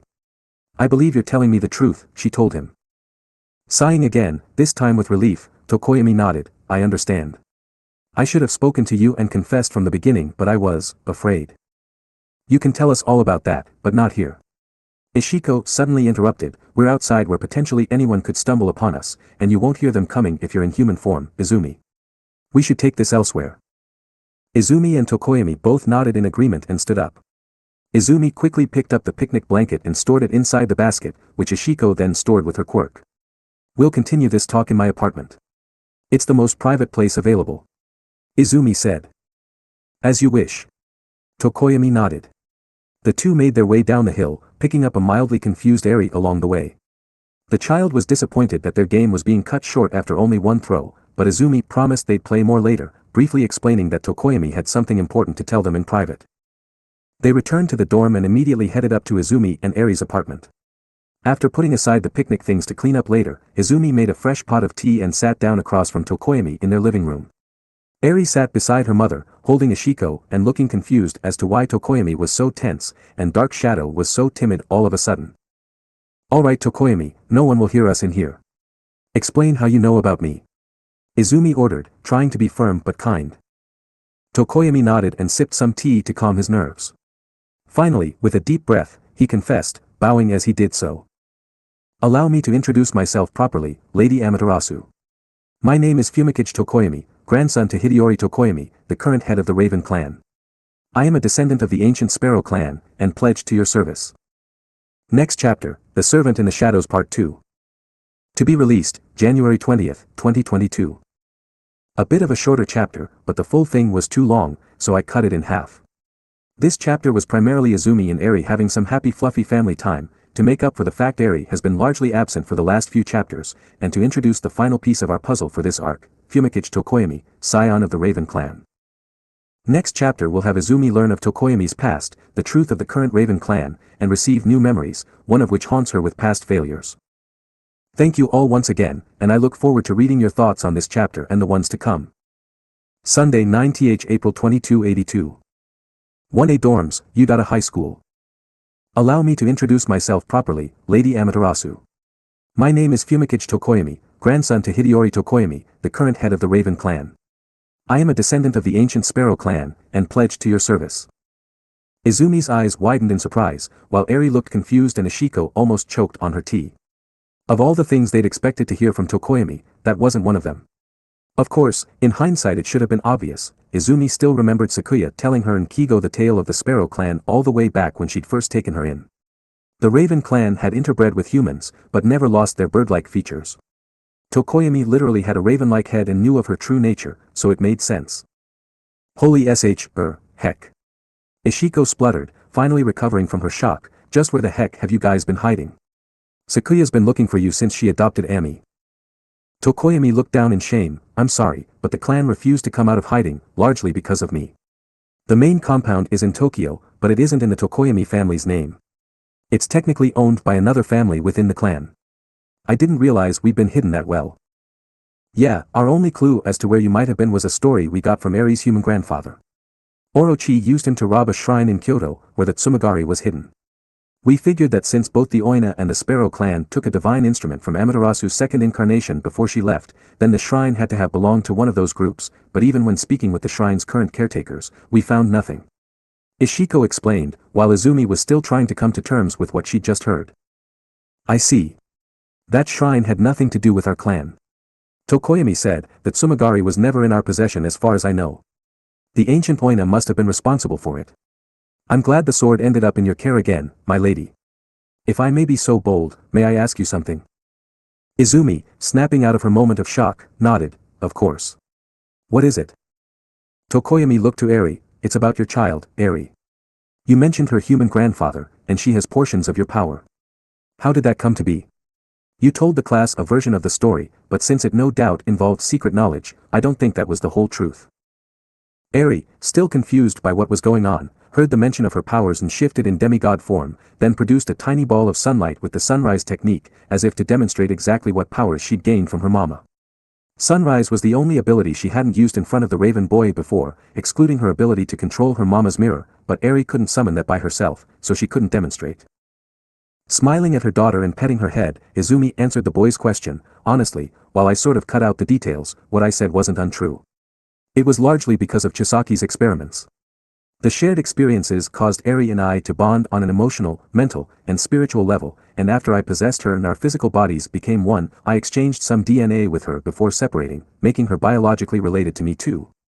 The details are confusing to me too, but my divine powers reacted to Eri and I wishing to be family, and used the shared DNA to make Eri biologically my daughter. Thanks to the biological and spiritual link, Eri also inherited my powers. She could theoretically use the brush god's powers too, but that would require them giving a portion of themselves to Eri. Tokoyami gasped in surprise, but seemed to grasp what Izumi was telling him. If I remember my lessons on spirits and gods, if such a being removes a portion of themselves, that portion will become its own being and essentially be a child of the spirit or god, correct? Izumi nodded. No wonder the brush gods are reluctant. Creating a child isn't something to be done on a whim, the boy muttered to himself, just barely within Izumi's earshot. Mama wanted me when no one else did. She was super nice to me, and gave me a bit of herself. She took away my scars, she's the best mama ever and the best hero. Eri proclaimed, completely serious. Izumi blushed at the praise, while Tokoyami smiled and Dark Shadow merrily agreed. Yay! Amaterasu is a nice hero. This is good, Fumi, the Quirk cheered. Indeed. The idea of OkamiHeroAmaterasu being reborn as a half-human was shocking in the first place, but for her to have turned a living human into a half-human, half-divine too is extraordinary. Grandfather will likely have a stroke when he hears of this. Tokoyami said. Izumi chuckled, I'll be sure to tell him gently when we meet. Now that we know where the Raven clan is, Sakuya is going to want to make contact as soon as possible. The evil one is still out there, after all. We need all the help we can get. Why yes, about that. Grandfather is a difficult and hard man. Strict would be considered an understatement, and he isn't very fond of me. It might be better not to mention me to him. Tokoyami said, draining his cup. His red eyes were sad, and it made Izumi want to reach out and hug him. Before she could though, the boy looked back up at her. Would you be willing to tell me about the truth behind some of your past adventures? And who exactly knows the truth about you? It would be nice to have others to speak to about this, as my family isn't exactly in the best state right now. The wolf girl pursed her lips, she was getting annoyed with these mentions of Tokoyami's family. The idea that his clan refused to make contact with the goddess they were supposed to serve because of him, combined with the Raven boy's clear nervousness towards his grandfather was painting an unpleasant picture in Izumi's mind. She had a sinking feeling that the Tokoyami family might be the next in line to receive the Amaterasu family counseling that she'd first practiced with the togas and was working on inflicting on a certain flame hero. Alright Tokoyami, I'll give you the rundown on my life up to this point, but in exchange, I want you to explain a few things to me when I'm done, she said. Naturally. As I said, as a member of the Raven clan, I was born into your service. I may be somewhat estranged from the clan at large, but I have always taken that role seriously. Tokoyami said earnestly, speaking like a loyal retainer to a medieval daimyo. Izumi shifted uncomfortably, a bad feeling in the pit of her stomach at Tokoyami's subservient behavior. She had started considering the boy to be her friend, and so wasn't pleased to have him start treating her like a mistress. She'd have to talk to him about it later, and remind him that despite the Raven clan serving her, she hadn't actually asked for their service, and it had been done without her consent. Putting that aside for the moment, Izumi went through her full story from the beginning, skipping over a few details here and there since they either weren't relevant or she didn't want to go over them. She explained her perceived quirklessness, though she glossed over the abuse she received for it, as she'd already shared it once today and was in no mood for a second telling, Rokuju's attack on her mother, and her awakening as Amaterasu a year later. She also went through her battles with each of the brush demons she'd faced, and gave a different perspective on the battle with Orochi. She left out Kigo being a descendant of the Hawk clan, as well as the private matters of her siblings and friends, which naturally meant she kept Dabi's identity private too. The only other things she kept secret were All Might's identity and what really happened at the end of the muscular battle. Through it all, Tokoyami listened with rapt attention, taking in every detail. He was shocked beyond words at just how much Izumi had dealt with. She'd had her first demon encounter at age 4 and had serious battles with brush demons 6 times. He looked over at Eri and Ishiko during the story and was even more shocked by the fact that the punkle was busy drawing and not paying any attention at all. He assumed it was because she'd been there for most of the battles, and had lightly heard the stories several times before too. At least Eri seemed as enraptured as he was. By the time Izumi was finished, she and Tokoyami had drained the teapot and had gotten a second one. And that's that. There's also a concern about demon involvement in the entrance exam incident, but investigations are still ongoing, so I can't say much. Izumi said, finishing her story. Tokoyami shook his head, I feel as if my head is spinning. To go through so many battles even before you were a hero, before you're even starting your training, it boggles the mind. How do you deal with it? He asked. A lot of therapy. And to be honest, it sounds worse when I describe them back to back like that. There was quite a long time between those early battles, and a good few months at least between the later ones. I think it averages out to about 1 disaster a year. Izumi said with a shrug. Thanks to therapy and support from her family, she was rather nonplussed by these past memories. She was thankful to Sakuya for being so insistent on good mental health, even if she did have her slips. It is good you are supported at least. Without meaning to offend you, it was a concern in the clan that you might be unstable mentally. Several of the elders feared that having a divine from the dawn of time experiencing life in the form of a human would bring disaster. Tokoyami admitted, the edges of his beak reddening slightly in a blush. Izumi giggled, I'm sure the idea of having a crazy teenage girl as their sworn mistress was scary for them. I'll admit that having a divine perspective means I sometimes see things a bit differently than normal humans, but mostly I'm a normal girl. I just have extra powers. It helps that I don't have many memories of my past lives either. You don't? Tokoyami asked. She doesn't. Ishiko said, now tuning back into the conversation. She experiences visions when she gains a new brush god, along with when she comes in contact with things from her past. But it's usually just fragments of memory involving that god or object. Unless something else happens to restore her memories, all she'll ever have is snippets.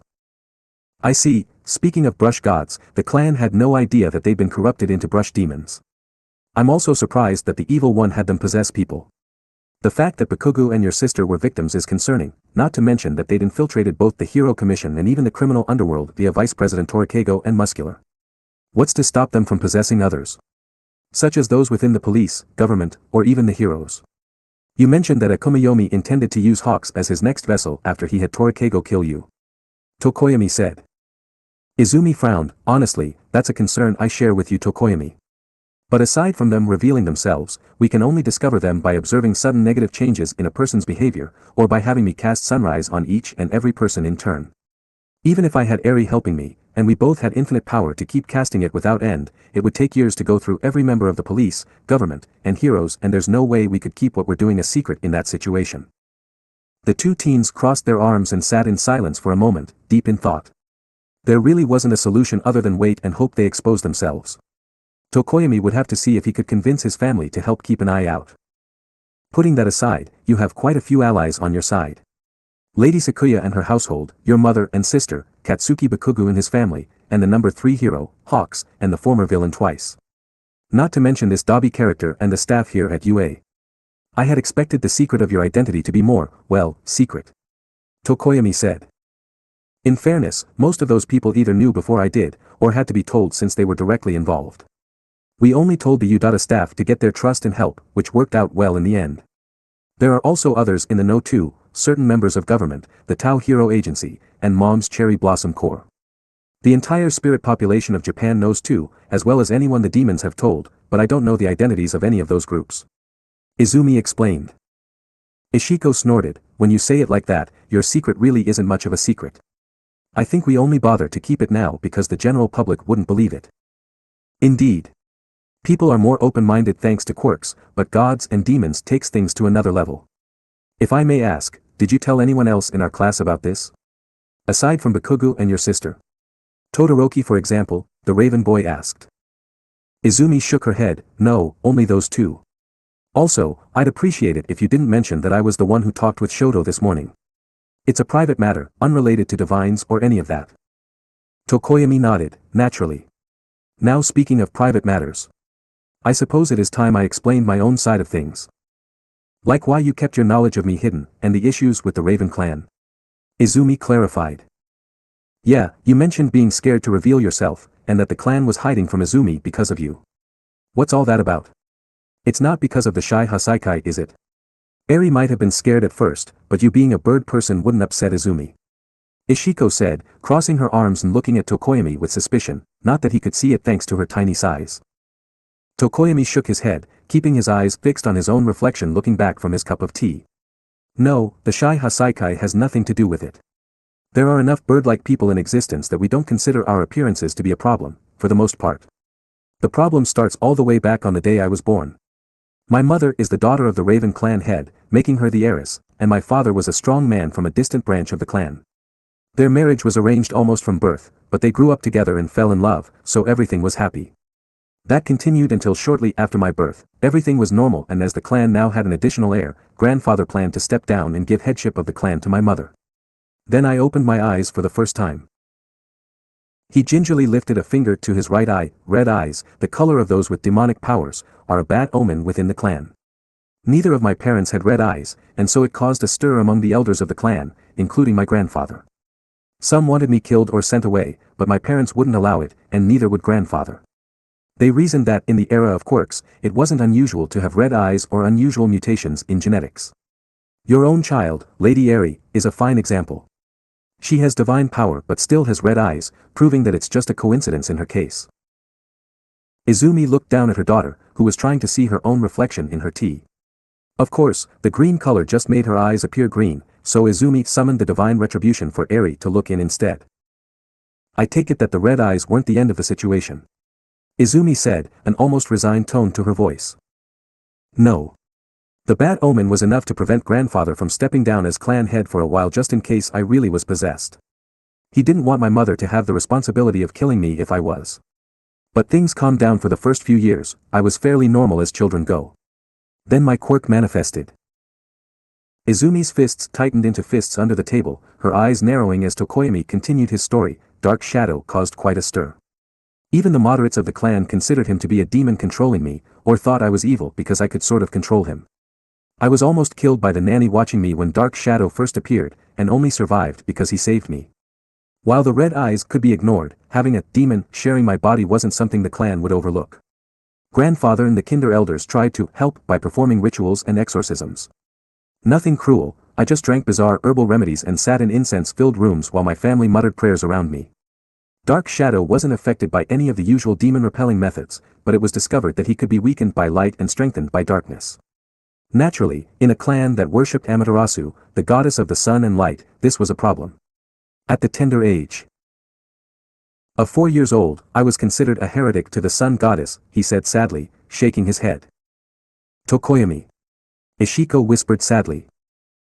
Of course, Dark Shadow isn't a demon and was quickly discovered to be just a strange quirk. But due to him being a dark quirk, I was still considered heretical and unworthy of a clan that served the goddess of light. I remained in the clan compound for another year, kept locked out of sight from others. That was when the unthinkable happened. Messages arrived through our clan's secret signaling system.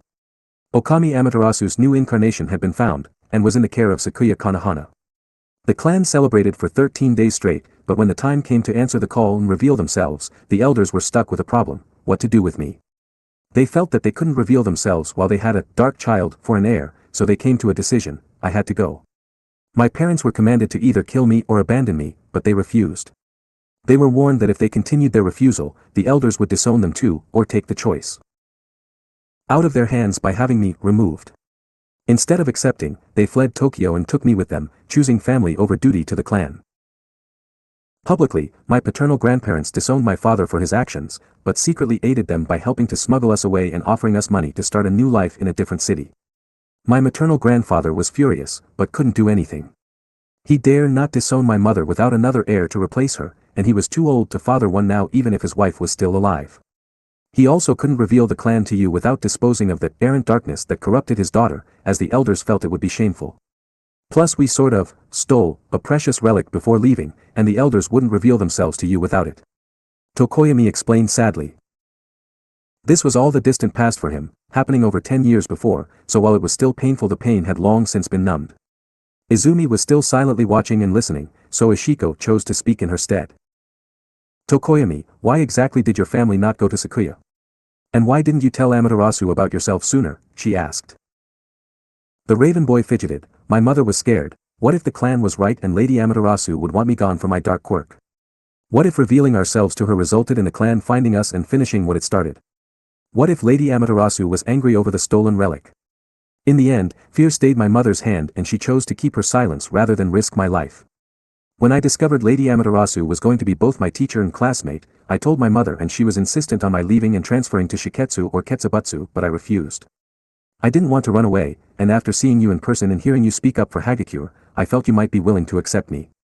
I've been working up my courage to confess the truth to you, but, well, you and Lady Eri are far too bright and vibrant for someone like me to easily approach. And that's more or less everything. He finally looked up from his tea, daring to meet Izumi's eyes for the first time since his story began. He almost immediately flinched back as he witnessed her eyes flashing between silver and red. Her lips had thinned and every breath she took parted them slightly, revealing her teeth clenched together in a vice that could crush steel. She was furious, and the brush gods within her weren't much better. Half of them were livid over what they'd heard, while the other half were deeply disturbed. Eri and Ishiko looked worriedly at one another, and Dark Shadow, who hadn't manifested through most of the story, was now coiled protectively around his master, shuddering slightly in fear as he waited for the sun goddess's reaction. I'm sick of this. Izumi muttered, barely audible. It's always the same damn thing, always the same problem. It's always freaking quirks. She growled. Tokoyami's eyes widened in surprise as Izumi ran a hand through her hair in frustration. Do humans have nothing better to do with their lives than judge each other? Are quirks really so divisive, or are people just looking for excuses to abuse one another? They abuse the quirkless, they abuse those whose quirks can hurt others, they abuse those whose quirks give them unusual personalities or physical traits, they abuse those with villainous or dark quirks, they abuse those with quirks that are too weak or too strong. And if they don't abuse them, then they exploit them and use those people as tools. I'm so sick of this, she said, almost looking to be in tears. Izumi loved quirks, and it tore at her insides to see the things she loved being used as excuses for people to be cruel to one another. How many of her friends and family had suffered because the way people treated them because of their quirks? Kigo, Katsuki, Himiko, Jin, Dabi, Rei, Eri, Shoto, and even herself, they'd all suffered one way or another because of their powers. Even Tenji Ida had been seen as the oddball of his family since his quirk made it almost impossible for him to be a hero. And now Tokoyami was added to that list. Feeling a fire burning in her heart, Izumi looked back at Tokoyami and reached over the table to grab his hands, holding them both between her own. You listen to me, Fumikage Tokoyami, you are amazing. Dark Shadow is incredible, both as a quirk and as a living being. So what if you prefer the dark, or if Dark Shadow is weakened by light? Why should that matter to anyone? I think you're a great person with an awesome quirk, and I'll yell at anyone who thinks you're anything less. You should never feel ashamed or afraid because of the quirk you were born with. Tokoyami's eyes glistened as his heart soared with joy. He wanted to speak, to thank Izumi for her words, but Eri acted first. She got up from her seat and ran around the table to grab Dark Shadow, holding the shadow creature's claws just as Izumi was holding Tokoyami's. She looked the sentient quirk in the eye, her bright ruby red boring into Dark Shadow's yellow. I like Dark Shadow. He's my friend, and so is Toko, she said, puffing her cheeks out childishly, unable to completely pronounce Tokoyami's name due to her anger. The feeling of righteous anger was a new one to Eri, but it burned brightly. In the time she'd spent playing and eating with Dark Shadow, the quirk had done nothing but be nice and friendly. The idea that someone wanted to hurt Tokoyami because of it made her want to stomp her feet and scream. Tokoyami may remind her a little of the Yakuza that had hurt her, but his situation reminded her of how her biological family had treated her because of her quirk, like something evil and cursed. Dark Shadow uncoiled itself from Tokoyami and instead wrapped around Eri, hugging her and making funny little chirping noises as it nuzzled against her. Tokoyami felt the warmth of his quirk in his heart, but he was again stopped from speaking. This time it was Ishiko who had something to say. Those birdbrains in the Raven clan need to be reminded of their history. The members of the ancient Sparrow clan that were loyal to Amaterasu were transformed into the Raven clan entirely because they were commanded to serve in the shadows cast by Amaterasu's light. They were supposed to become like the legendary shinobi, serving in the shadows to protect their lady. It was the duty given to them by the spirits for declaring themselves Ami's servants without her consent, then going to war in her name.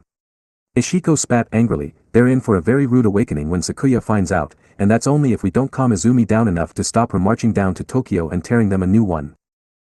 Tokoyami bowed his head, feeling both humbled and overjoyed by the three girls' anger and concern. He'd feared they'd agree with his clan, and call him a heretic for being so aligned with the dark, yet none of them seemed to care about that at all. They were angry at his clan for mistreating him, and were outright offended at the idea that he should be ashamed of Dark Shadow. It was almost too much to hope for. Is it truly alright? For someone like me to serve you? Even if I'm a child of the dark? Even if my parents stole that relic, he asked. Well, I don't know about this relic. If it belonged to the clan then stealing it was wrong, but if your parents felt they had to in order to protect you, I'm not going to judge them for it. Even if that wasn't the case, you weren't responsible for your parents' actions. As for you being a child of the dark, I don't care about that at all. Light doesn't always mean good, and dark doesn't always mean evil. Izumi said, her expression softening from righteous anger to a more comforting gentleness. I mean, Orochi was evil and he could use light, and I myself fell to darkness a few times during the Shai Hasaikai and Orochi incident. You may be more aligned with darkness, but you seem like a good person and you want to be a hero, so you're not evil. Tokoyami's expression brightened, and Dark Shadow vibrated excitedly. So, it's okay for me to serve you properly, as a part of the Raven clan, he asked hopefully. Izumi grimaced, and the poor Raven boy felt a stab in his heart at the clear rejection in her eyes. Seeing his face fall, Izumi quickly explained herself. Tokoyami, if I'm being honest, I'm not comfortable with anyone serving me. I'm barely getting my head around being an assistant teacher, I don't want to be anyone's mistress. The only way I was able to deal with it back home with the Kanahana household was because I consider them family, nor servants. The Cherry Blossom Corps and everyone else on my side answer to someone else, making it easy to act like they aren't mine to command. The Raven clan pledged themselves to my service without my consent, and while I don't know for sure how my last incarnation would have reacted, I like to think she'd have refused to allow it if she'd been there. Do you understand what I'm trying to say?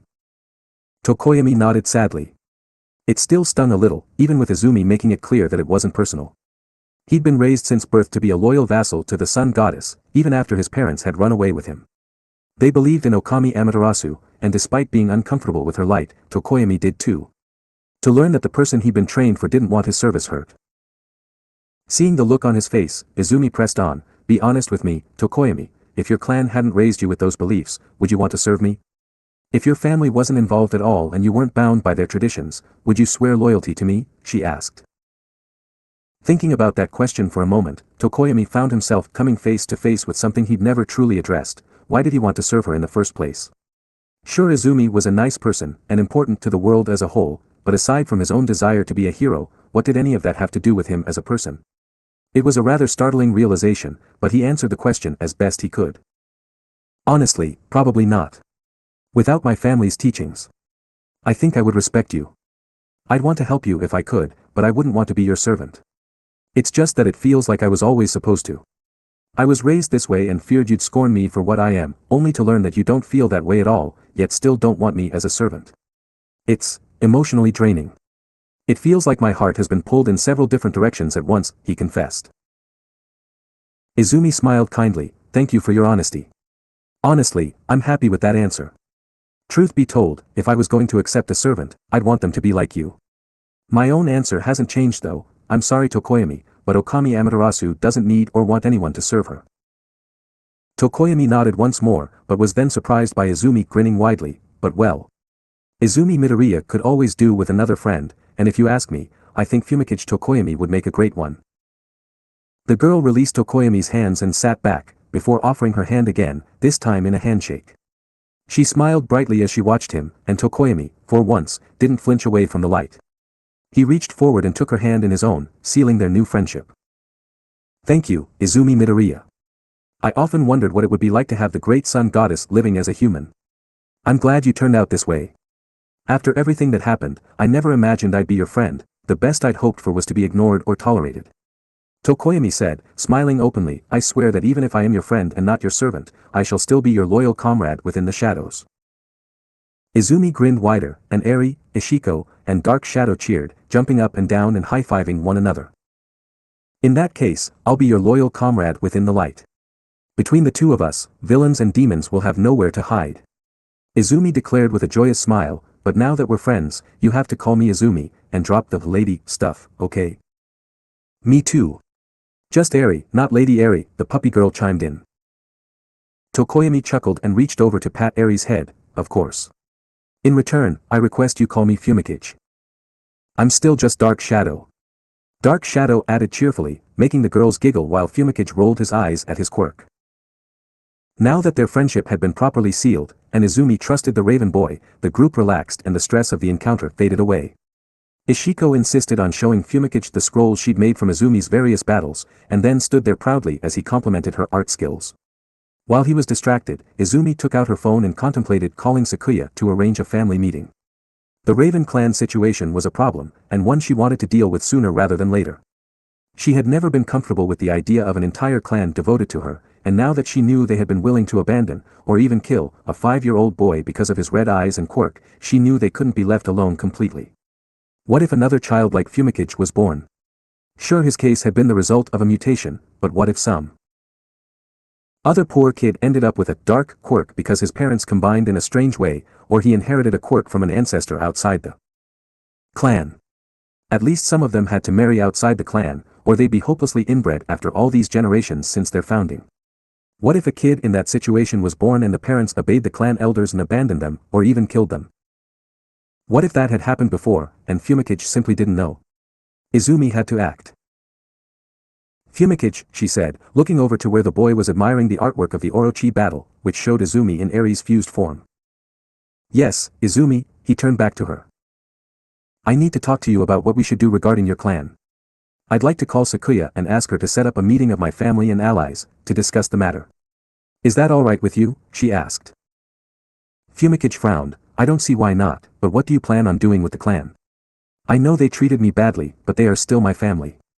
I don't want anything bad to befall them. Izumi nodded in understanding and briefly explained her concerns. The boy grimaced, but couldn't deny that he had the same worries. He'd gotten lucky that his parents chose him over the clan, but others might not do the same. We still get information on the clan's activities from my paternal grandparents. There have been no cases like mine before or since, though the youngest children are still too young to have manifested quirks. Mostly, they've been focused on finding us to get the relic back and deal with the shame we brought them so they can safely reveal themselves to you. They never thought we'd hide so close to you, so they haven't gone near the Muzurafu area. Fumikage explained. I see. I'll go ahead and text Sakuya to set up a meeting here at U.Data tomorrow after school. I'll need to ask Mizu for permission too. Izumi said, pulling on her lip as she considered her plans. Why not hold the meeting at Konohana Manor? Ishiko asked. I want all our friends and allies to be there, and it would be impossible to have all the U.Data staff leave campus along with select 1A students. It's much easier to have the family come here under the guise of commission business. Did you want to invite your family too? Izumi said, turning back to Fumikage. The boy shook his head, no. They are busy with work at the moment and I don't want to get them involved until something concrete has been decided. I'll call them tonight and tell them what's going on though. Got it. Izumi replied, turning back to her phone.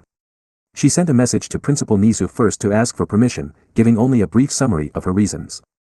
He quickly replied with the affirmative and said he'd inform All Might and the other teachers. Izumi then sent messages to Sakuya and gave her the same information. Sakuya's reply had a clear tone of worry to it, but she promised to get the household, Ox, Dabi, and even Jean to the school, so all her close allies would be there. Izumi thanked her and assured her that she didn't need to be worried, before turning back to Fumikage. I'll leave off on telling Kaken and Himiko until tomorrow's meeting, so for today and most of tomorrow we'll just say we ran into each other during our picnic and got to know one another, okay? Obviously not a word to anyone about the divine stuff. Izumi told him. Naturally. Few would believe me without cast iron proof anyway. Fumikage said with a nod. Great. Now there's just one more thing, what exactly is this relic you keep mentioning? You said the clan wouldn't reveal themselves to me without it, but I don't remember hearing anything about some ceremonial item involving me. Izumi asked. Ah. Well, in truth I don't know what it is.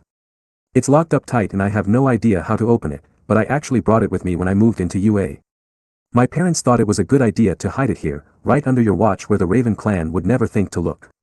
It's in my room, shall I go get it? Fumikage asked. Izumi nodded, sure. I'll go with you too, I'm curious what this thing is.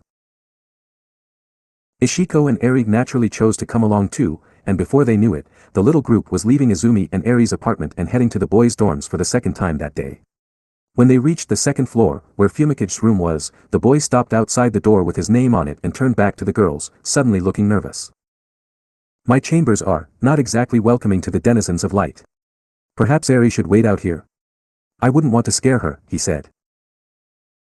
Before Izumi could even react or ask Eri, the girl gripped her leg and shook her head stubbornly. I'm safe with Mama, Ishiko, Fumi, and Dark Shadow. I won't be scared. Faced with the little girl's determination, Fumikage could do nothing but sigh and accept his fate. He opened the door and let the girls into his room. Izumi, Eri, and Ishiko walked in with a sense of trepidation after Fumikage's warning, and quickly understood what he'd meant. The windows were covered by thick, blackout curtains and the bedspread and rug were black too. All the furniture looked like it belonged in a Gothic manner, and all manner of occult paraphernalia was scattered around, such as several candelabras, a crystal ball, and a skull, all of which gave off dull purple light. Even with the lights on, the thick lampshades Fumikage had set up made all the light extremely dim and purple-hued. It was certainly spooky, and reminded Izumi of a haunted house attraction. Eri looked around nervously, especially after spotting a real-looking sword and shield at the foot of the bed, but since neither her mother or Ishiko seemed concerned, she put on a brave face and ignored it. This is definitely a dark and scary kind of room. You take the whole being of darkness thing seriously, huh? Can't say it's my style, but I am the girl that loves old Japanese-style rooms, so I'm not gonna judge your taste. Izumi said with a shrug, using her demigod form so she could navigate more easily in the dim light. Is this the sort of things boys like these days? We don't have anything like this in Pongtan. Ishiko commented, eyeing a set of ornate-looking keyrings. She was sure she'd seen Katsuki with a similar one when he was in middle school. Ugh, please, stop talking. Fumikage said, shaking slightly from mortification. It was more embarrassing than he'd thought to have girls in his room, and it didn't help that the only one to feel even a little intimidated by the dark and foreboding atmosphere he'd created was Eri. With a little help from Izumi, Fumikage temporarily took down his blackout curtains to allow the afternoon sun to shine into the room, providing some decent light for the ladies to see in. Once there was light, Fumikage reached under his bed and pulled out a massive suitcase that was locked with a padlock. He hefted it onto his bed. It was apparently quite heavy and required Dark Shadow's help to lift, and unlocked it with a key he kept attached to his cell phone. Flipping the case open, he moved to show the contents to Izumi. "This is it, the relic that the Raven clan have guarded for generations," he said. The three girls looked into the case, and both Izumi and Ishiko immediately gasped at what they saw, while Eri just tilted her head in confusion. It was another box, slightly larger than a briefcase and seemingly made of a strange, silvery stone. Eri would have thought it was just a slab of shiny rock if it weren't for the fact Fumikage had said he couldn't open it, implying it was actually a container. "What is it?" "It's kind of pretty looking," Eri said, looking to her mother. "I don't know for sure, but I've definitely seen something like this before. Remember, Ishiko?" Izumi asked, not taking her eyes off the stone case. The punkle nodded. "Yeah. It's just like the stone casket we found buried in the Shai Hasaikai hideout. The one Orochi had them steal from that temple." "The Kyoto one you mentioned earlier?" Fumikage asked, "The one containing one of your divine instruments?" "Yeah, the very same." Izumi said, "Could this be?" She slowly reached for the case. Sakuya did say that one was left to the Sparrow clan and one to the Oina. If the one Orochi found had belonged to the Oina once upon a time, then it makes sense for descendants of the Sparrow clan to have it. Without waiting a moment longer, Izumi, still in demigod form, placed her palm on the cool stone surface. Immediately, lines of blue light began to appear from the point she'd touched, forming a handprint around Izumi's hand. More blue light spread out across the surface from the tips of Izumi's fingers, until the case was covered in a complex pattern. Then the lights all turned gold, and the case began to open up as pieces rose up or sunk down and shifted to the side to reveal the contents. Ishiko, Eri, and Fumikage looked into the case. The contents were 6 floating objects, each roughly the size of Izumi's fist. They were covered in cloth and paper tags designed to ward off evil, and each was tied down in the box, the inside of which was also lined with evil-repelling tags, by a stone brace of the same material as the box. "I was right. This is exactly what I thought it would be." Izumi grinned excitedly. She reached into the case and brushed her finger against each of the stone braces, and each disassembled at her touch, allowing the floating objects to rise out of the box and form a circle in the air, which slowly rotated. The tags and cloth were still in place though, and the young goddess could hear the treasure within calling to her, so Izumi reached out and poked the floating objects. A single touch on one of them caused all 6 sets of tags to lose power and fall to the ground, taking the cloth with them, fully revealing the relic to the whole room. They were large yellow beads made of some kind of crystal or gemstone and shaped into tomo, each decorated with 2 smaller blue tomo circling either side of the hole in the bead. Each bead had 3 small flat yellow stones floating in a comet-like trail behind it, each stone smaller than the one before it. Despite being essentially a string of beads, there was no actual string binding them together, and they instead floated freely in a circle. The beads themselves looked thick and sturdy, while the flat stones that trailed off of them were thin and sharp. Each looked to weigh at least as much as an apple, and they never broke their circular formation, even when a curious Eri reached up and touched one, stopping it from moving and making the others freeze in place too, as if some invisible force was holding them in position. "The devout beads. The last of my divine instruments," Izumi whispered, her smile growing even wider as she admired the jewels. "Devout beads. Holy heck. To think they'd be right under our noses for all this time. I guess that Kyoto temple must have been connected to the Oina then. Man, Fumikage, you're full of surprises," Ishiko said, hopping onto the boy's shoulder and patting his cheek. Fumikage stared, mesmerized by the devout beads. "I've had one of your divine instruments under my bed for the last week. It's been hidden under the kitchen sink for most of my life. It's amazing, and feels somewhat sacrilegious." "Mama, I don't get it. Are these special beads?" Eri asked. "Yes, dear," Izumi said, "remember what I told you about divine instruments? The special weapons I have?" Eri nodded. "Oh, I remember now. Like the mirror and the sword. This is the other one. The whip." Izumi chuckled. "Close, dear. My 3 divine instruments are the reflector, divine retribution, the glaive, sumigari, and the rosary, devout beads. My last incarnation left the rosary and glaive behind when she returned to the celestial realm. The Oina took the glaive, and the Sparrow clan took the rosary. When the Sparrow clan split into the Hawk and Raven clans, only the Raven clan was permitted to keep the Sparrow clan's wealth, so they must have ended up with the rosary. No wonder they didn't want to be found until they'd reclaimed this. It's a really versatile weapon too. The beads are connected by an invisible thread of magic, and you can either use it as whip for a melee weapon, or fire individual beads for a rapid-fire ranged attack. Your past incarnation could even fire all the beads at once like a shotgun blast. Ishiko explained. Izumi nodded, remembering this from her lessons, while Eri and Fumikage looked amazed by the idea of the strange beads having such unusual uses. Dark Shadow reached up and poked one of the beads, feeling the smooth crystal but otherwise getting no reaction. All the divine instruments had a secondary use beyond their ability to strike enemies. The divine retribution could reflect energy back at the sender, that Tsumagari could gather kinetic energy to increase the force it struck with, requiring Izumi to hold a specific stance for several seconds, and the devout beads could be fired like projectiles and regenerate at incredible speeds when the crystalline beads shattered, taking mere seconds compared to the other weapons' hours. Izumi had been waiting to get this weapon for quite a while, as she already had all manner of interesting new combo moves she wanted to try out. Okay guys, if this is anything like when I got the Tsumagari, then touching these and reabsorbing them will cause me to experience a vision. I'll be out of it for a few seconds, but don't worry, I'll be fine, she warned them. Eri and Fumikage hadn't seen her in such a situation before, and Izumi didn't want them to freak out. With a nod of understanding from each of them, Izumi reached for the beads. Right before she made contact with them, she briefly wondered if Eri would experience a vision too. She had when Izumi gained Nuregami and improved Tashigami's power, but she didn't remember hearing about her having one when Izumi got Tsumagari.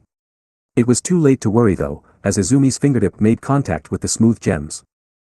There was a flash of white, and the beads fused together into a single ball of light before darting into Izumi's chest, melding with her form and finally reunited with its fellow instruments.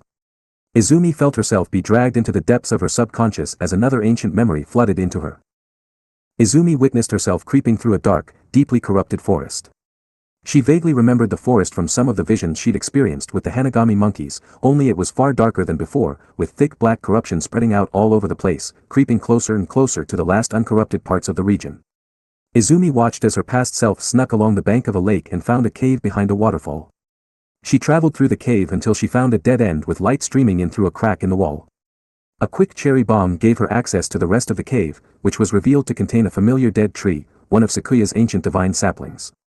Izumi watched as her past self cast bloom, reviving the old tree and releasing a wave of purification that drove the corruption out of the forest in a wave of flowers.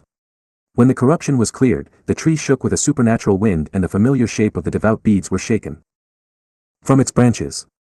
The second incarnation of Amaterasu touched the beads, and the vision ended in a flash of light. Izumi expected to open her eyes back in Fumikage's room, but when the light faded she found she was in the astral plane instead. Huh. What's going on, she said, Yamagami. Tashigami. Anyone, she called, looking around and not spotting anyone. Her brush gods didn't answer her call either, which was very unusual. What was happening? Before she could begin to panic, the divine retribution suddenly appeared in front of her, followed swiftly by the Tsumagari, and then the devout beads. United again, the three instruments began to spin around Izumi, before turning into a ring of light that immediately shot into her. Izumi felt her eyes roll back as another vision overcame her. This vision was different from the others. Instead of watching her past memories like an outsider, she was looking out through the eyes of her own past self. She was standing inside a massive vessel, a sailboat that was made of the same stone as the cases that had contained her divine instruments. Screens floated around her, showing her different views of the ship as well as their destination, the planet Earth. The glorious blue jewel hung in the night sky in front of her and Izumi couldn't help but feel the joy and nostalgia of seeing it again in such a way. She was almost too caught up in those feelings to recognize that they didn't feel completely her own. They were the emotions she felt in the past, during this memory. Izumi looked down and saw her reflection in the shiny stone floor. She saw a massive white wolf, far bigger than her current wolf form, and with more of the wing-like feather crests and more complex divine markings. The wolf in the reflection looked more like Izumi's wolf form while possessing Eri. She didn't get a chance to examine herself properly though, as sirens suddenly went off around her. Looking up, she saw beams of black and purple energy coming towards her vessel, the Ark of Yamato, from the earth. Fear filled her as her past self realized she couldn't do anything to defend against the attack, while her present self realized what the memory really was. The beams of energy ripped through the Ark of Yamato, shredding it like tissue paper. Explosions filled Izumi's sight, and then suddenly, the ark was gone, nothing but stone and rubble slowly disintegrating in the void of space, and Amaterasu was left to float there. The unbearable cold of space crept over her, covering her fur in frost as she desperately flailed through the pitch-black emptiness.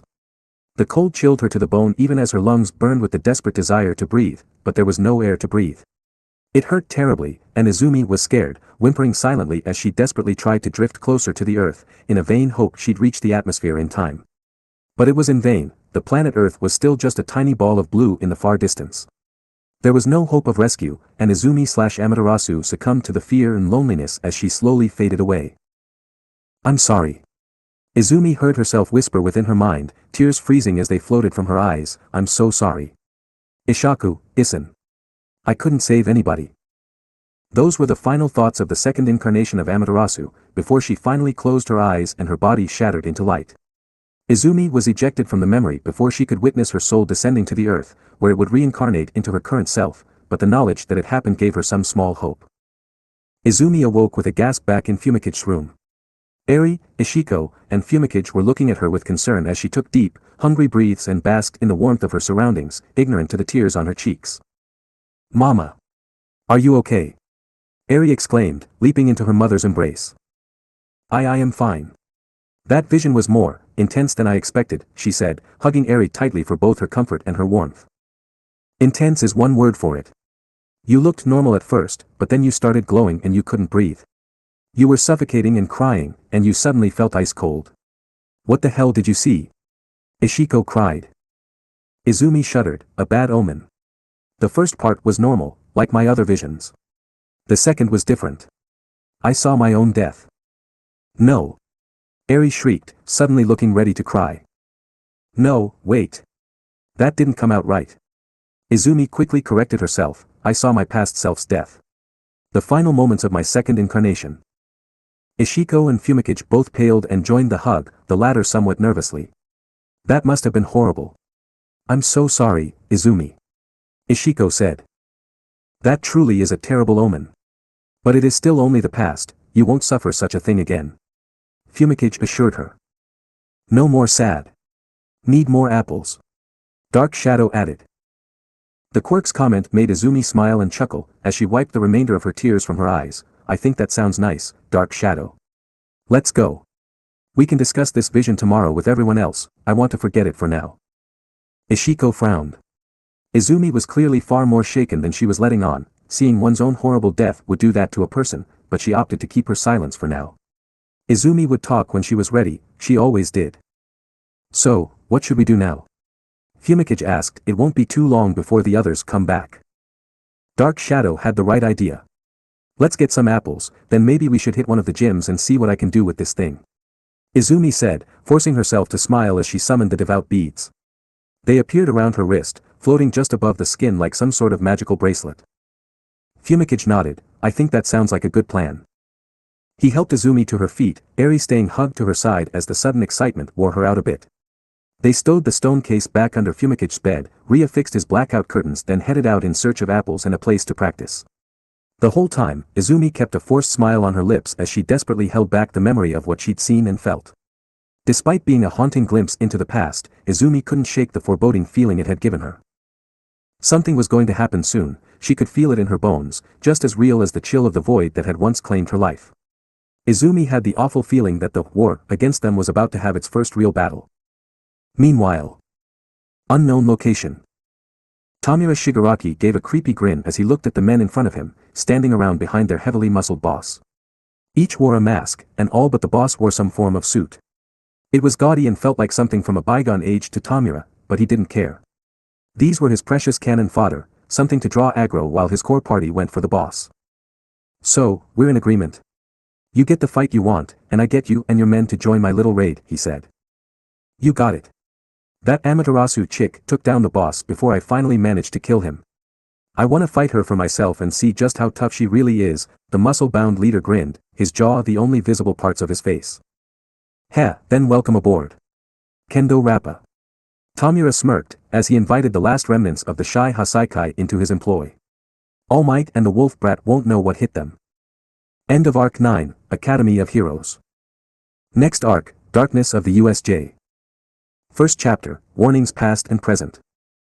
To be released, January 26, 2022. Thus ends the 9th arcade of this story and the first of the major U.A arcs. The next arc is fairly obvious in what it'll be about, but it should be fun and have some nice surprises too. Remember that arcs ending in 5 or 0 tend to be the really big ones event-wise, so be prepared. This chapter revealed the truth of Fumikage's past in this story, the decline of the Raven clan and the long-awaited return of Izumi's third and final divine instrument. With this, she is one step closer to her full power. And of course, a vision of her previous life's end just to cap it off. But was it just a haunting reminder of what happened to her in the past? Or the start of something new? We also get a tease of the first twist for the next arc, the return of Rappa and the Shy Hasaikai's remaining members. How will their presence spice up the USJ arc? Guess you'll have to wait and find out soon. Next chapter will have Izumi's family gather to plan their response to the Raven clan, and the arrival of a warning far more sinister than Prophet's usual predictions. Thank you all once again, and I look forward to reading your thoughts on this chapter and the ones to come. Izumi, Eri, Ishiko, and Fumikage ended up spending the remainder of their Sunday afternoon in a secluded corner of the teacher-only training ground, the latter three snacking on apples while Izumi practiced with her new divine instrument a short distance away from them. All mentions of her traumatic vision were banned for the time being, and Izumi worked herself incredibly hard to ensure she was too busy to be concerned by the painful past, or the ominous feeling the vision had given her. It helped that the devout beads made for a very finicky weapon. It could be used in two ways, launching individual beads for a projectile, or flailing the whole string around like an energy whip with hard, sharp stones embedded within it. The first method was incredibly easy, Izumi just had to point her hand at her target and will the beads to fire. She could fire them one at a time, in short rapid-fire bursts. She could only fire 6 shots in one burst, since the weapon consisted of 6 beads, or launch all of them at once for a shotgun-like blast. Each bead would take just over a second to regenerate if they shattered, or would immediately return to her if they missed the target. Their range was about the same as the average handgun, by Izumi's reckoning anyway, not that she knew that much about guns, and she could just barely control the velocity the beads flew at. They either launched at full force, in which case they had the strength of a punch from a low-end strength quirk or the peak of normal human strength, or they launched at the minimum force, the level of a punch thrown by the average human. The former was potentially deadly to people without strong endurance, while the latter was fairly useless against anyone with armor or strong physical defenses, but both were serviceable enough for Izumi. She was sure she'd gain greater control over the velocity as she grew accustomed to the beads. The whip-like mode of attacking was far more troublesome. Izumi had been given some basic instruction in most common weapons by Master Onijirai, things such as swords, spears, and axes, but they were all straightforward compared to a whip. Izumi just could not get it to do what she wanted, and only had the most bare minimum of success by directly manipulating the beads like she did with her other weapons. Even that was troublesome and led to some interesting discoveries. Firstly, the thread of energy that held the beads in their whip or bracelet form was actually completely intangible, so if it struck a target it would just pass through. This meant the beads couldn't be used as a restraint weapon or grapple, which took most of the usefulness out of their melee form. That also meant that all damage done by the weapon was from the impact of the beads, which had a solid punch just like the ranged attack, and the small stones floating behind each bead, which were sharp and could leave some nasty, albeit shallow, cuts. Izumi learned that the hard way many times, as she ended up hitting herself with the whip form far more often than she hit her target. She made more progress with rejuvenation healing herself than she did the devout beads whip form. The last discovery she made was that just like with her other weapons, if she summoned 2 at once then her control over both would weaken drastically. If she had another weapon out, then Izumi couldn't use the shotgun blast attack nor could she use it in melee form at all, though that was due more to her inexperience than a hard limit on her ability. It simply wasn't possible to have all 3 of her weapons summoned at the same time, at least while using them. Izumi could summon all 3 and make them sort of float around her, but she couldn't directly control any of them or use their abilities, and the energy drain from keeping all 3 manifested was brutal. Training came to an end for the day when Ishiko got fed up with Izumi accidentally whipping herself, and told her to stop until she had a professional to show her how it was done. Considering her cuts and welts, and the odd feeling she was doing something dirty, Izumi was quick to agree. They returned to the dorm at the same time as their classmates and all mention of the day's events were forbidden until the meeting the next day. Their classmates regaled them with stories of their day in Valor Village, while Eri replied with her own stories of their picnic and playing with Dark Shadow. Katsuki and Himiko looked suspicious, noticing that Shoto was now slightly less cold towards Izumi. He was too awkward to be friendly in public, and that Izumi was now calling Fumikage by his first name, but when they asked her, she promised to reveal all tomorrow. That was how the first day off of the new school year came to an end, and Izumi was very glad to finally be able to fall asleep after everything that happened. Between her finally befriending Shoto, learning the truth about fumikage, and re-experiencing her own death, she'd had one hell of a day. She fell asleep to the comforting sounds of the brush gods within her, chattering about the day's events as they often did. Monday 10th April 2282. Meeting room, Udata High School. The new week returned Class 1A to their normal routine. They spent the day in classes, with Izumi spending the afternoon in lesson planning with All Might for the coming week. Since the first lesson for each class had been a combat trial, they decided to have rescue be the theme for this week, and booked out the USJ alongside 13. Izumi was looking forward to it. When classes for the day were finally finished, the students were released to do their own thing while the Udata heroes assembled in the meeting room, along with Inko, the Onikawa brothers, Izumi's siblings, Fumikage, and the members of the Konohana household, who had brought along Kigo, Dabi, and Jin. Izumi was the last to arrive, having taken Eri to the dorms to change out of her uniform before the meeting, since the girl would be in the meeting with them and should be comfy. After some exuberant greetings from the Konohana household, honestly, Izumi and her siblings had only been gone a week, they shouldn't have been so excited, and a great deal of confusion as to why Fumikage was present, the meeting could finally begin. Everyone sat around the massive table in the meeting room, or stood off to the side, and looked to Sakuya and Izumi. "Alright Izumi, you're the one that called us all here, the floor is yours." Sakuya said, "But is this going to be about your condition? If so, it might not be wise to discuss it with certain guests in the room too," she added, eyes flicking towards Fumikage. Izumi shook her head. "It's important that Fumikage is here. This meeting is largely because of him and his situation." "What the hell? I knew you were being weirdly buddy-buddy with him after yesterday, but I didn't expect this. What's Nevermore got to do with all of us?" Katsuki asked gruffly, restraining his language since Eri and the teachers were in the room. "Kaken, Fumikage knows everything," Izumi answered, transforming into her demigod form to demonstrate her meaning.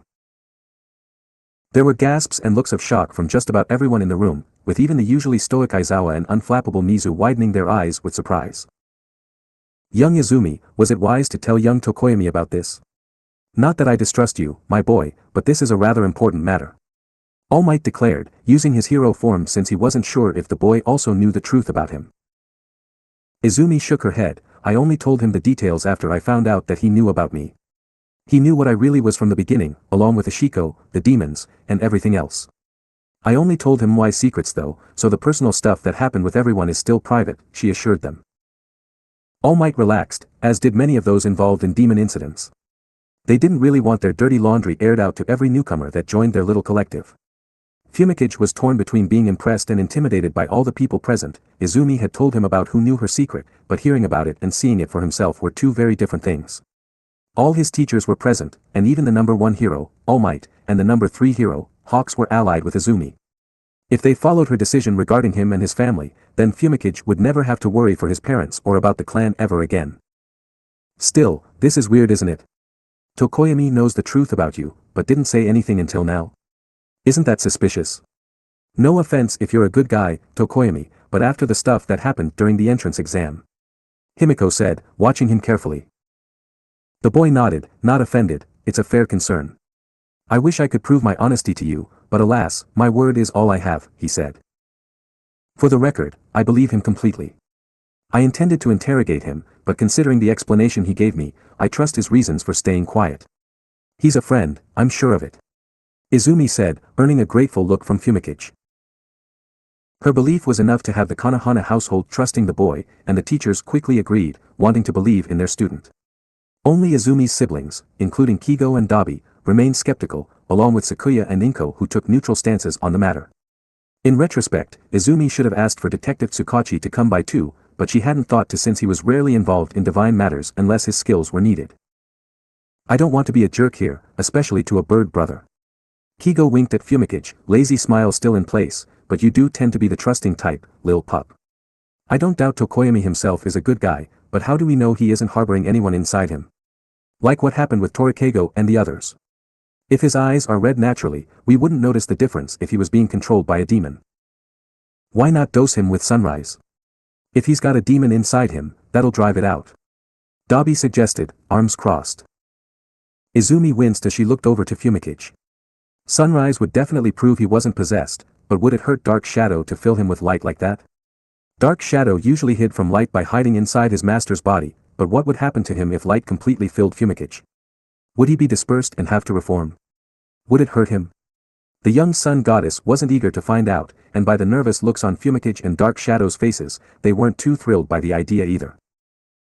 Is it okay if I try this? She asked him. It's okay if you say no.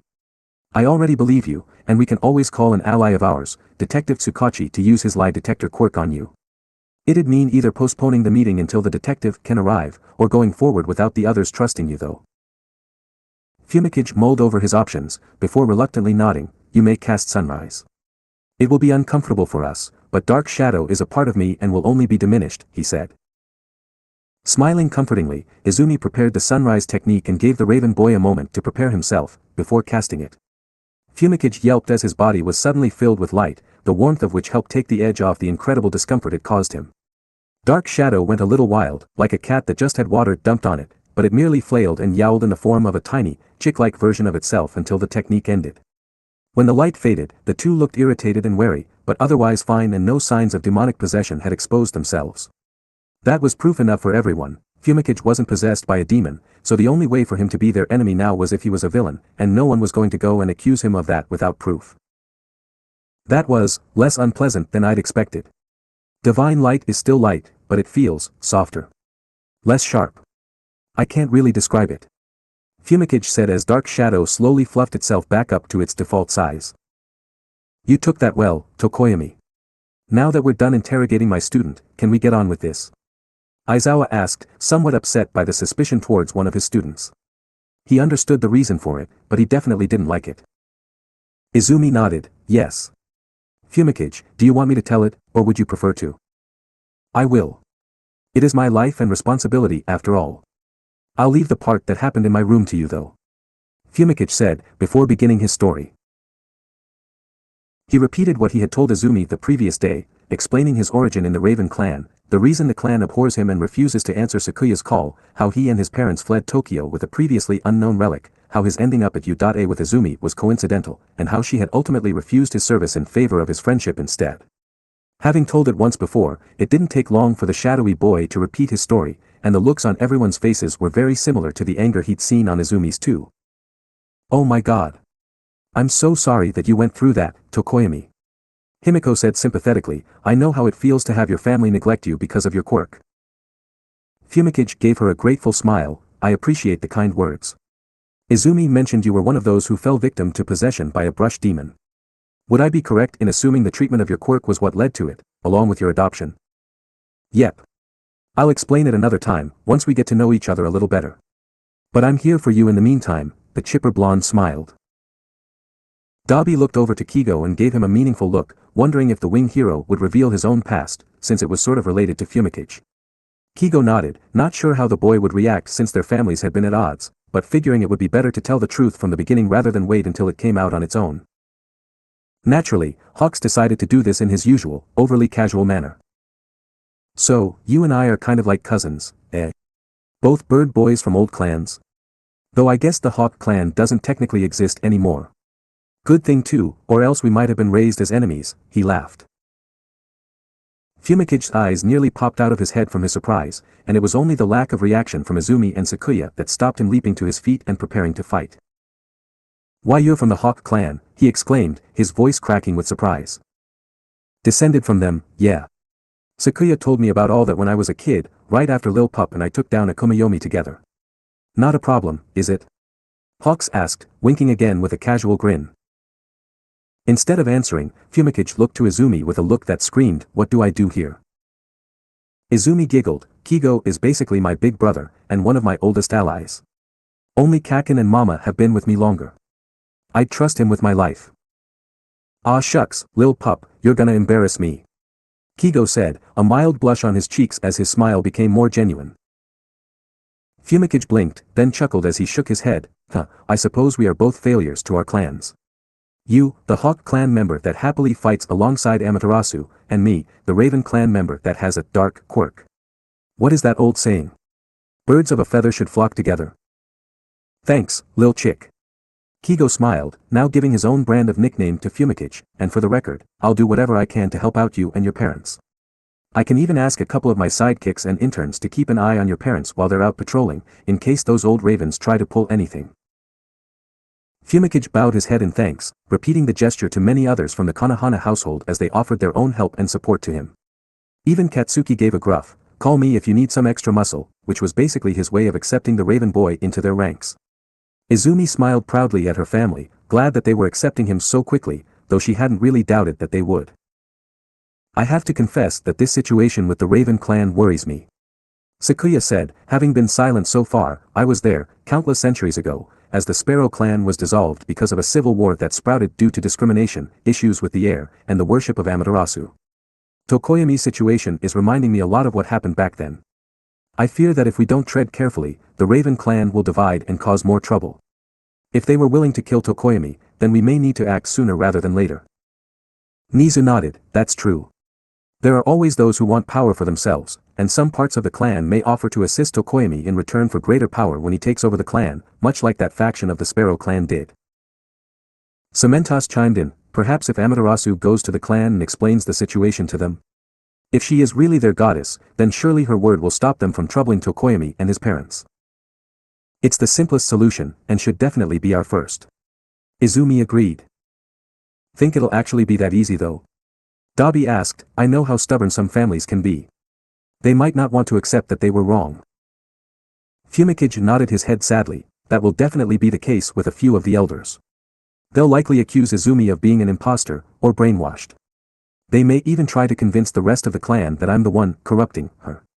Worst comes to worst, they'll try and capture her and purify her. Everyone in the room bristled at that, and Izumi outright growled. She would not be brought to heel and tamed like some mad dog.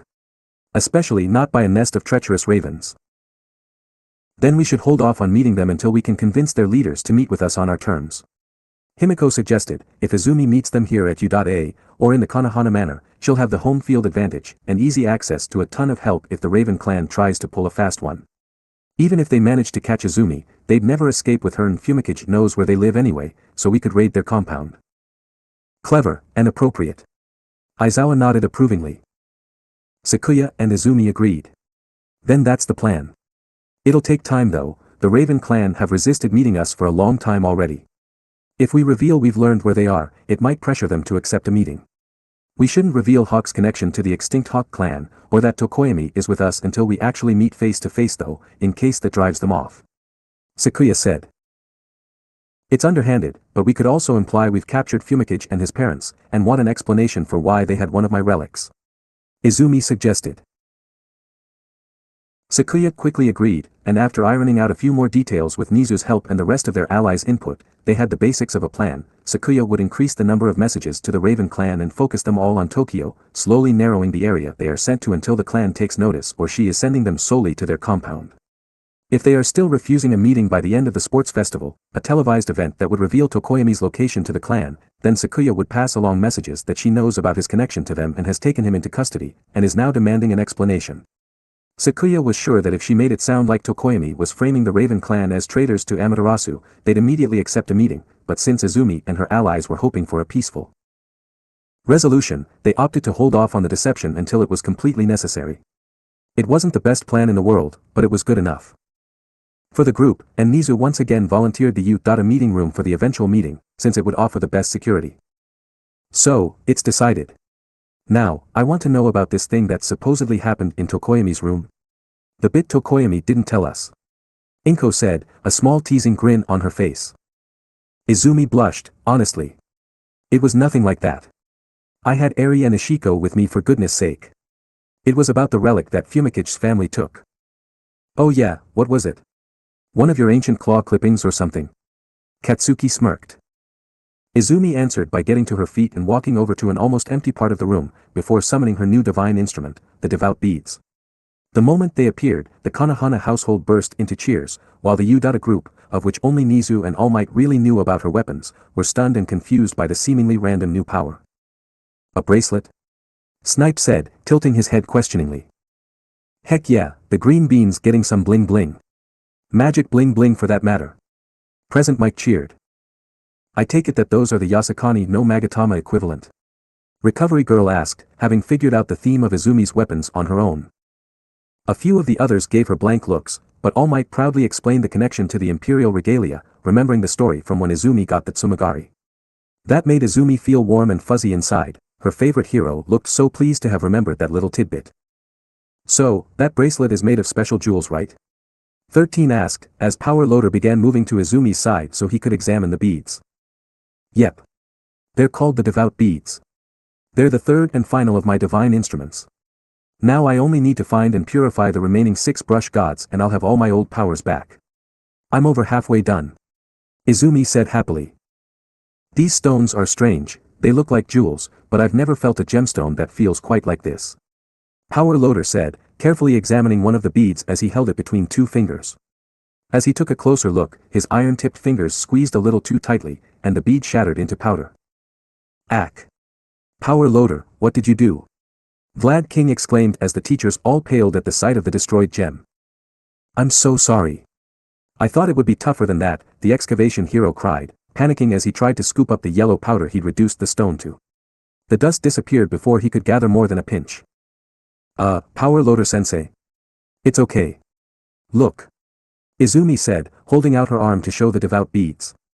Power Loader and the other Udata teachers took a look and saw that the destroyed bead was back in place, completely pristine. The poor man gasped, it's back. Izumi nodded, the devout beads can be used as projectiles. They're designed to be fired, shatter, then regenerate. There's no problem, she explained.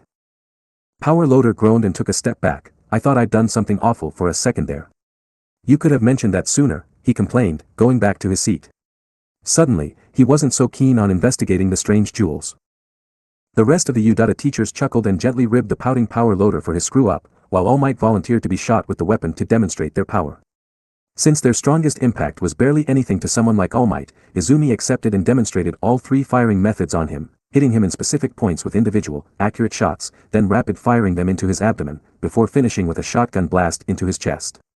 That last one actually managed to make All Might grunt, which was a decent achievement, even if he didn't really feel any pain from the impact. That's a pretty darn interesting weapon. Never would have figured a string of beads to be used like a gun. Can you control the shots once fired? Snipe asked.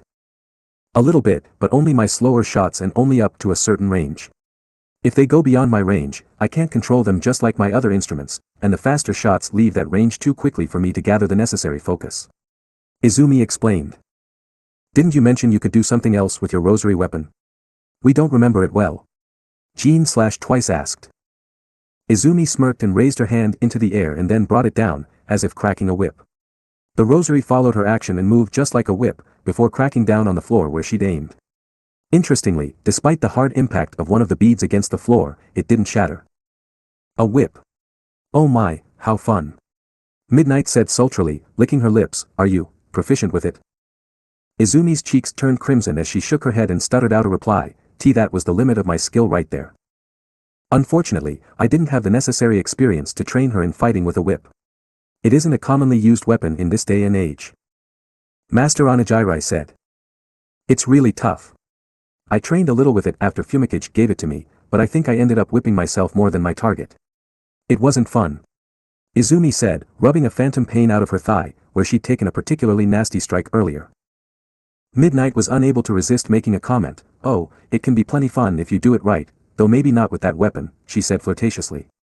The teens all blushed crimson, while the adults either chuckled or huffed at her crude comment. Eri just looked confused and opted to ask her mama about it later. That would be a very uncomfortable conversation for poor Izumi. Midnight? Could you maybe not say things like that in front of my 6-year-old?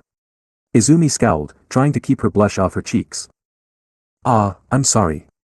That was very naughty of me. As punishment. Midnight leaned forward, resting her chin on her folded hands. I'll tutor you. A few lessons with me, and you'll make that whip do wonderful things. Izumi felt as if she should refuse, but Midnight was the only person she knew and trusted that could use a whip. She reluctantly accepted, resigning herself to sitting through some very uncomfortable and innuendo-filled lessons. If it made her a better hero, she'd deal with it, but at the first sign of Midnight trying to make her a mini-her, Izumi would be out of there like a flash. After a few minutes of organizing, it was decided that Izumi would now attend lessons with Midnight after finishing her lesson plans with All Might on Monday afternoon. It never took the whole afternoon to finish the plans, so it was the best option they had without overburdening either of the heroines' schedules. With that sorted out, Sakuya turned to Izumi. It was lucky that Tokoyami brought the relic with him, though it is funny to think that your final weapon was hidden under his bed. Oh, that reminds me, you had a vision when you recovered the Tsumigari. Did the same thing happen this time? She asked. Izumi flinched, and Fumikage looked down with a dark frown on his face. Eri, who'd been sitting in her grandma Inko's lap, whimpered and cuddled closer to her grandma at the memory. Their reactions had everyone worried, and Izumi had promised Fumikage that she was going to bring it up at the meeting, so she had no choice but to explain. She described the full vision, including the odd section in the astral plane and then the vision of her death. The only positive thing she had to report was that Eri hadn't experienced visions of her own, that was a trait connected solely to her brush gods apparently. Oh Izumi. Sakuya said softly, moving to embrace her daughter. Inko got up and joined the hug too, stroking her hair lovingly even as she still held Eri. My poor baby, that must have been awful for you. I admit it was really unsettling, but it's okay. Now that some time's passed, it doesn't bother me anymore. It just took me a little while to come to terms with it. Izumi said. She was being truthful too, the memory of her death felt like a half-remembered nightmare now, something that freaked her out while she focused on it, but otherwise faded quickly from her mind. Besides, she began with a smirk, I've died like 4 more times since then, right? It's not such a big deal. Her comment had been meant in a joking way, intended to cut the growing tension, but all it did was remind her friends, family, and teachers that she had in fact been murdered multiple times in the past. The hug quickly expanded beyond Sakuya, Eri, and Inko to the entire Konohana household plus All Might, Present Mike, and Midnight.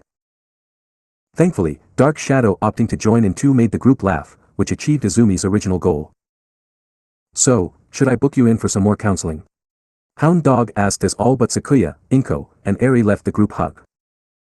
Izumi smiled and shook her head, no thanks, Hound Dog Sensei. Like I said, it mostly feels like a bad nightmare. I'm more worried by why I had that particular vision. Most of my previous memory visions have had something to do with what I'm currently doing, like receiving a weapon or brush god.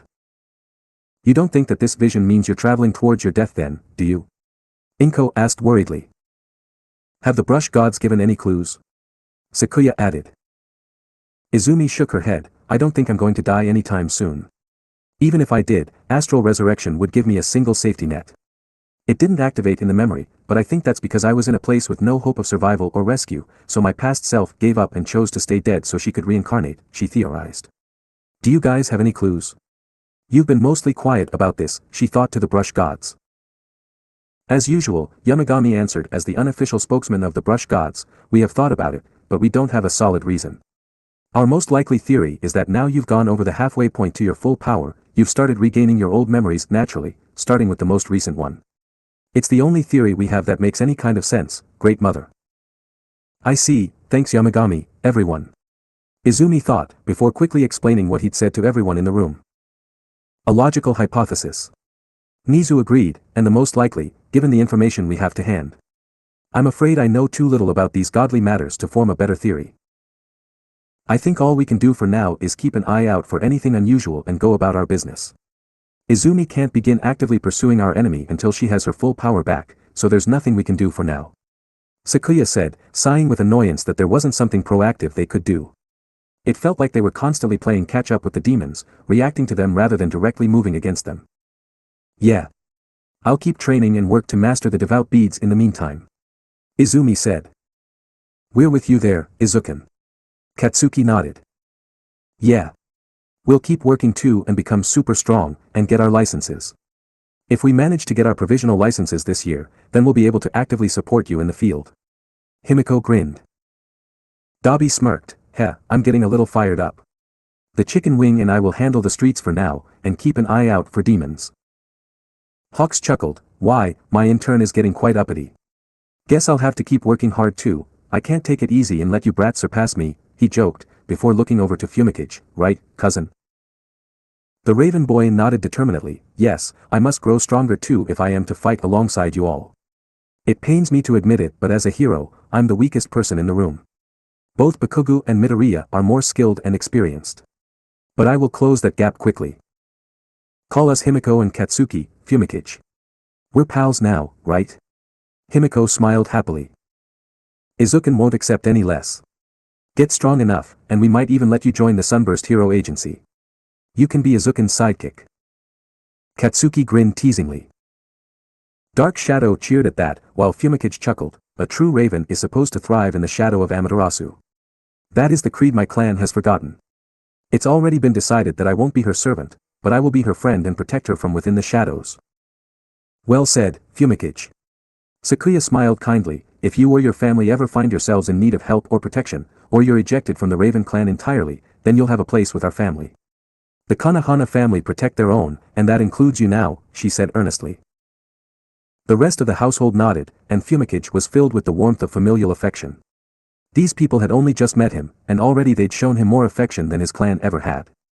If things go badly with the Raven clan, Fumikage would be proud to call these people his new clan. Izumi smiled and prepared to end the meeting, now that they'd discussed everything they'd needed to.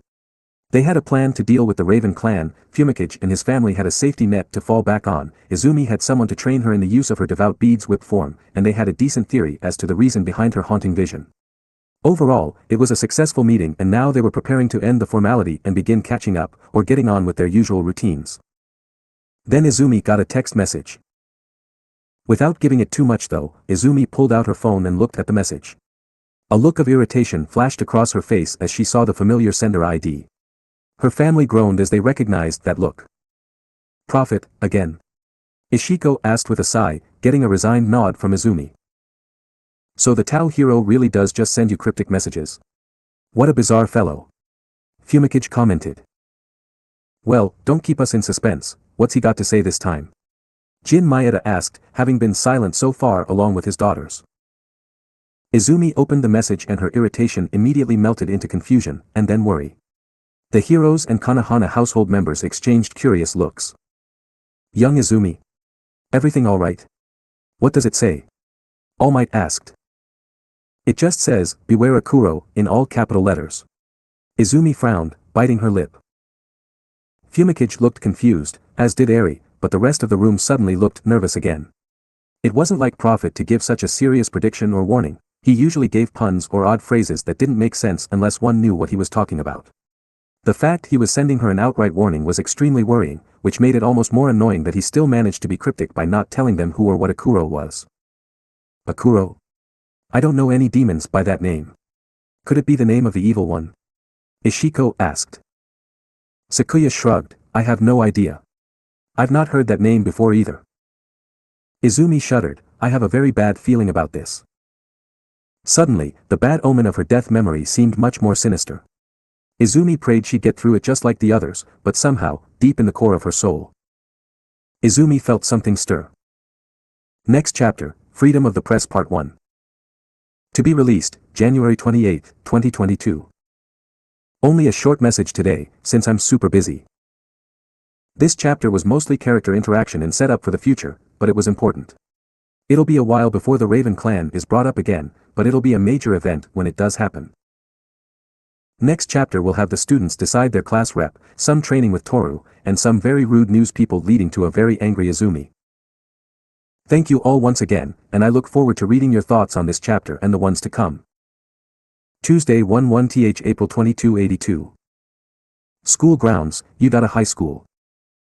Izumi slept fitfully after the meeting with her friends and family.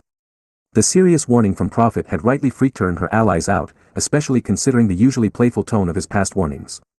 Worst still, the mentions of the mysterious Akuro had caused a strange stirring in Izumi's heart that she couldn't identify. The closest she could get to explaining it was a sense of foreboding, her innate divine and animal instincts reacting to something they knew was fast approaching. In the end, Izumi only managed a few hours of sleep and dragged herself out of her futon much earlier than usual. She threw on her gym clothes, ready for her morning run, and headed down to the common room. She left Eri and Ishiko to sleep, giving the latter a message to watch the former until she returned. With some time before her running companions came down, Izumi decided to practice with her devout beads whip form outside. She didn't make any real progress, but she did get better at dodging her own accidental strikes. She had just finished healing up the last of her accidental injuries when Tenya and a drooping Toru emerged from the dorms, with Eri and Ishiko appearing almost immediately after. Izumi chuckled. Ishiko's bioluminescence was faint due to her tiredness, but Eri was bouncing with her usual puppy-like energy. Ah! Izumi, you are here already. Good morning. Were you waiting long? Tenya asked, far too energetic for so early in the morning. Mama. You got up even earlier today. Eri said, trotting over for her usual morning hug. I've been up for a while, couldn't sleep. Izumi said with a shrug, dismissing her weapon and returning to her human form. She knelt down to hug Eri before properly greeting the others. Good morning everyone. Toru, you're joining us again today. Good morning, Izumi. Toru groaned. She had joined Izumi and Tenya for a couple of their early morning runs as a way of improving her body, but she really wished they weren't so early. I guess that's a yes. You guys warm up, I'm already raring to go. Izumi smiled. Tenya and Toru moved off to the side of the path to do their stretches while Izumi took a sip of water and watched Eri do her own stretches right beside her. It was quite cute, but Eri was also doing rather well. She'd gotten used to this new routine already. Izumi looked to the distance, having heard something going on while she had her wolf senses, but now that she was in human form, she couldn't hear it anymore. It had sounded like vans and a lot of people near the gates. Considering there hadn't been a security alert, Izumi assumed they were delivery people. She hoped they would be done by the time her group reached that area. Tenya and Toru finished their warm-ups and joined Izumi and Eri back on the path so they could begin their run. Their usual morning run was quite lengthy. They ran the perimeter of the training grounds and main building, and only Eri was allowed to use her powers, running in her puppy form, otherwise she wouldn't have been able to keep up. It was a good way to train their bodies, burn off Eri's energy so she's calm for her lessons, and wake themselves up in the morning. The run, including the warm-up, took about an hour and a half, and Eri was worn out by 2/3 of the way through, so Tenya carried her on his back. It was very sweet to watch Eri giggle and cheer as Tenya ran ahead of her mama and Toru, neither of whom could match his speed. Izumi had to use demigod or wolf form to make up for her shorter legs, but would lose again if Tenya used his engines. The boy was just way too fast and made Izumi understand the feelings of dogs that chased cars. Toru quickly perked up, even if her legs burned from all the effort, and she worked harder to try and keep up with the others. For Tenya and Izumi, this was an easy exercise, but Toru really did struggle from lack of proper training. She was making progress though, and both Tenya and Izumi were sure to praise her for her efforts. The runners were nearing the end of their run as they passed by the main Udata gates, and Izumi immediately sighed. The people she'd heard at the gates earlier were still there, and they weren't delivery people. It was the press. News vans from various stations, local and national, were parked on the streets outside the school and a small horde of reporters and news crews were setting up, with more steadily joining the crowd even as the runners approached. Oh. News people. Toru chirped, now fully awake. What are they doing here? Tenya asked as Eri ducked down so his large body completely covered her. She didn't want a lot of strangers looking at her. Izumi scowled, the news about All Might teaching here must have finally gotten out. I expected this sooner to be honest, but I guess having all the students on campus meant it wasn't as easy to spread the news. What should we do? They'll spot us as we go past. Should we take another path? Toru asked. Izumi thought for a moment before shrugging, we can keep going. You don't have to talk to them if you don't want to. If you do though, remember not to give your identities or the names and personal information of any staff or students. The other teens nodded, and Izumi gently took Eri from Tenya's back and set her on the ground. Can you go back to the dorms on your own from here? I don't want the press people to bother you, and there's a chance they'll recognize you. Izumi said. Eri nodded, Principal Nizu showed me a shortcut. Good girl. Ishiko, you watch over her. Izumi said, looking to the punkle on Eri's horn. You got it. Come on Eri, full speed ahead, the punkle cheered. Eri transformed into her puppy form again and barked affirmatively, before charging back the way they'd come, and then disappearing through a hedge that lined the path. Izumi blinked, then remembered that this was a Nizu shortcut and immediately decided not to question it. Turning back to her friends, they continued their run for all of 10 seconds before the press spotted them and called out to them. Hey look, students. Wait. Can you please wait, one of the cameramen shouted. Please, we just want to ask a couple of questions, a lady reporter added. Tenya and Toru both slowed and Izumi sighed. Tenya wanted to offer his assistance and Toru was curious about the press, so of course they'd stop. Reluctantly, she slowed too and the trio trotted over to the gates, staying on the Udata side while the press stayed on the outside. How may my friends and I assist you? Tenya said formally. Would you three answer some questions about All Might? Another reporter, a man this time, asked. Izumi nodded. I suppose we could answer a few, but there isn't a huge amount we can tell you. That's fine, a newspaper journalist said eagerly. Almost immediately, the horde of press split into roughly 3 columns, each facing one of the teenagers and focusing their questions on them. Their questions were all largely the same between the 3 groups, so a lot of the teens' answers crossed over. Toru was having a blast with all the attention, Tenya was treating it with the utmost seriousness, and Izumi was torn between her usual nerves and a degree of annoyance. Thankfully, since she was in her human form, the press didn't seem to realize who she was, her plain features helping her hide even though her face had been broadcast in this form. What's it like learning from All Might? It's a lot of fun. We've only had 1 class with him so far, but it was really great. Toru cheered. Tell us what the symbol of peace looks like in front of the class. Izumi hummed, he's definitely the cheerful and encouraging type. Everyone loves being taught by him. It's kinda inspiring. Tell us about All Might the teacher. Tenya, in typical fashion, gave a long answer. Every day with him is a reminder that I'm enrolled at this preeminent educational institution. Beyond his obvious dignity and presence, he's also quite humorous. As we students are privy to observing his many facets, we've been given the opportunity to discover just what makes a top hero. Also, Izumi stopped listening at that point, grinning to herself as she saw the pained looks on the faces of the press that were interviewing Tenya. Her grin was swiftly wiped away as she heard Toru's questioning suddenly take a turn.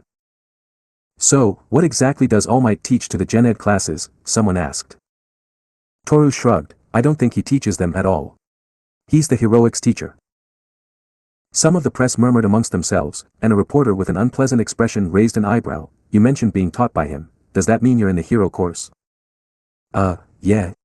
Why? Toru asked, her body language showing her growing nerves. But your quirk, isn't it just invisibility? The reporter asked. Toru nodded, then remembered they couldn't see her and answered verbally, yes, she squeaked. The unpleasant reporter scowled, how on earth did you get into the hero course with such a weak quirk? Poor Toru recoiled as if she'd been struck, and Izumi growled. She was already in a bad mood because of the Akuro mystery and her lack of sleep, she wasn't about to sit and listen to this scumbag reporter insulting her friend. She looked to Tenya, who had noticed this too, and they nodded to one another, before going to stand on either side of Toru. This interview is now over. We'll be leaving now. Izumi said coldly. Several of the reporters groaned or whined, while others either gave the teens dirty looks or focused their ire on the man that had insulted Toru. Said man was spluttering, trying to find something to say. Unfortunately, when he did find words just as Izumi was taking Toru's hand to lead her away, he chose some rather foolish ones. But come on. Invisibility is kind of cool, but it's not strong enough for a hero. How's she going to rescue people, or fight strong villains with a power like that? How did she even pass the entrance exam? Wasn't it against robots? Surely there were better candidates. He called, trying to sound reasonable. Izumi looked back at him again, eyes flashing silver for a moment before she reined in her instincts. Those better candidates clearly didn't do as well in the test as my invisible friend here. I'm sure everyone worked hard in the exam, but only 36 people could pass it and enter the hero course, and this person was one of them, she said, gesturing towards Toru. I'll also have you know, that in a joint combat trial with all the first years, this person earned the victory for her team and received praise from All Might himself. Now it was the reporter's turn to recoil as Izumi essentially smacked them in the face with the truth. Before another word could be said, Izumi spun on her heel and marched off, gently pulling Toru along with her. Tenya looked like he wanted to scold the man further for his rudeness, but opted instead to simply offer an apology to the rest of the press, it wasn't their fault after all, and then chase after the girls. The 3 didn't turn back despite the calls from the press. They didn't even turn back when one of them pushed their luck and tried to cross the threshold into the school. The loud clanging of the Udata barrier slamming shut behind them, accompanied by surprised shrieks, made Tenya tut at the presumption of some people. The 3 walked in silence, and a moment later, they passed Eraserhead going towards the gates with a look of tired irritation on his face. As he passed them, he paused for a moment to look at Toru. You're here because you have potential, Hagakure.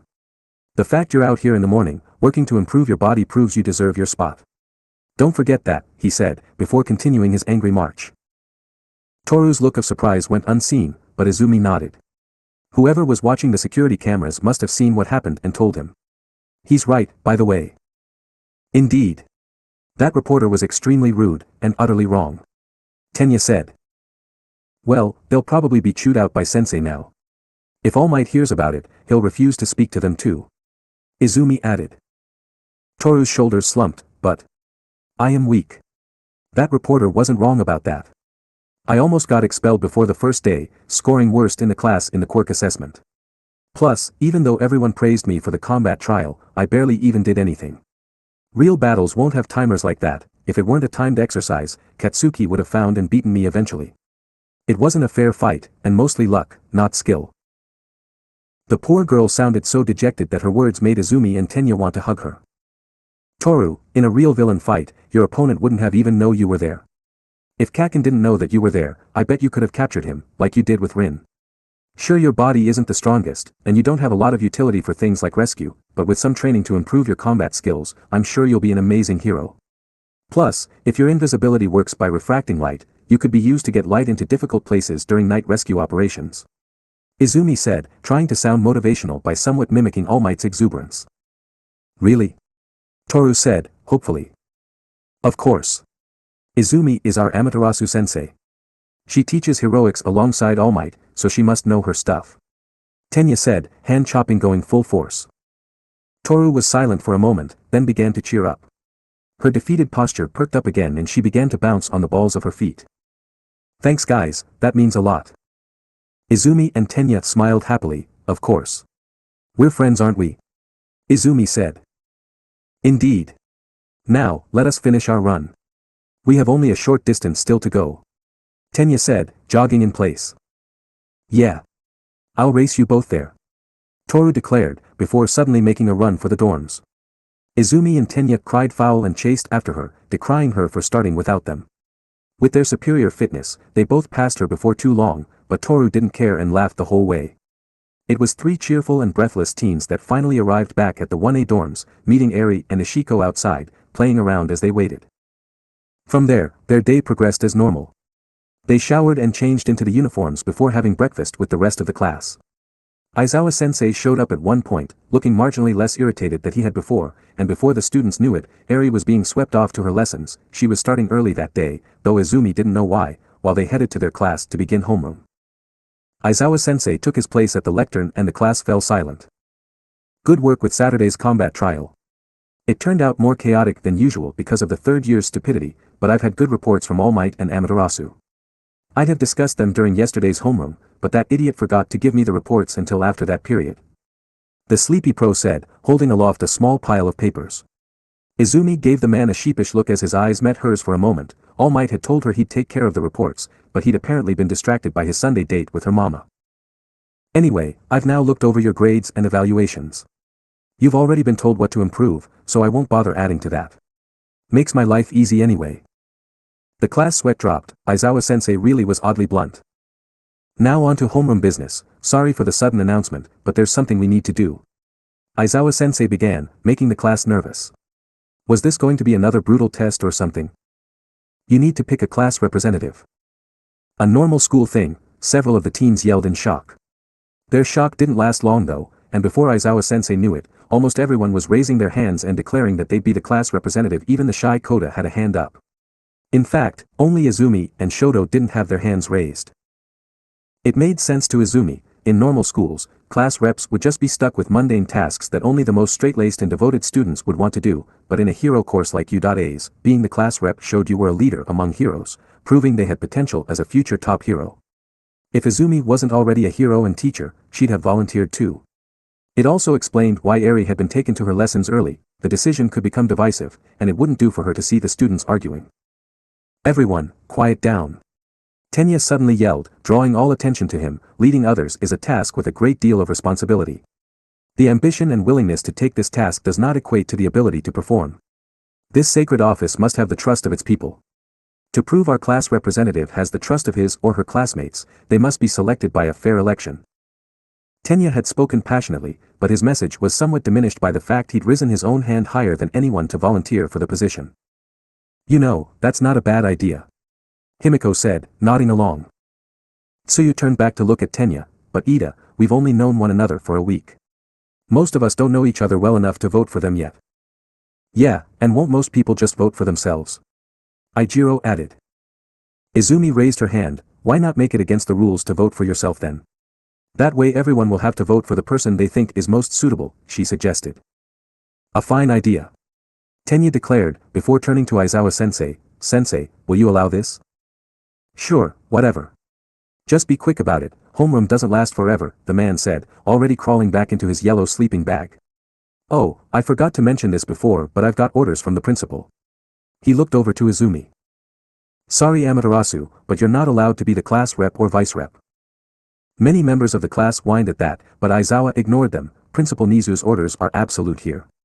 Amaterasu has enough responsibilities, and as a teacher it would be considered a conflict of interests to have her join the student government. Izumi nodded in understanding, not too bothered by this decision. I figured that was the case. The class rep and vice rep also join the student council and help make decisions for the student body. It would be inappropriate for a teacher, even one who was also a student, to interfere, she agreed. She got to her feet and went to stand behind the lectern. In that case, let me take and count the votes. If everyone hands me their votes one at a time, I can confirm that everything is fair and above board. The class agreed, so one by one they wrote their votes on a piece of paper and came up to Izumi to hand it to her. Izumi made a note of each one and tallied them up on her own piece of paper to ensure things were kept fair. Most votes went to one of 4 people, Himiko Midoriya, Shoto Todoroki, Momo Yaoyorozu and Katsuki Bakugo. In fact, that was the exact order of who got the most votes from most to least. Izumi didn't vote since she wasn't eligible, and the final count went. Himiko Midoriya, 8 votes. Shoto Todoroki, 7 votes. Momo Yaoyorozu, 3 votes. Katsuki Bakugo, 2 votes. Well, this is how it worked out. Izumi said, writing the results on the board. Wah! How'd I get so many votes? Himiko cried in happy surprise. Not surprising, you and Todoroki were the most impressive in the combat trial. That's why I voted for you anyway. Zero shrugged. TCH, but I only got 2. I'm the one that beat her. Katsuki scowled. You're kind of scary, Bakugo. Tsuyu said in her trademark blunt fashion. Tenya meanwhile was depressed over his lack of success, 0 votes. I should have known. Compared to others in this class, I haven't proven my worth. Most of us didn't get any votes, so you aren't alone there Ida. Sato said comfortingly. Alright, that's enough. Aizawa-sensei interrupted, based on this, Himiko Midoriya is your new class rep and Shoto Todoroki is the vice rep. Shoto raised his hand, I refuse. I don't want either position. The class stared at him in silence for a moment, before erupting into chaos. Why didn't you say that earlier, they screamed. You were all too noisy, he deadpanned. Izumi facepalmed, Shoto. Ugh, we're going to have to redo this. No. Aizawa-sensei cut in, we don't have the time. Yaoyorozu had the next highest number of votes, she's the new vice rep. Momo beamed and she and Himiko happily stood in front of the class. Feeling cheeky, Izumi used bloom to make a garland of flowers and put them around the 2 girls' necks as a symbol of their victory. That earned a chuckle from the class, and took some of the annoyance out of those who'd wasted their vote on Shoto, who continued to stare blankly at the board. With that business over with, Aizawa declared homeroom to be over and classes for the day officially began. The morning passed without much fanfare, the students focused on the lectures, until lunch came and they all happily headed to the cafeteria. The Midoriya lunch squad had barely taken a step out of the classroom when Izumi was, predictably, caught in a tackle/hug by her daughter Eri. This was fairly common, but the person escorting Eri was different. Usually it would be Principal Nizu, Aizawa-sensei, or even Recovery Girl, but this time it was a woman that only a few of the group recognized. A pretty woman with long, smooth green hair and bright, round green eyes. Mama! You're delivering Eri today. Izumi greeted happily, hugging her mother just as Eri had hugged her. That was also the moment Toguro showed up, looking mildly surprised. The lady I saw with Eri was Izumi's mom. Should have guessed with that hair, he said, going to stand with the rest of their friends. The now united Midoriya lunch squad, which included Fumikage as of yesterday, looked Inko up and down with interest while Katsuki and Himiko went to say their own hellos. The resemblance to Izumi was uncanny, she just needed freckles, curly hair, and a bit more muscle and she'd almost be her identical twin. She was dressed in a fine woman's business suit with a pencil skirt and an enamel cherry blossom brooch in her lapel. Hello everyone, she said, turning to her daughter's friends, my name is Inko Midoriya, Izumi's mama and Eri's grandma. I've got an extended lunch break today, so I thought I'd join you for lunch, she said brightly. That'd be great. Izumi mentioned you worked here. You're a lawyer, correct? Momo asked after a polite bow. That's right. Inko said, leading the group of teenagers to the cafeteria. They quickly secured their food and a table, and then Izumi once again invited Shoto to eat with them, which he politely declined after seeing all the people with her. Once they were all seated and began their lunches, conversation picked up again. So, I think I can identify all of you from Izumi's descriptions. Inko began, before pointing to each person at the table and correctly identifying them.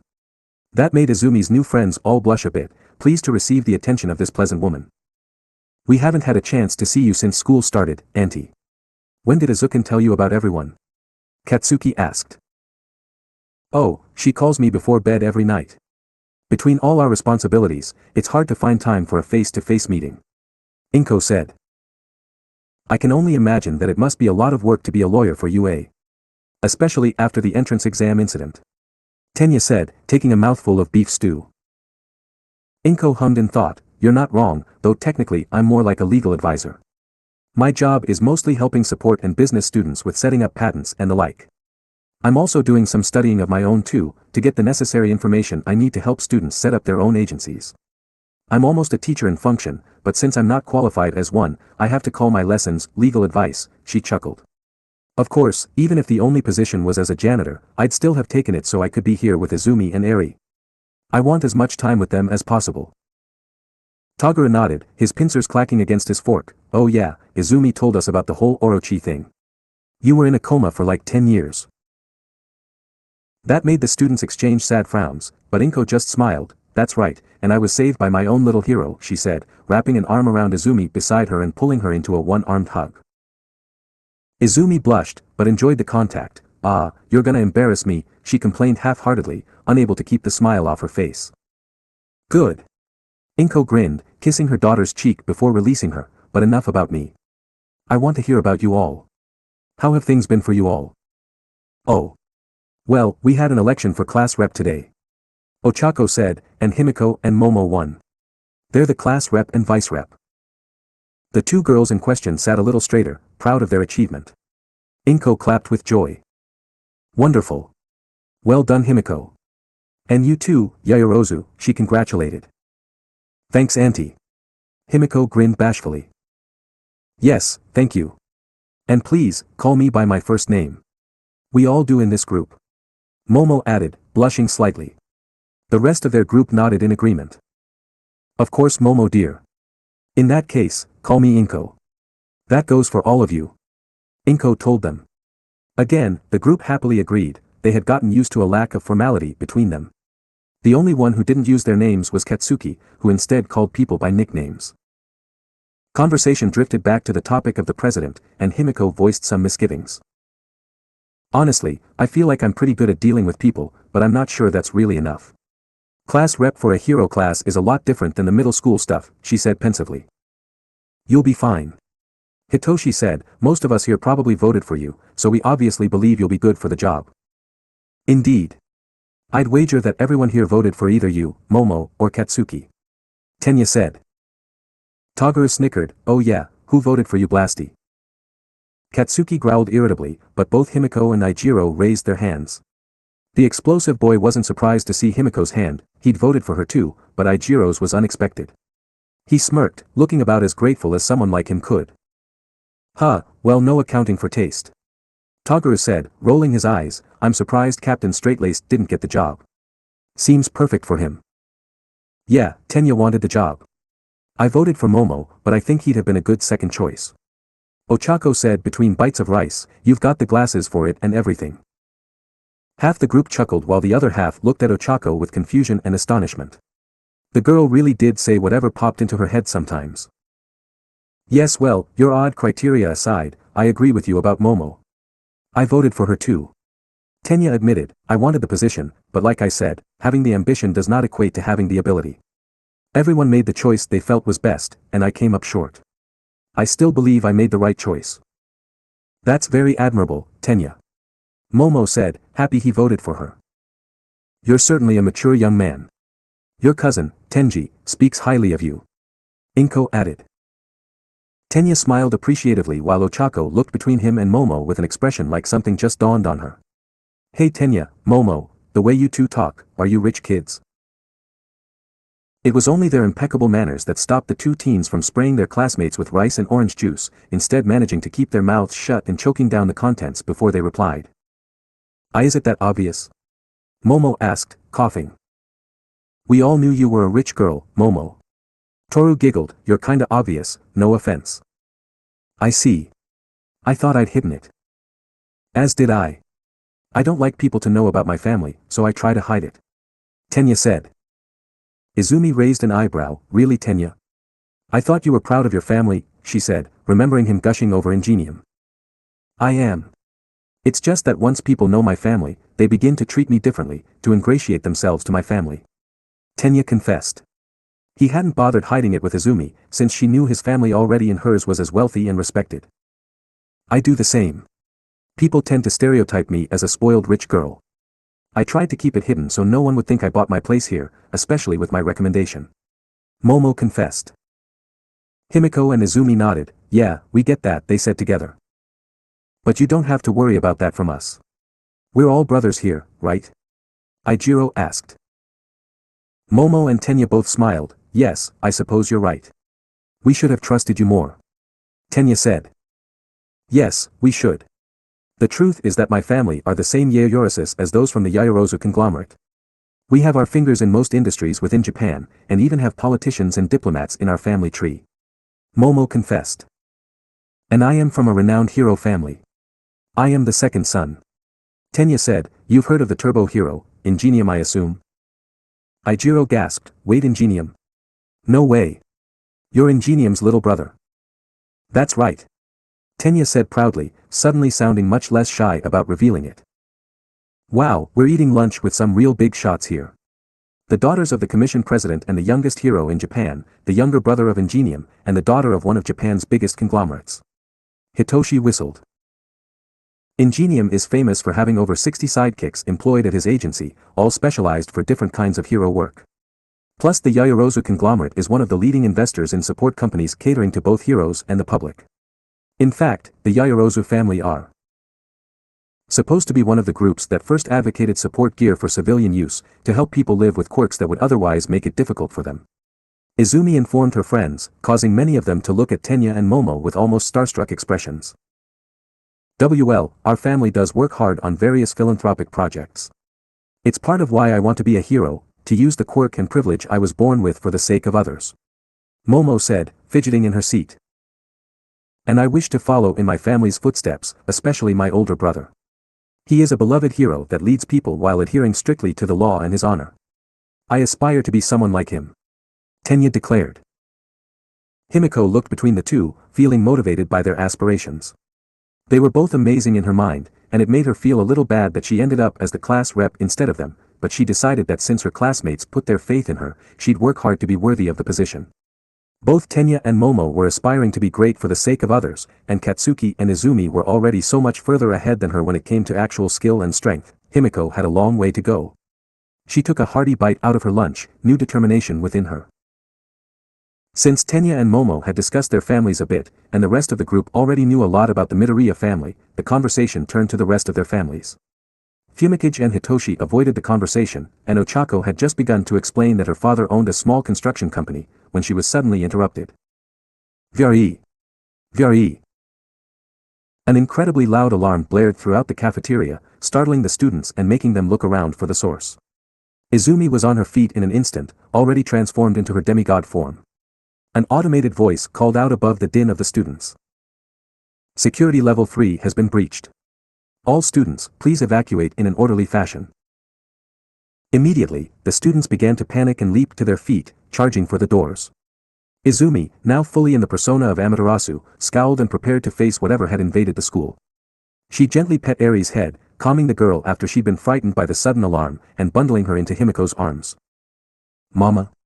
What's happening? Eri asked shakily. What's security level 3? Tenya asked urgently. It means someone has infiltrated the building. This may be the work of the group that attacked the entrance exam. Everyone, evacuate to the meeting point. I'll go assist the other heroes in dealing with the invaders. Amaterasu ordered, leading her mother, daughter, and friends towards the doors while Ishiko hopped onto her shoulder.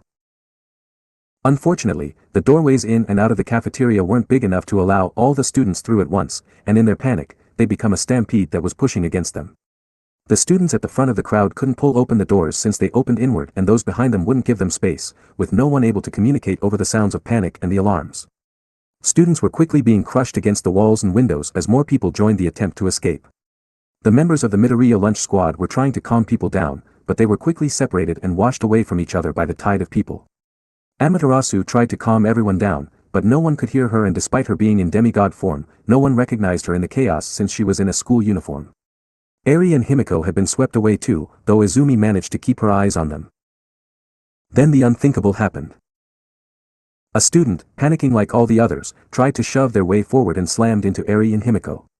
Amaterasu didn't know if the student accidentally stepped on Eri, or hit her while trying to get through. All she saw was Eri recoil with an expression of pain, before tears filled her eyes and she began to sob in fear and pain. And then suddenly, there was an angry wolf in the midst of the students. Amaterasu transformed into her full wolf form in an instant and snarled viciously, her fur standing on end and her teeth bared and ready to rip apart the first person to draw her attention. The students around her screamed and immediately recoiled, suddenly more afraid of her than whatever incident had caused the alarm. All attempts to get through the door ended as the focus was now on the furious wolf. The creature's eyes, flashing between silver and red, swept over the horde of cowed students, daring them to speak up, before their owner transformed back into her demigod form. Now the students recognized her, and realized they just screwed up. Fools! Do you have any idea what you've been doing? The enraged Amaterasu bellowed, her voice carrying an unnatural echo. Ishiko shuddered on her shoulder. Amaterasu wasn't in her demonic state yet, but she was on the verge of it. You're supposed to be the best of the current generation, but you act worse than scared children. In your idiotic stampede, you hurt yourselves, hurt one another, and hurt my daughter. The terrified students paled and looked around, spotting Eri on the ground in the middle of the pathway, sobbing quietly as she was comforted by Inko, Ochako, and Himiko. Katsuki, Ijiro, and Toguro had formed a protective circle around them, their quirks active and a thunderous expression on Katsuki's face. The rest of the lunch group were surrounding Toru, who'd also been hurt in the swarm. Now, you're going to line up according to your class and calmly evacuate to your designated meeting place. If I hear so much as a peep from you, you'll be in detention for the rest of the school year. Now get going. Amaterasu roared, whipping out her tsumagari and slashing the cafeteria doors apart. Terrified into obedience, the students silently lined up as ordered and began to walk as quickly as they could out of the room, watched by the eyes of their furious teacher. Once they were gone, Izumi turned back to her friends and the rest of 1A and 1B, who had remained to offer help to their classmates. Izumi? Ochako said nervously. Please watch over Eri for me, Ochako. I'll be back. Amaterasu answered, losing the echo to her voice. She turned to leave. Wait, where are you going? Inko called out. To attack the intruders. Amaterasu growled, transforming into her wolf form again and running from the room. Inko and the first-year hero students looked amongst themselves, concerned by the violent shift in their kindly classmate and teacher. Whoa, I had no idea she could be so scary. Kyoka commented, nervously fiddling with one of her earphone jacks. The others nodded in agreement, and those that knew the truth of Izumi's identity exchanged worried looks, understanding the flashing of her eyes and the odd echo to her voice meant she was on the verge of demonhood. As they were beginning to make their way out of the room, with the injured planning on visiting recovery girl, Tenya took a look out the window and paled. Oh no, he cried. What is it? Momo asked, turning back to him. Tenya's eyes remained fastened on the window. The people who infiltrated the school, it's the press. The rest of the students panicked. And now they've got a pissed-off mother wolf hunting them down. This is going to be a problem. Hitoshi muttered darkly. Those that had been in the hospital room all those months ago, when the doctor tried to take blood from Eri, suddenly remembered that scene and shuddered. It's not just going to be bad. It's going to be a massacre. Katsuki scowled, now worried. Inko subtly got her cell phone out. It was time to call All Might. Next chapter, Freedom of the Press Part 2. To be released, January 30th, 2022. Another short note today, since I'm super busy again. I'll still reply to all comments as soon as I can though. Also an early chapter since I'll be traveling at my normal posting time. This chapter was about half character moments and half setting things up for the future. There is a detail in this chapter and the next that will foreshadow something in the next arc, and I'll be interested to see if anyone notices it. Next chapter will have the press getting a very unwelcome visit from an angry hero, and the revelation that there may be more behind the break-in than some overeager reporters. And one last note for those who haven't been reading the comments, we don't talk about Akuro. Thank you all once again, and I look forward to reading your thoughts on this chapter and the ones to come. Tuesday 1/1th April 2282. Front Gates, Udata High School. The entryway of Udata High School had descended into pandemonium as a small horde of journalists and news crews had somehow managed to get through the famous Udata barrier and begin running towards the main building in hopes of having an interview with All Might. They ignored all the alarms blaring at them and kept going, but they didn't make it very far before a pair of heroes came to stop them. Eraserhead and Present Mic were the first on the scene, charging at the horde with battle-hardened expressions. The moment they realized what they were facing, their expressions morphed into anger and irritation. They skidded to a stop in front of the crowd and stopped their advance. The press had been stupid enough to enter the school, but they weren't stupid enough to push past a hero, yet. Striking one, even by accident, could give that hero the excuse to beat you to a pulp. It happened a lot with the more aggressive heroes, and the media people knew it. They were the ones to report on these incidents after all. Instead of proceeding, the people at the front of the crowd began to shout questions and demands at the duo. Where's All Might? He's here, right? We need to interview him. He's busy right now. He has a class in a little while, so he's preparing. Present Mic yelled, using his quirk just a little so they could easily hear him over the noise of the alarms. We just want a comment from him. Give us that and we'll leave, another person shouted. Eraser, having already scolded these people that morning for badgering and insulting his student, had no intention of holding back his caustic comments. If we give you people an inch, you'll take a mile. You're getting nothing from you. After this behavior. Now get out, before the police arrive and remove you, he demanded. The press ignored him. He was an underground hero, so most didn't even realize he was a hero, and focused their attention on Present Mic. Their questions got more intense, and the blonde DJ grimaced and leaned over to whisper to his friend. You know, this is completely illegal. Breaking and entering and criminal trespass. It's villainous even. We could just use our quirks and get rid of them. Easy, Mike. They'll just write some trashy tabloid in retaliation. Plus Inko's got enough work without dealing with the inevitable lawsuits. Let's just wait for the cops. Eraser replied. Present Mic pouted but listened to his friend, restraining himself to just preventing the press from going any further. A few minutes passed as the heroes listened to the whining and entitled demands of the press, slowly wearing away at Eraser's resolve.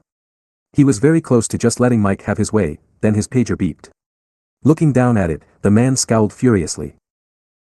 It was a message from Nizu, students all evacuated. Several injured in initial panic. Eri was hurt too. Amaterasu is on the warpath. All Might heading to restrain her. Keep the press away, the rest of the staff will come after seeing to the students. Mike. Look at your pager. Eraser said urgently. The voice hero worriedly took out his own pager and read the message, freaking out. Oh shit. Everyone, you really need to leave, he screamed, seriously, if you're still here when the police arrive, you'll get arrested. And sued. And fired. And other stuff. Run away, he said, panicking. If the press were responsible for Eri getting hurt, then Amaterasu would take them apart like rabbits in front of a wolf. She would be fully within her legal rights to do so too, since the press were breaking the law.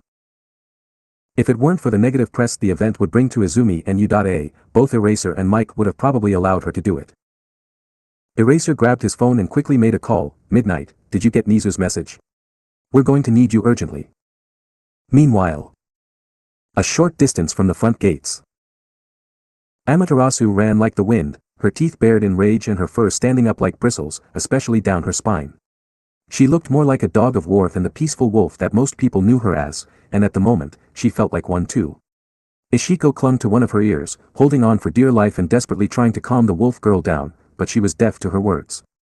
Her eyes were still flashing between silver and red, but they were taking longer and longer to turn back from red with every change. Deep within her, Izumi knew she had to stop. She was losing control of herself to her bestial instincts, and the resultant rage was feeding the malevolence that still tried to encroach on her soul and corrupt her. The other brush gods were doing their best to calm her too, offering comfort and assurances that it would be okay, and that she should just stop and think a bit more. But every time she stopped to think, the same things flooded her mind. The sight of Eri's tears. The sound of her cries. The smell of her fear. The feeling of utter, unsuppressed wrath. Amaterasu's pup had been hurt, because of a panic caused by these invaders. Amaterasu didn't need to stop.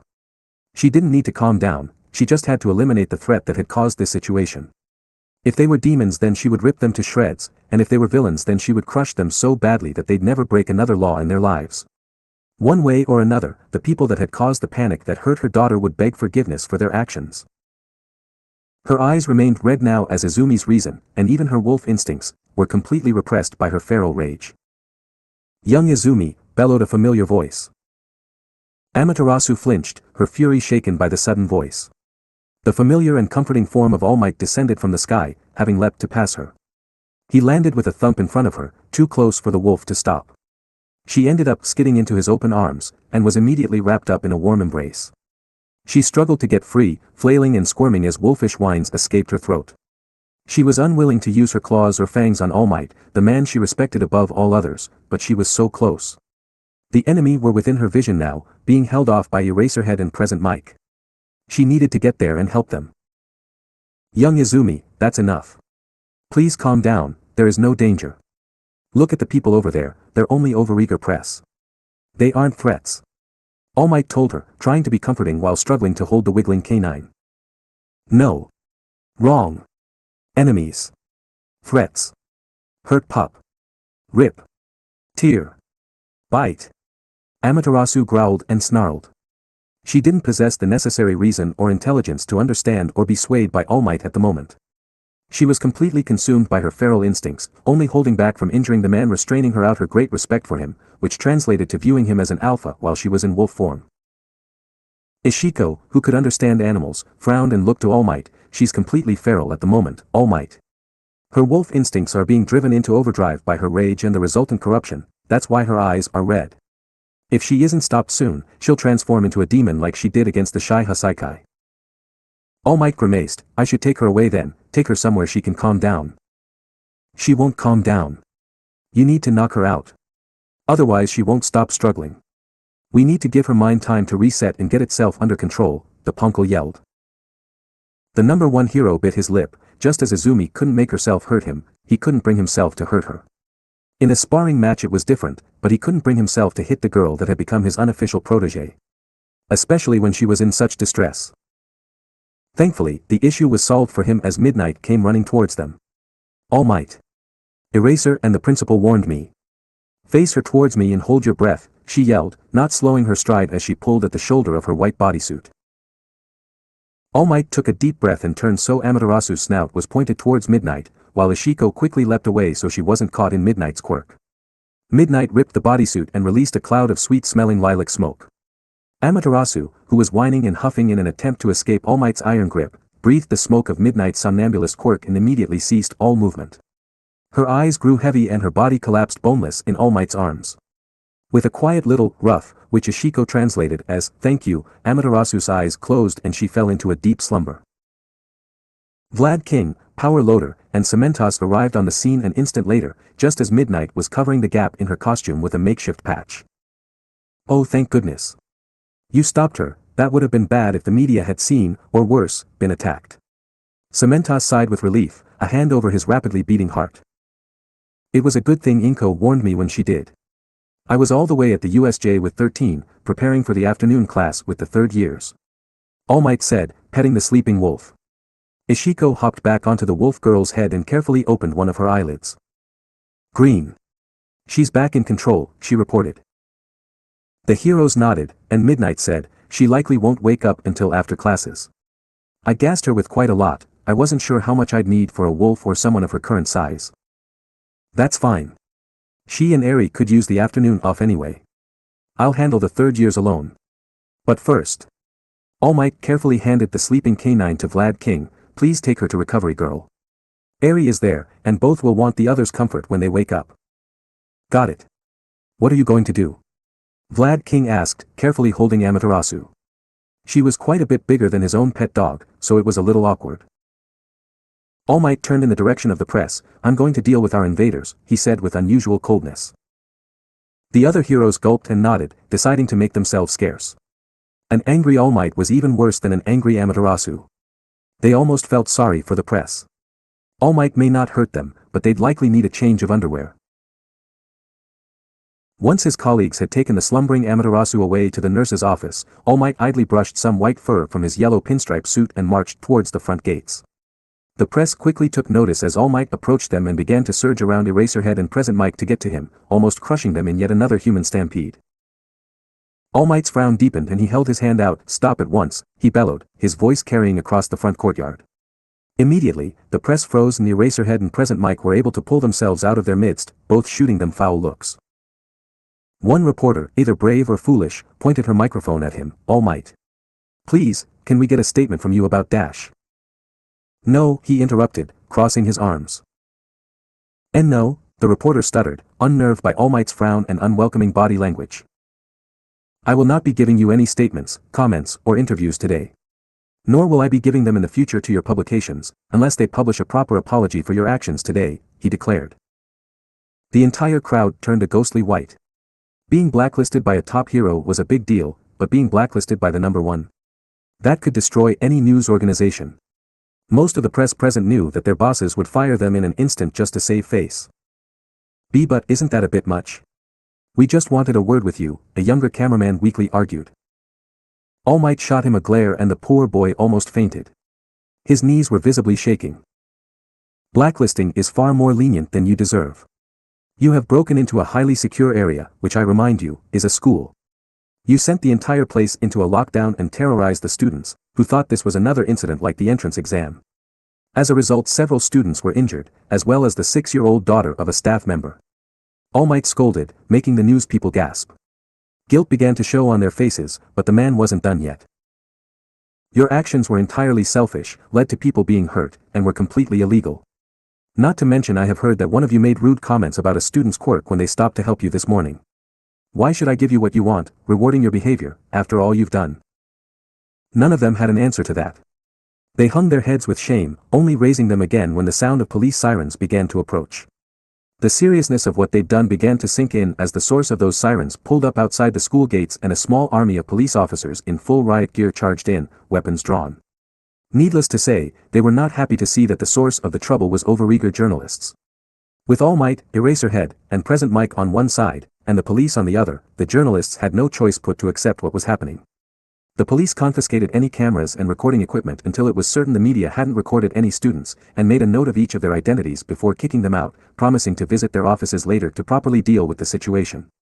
There were no arrests, as the press surrendered and none of them were found to be responsible for the criminal damage done to the U.A.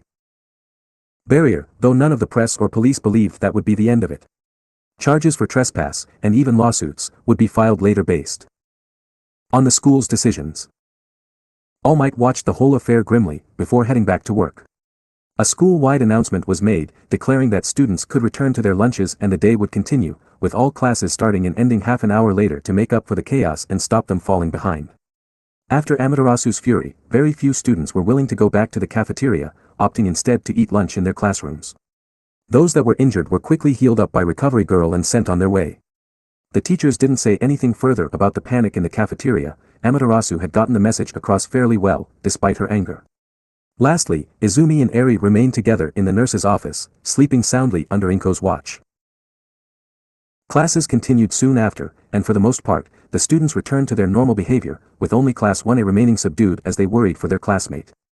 Aizawa-sensei had told them what happened after lunch ended, so they knew she had been caught and calmed down before her rage could cause an incident, but it was still shocking for all of them to see her like that. When classes ended for the day, the entirety of 1A, even Shoto, who feigned reluctance, planned to go and check up on her and Eri. They had just met up with Tagaru, whom had the same idea, and were about to head to the nurse's office when they were stopped by Aizawa-sensei. "Look, I understand that you're worried, but Amaterasu and Eri are just sleeping right now.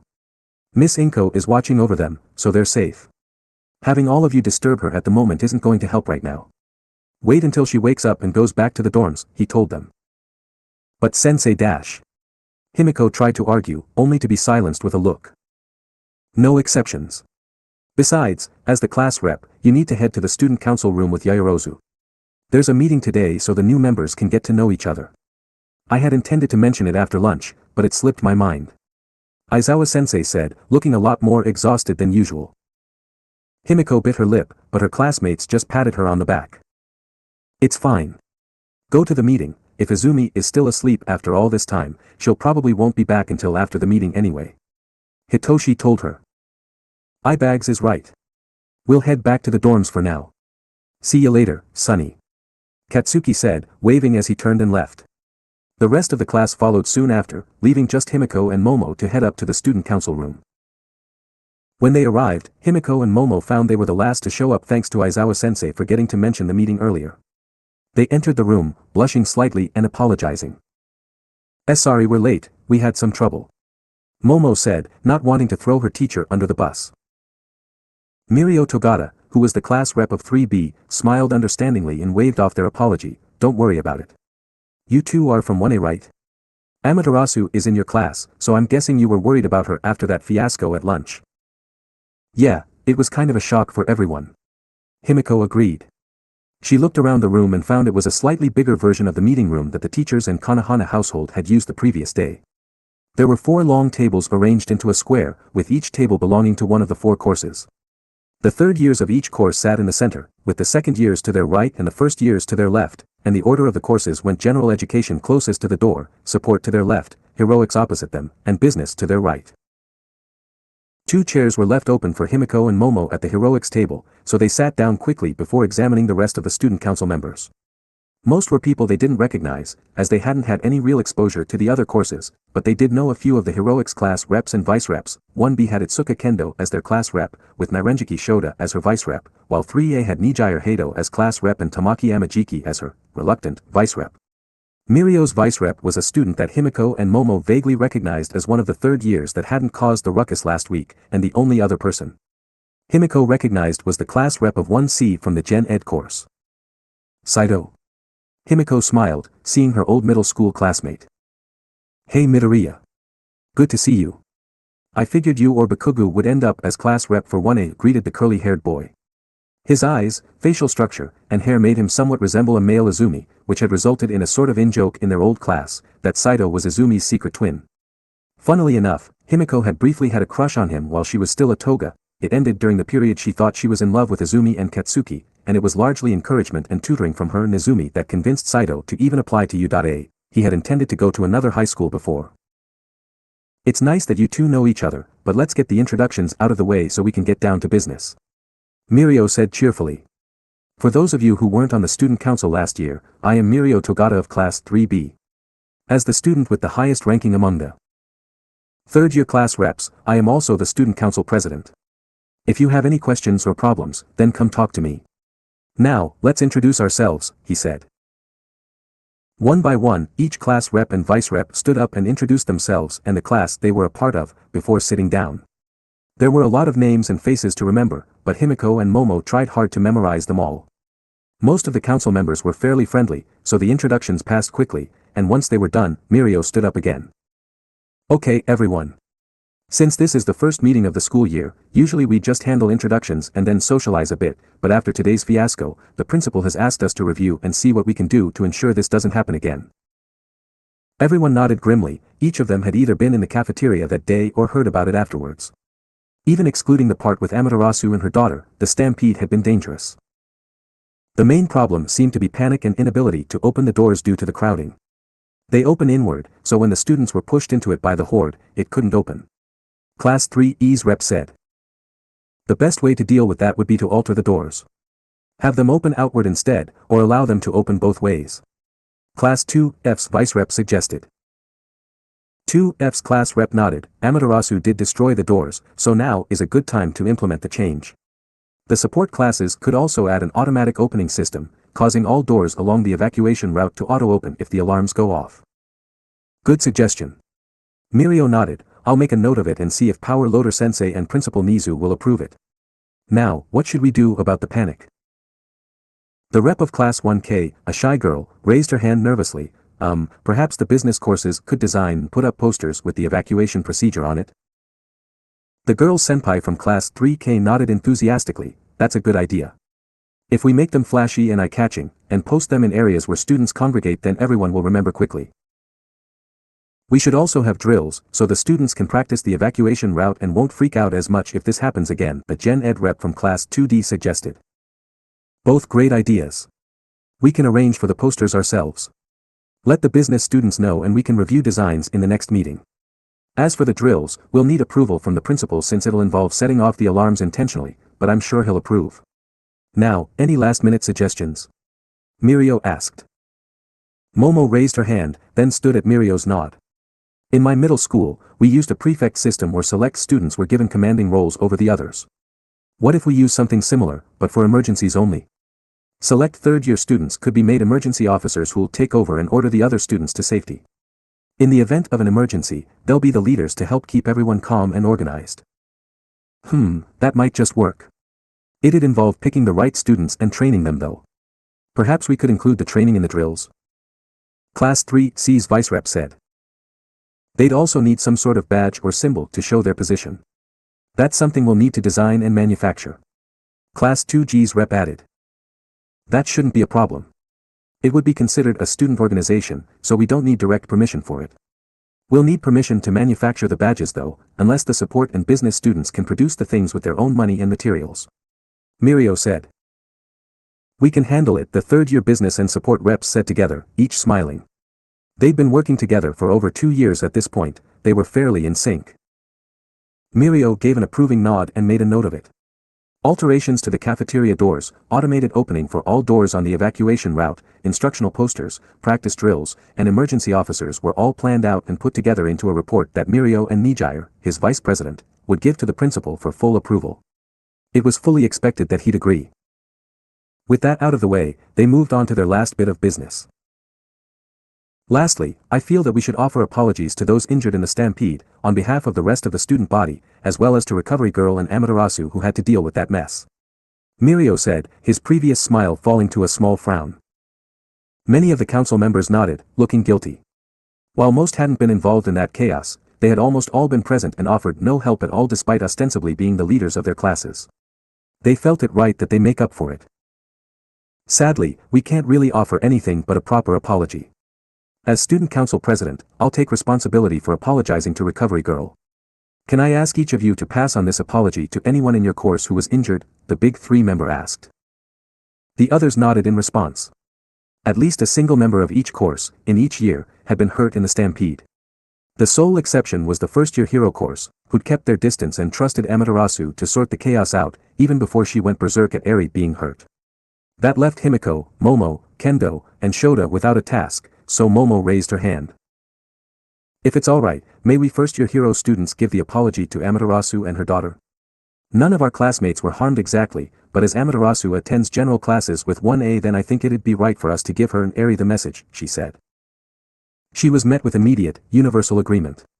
The story of how Amaterasu had managed to best Mirio and his invincible Quirk, despite the constraints he was under, had flooded the school, and after seeing her in a rage in the cafeteria, no one wanted to risk going near her until they were sure she was calm and had forgiven them. Mirio, Nijire, and Tamaki were especially concerned, as Amaterasu hadn't been with All Might during their hero class that afternoon, and All Might's usual smile and exuberance had seemed forced. You guys don't need to worry. Amaterasu is my little sister, she'll forgive you and bounce back from this really fast. She's just super protective of Eri. Himiko said comfortingly. She succeeded in relaxing the rest of the council, but also made many of them look at her curiously, wondering what skills the sister of Amaterasu would have. Okay then. Thank you all for your help and hard work. We'll schedule the next meeting for after school Monday, as usual. Mirio smiled, clapping his hands as he ended the meeting. Everyone filed out of the room, chatting about their plans for the afternoon, while the first-year hero students gathered off to the side. Himiko had yet to receive a text from Inko to let her know Isumi was awake, so they had some time to kill. They slowly made their way to the dorms, quietly discussing the apology they'd have to make. A short time later. Recovery Girl's office, Udata High School. When the effects of midnight somnambulist finally began to wear off and some awareness returned to Isumi, the slumbering girl slowly stirred. She felt awfully sluggish, her body heavy and weak while her senses were dull. She was so out of it that it took at least 20 minutes for her to gather enough wits to realize she wasn't just waking up in her own bed. That realization caused a spike of panic, flooding her system with adrenaline that quickly had her senses returning and her body waking up properly. However, just as soon as it came, the adrenaline left as Izumi blearily opened her eyes and found herself beside Eri, who was quietly reading some kind of comic book. The sight of Eri stirred Izumi's memories, and the events in the cafeteria flooded back to her. It was odd though, she remembered everything with complete clarity, up until she saw Eri be knocked down in the chaos. Everything after that was blurry. Eri, she slurred as she tried to sit up, her tongue feeling like it had sprouted fur. Her daughter, as well as her mother, who'd been sat beside the bed on Izumi's other side, immediately looked at her, and both smiled. Mama. You're awake. You took a really long nap. Eri said, putting her book aside and crawling into her mother's arms. Eri. Are you alright?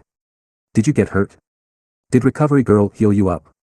Izumi asked urgently, gently patting Eri all over and carefully examining her face and limbs for signs of injury.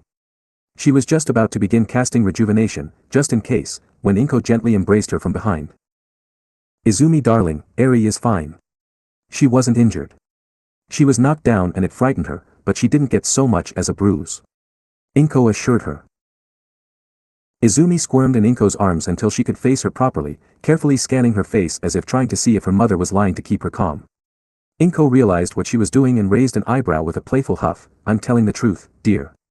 I wouldn't lie about something like this. Sorry mama. I was just so worried about Eri. I'm glad you're okay, sweetheart. Izumi said, turning back to Eri and hugging her properly.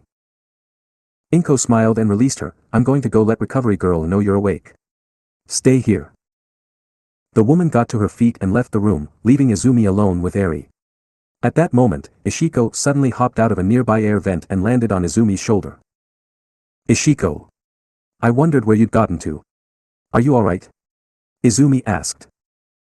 The punkle nodded. I'm fine. I figured I'd explore the vents until you woke up. I've been here for a few minutes, but kept out of the way while you had your sappy mother-daughter moment, she smirked impishly. Izumi huffed but smiled anyway, so Ishiko continued, how are you feeling? About what happened, she asked. The wolf girl shrugged, honestly, I don't know. Physically I feel fine, just a bit lethargic. As for what happened, I don't really remember what happened after Eri was knocked down. I remember being angry, and there was some shouting, then I was running. I think I met All Might at some point, but I don't remember anything else. What happened? Did I lose against the intruders? Ishiko scoffed, as if you'd lose to them. Izumi, the intruders were just the press from this morning. They broke in somehow, but I don't know the details. The teachers are dealing with the aftermath now. Izumi sighed with relief. She'd wondered why Eri and her mother seemed so calm and had guessed the intruders had been dealt with, though she'd assumed they'd been an actual threat. Still, that raised the question, if the intruders were just the press, how did I get knocked out? Ishiko winced. Well, you sort of went berserk when you thought Eri was hurt. You lost your temper really badly and screamed at the students, which got them to calm down at least. Then you shot after the intruders in your wolf form, and I guess you were so angry that you went a bit feral. You didn't realize who they were and went to attack, but All Might stopped you. He didn't want to hurt you, so Midnight put you to sleep. Izumi paled. Oh my god. Did I become a demon again? Ishiko shook her head, and the brush gods answered as well. You were certainly being influenced by corruption feeding on your anger, but you didn't become a demon. Yamagami said soothingly, your wolf instincts simply went into overdrive, which was made worse by the negative influence. It caused you to become, as the emissary described, feral. What malevolence was seeping in was easily held back by us and your inner light, Great Mother. You have nothing to fear. Tashigami added. That's right. Honestly, I understand your anger. You believed your pup was hurt. What self-respecting mother wouldn't become furious? Bakugami said. Izumi breathed deeply, releasing it slowly as she allowed relief to wash over her. Considering how angry she remembered feeling, she was extremely grateful that All Might and Midnight had restrained her. She was also horribly embarrassed by her behavior. Even if she had a good excuse, screaming at the students and threatening them like she did was wrong of her. Not only that, but based on the time on Recovery Girl's clock, Izumi had completely missed the last period of the day, meaning she'd left All Might to handle the third-year heroics class by himself. I need to apologize to the teachers. Is everyone else okay? Any serious injuries? Izumi asked. Ishiko shook her head, nope. Eri was only badly startled, and Toru was overlooked because she was invisible and ended up with a few broken toes. Most of the students who were hurt suffered a few bruises or scratches, but Recovery Girl healed all of them up in a heartbeat. Ugh. I'll need to apologize to her too. If I hadn't gone off like a mad dog, I'd have been able to help her. Izumi scowled. She felt tense and wound up, only managing to keep herself from leaping out of bed because Eri was in her arms. No need to apologize to me. Healing you cheeky teenagers is my job. Recovery girl said as she walked into the room alongside Inko, Himiko, and Kendo. Izumi blinked, not having expected them to come back so soon. Oh well. I'm still really sorry. Recovery girl huffed and poked the girl with her cane. Honestly, I may not approve of you scaring the students into compliance, but I do think it was correct. More would have been injured if the stampede had continued. Anyway, these girls have important business with you, she said, moving aside so Himiko and Kendo could step forward. We're here to deliver a message from the student council. Kendo began, making Izumi's eyes widen slightly. She assumed Kendo must have been 1B's class rep. A message from the council? What is it? What are you doing? Izumi suddenly squeaked as both Himiko and Kendo bowed to her, making her very uncomfortable. On behalf of the student council, we offer our apologies for the behavior of the students.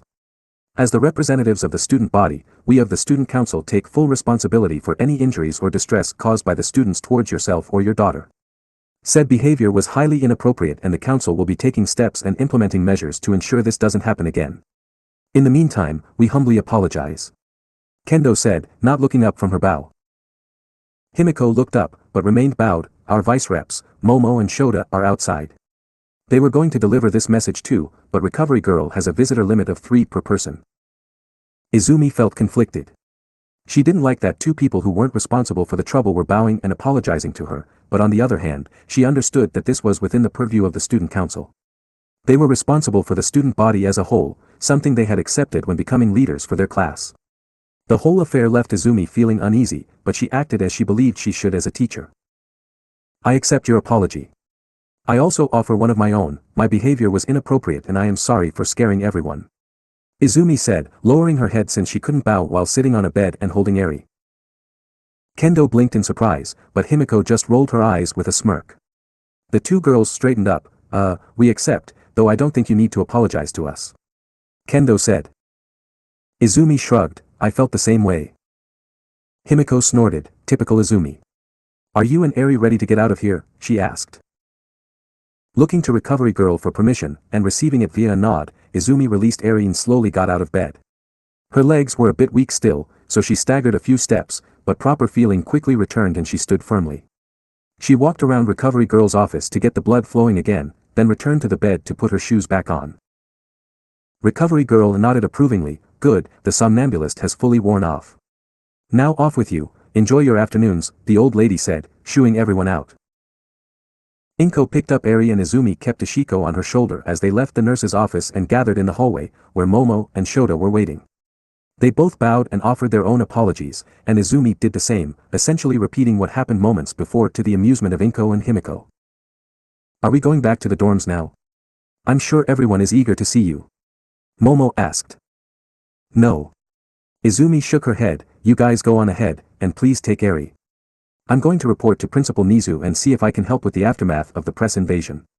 She had been asleep through almost the whole thing, so she felt it was only right she go and offer any assistance she could. She was a hero and teacher too after all. Neither Inko nor her classmates argued, though Eri did look a little sad to not be going with her mama, necessitated Izumi to kiss her forehead and promise to be back soon. Since Izumi never broke her promises, Eri happily accepted and wished her mama good luck as she headed off. Transforming into her wolf form, Izumi raced off towards the front gates and immediately found it surrounded by the rest of the U. staff, excluding Recovery Girl and Lunch Rush. She also found that the entire U. barrier had somehow been reduced to dust. Whoa! Ishiko gasped as Izumi switched to her demigod form. That's got to be several tons of metal, and it's crumbled like a sand castle. The punkel's voice caught the others' attention and they turned, smiling or nodding at Izumi. Good to see you're awake again, my girl. You gave us quite a scare. All Might said jovially, walking over to clap Izumi on the back. All Might, sir. I'm so sorry. Izumi cried, performing a 90-degree bow to him and the rest of the teachers. I apologize profusely for what I did. I terrorized the students and caused you all trouble by almost attacking the press. I accept full responsibility. No, you will not. Nizu said evenly, walking over to her. He used Overhaul to raise a podium beneath him so he could stand on the same eye level as her, then gently lifted her head to stop her bow. Despite the fact you scared the students, your actions in yelling at them weren't inappropriate.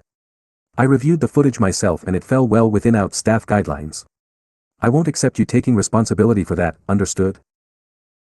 Izumi opened her mouth to argue, but the mouse-like hero raised a brow at her, as if daring her to prove him wrong. She had read the staff guidebook cover to cover, and knew Nizu was right. There was no argument to make there. I still caused trouble for All Might and Midnight, as well as destroying the cafeteria doors. Nizu smirked. Yes, that is true.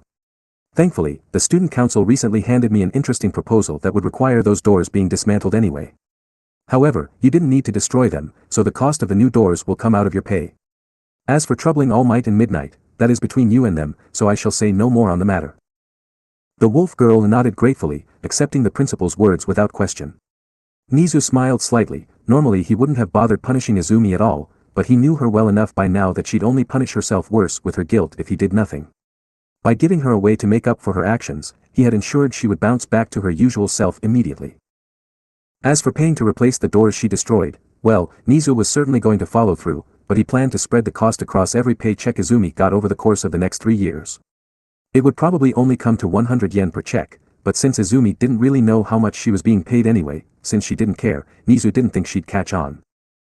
When Izumi turned to All Might and Midnight to see what they'd say, All Might immediately shook his head. All I did was hold you. It wasn't any trouble at all, and rather nice actually. You know I like petting your wolf form, he laughed.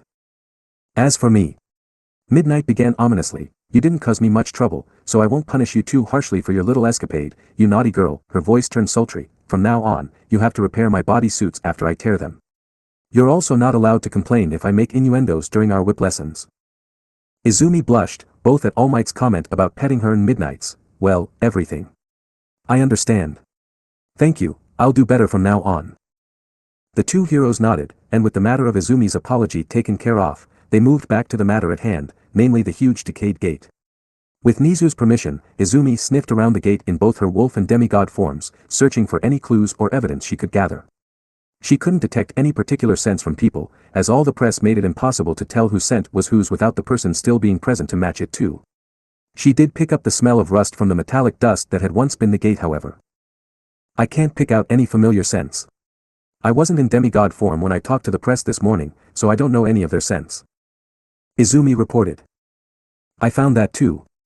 Hound Dog frowned, his dog Quirk giving him a sense of smell on par with Izumi's wolf form. I recognized a few from well-known reporters I've met before, but I don't think they were behind this. Nizu nodded. I am already certain that none of the press were behind the destruction of the barrier, he said. Someone else, an unknown individual, is behind this. Why let the press in though? Ectoplasm asked. Izumi frowned. Perhaps they wanted to slip in with the press. I already checked the security cameras, both within the school and along the perimeter. No one other than identified press were part of the crowd outside the school, and no one split off from the crowd. Power Loader pointed out. The wolf girl pulled on her lip in thought. Someone had destroyed the gate without anyone knowing or seeing them, and it hadn't been the press, all of whom had been identified according to Power Loader. Going through the possibilities, Izumi couldn't think of many logical reasons for this that matched the evidence. Did the perpetrators' Quirk work at a range? If so, were they pulling some kind of malicious prank? Sending a message to U.A? Helping an ally in the press? None of those felt right to Izumi. She was missing something, she was sure of it. I'm really worried about this. The effects of the quirk that did this are the same as Akumayomi's power, the first brush demon I ever defeated. His inversion of rejuvenation decayed anything its ink touched. I don't have any proof to back this up, but I'm sure this attack involved demons. I feel it in my gut. Izumi explained, worry etched on her face. Nizu nodded in agreement. I feel the same. We already know that the enemy likely has a form of warp or teleportation quirk. A power like that could be used to slip into the crowd, destroy the gate, then slip out again. It could also allow them to reappear elsewhere in the school without going in front of cameras. With the alarms already going off, we wouldn't notice. But why didn't I sense demonic power this time? Izumi asked. I sensed it clearly during the entrance exams. Perhaps the demon with the warping power used it to warp someone other than themselves. 13 suggested, you sensed them at the entrance exam because they physically appeared here, but you didn't sense them today because they just used their power to move a non-demonic accomplice. If their power works like portals, they could have just opened one in the crowd and allowed whoever had the destruction power destroy the gate by reaching through. Izumi nodded. It's plausible, but we don't have enough evidence to confirm it. Indeed. Power Loader, review all camera footage across the school. If someone really did use a warping power to appear in my school, human or demon, then I want to know about. Until we have any further evidence to disprove 13's theory, we will be going forward with the belief that this was the second attack in this war against UA. Nizu grimly commanded. The rest of the U. Staff, including Izumi, stood at attention and agreed. Izumi had a terrible feeling that something awful was going to happen soon, and the thought of Prophet's text from the previous day returned to her in full force. Beware Akuro. Izumi shuddered, and within her, the stirring that had begun with that message grew into a quiet rumbling. Next chapter, Prelude to Despair. To be released, February 2nd, 2022. Well, there goes the first of the longer chapters in this arc. Expect a lot more like it in the future. Also, I'm doing some catch-up at my job, so replies to comments will be late again. I'll still do my best to reply to everything though. It was a close thing, but Izumi didn't actually manage to hurt anyone in this chapter. All Might thankfully did that for her, and more than a few members of the press probably needed a change of underwear. Also, we get to see a bit more of Izumi's ever-present guilt issues, which is less fun. The biggest canon difference was the presence of the student council. The manga/anime never really goes into it or details it in any way, so I decided to create my own system for it. This is mostly for world building, but they do serve a more important role later on down the line. Also, to continue what I hinted in the last end note, there is a clue in this chapter that foreshadows something in the next arc. I'll give a couple of hints. It initially looks like an inconsistency between this chapter and the last, and I'm interested to find out if any of you can see it. Next chapter will have the students of 1A head to the USJ for an unforgettable rescue trial, while the enemy finally make their move, both at U.A and elsewhere. Thank you all once again, and I look forward to reading your thoughts on this chapter and the ones to come.